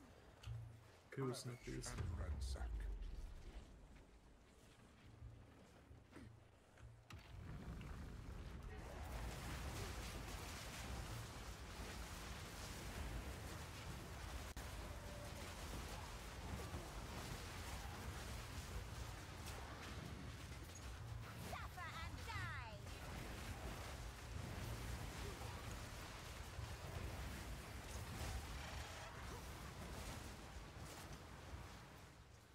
Ček, bro.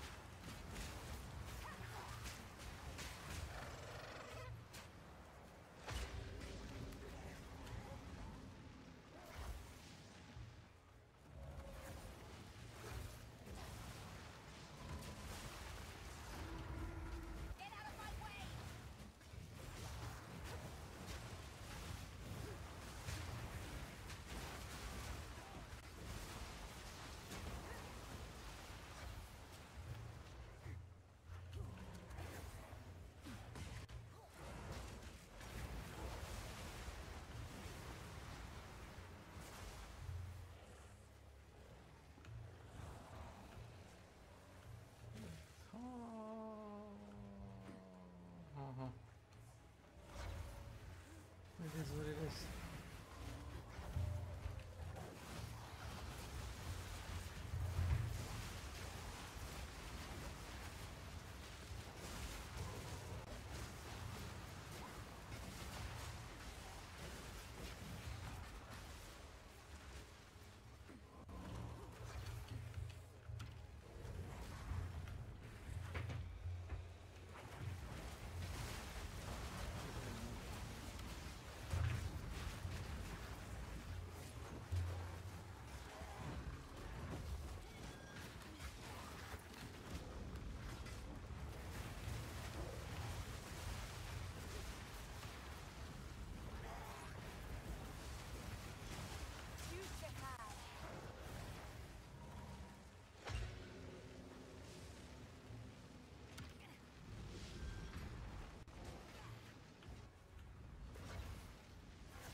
Run, bitch, run!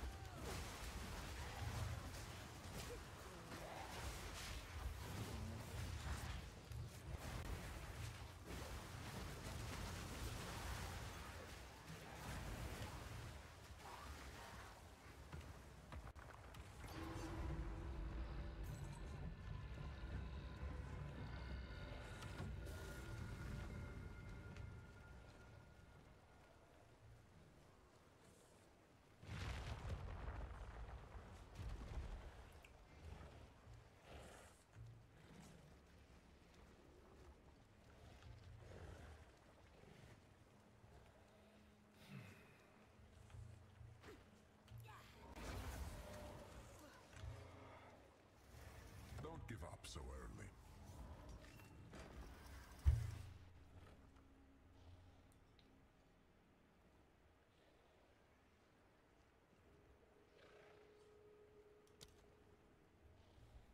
The exceptional are more common than you think.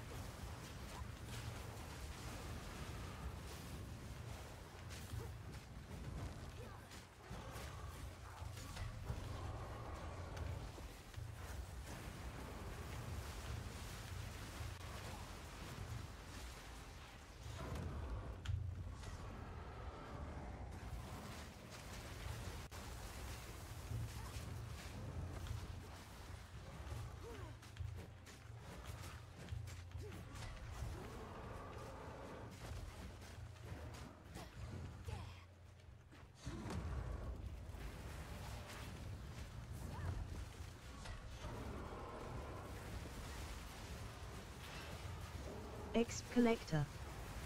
Welcome to my channel. Snake Discord. Zove me šef, izvini, moram da se javim kasnije. Gdje si šefa, šta ima? Gdje si majstore? Evo. Tepa se malo Zmajić. Tepa se petko pegvel. Prvo glava ždaje, hoće da me nagne. Ne daj se. Ono znam se.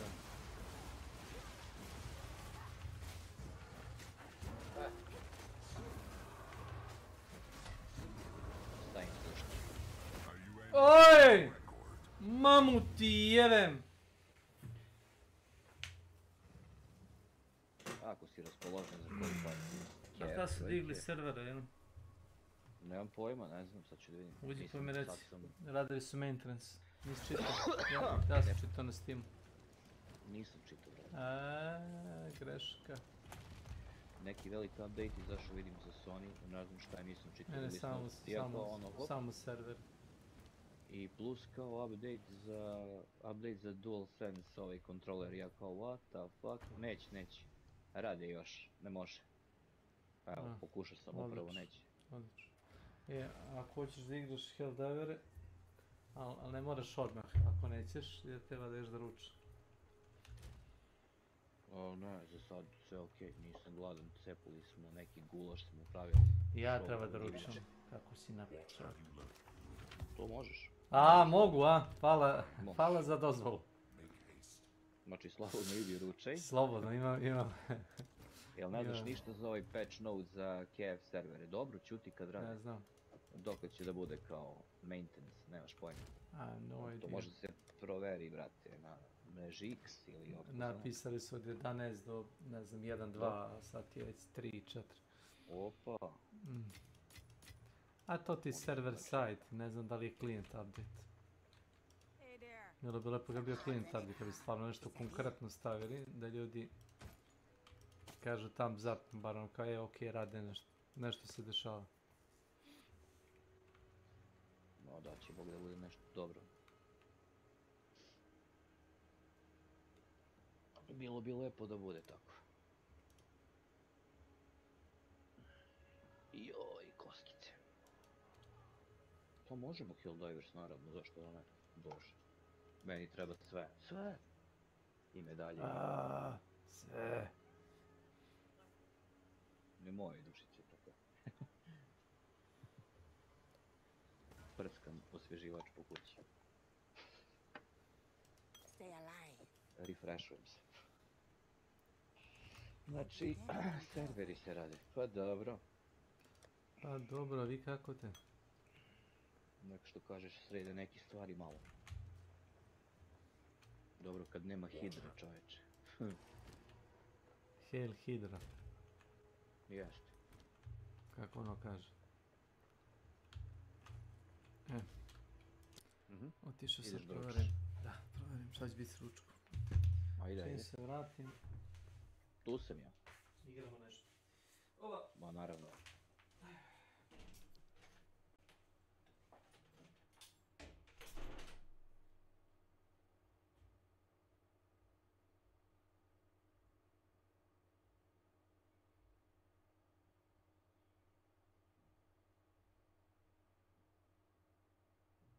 Hesty.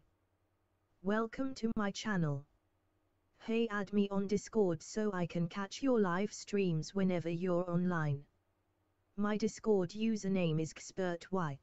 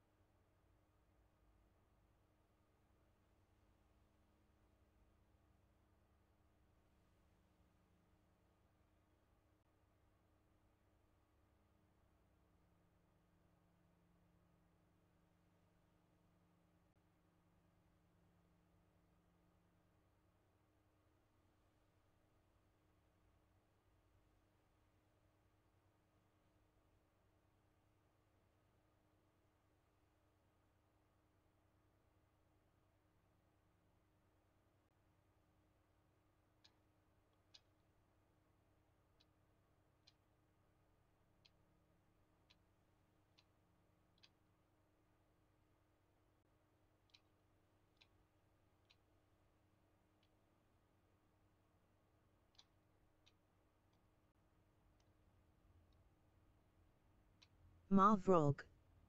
Welcome to my channel.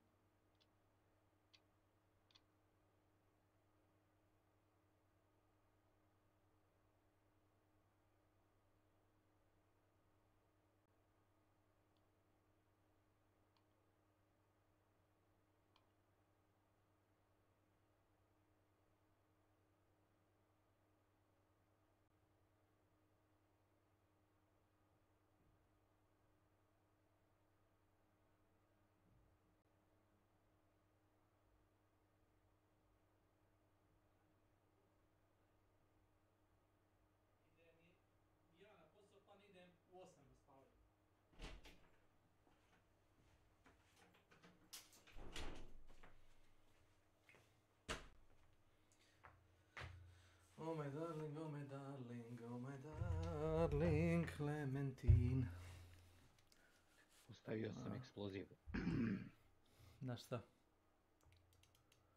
Na barikade. A, podigli su servere, a? Pa tako mi reci. Ne, na Dead Space. Sad sam se Nisam gledao Killing Floor. Evo ja ću pogledam. Šta pogledam? To kako god. Ja ću da se žrtvujem za ekipu. Čisto sumnjam. A nam su soli bio ni to. Da vidim samo.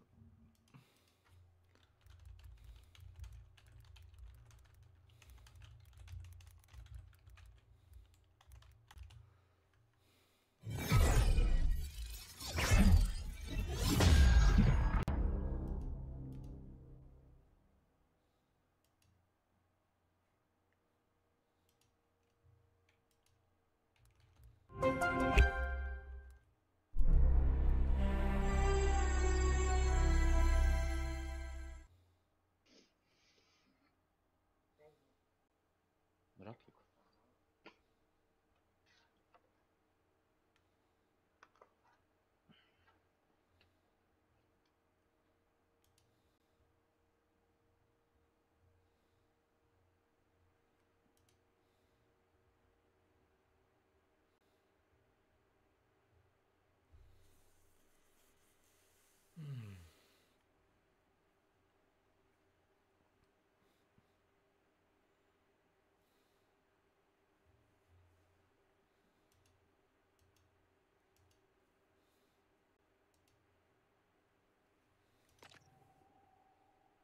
Aha. Za malo da uđem u igru. Šta neće, nisu još, a? Majak. Jebe mi u dupe, evo 5 sati i 1 minut.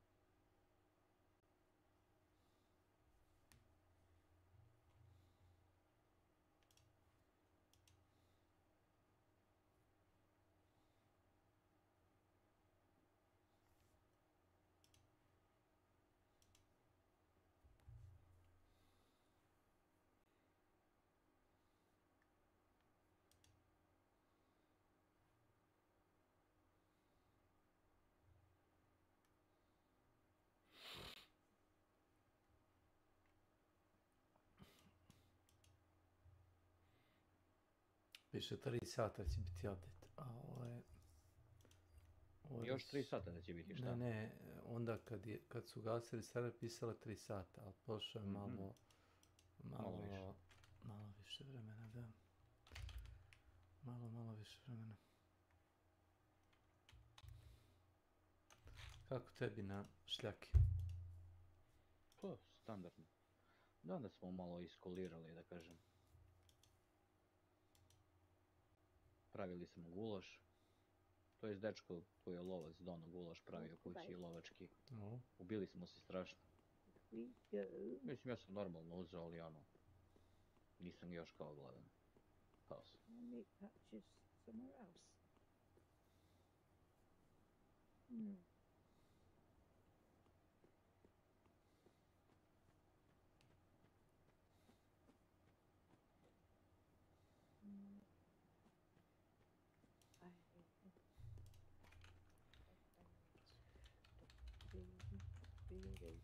Let's go get that wrench.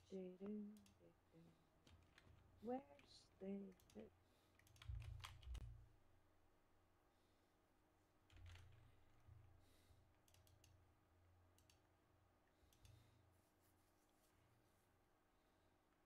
Zašto?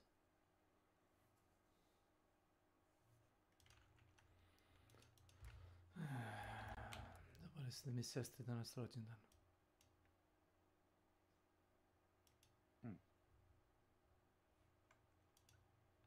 Ma, sat vremena će biti odsuta možda.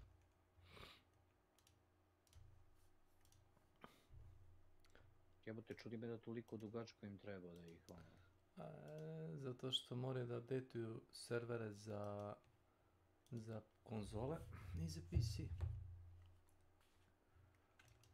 Zato.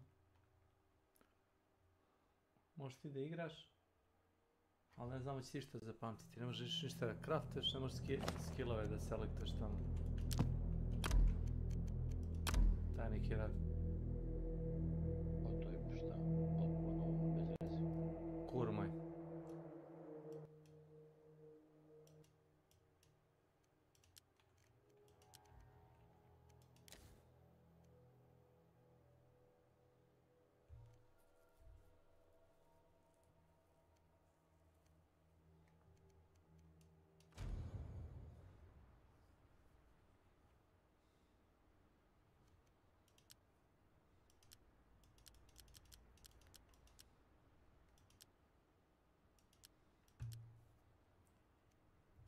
Aha.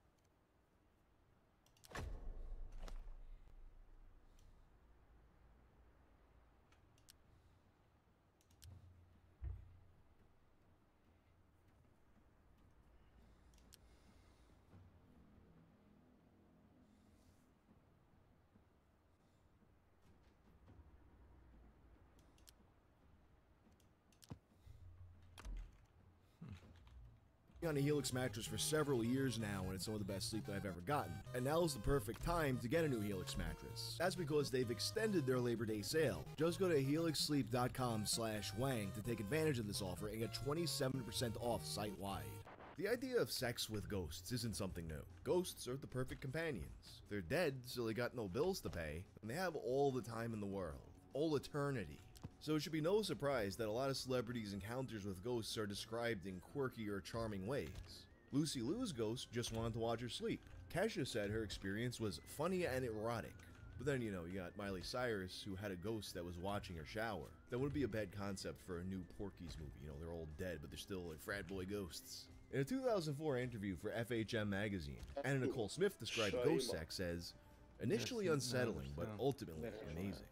It was so good that she just continued to let it happen. And this theme of amazing sex repeats often in ghost encounters. And it's not something that just the rich and famous can experience. In 2017, a 26-year-old London woman named Sian Jameson bought a cottage in Wales, specifically in a town called Aberystwyth. Having just gotten out of a long-term relationship, everywhere in London reminded her of her ex, so she had to get away. She said that the new scenery was making her feel inspired.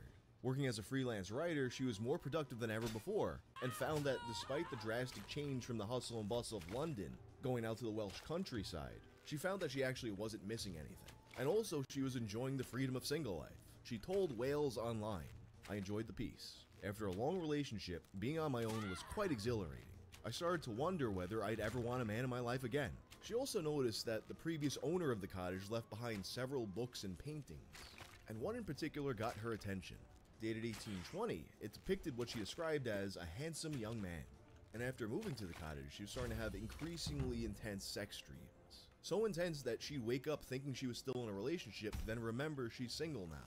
But then one morning, after having lived there for several months, she wakes up and notices a dark-haired, good-looking man in bed next to her. He's fully clothed in a white shirt, scarf, and old-timey breeches. At first, she thinks she's still dreaming, but then she realizes, in the words of Harry Mason, this is not a dream. As I faced the wall, I slowly realized I wasn't asleep, and suddenly, I was frozen with fear.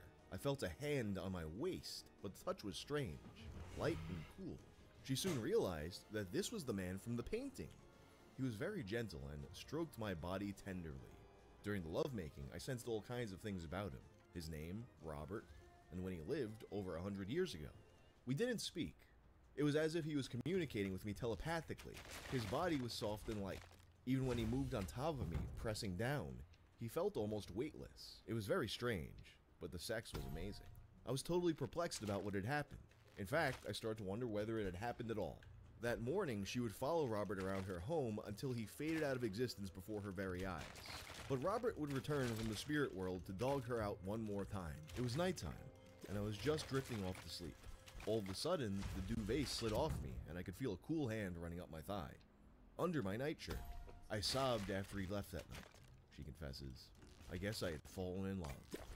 She tried to go online and see what she could find out about the painting.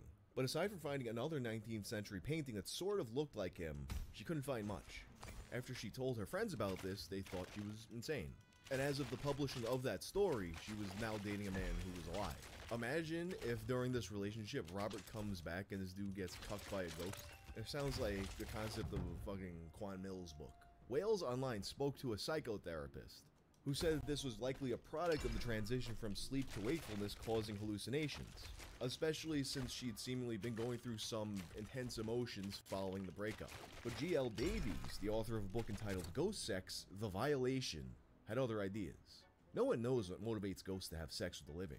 Are we like lab rats to them? Is there some kind of battle for our souls? Are these ghosts demons trying to break us? Who knows? And then you got Mel Magazine asking an important question. Is ghost dick good? In this article, they interview Patty Negri, an author and psychic.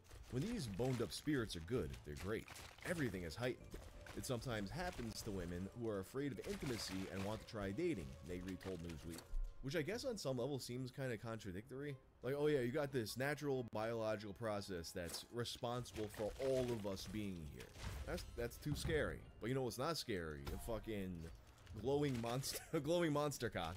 A lot of these women describe themselves as asexual, or that sex doesn't really a big interest to them, or they've simply given up on human dating. Women going their own way. This theme of the perfect man being a ghost also appears in music. Madonna dropped the song Supernatural as a B-side to her 1989 song Cherish. In the song, Madonna sings about how her ghost lover is way better than any living guy, and she'd even have his ghost baby. And don't mix up that song Supernatural with the other song Supernatural, also about fucking a ghost, the one that's by Kesha. Kesha was inspired to write this song after claiming to have had sexual relations with a ghost. He wasn't a mean ghost, but he was like a slutty ghost. He was like, how do I put this appropriately? He was just kind of a hoe. In a reality TV series, My Crazy Beautiful Life, she even goes as far as to get an exorcist, serious or not, to stop her vagina from being haunted. Get out of my vagina. Get out of there. Okay, so either my vagina is haunted or I'm pregnant with a ghost baby.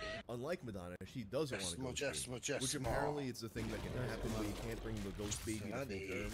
So it's kind of like this one manga I read on 4chan back in the day. There's a bunch like this, but the one I remember, this chick gets pregnant and she just stays pregnant forever. And there's this like last panel where you see the back of her, turns around and she's old with a throbbing, eternally pregnant belly. Kesha has told these sex stories to multiple outlets.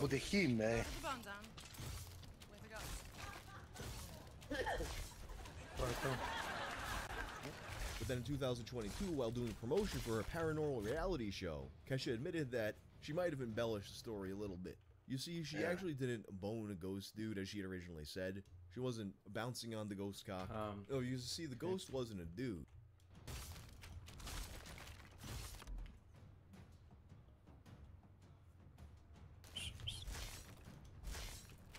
Našao pjesku?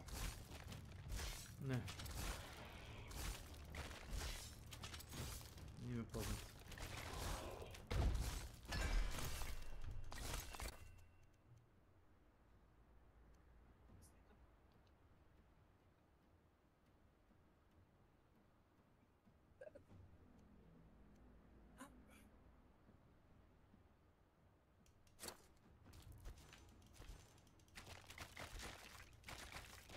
Ćemo igrat Komara? Komara ide na rođendan. S kome? Zar je stvarno, ono, ide na rođendan. Imala. Ljubavnici. Možda postoji. Beki je rođendan danas. Jest, Beki je danas rođendan. Danas A, dobro, čestitaj mu. Danas je 7. oktobar, Beki je rođendan. I znaš kamo je rođendan? Neno... Znam kad je Nenad ženi rođendan. A da je kum 5. oktobra. Znam da je kad je Nenad ženi rođendan. Kojeg Nenada? 3. oktobar. Nenad Gajića. Njegova žena, znam. A ti samo te oktobarče, ne, a to... Nego ti su kad je na tvoj rođendan, tvoj rođendan kad je pukla država, to nema veze, jeli? Peru Saviću kad je rođendan, njegova žena je isto rođendan. Isto kad, oktobar, jeli? Koji 10. oktobar, jeli? 10. mislim da. Aha, da.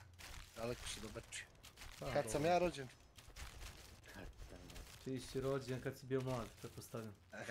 Jako mlad. Ne znam. Nema potrebe. A ja znam da je on 5. oktobra, Milan. Ja ne znam. Za revolucije, znači da njegov rođendan su uništili ovu državu. Ništa revolucionarno se ne desilo na tvoj znak Kumara. Ništa.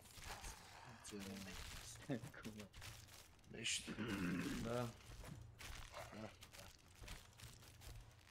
Idem neki rođendan danas kad se vratim, vidjet ćemo da li si bude. Ovaj malo mi je rođendan, jeli? Ko je malo? Sestra je sin. Ne, nego je sestra rođendan, ako baš moraš da znaš. Čestit na rođendan. Hvala ti, ja sad ću neki. Ništa, ajde. Kad planiraš dođe. s kuće? Pa za 1 sat vremena će biti kući. Da, lagano, ajde. Prošli ponut hoćeš, ajde. Može da se desi, ajde. Ajde stvarno da pogledamo šta smo rekli ćemo gledati ono. Ne znam, šta smo rekli ćemo gledati. South Park, jeli? Jest. Obično gledam South Park. Ajde stvarno. Ne, šta nego ću, ajde, ćao.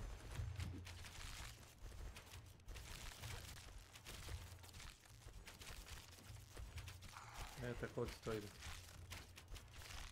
Šta da kažeš? Ništa.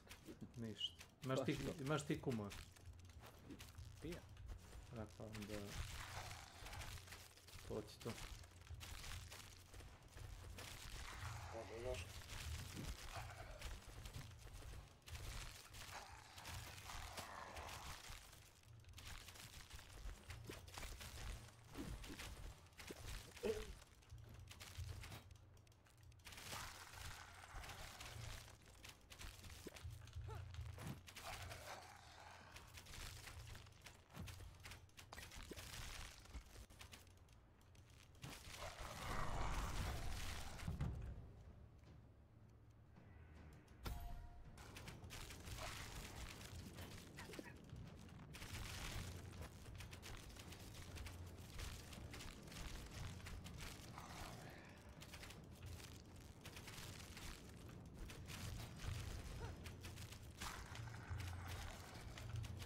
Našao sam čak i kapetanovo telo. Žano.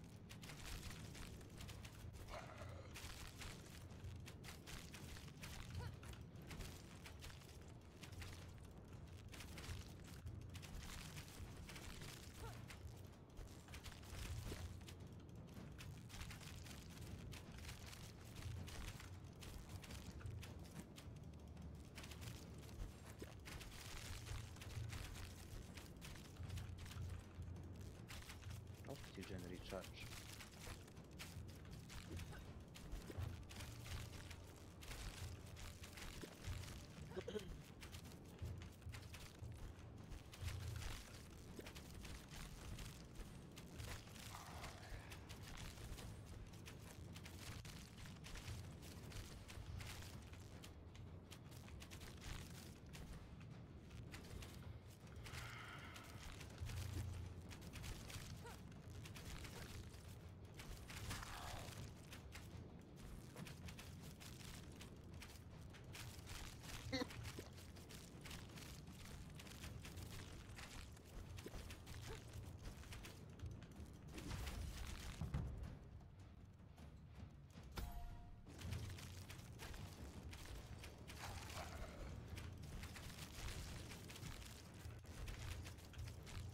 Opa, 10 ljudi. Ovdje ću ovo se radi. A šta radite ljudi? Ej, Slavko, znaš šta? Jedna žena što sa mnom radi kaže da njen muž radi u toplani kod tebe. Njegova žena se zove... Kako da razmislimo? Njegova žena se Slavica. Željana. Slavica. Nemam pojma. Slavica nosi na... Paro, ti misliš da se oni svi tamo znaju? I operisano je kičma. Ja sam kaže, pa ne znam, brate, stvarno, ne znam. Dobro, ja sam mi rekao da ti zapravo radiš u pošti, ali ona mi nije verovala. Morala da istera stvarno vidjela. Ha, morala.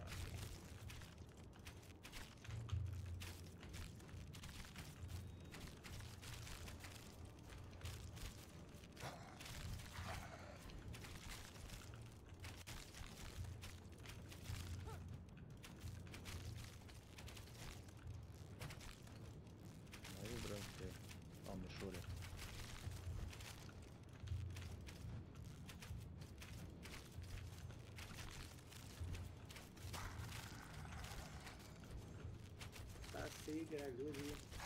Ja malo crti sad ovaj Dead Space remake. O, bravo, bravo. Stojiš bravo.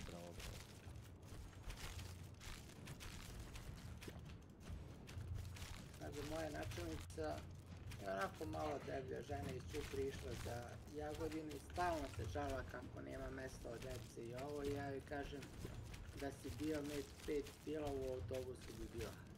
Da. To sam ja rekao jedno. Ona je navikla bila da sedi prvo mjesto pored vrata. I neki čovjek, pa niko ne obraća pažnju na to, sedneš da stigneš u autobusu.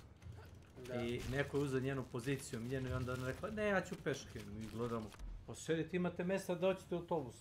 Ne, nema veze, ja ću peške. Znači su mora da se probije pored sedišta, da sede, ne znam, 2-3 sedišta od vrata dalje i to je već njoj napor, zato što ona žena ima 120 kila i metar i pol, razumeš? Pa jesi joj rekao ti da si bio med... I od tog dana vozi bicikl, biciklom dolazi na posao.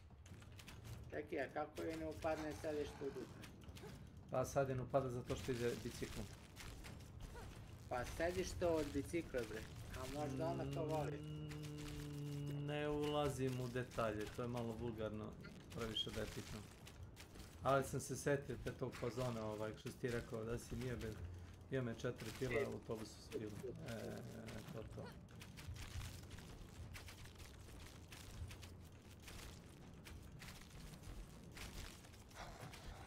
Trebala da pijem. Trebala je, bre.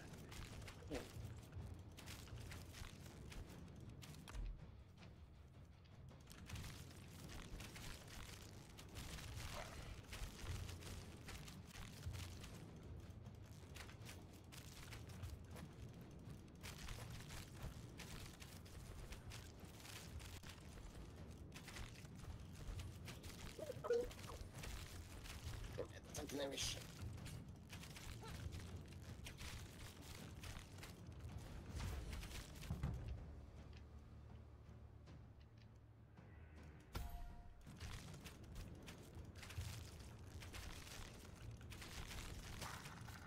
I tako mu je nešto, da je bio med 5 pila u autobusu bi bila. A da naš Milan nosi naočar, igrao bi bolje Hunt jedi. Mada ne bi bio mašine. Što ne nosi naočar? Nema to veze s naočarom. Neko sa čim, ne?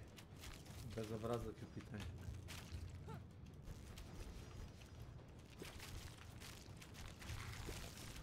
To je kao kad bi rekao, ja da imam diplomu profesora, ne znam, književnosti, ja bi sad predao na fakultetu. Ne bih, jer ne interesuje me da predam. Ne printer. Predajem ja ovako džabe, ali ono za pare ne. Držim gore free. Što Slavko zna, ne bi.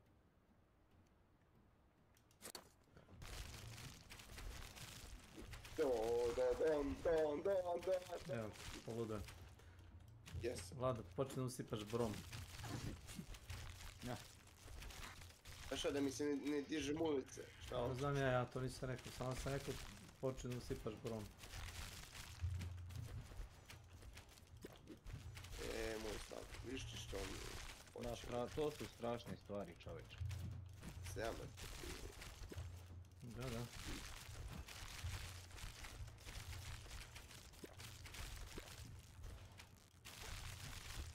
Dobio sam clearance level 1, čoveče. Da? Pa našao sam kapetanov rig i sad idem vjerovatno da ga ekipujem ili šta. Je li to dvojka što igraš? Ne, remake. Cats. Cats? Pa zar nemaš Da, rig u remake. startu? Oprosti. Imaš, nego ovo kažem ti kapetanov rig. Kao naprednija varijanta. Ma da. Opet idemo logikom da je kapetanov rig i što valjda ne bi kapetan ubiti. To na primjer. Da, no to niko ne postavlja takva pitanja obično u igrama.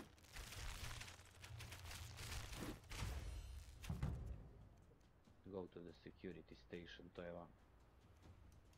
Go to the hangar deck.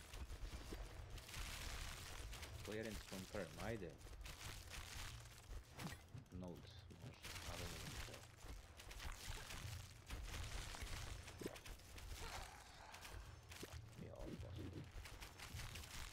Well, at least I have things here.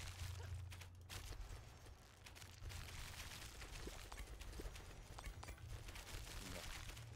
Safe. Ja sam star čovjek. Odveć sam star. Što bi rekao broj 1.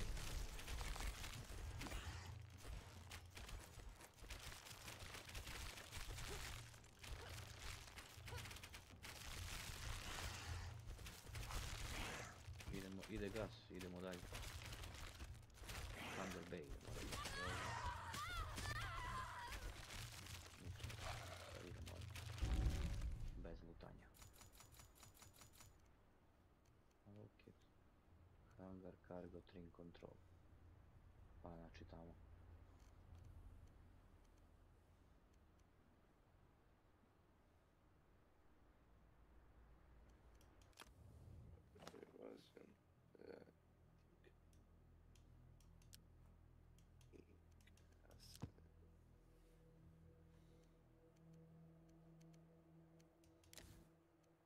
Tamo.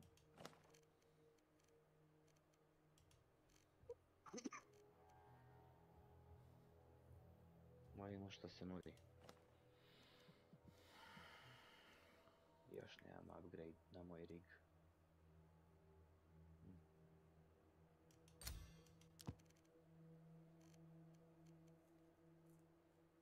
Ništa, to mora se čuvati. Da bi imali.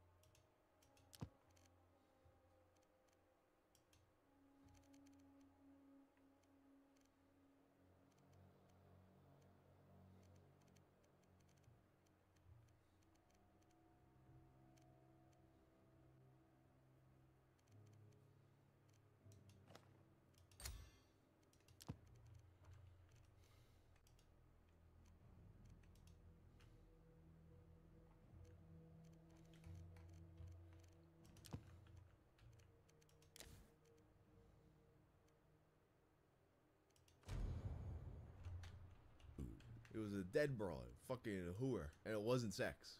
It was, as she described, a sensual wake-up. No comment on if it grabbed the brush and put a little makeup. Speaking of a sensual wake-up, though, how about that one scene from Ghostbusters? The one where it pops open Dan Aykroyd's pants. Based on a true story, apparently. Dan Aykroyd, in real life actually an ardent believer in the supernatural, claims to have experienced several encounters with ghosts. Some of the sexy variety. You fucked a ghost? I think I was being come on to there, but anyway, Dan Aykroyd fucked a ghost. And then in another interview with Esquire magazine, Dan elaborates on one of the ghost encounters. I was alone in the house and decided to take a nap. I closed the door to the bedroom but didn't lock it. I woke up in this kind of trance, where you don't know whether you're sleeping or not. It's what the abductee feels when he's being taken. I saw the door open, and I rolled over and looked at the bed, and I saw the depression in the mattress, like somebody was getting in there. And I thought, I'm just going to roll over and snuggle up next to it. You spooned a ghost? Yeah, maybe that guy was gay, and he wanted to have some fun. I'd be surprised if I was his type, but when you're dead, take what you can get. And the real-life Ghostbusters sex story don't end with just Dan Aykroyd. Here's Bobby Brown, who sang the track On Our Own from the Ghostbusters 2 soundtrack, and now this track is, by the way, horribly stuck in my head. Anyway, here he is talking about being molested by a ghost. There's a story in the book, it's hard to ask it, about you having sex with a ghost. Oh boy, yeah, but this was at a time when I was filming Ghostbusters. And you had sex with the ghost? Yes. Well, I had no choice. I was mounted. Oh, she mounted you? Yes. I guess if you're involved with Ghostbusters, something strange is gonna happen in your neighborhood. Busting makes you feel good. But you know, some people aren't just in it for the ghost sex. They need a little bit more out of life. Like a British singer named Brocard. She married a Victorian ghost named Eduardo, who she described as devilishly handsome. You'd think this was a relationship built to last. I mean, who are you to doubt Eduardo? He's a ghost. It's not like he's got anywhere else to be. And as a ghost, you probably don't have that many options. You know, a lot of guys talk about how they feel invisible in the modern dating climate. But Eduardo is literally invisible. But somehow, despite the obstacles, Eduardo still managed to be a cheater. And he did that cheating with Marilyn Monroe. On our wedding day, he made really, really inappropriate comments about spotting the ghost of Marilyn Monroe in the church. And as you can imagine on your wedding day, your groom sort of turning around and making a rude comment about anyone, any female, anyone at all. It could have been the perfect crime. Because, you know, who on this mortal coil talks to ghost Marilyn Monroe? She can't exactly post about him on the T-app. But Brocard wasn't fooled when Eduardo floated in smelling like Marilyn Monroe's favorite perfume, Chanel No. 5. According to her website, the couple tried to make it work. She hired a spiritual medium to provide marriage counseling, but 6 months later, ghost divorce. Now she'd spend her time with her coven of witches traveling to Wacken Open Air to conduct a special seance in memory of Lemmy from Motorhead. And there's no word on if Ghost Lemmy hit. Age difference, of course, is a common occurrence with ghost hookups. The paranormal lover is generally much, much older, sometimes even centuries older, which I guess is, you know, for the better. It's already more sad when a child dies. But then imagine a child dies and he's all hyped to be one of those creepy ghost kids like from the movies, only to find out that the person he's been assigned to haunt is EDP-445. But then, you know, I guess any ghost hooking up with a human is kind of exploiting a power dynamic because they literally have powers. But yeah, ghost age apps. A reader of 7 Days, Vermont, named Casper Knoodler writes, Dear Reverend, I bought an old house 6 months ago. At the closing, the previous owners gave me a photo of the man who built it. The house, which they believe still haunts the place, was built in the 1920s. I've definitely felt his presence here, and lately, I've been having very vivid erotic dreams about him. I'm fine with that, but I'm not sure if they're dreams. Is it possible I've been having sex with a ghost? Reverend's response? I suppose anything is possible. This isn't the only tale with a 1920s ghost. Just something about the 1920s that produced extra sexy dead guys. We've got this story from Slate magazine. My friend thinks she's having sex with a ghost. A ghost named John. Welcome to my channel. A reader of their sex advice column sends a message explaining that during COVID lockdowns, he'd been speaking to a friend from across the country who said she'd been pleasuring herself thinking of a man who lived in her apartment in the 1920s. At first, he thinks this is like, you know, a fantasy of hers. She's just getting off to something she imagined. You know, it's kind of like some guys will fantasize about the random cashier they saw at Trader Joe's that day, but for women, it's dead guys from painting. She later clarifies, though, no, this isn't a fantasy. She means the actual ghost of a man who's there in her apartment with her as she quarantines alone. And she starts talking to him about John Moore. John said this. John did this. John is having a bad day. Then as the months go on, things start to open back up. She starts talking about meeting up with an old fling, and she's worried that John will get jealous. She also starts posting about John on social media. All of her real-life friends are seeing this, and they're asking, hey, did she start dating someone new? Basically, this guy had written to the advice column to find out if he should be concerned about his friend's mental health. to which they responded he should ask a question to kind of gauge how serious they are about this. If she's aware of how ridiculous this sounds, and if she's been taking any kind of psychedelic drugs. And of course, this wouldn't be the only lockdown ghost sex story. Historically, ghost sex has been attributed to entities like succubi and incubi, but in fact it seemed like the COVID-19 lockdowns correlated with a major increase in ghost busting.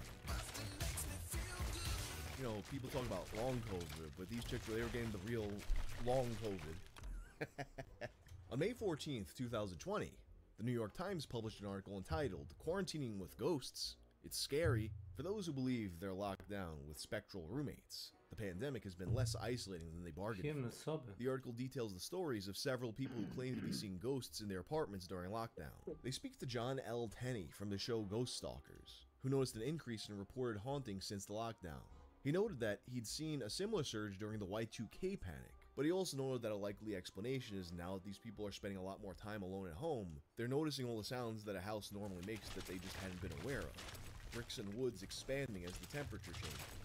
It's not that the house wasn't making those sounds, they just never had the time to notice it. Still, even if these people are imagining the hauntings, there's nothing imaginary about busting a fat nut. And in the loneliness of quarantine, a lot of people pined for it. You can see this in a couple stories published in The Cut by writer Amanda Arnold. She described reading that New York Times article and feeling a little jealous. In particular, she was touched by a story where one of the haunted people woke up to a camera lens that she'd previously lost and couldn't find. A gift from a friendly ghost. She concludes the article by saying, "Actually, let me extend a formal invitation to all lonesome ghosts without a place to call home. The walls of my apartment are yours to pass through. If ghosts are bothering humans more than usual right now, which appears to be the case, as reports of haunted houses are apparently on the rise, that must mean the ghosts are lonely and looking for company too." But it was clear that the isolation was gradually taking a toll on poor Amanda. As a couple months later, she published, "A ghost is a perfect quarantine sex partner. I'm just picturing a ghost comes to haunt and it's scared off by this ravenous woman, gone mad after being denied sex for half a year by the government." To be fair, in the article she clarifies that she doesn't necessarily believe in ghosts and she's not like desperate to fuck a ghost, but rather that if you did fuck a ghost, it's about as safe as it gets. Katie Heaney and Ariana Raboli for the website BuzzFeed would recount their own paranormal one-night stand, even following the professional advice given to them on how to attract and seduce a ghost into hooking up with them. How to make sure that while doing something dangerous like this, you don't accidentally attach a succubus to you. But basically, ladies, if you want to attract a ghost to fuck, you gotta dress a little sexy, not like, you know, you're just lounging around your house. However, there are professional paranormal scholars providing this kind of advice to people. After moving to the US from Hong Kong, Dr. Ben Hung published A Guide to Ghost Sex. Although something about Ben's Amazon biography tells me he may not actually be a doctor in the traditional sense. Next to a picture of his bare chest, he tells us that he likes to jet ski in the nude, and he once used his book royalties to buy his mother a 99-cent hamburger. The good doctor's other published works include Becoming the Night's Bitch. Gay zombies are stalking me. There's a ghost up my butt. Robotic aliens who like wearing women's underwear. Napoleon's boner party. Elvis really is an alien, and he helped a toaster pastry seduce me. He might actually be onto something when it comes to Elvis. Paz de la Huerta from Boardwalk Empire in 2011 claimed she got an orgasm in Graceland from Ghost Elvis. It was like Elvis was tickling me with a feather. Honestly, more believable than Hulk Hogan's Elvis story. So what do people actually feel when they get intimate with spirits? According to celebrity interviews and talk show conventions, they feel intense pressure. When I feel anything on your body, I felt a form. And in Brokar's experience, a burning sensation. And it passed really, really slowly throughout my stomach, all the way down my legs, like this sort of burning. And they woke up feeling refreshed. I had slept beautifully. I woke up and maybe better than ever. Pretty good. The hosts of these shows, while struggling to appear non-judgmental, ask, "So, do you feel something, or is this just a mood change? What do you mean you gave up real lovers to get them a bunch of ghost hookups?" There's always someone going, "I swear I'm not crazy," while the hosts are barely hiding, rolling their eyes. You had sex with a ghost? A ghost, yeah. I wasn't high. That was my next question. Oprah does a better job pretending that she's interviewing a real Ninja Turtle than going along with the idea that this woman hooked up with a ghost. I was in the midst of a very intensive sexual experience. When it comes to their sexual experience, it's all about the vibe from the spirit. It can be a sense of warmth, cold, love, or just feel plain basic. However, not always consistent. It may just feel like an energy passing through you, or it's an unseen grip and pressure on you, as if it were invisible. No two stories seem the same, leading to a lot of skepticism. Ghost researcher Alexandra Holzer told the Huffington Post that the people who report having sex with a ghost report feeling pressure on them and even penetration, but ghosts don't have warmth. When they're in the room, it's a frigid environment. And honestly, a lot of ghost sex stories seem kinda rapey. Coco Austin, the wife of Ice-T, talked about a ghost that tried to lift up her nightie, kinda like that old Japanese trend, sharking. Cardi B is on record saying that a ghost had been trying to have sex with her. I'm so alone in this house with this fucking ghost that clearly wants to fuck me because he only comes around when I'm here and by myself. And I'm just gonna call my security guard to put me in a fucking hotel because I just can't fucking take it anymore, bitch. According to folklorist David Hufford, 15% of people claim to have been assaulted in their sleep by an unknown ghost-like entity. Typically, the ghost will force itself on the sleeping and or dreaming individual. Most people who report ghost sex feel violated and cold. The 1982 movie The Entity was inspired by the 1974 real-life case of Doris Bither, a woman in Culver City, California, who claimed a supernatural invisible entity assaulted her.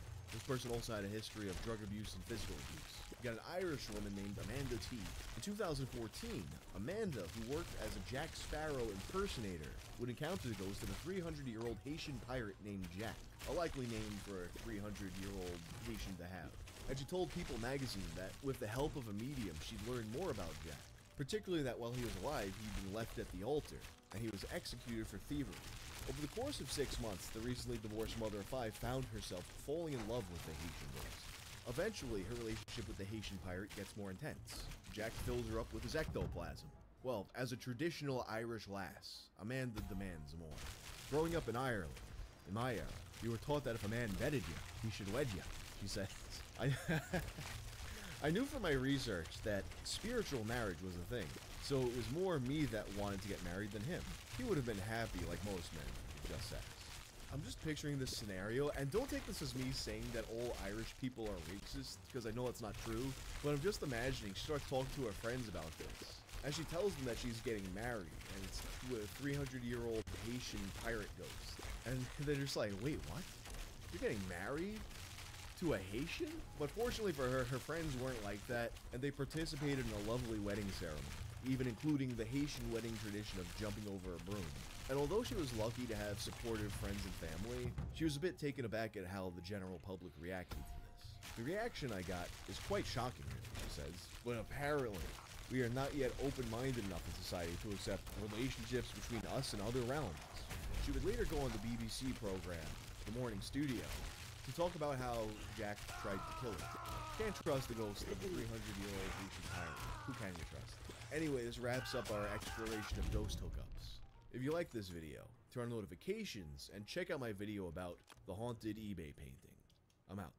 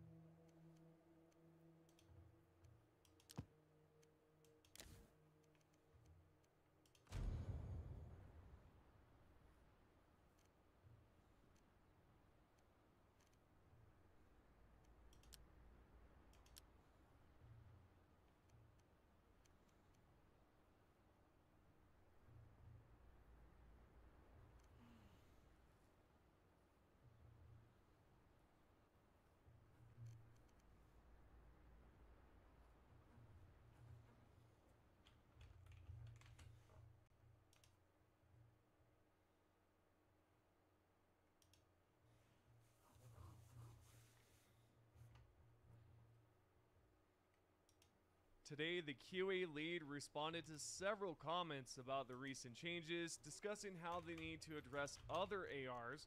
We also have a new major order that I'll briefly cover, Plus, there's been a lot of discussion going on, and a lot of players are not happy about the recent patch. Not only that, there's a lot more to cover. If you've enjoyed our content in the past, please support the channel by clicking the thumbs up button below the video. I'd greatly appreciate that. With that said, let's jump right in. So, the recent patch wasn't well received among fans, and there's a good reason for it. The game's performance hasn't improved much, and crashes persist. Beyond these issues, the main problem with this patch is that most players believe the developers buffed the Rupture Warriors in the recent update. There were countless posts and comments about this from many players on Reddit and in my comment section. You can see all the posts I've screenshotted and provided here. However, the patch notes didn't list this as a buff, but as a fix for a bug noted in the previous known issues. The developers resolved it so that Rupture Warriors now accurately track both hosts and clients, meaning players joining the host face the same attacks and can be tracked accurately.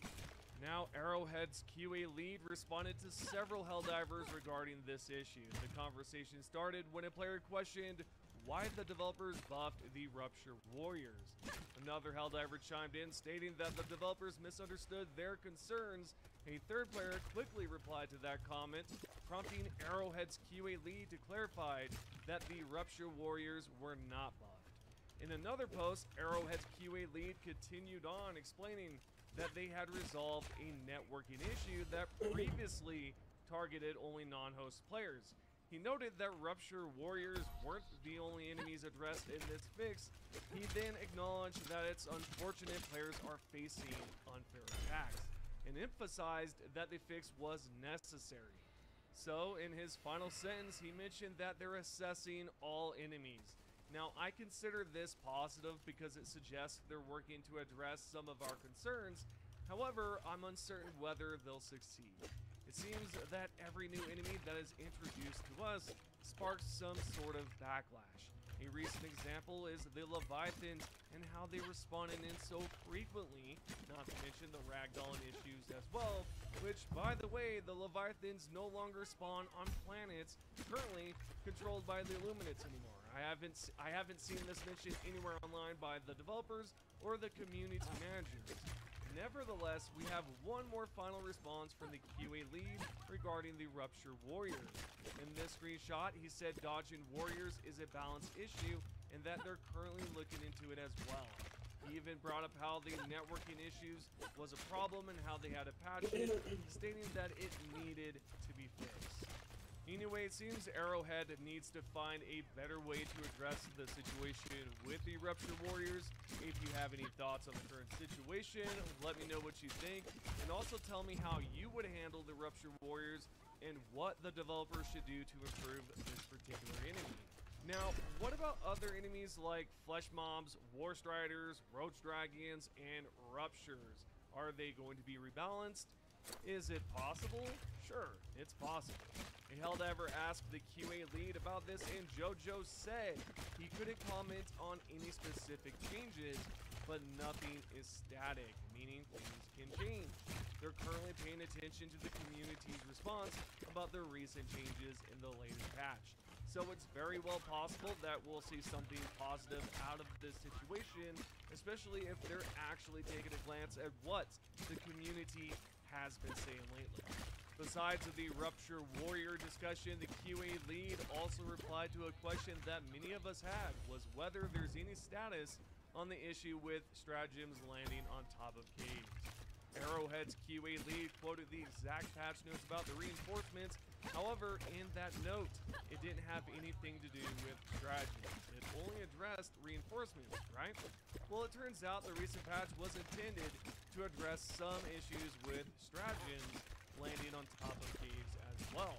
As seen in this screenshot, a player replied to JoJo, the QA lead, stating that it's not a fix at all. JoJo responded back to this player by clarifying that he referred to some instances and explained the difficulty of adjusting certain stratagems because if not tested properly, it could disrupt the game's core mechanics. In the same response, he added that they're conducting extensive playtesting to address the issues with stratagems on caves. Overall, it seems that there are still issues with stratagems landing on top of caves, and I've conducted some tests myself to see if the patch has actually helped at all.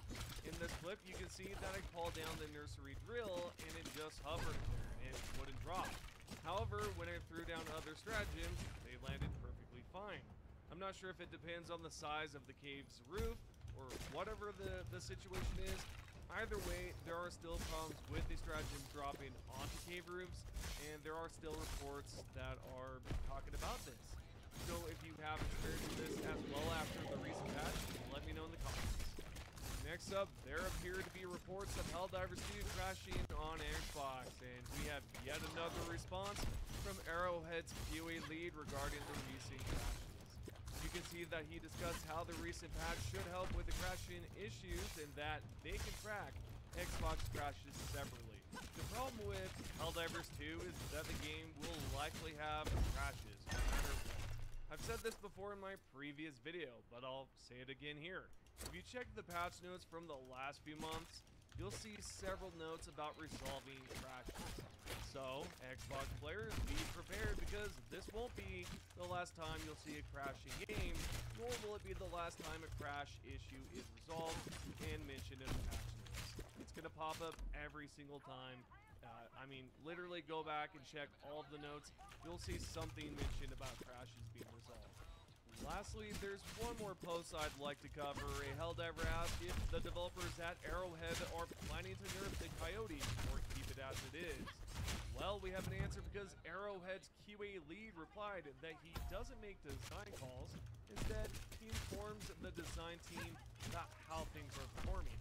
He also said the Coyote is fine and that they need to look at other ARs in the armor. All in all, that's great news. We know the community manager previously confirmed that nothing would happen to the Coyote, and we now have confirmation from the QA lead that it's fine, and it won't face any sort of nerfs. If you were worried, then this should put you at ease and hopefully get you excited, knowing he thinks they should focus on other items in the armor. Let's put that conversation aside for another day. Instead, let's discuss the recent major order announced yesterday. We have to liberate 2 planets and hold one particular planet on the automaton side, while also holding on to Hellmire on the terminate side. In the latest major order briefing, High Command revealed that they've decrypted the automaton messages. They found out that the bots have secretly begun mining operations on Victoria. We need to hold that planet, utilize the technology, and create a spore-proof haven on Hellmire, of course, the terminate side. High Command also mentioned that the tech was leaked by traders over on Super. The technology we're recovering includes geothermally resistive siding panels and HIPPO filtration systems. At the bottom, High Command noted that remodeling is underway, which is why Outpost Alpha over at Hellmire must be held to ensure the remodeling isn't interrupted. Now, do I think it's impossible? Do I think we're going to be able to actually win this major order? Yeah, I think we'll definitely win it. I mean, it's only 6 days we have. I mean, it's 2 planets we have to liberate. So far, we're doing a great job over here at Plaza, or Plaza, not too sure how it's pronounced. And then we have the next planet right over there. And then we're finally at the last one. And to be fair, it's not bad. I mean, look at how many Helldivers we have, and if you look at the second one, I mean, the resistance isn't too bad. It's like 1.00, and I believe that's the same with the other planets. So yeah, it's going to be a breeze, guys. We've got this. Not only did High Command update us with the message on the galactic map about the new major order, but they also acknowledged the Helldivers who successfully defended New Alexandria, where the Illuminate are currently located at the bottom. They wrote this: a small but fervent cohort of Helldivers has successfully repelled the Illuminate menace from New Alexandria, a city on the planet Seychelles Beach. While the city itself bears no particular strategic significance, the single-minded focus of these Helldivers is nevertheless an inspiration to all. Personally, I would like to think that the Xbox divers are the main reason as to why we defended this city and how it was a success. I saw a bunch of posts from different Xbox divers saying, hey, I'm defending New Alexandria, I'm over here, right? So that's just awesome to know, and I'm sure there was a mix, right? There was probably some PC and PlayStation players over here. Alrighty, since I brought up the automatons, we have to talk about this post right here, where this player found out that there were 4 Helldivers at Cyberstand. By looking at that, you're probably thinking, well, the developers are surely testing something out. Well, that might be the case.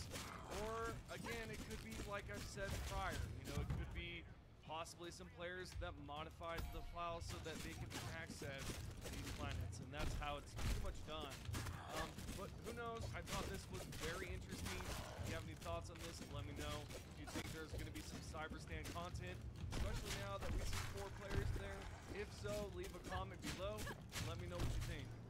Anywho, these are the top 3 comments. I'm just going to showcase all of them right now, and I hope you guys have found today's video helpful. If you have, consider tapping the like button, subscribe, turn on notifications, and all that great stuff. I appreciate everyone from subscribers to members to the lurkers, even you guys out here that stop by the channel to check the video out. And if you're not subscribed, why not? It's completely free. Tap the subscribe button. You won't be charged. Again, it's all free. So yeah, thanks for watching, and I'll see you in the next one.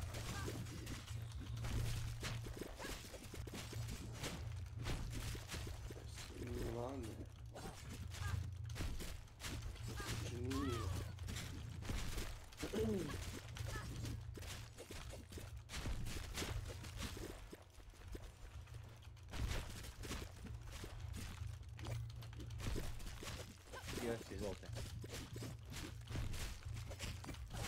Nisam.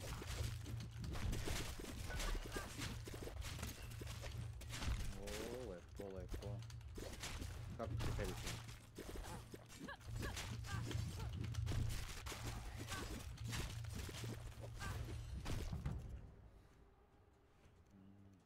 Vamo trebam da idem.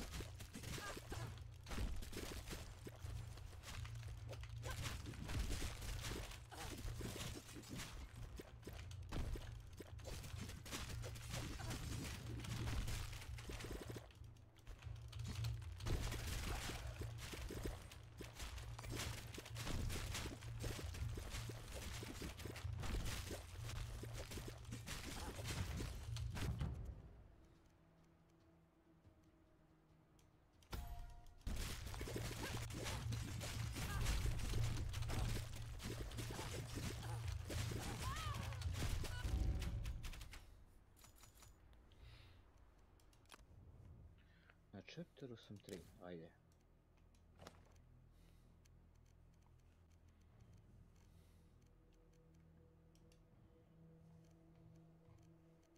Jao, bože.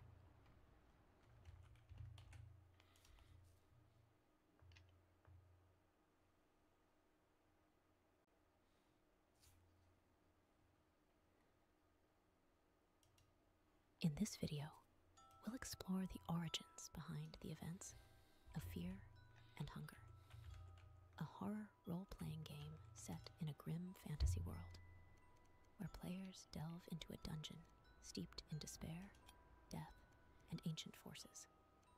Beneath that harsh experience lies an intricately constructed mythos centered around gods, influenced by layers of philosophy, mysticism, and popular culture. Fear and Hunger is clearly inspired by modern works, such as Kentaro Miura's Berserk, famed for its bleak worldview, where the physical world intertwines with a multi-layered astral world, and a dark divine concept lurks at the bottom of the abyss. In my recent video on Berserk, I discussed the ideas of the physical world and the astral world, along with the thin veil that separates them. The physical world is where humanity resides, while the astral world is composed of overlapping layers. Welcome to my channel. By spirits, fairies, and mythical beings.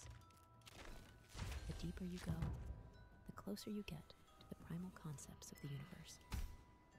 At its lowest depths resides the idea of evil, a godlike being born from humanity's collective unconscious, weaving human fate through the power of causality.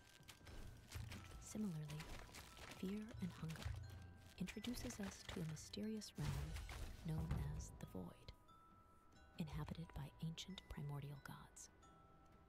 But what exactly is the Void? And how does it exert such powerful influence over the events in the world of fear and hunger? Have you ever wondered what happens when we step into the domain of the gods?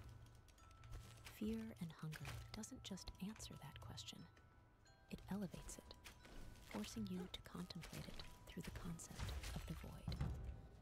The Void is a mysterious and ominous dimension.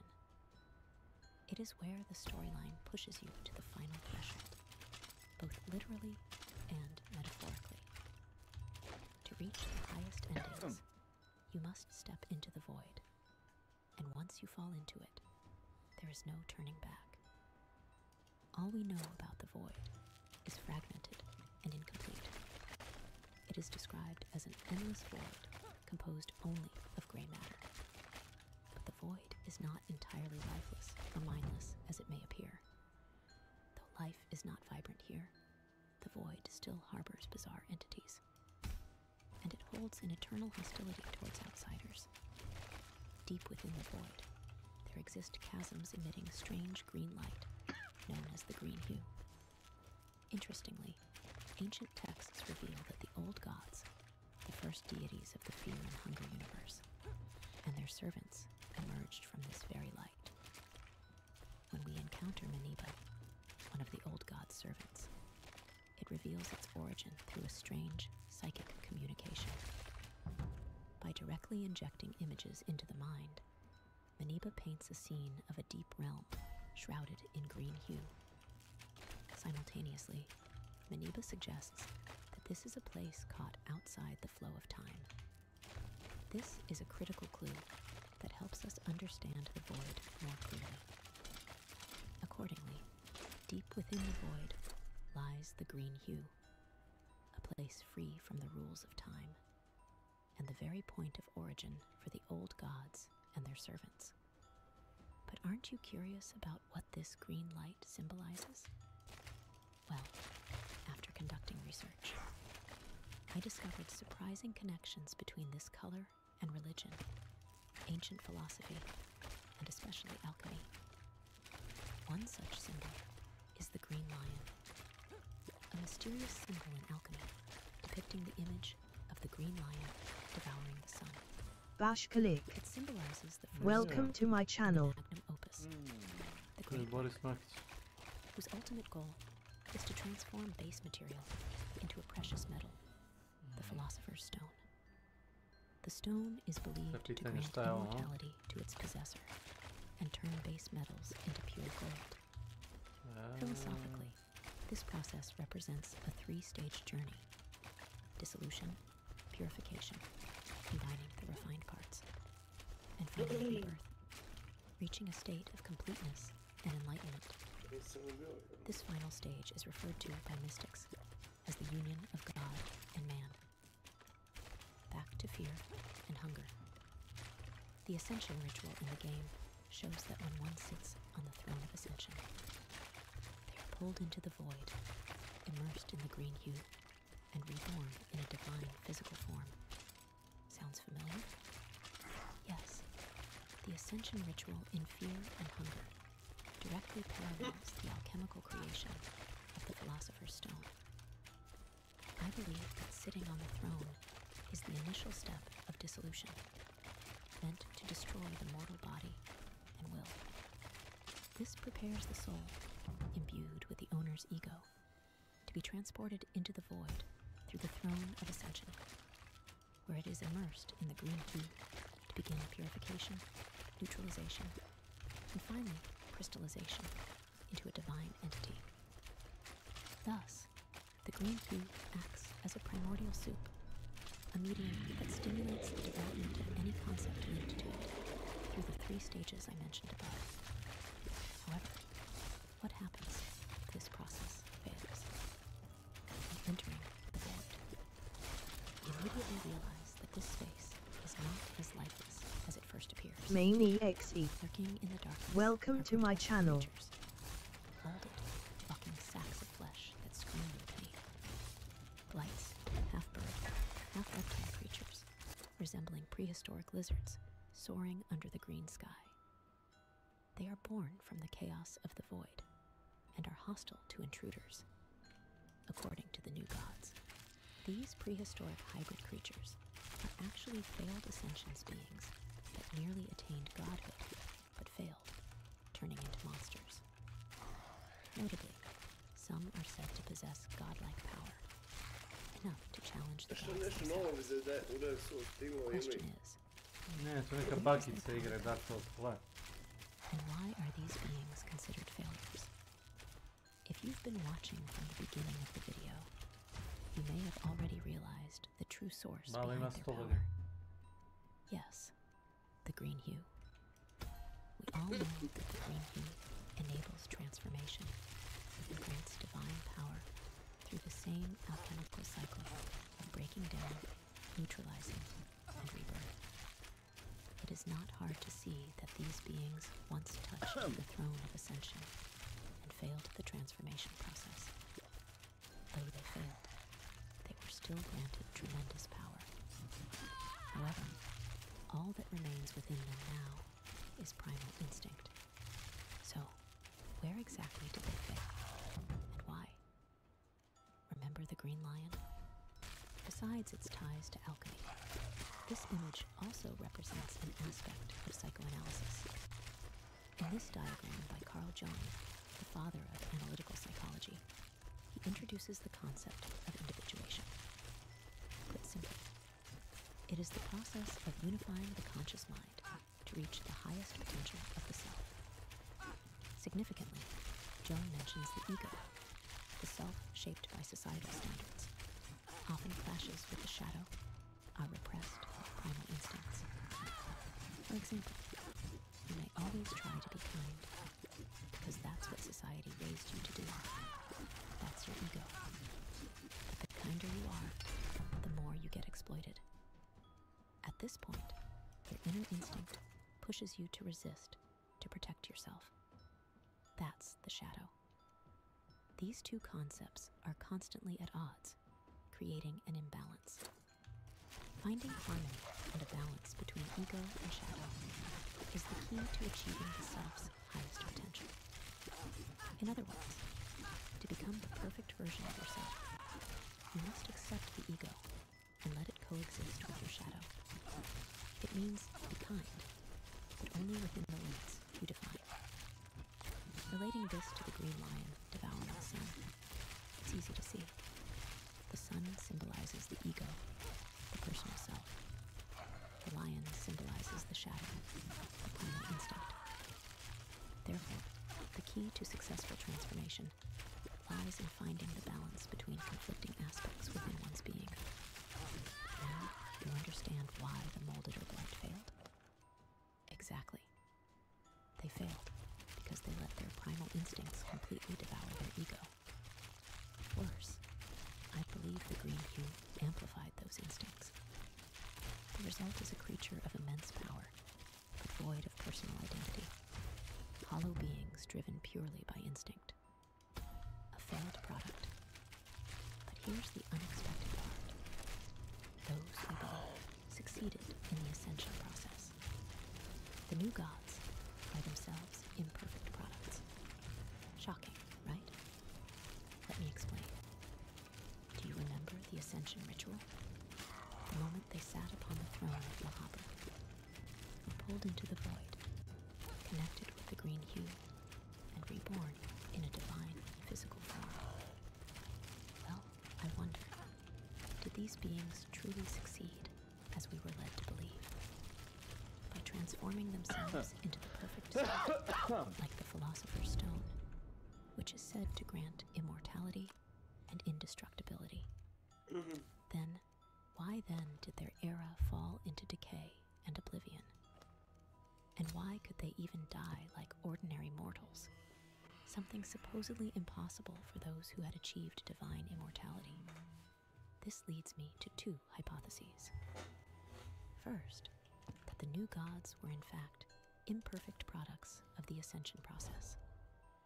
As we know, the essence of ascension lies in finding balance between the personal ego and the shadow, one's repressed primal instincts. Only by accepting the shadow and harmonizing it with the ego can one achieve completeness. And I believe the new gods failed at this. But unlike the molded or the blights, beings driven entirely by primal instincts, I think the new gods failed by letting the ego overpower the shadow. More precisely, these arrogant beings refused to even acknowledge the darkness within themselves. This is reflected in their reincarnated forms, which embody their personal egos. Francois, domination; Milvan, eternity; Felte, enlightenment; Shambara, suffering, and more. If we compare the molded or blights to defective products, then the new gods are merely flawed ones. Their power may surpass ordinary humans, but they can still die or fade into obscurity. A bitter truth. But you might wonder, why do these beings keep repeating the same failure? Why, throughout history, have we seen generations of new gods rise and fall? Never once has there been a truly successful case. This question leads us to another hypothesis, that humanity in fear and hunger was fundamentally an imperfect creation, like a scale permanently tilted to one side. This imbalance ensures humanity always fails in achieving divine perfection. In the Skin Bible of Almer, a text compiled by Anki, it says, "The other version of Almer's origins tells how Sylvian, the older god of fertility, ordered a deity known as Vitruvia to create an architectural reprography of a man and a woman that would be the likeness of Sylvian herself. Vitruvia, being the master architect, did just that. Sylvian fell in love with the results. She went on and created according to Vitruvia's drawings. At first, Vitruvia was amazed by the life Sylvian managed to usher into her designs. However, over time, Vitruvia started to see small imperfections here and there. Nothing bothered her more than the idea that her designs were anything but perfect. So she set out to create the perfect human being, the pinnacle of man's potential. This being was born on the year nil, and he is the one known as Almer today.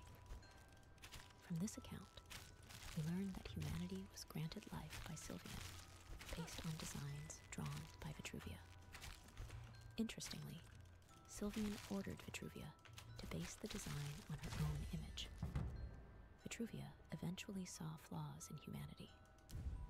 Unwilling to accept this, she resolved to create a perfect human, the being we now know as Almer. Let's pause here.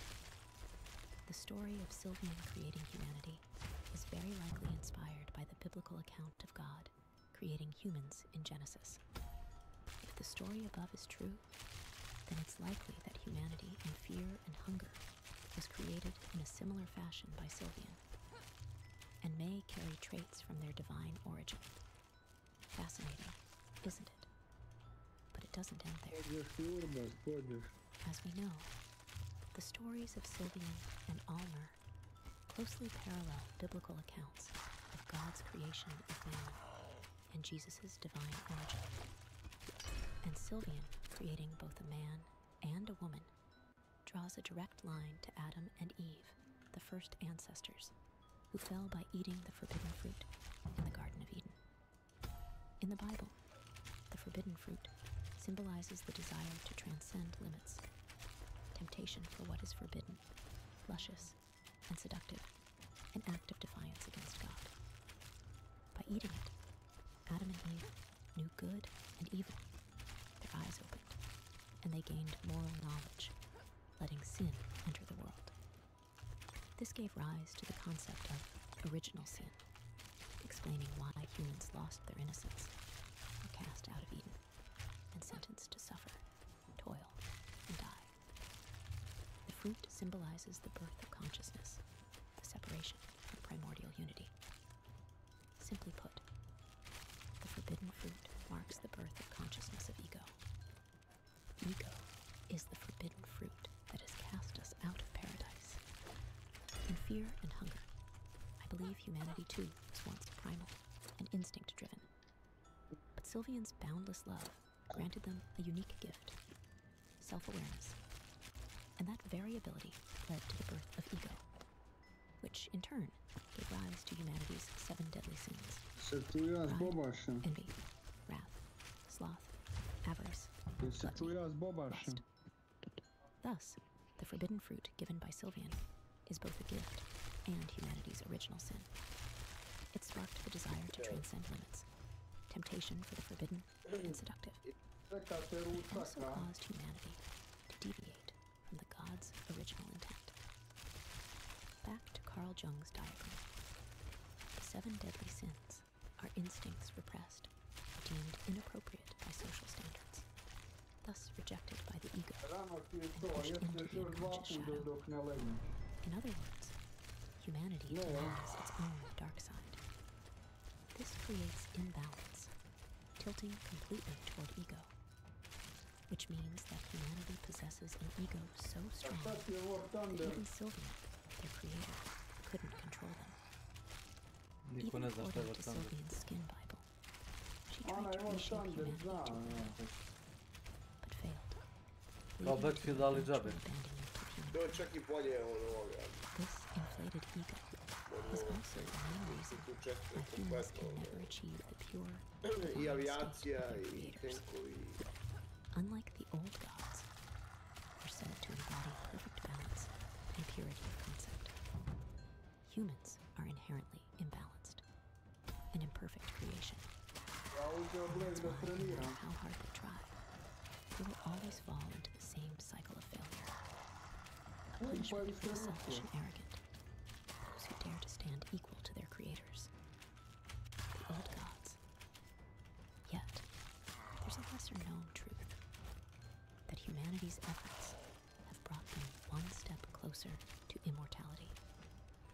At least, that's what the game shows us.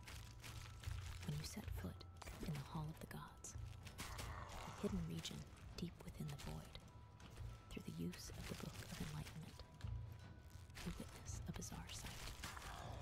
Hundreds of towering silhouettes sit silently in a dark expanse, their gazes fixed upon your every move. These are none other than the new gods, beings who once reigned over the world in ages past. When their physical bodies in the real world perished, or when their era ended, their souls returned to this place, the Hall of the Gods. On the surface, it appears to be a grand hall of reverence, a sanctum to immortalize the lords of humanity. But in truth, it is a prison, a cage that binds them all. It becomes apparent that even these new gods have attained a form of immortality. Yet their souls remain trapped, chained to the void, for reasons still unclear. What could that reason be? Why, after losing their physical forms, are the new gods dragged into this realm and imprisoned by it? This question leads us to another hypothesis, one that reveals the true nature of the void and the green hue. We already know that the green hue is the origin of all divine power. Even the old gods are said to have emerged from it. But the question is, old gods arise from this place, and not from anywhere else? And why are they the only beings described as pure, balanced, and complete? To answer this, we must turn to ancient scriptures and explore the true origins of the old gods. In the Skin Bible written by Enki, we are told that each old god represents a primordial, fundamental concept of the universe, destruction, creation, nature, light, darkness. Each concept ide neki rođendan. and perfect balance. Igrao bi se s Lavkom Killing Floor 3, ali su server restartuju. You cannot extinguish a primordial idea once it has taken To form. ti kao Han Shodan, ono, čekaš da restartuju server čitav dan. Napišu da će serveri za Han biti offline 2 sata, 6 sati recimo su offline, tako isto za This Killing Floor 3. insight leads me to a hypothesis that the green hue is like a I Slavko complex se soup slaže samo. containing the universe's purest Neće ništa da kaže. ideas. To šta da It kažem, not only isti holds je. them, but continuously purifies them. Bilo je da će kao u 1 sat da kao ono opet restartuju servere. Impurities are washed away. Kao 2 sata će biti offline. A, kurac. 2 sata. Nisam znao da su oni od 12, 11, koliko reče ti. The green hue is like a Čak i colossal ranije su washing bili. machine, Zašto? cleansing all concepts in To je bre mnogo. existence, retaining only those that are Ja ti perfect. kažem da update-uju vjerojatno za više ove platforme vidim da Also bez amplifies toga these ideas koliki zastaje. till they attain awareness and step into reality. To the human mind, they appear personified, and thus we call them the old gods. U peti zadnji put proverao. This hypothesis is Ja ću correct. posle vidjeti. It Ma not kako only hoću, explains the true mislim, source of power imam šta and da nature of the old gods, but also answers many other mysteries in the game. Ja sam gledao jučer, imam 200 Why sati u tegli, znaš humanity Slavko? cannot perceive the true, Koliko imaš? pure forms of the old gods, and how Pa this minute igrao sam inability šta sad, led svaki to dan, their 2-3 sata. mankind. Bože moj. Or why the new gods, with their imperfect immortality, are forever imprisoned in the hall of the gods. Ultimately, the new gods are simply powerful individuals whose souls have been cleansed. Gdje, šta ima? Pa nećete ni kod pom, gdje ću piši?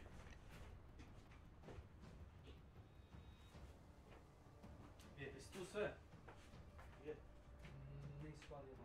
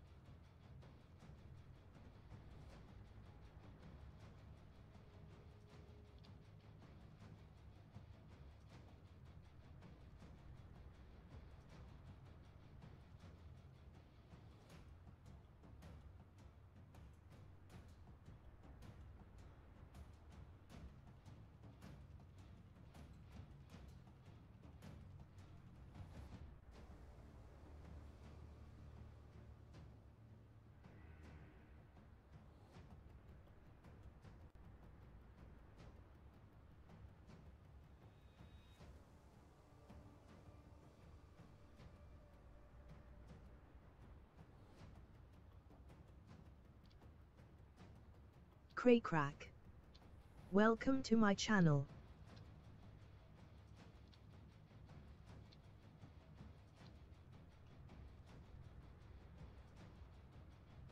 Howdy.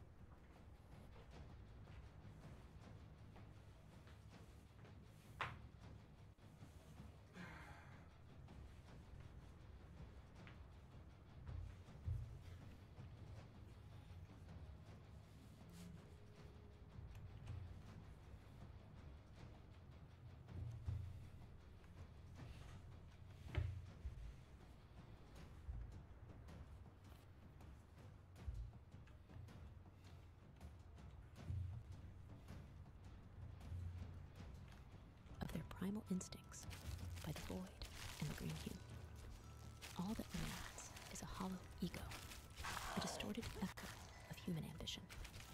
So when a new god dies, its soul, the purified concept, returns to its cradle, the void. And there it remains, acting as a seed for the next one, who will attempt to ascend. Another pawn in the endless cycle. Now, back to the void. What exactly happens when we fall into this place? We get our answer at the end of the journey. When you fall into the void, your companions are immediately scattered. When reunited, each of them shares their How's the personal game? impressions of this terrible That's okay. Enki, the Hello. scholar, is stunned.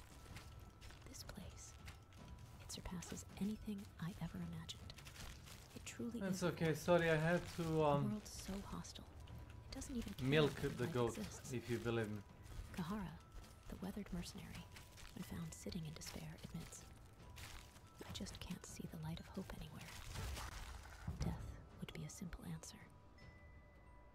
Ragnvalder, the stoic northern warrior, Not a problem. sits blankly by a dim fire, bewildered about Yeah, the purpose like, of their you know, journey. family emergency and stuff. Our journey has no end, right?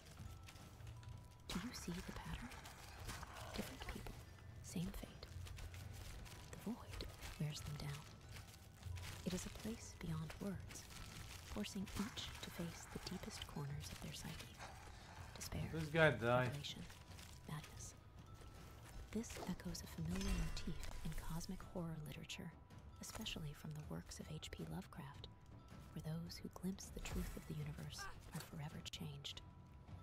The void is a trial of the mind for those who would dare ascend to godhood. But how exactly can mere mortals reach the void? What we know from the game is this.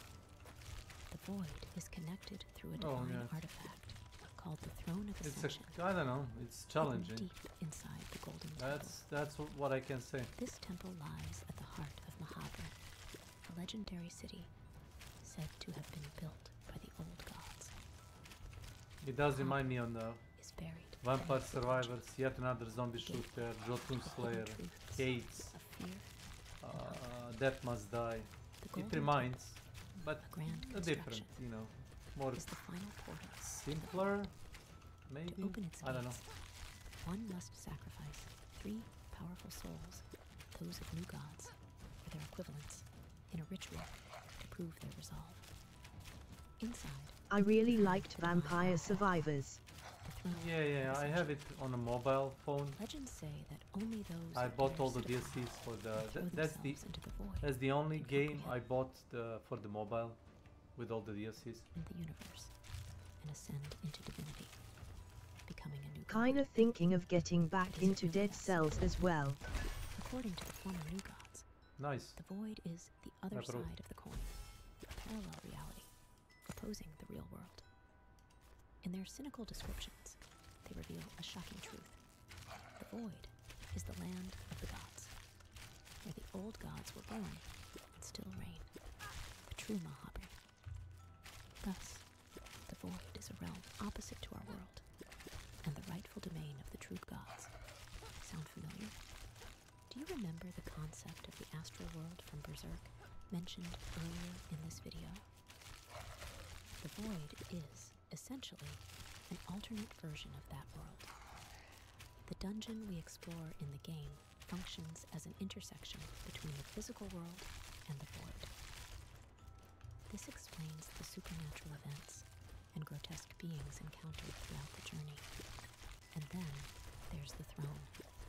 It strongly resembles the thrones of gods in real-world religions. Odin's seat in Valhalla, or God's throne in Christianity. But here, it's set in a very different context. The act of sitting on the throne echoes both the coronation of a monarch and the final stage of spiritual initiation. In alchemy, this is Rubedo, Many a enemies, red I have to phase, say that. where one achieves the ultimate transformation, the Philosopher's Stone, Yes, becoming divine. maybe just shoot faster is The like a Golden Temple solution, I represents don't know. purity and immortality, and the throne itself, the pinnacle of spiritual transmutation, lead turned into gold. In that sense, the throne of ascension is a tool that allows mortals to stand beside the divine, or at least, that's what they believe. Because here's the thing. Do you remember what it takes to open the path to the throne? You must sacrifice souls, your comrades, and powerful beings, a blood ritual, to unlock the way to the void and ascend. This parallels a haunting event from Berserk, the eclipse. The horrific feast under a crimson moon, where Griffith sacrifices his closest companions, even those he loved to be reborn as a god. Okay, nice. I got 120. Likewise, fear and hunger Soul establishes coins. a brutal truth. To become a god, you must first become a demon. A final moral trial. Only those willing to pay the price, like Griffith, can pass through the divine threshold. But here's the catch. In Berserk, Griffith's fate is manipulated by an evil force born in the abyss, the idea of evil. In my previous video, we explored how this entity represents humanity's collective darkness, and how it orchestrates every eclipse by pulling strings from the shadows. Its purpose, to install pawns to rule over mankind, which leads me to a grand hypothesis. Is the cycle of ascension just a trap set by the old gods to punish humanity? If not, then what is the true purpose behind the throne of ascension? We all know that the old gods created it.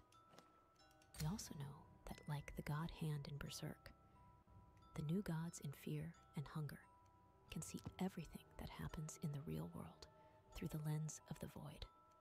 Even more, they can perceive past and future because time is distorted in the void, but they cannot directly influence reality. Irony, isn't it? They are omniscient, but not omnipotent. Just like the god hand, they may be nothing more than pawns used by far greater entities, the old gods, installed to preserve the old world order and subjugate humanity. Whatever the truth, one thing is clear. Ascension in fear and hunger is a hopeless dream. Like the cycle of fire in Dark Souls, or the endless golden order in Elden Ring, it's all a lie. Not to uplift us, but to punish us for our arrogance and preserve the dying reign of forgotten gods. But this is not the end for humanity. History has seen rare exceptions.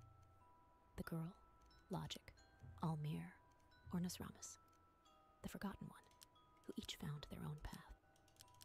Their stories of transcendence are fascinating in their own right, and we'll explore them in a future video.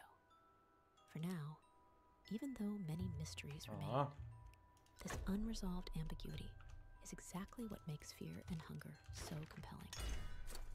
It is a dark, deeply layered mythos that continues to inspire discussions.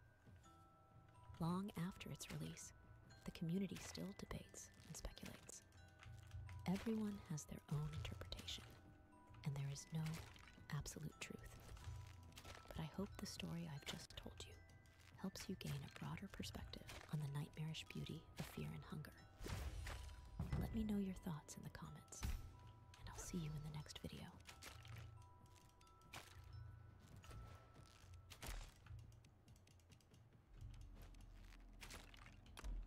Okay, that's nice.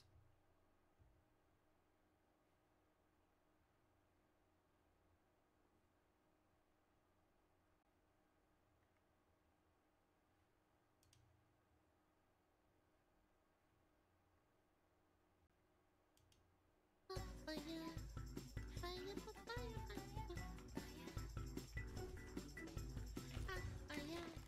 don't know how to describe it other than just telling you guys that just watch it with me and hold my hand, because this is honestly kind of terrifying. Where I'm educating my husband Aaron on popular book talk books, and today we're covering Morning Glory Milking Farm. The picture is of a woman and a minotaur. For those that are innocent and pure-hearted, book talk is generally populated by women, apparently. Yes. And there's a lot of books that are about very deprived women that want to read smut. Yes. By C.M. Nescosta. And this woman is describing it to her husband. Violet is mid-20s. She's very educated, a year post-grad, and she's very in debt and very in need of money. Do you think the author identifies with this? Turn it up. I've tried, man. I've tried. It's fucking max volume. She's having a really hard time finding a job in her non-profit field. She's very excited. Non-profit field and in debt and highly educated.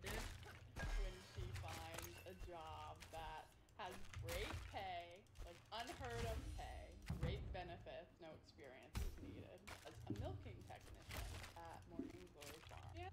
Milking technician! What are my ears listening to? This like general undertone of judgment of sex work. She's very concerned about her new role. Can I tell you what it is? Yeah. She milks the minotaurs.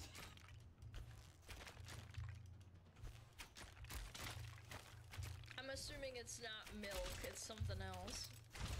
Hear me out. So the minotaurs have a lot of extra liquid. The pharmaceutical company has found out that it helps with erection enhancing pills. So they are compensated for said liquid, and these technicians milk them. Do they have udders?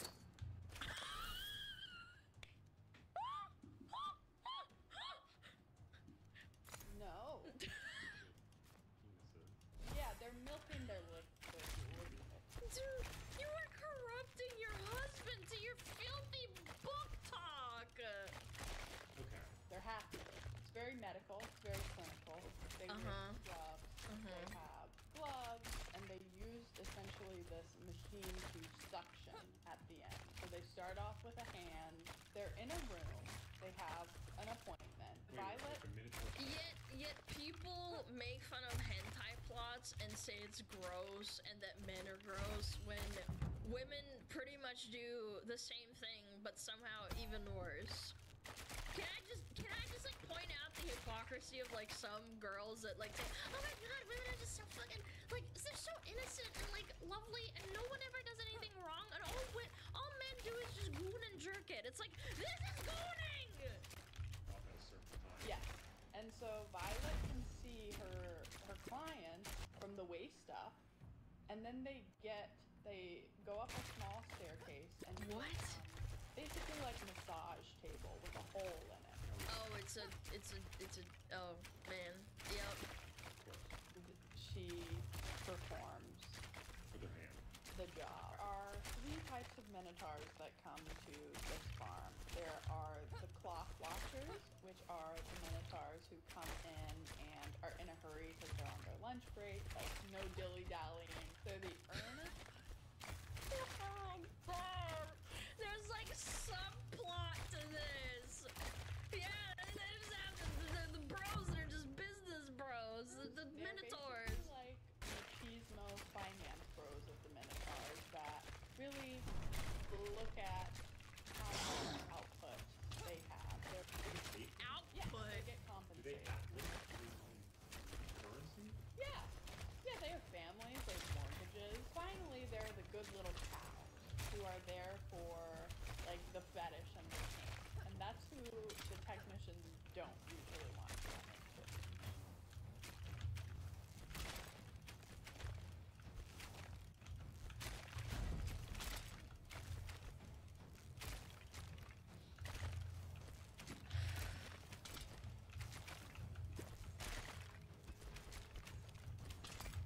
I have no words for this, I'm not gonna lie. She's getting used to her job, and this minotaur kind of becomes a regular. He's requesting her. How often are they going in? He's requesting her. Like 7. 7 a day? 7 a day. How long? It's like 15 minutes on the clock, and she uses the machine. Obviously, the nether region is humongous. And like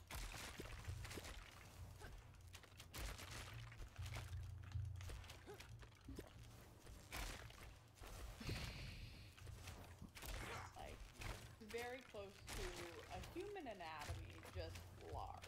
Violet seems really obsessed with foreskin. Of course Just, it like, is. It's playing with huge, the yeah. foreskin and like What? another reason is humongous and like very close to a human anatomy, just large. Violet seems really obsessed with foreskin. Just like I beg your pardon?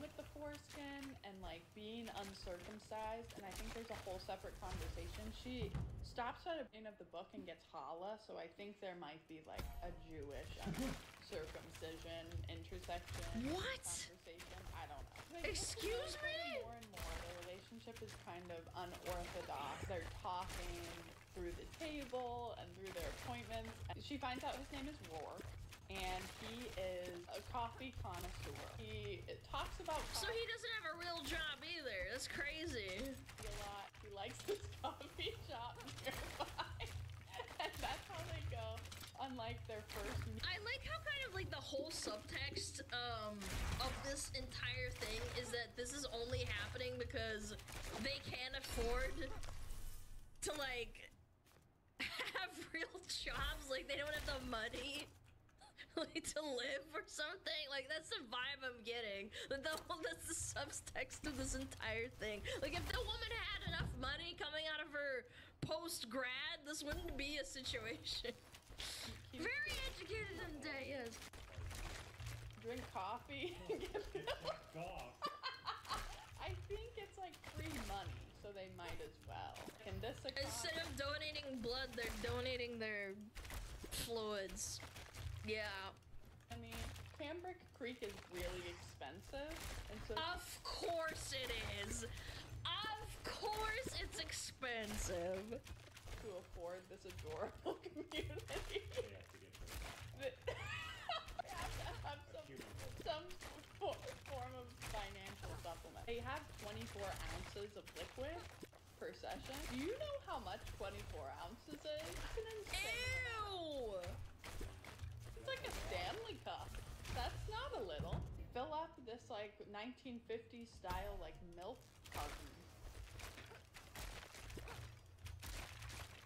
Someone actually took time out of their day to like write this out and describe this.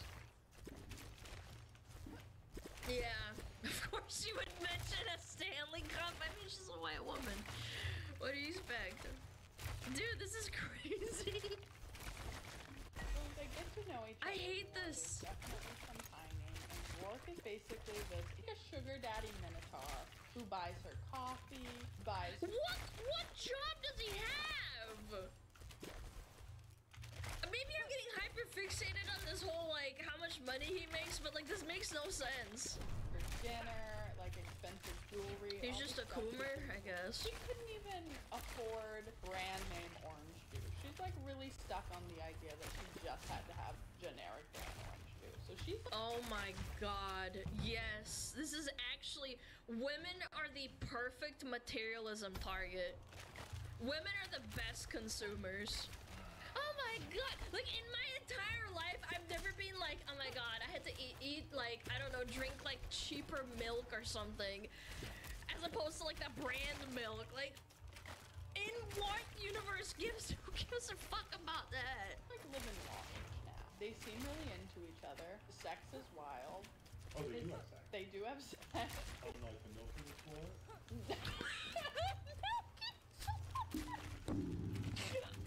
What? He actually has a home.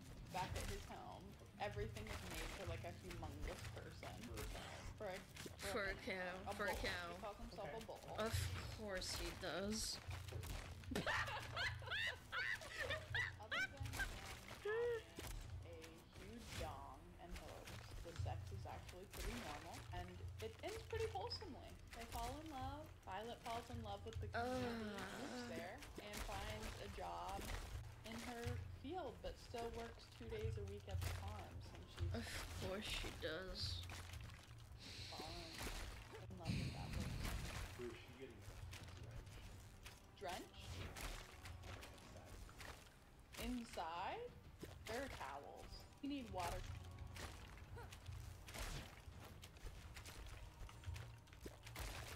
These last like 10 minutes or something have been agonizing for me. What about you guys? Sheets, we need waterproof blankets on deck. Just to my understanding. Ew. This is quite a job. Very common job. Takes a job breaking off minotaurs at a industrial pharmaceutical company, and then falls in love with one of the minotaurs, and then has sex with him, and then loves her work so much she changes her name. A+, proud teacher. Da.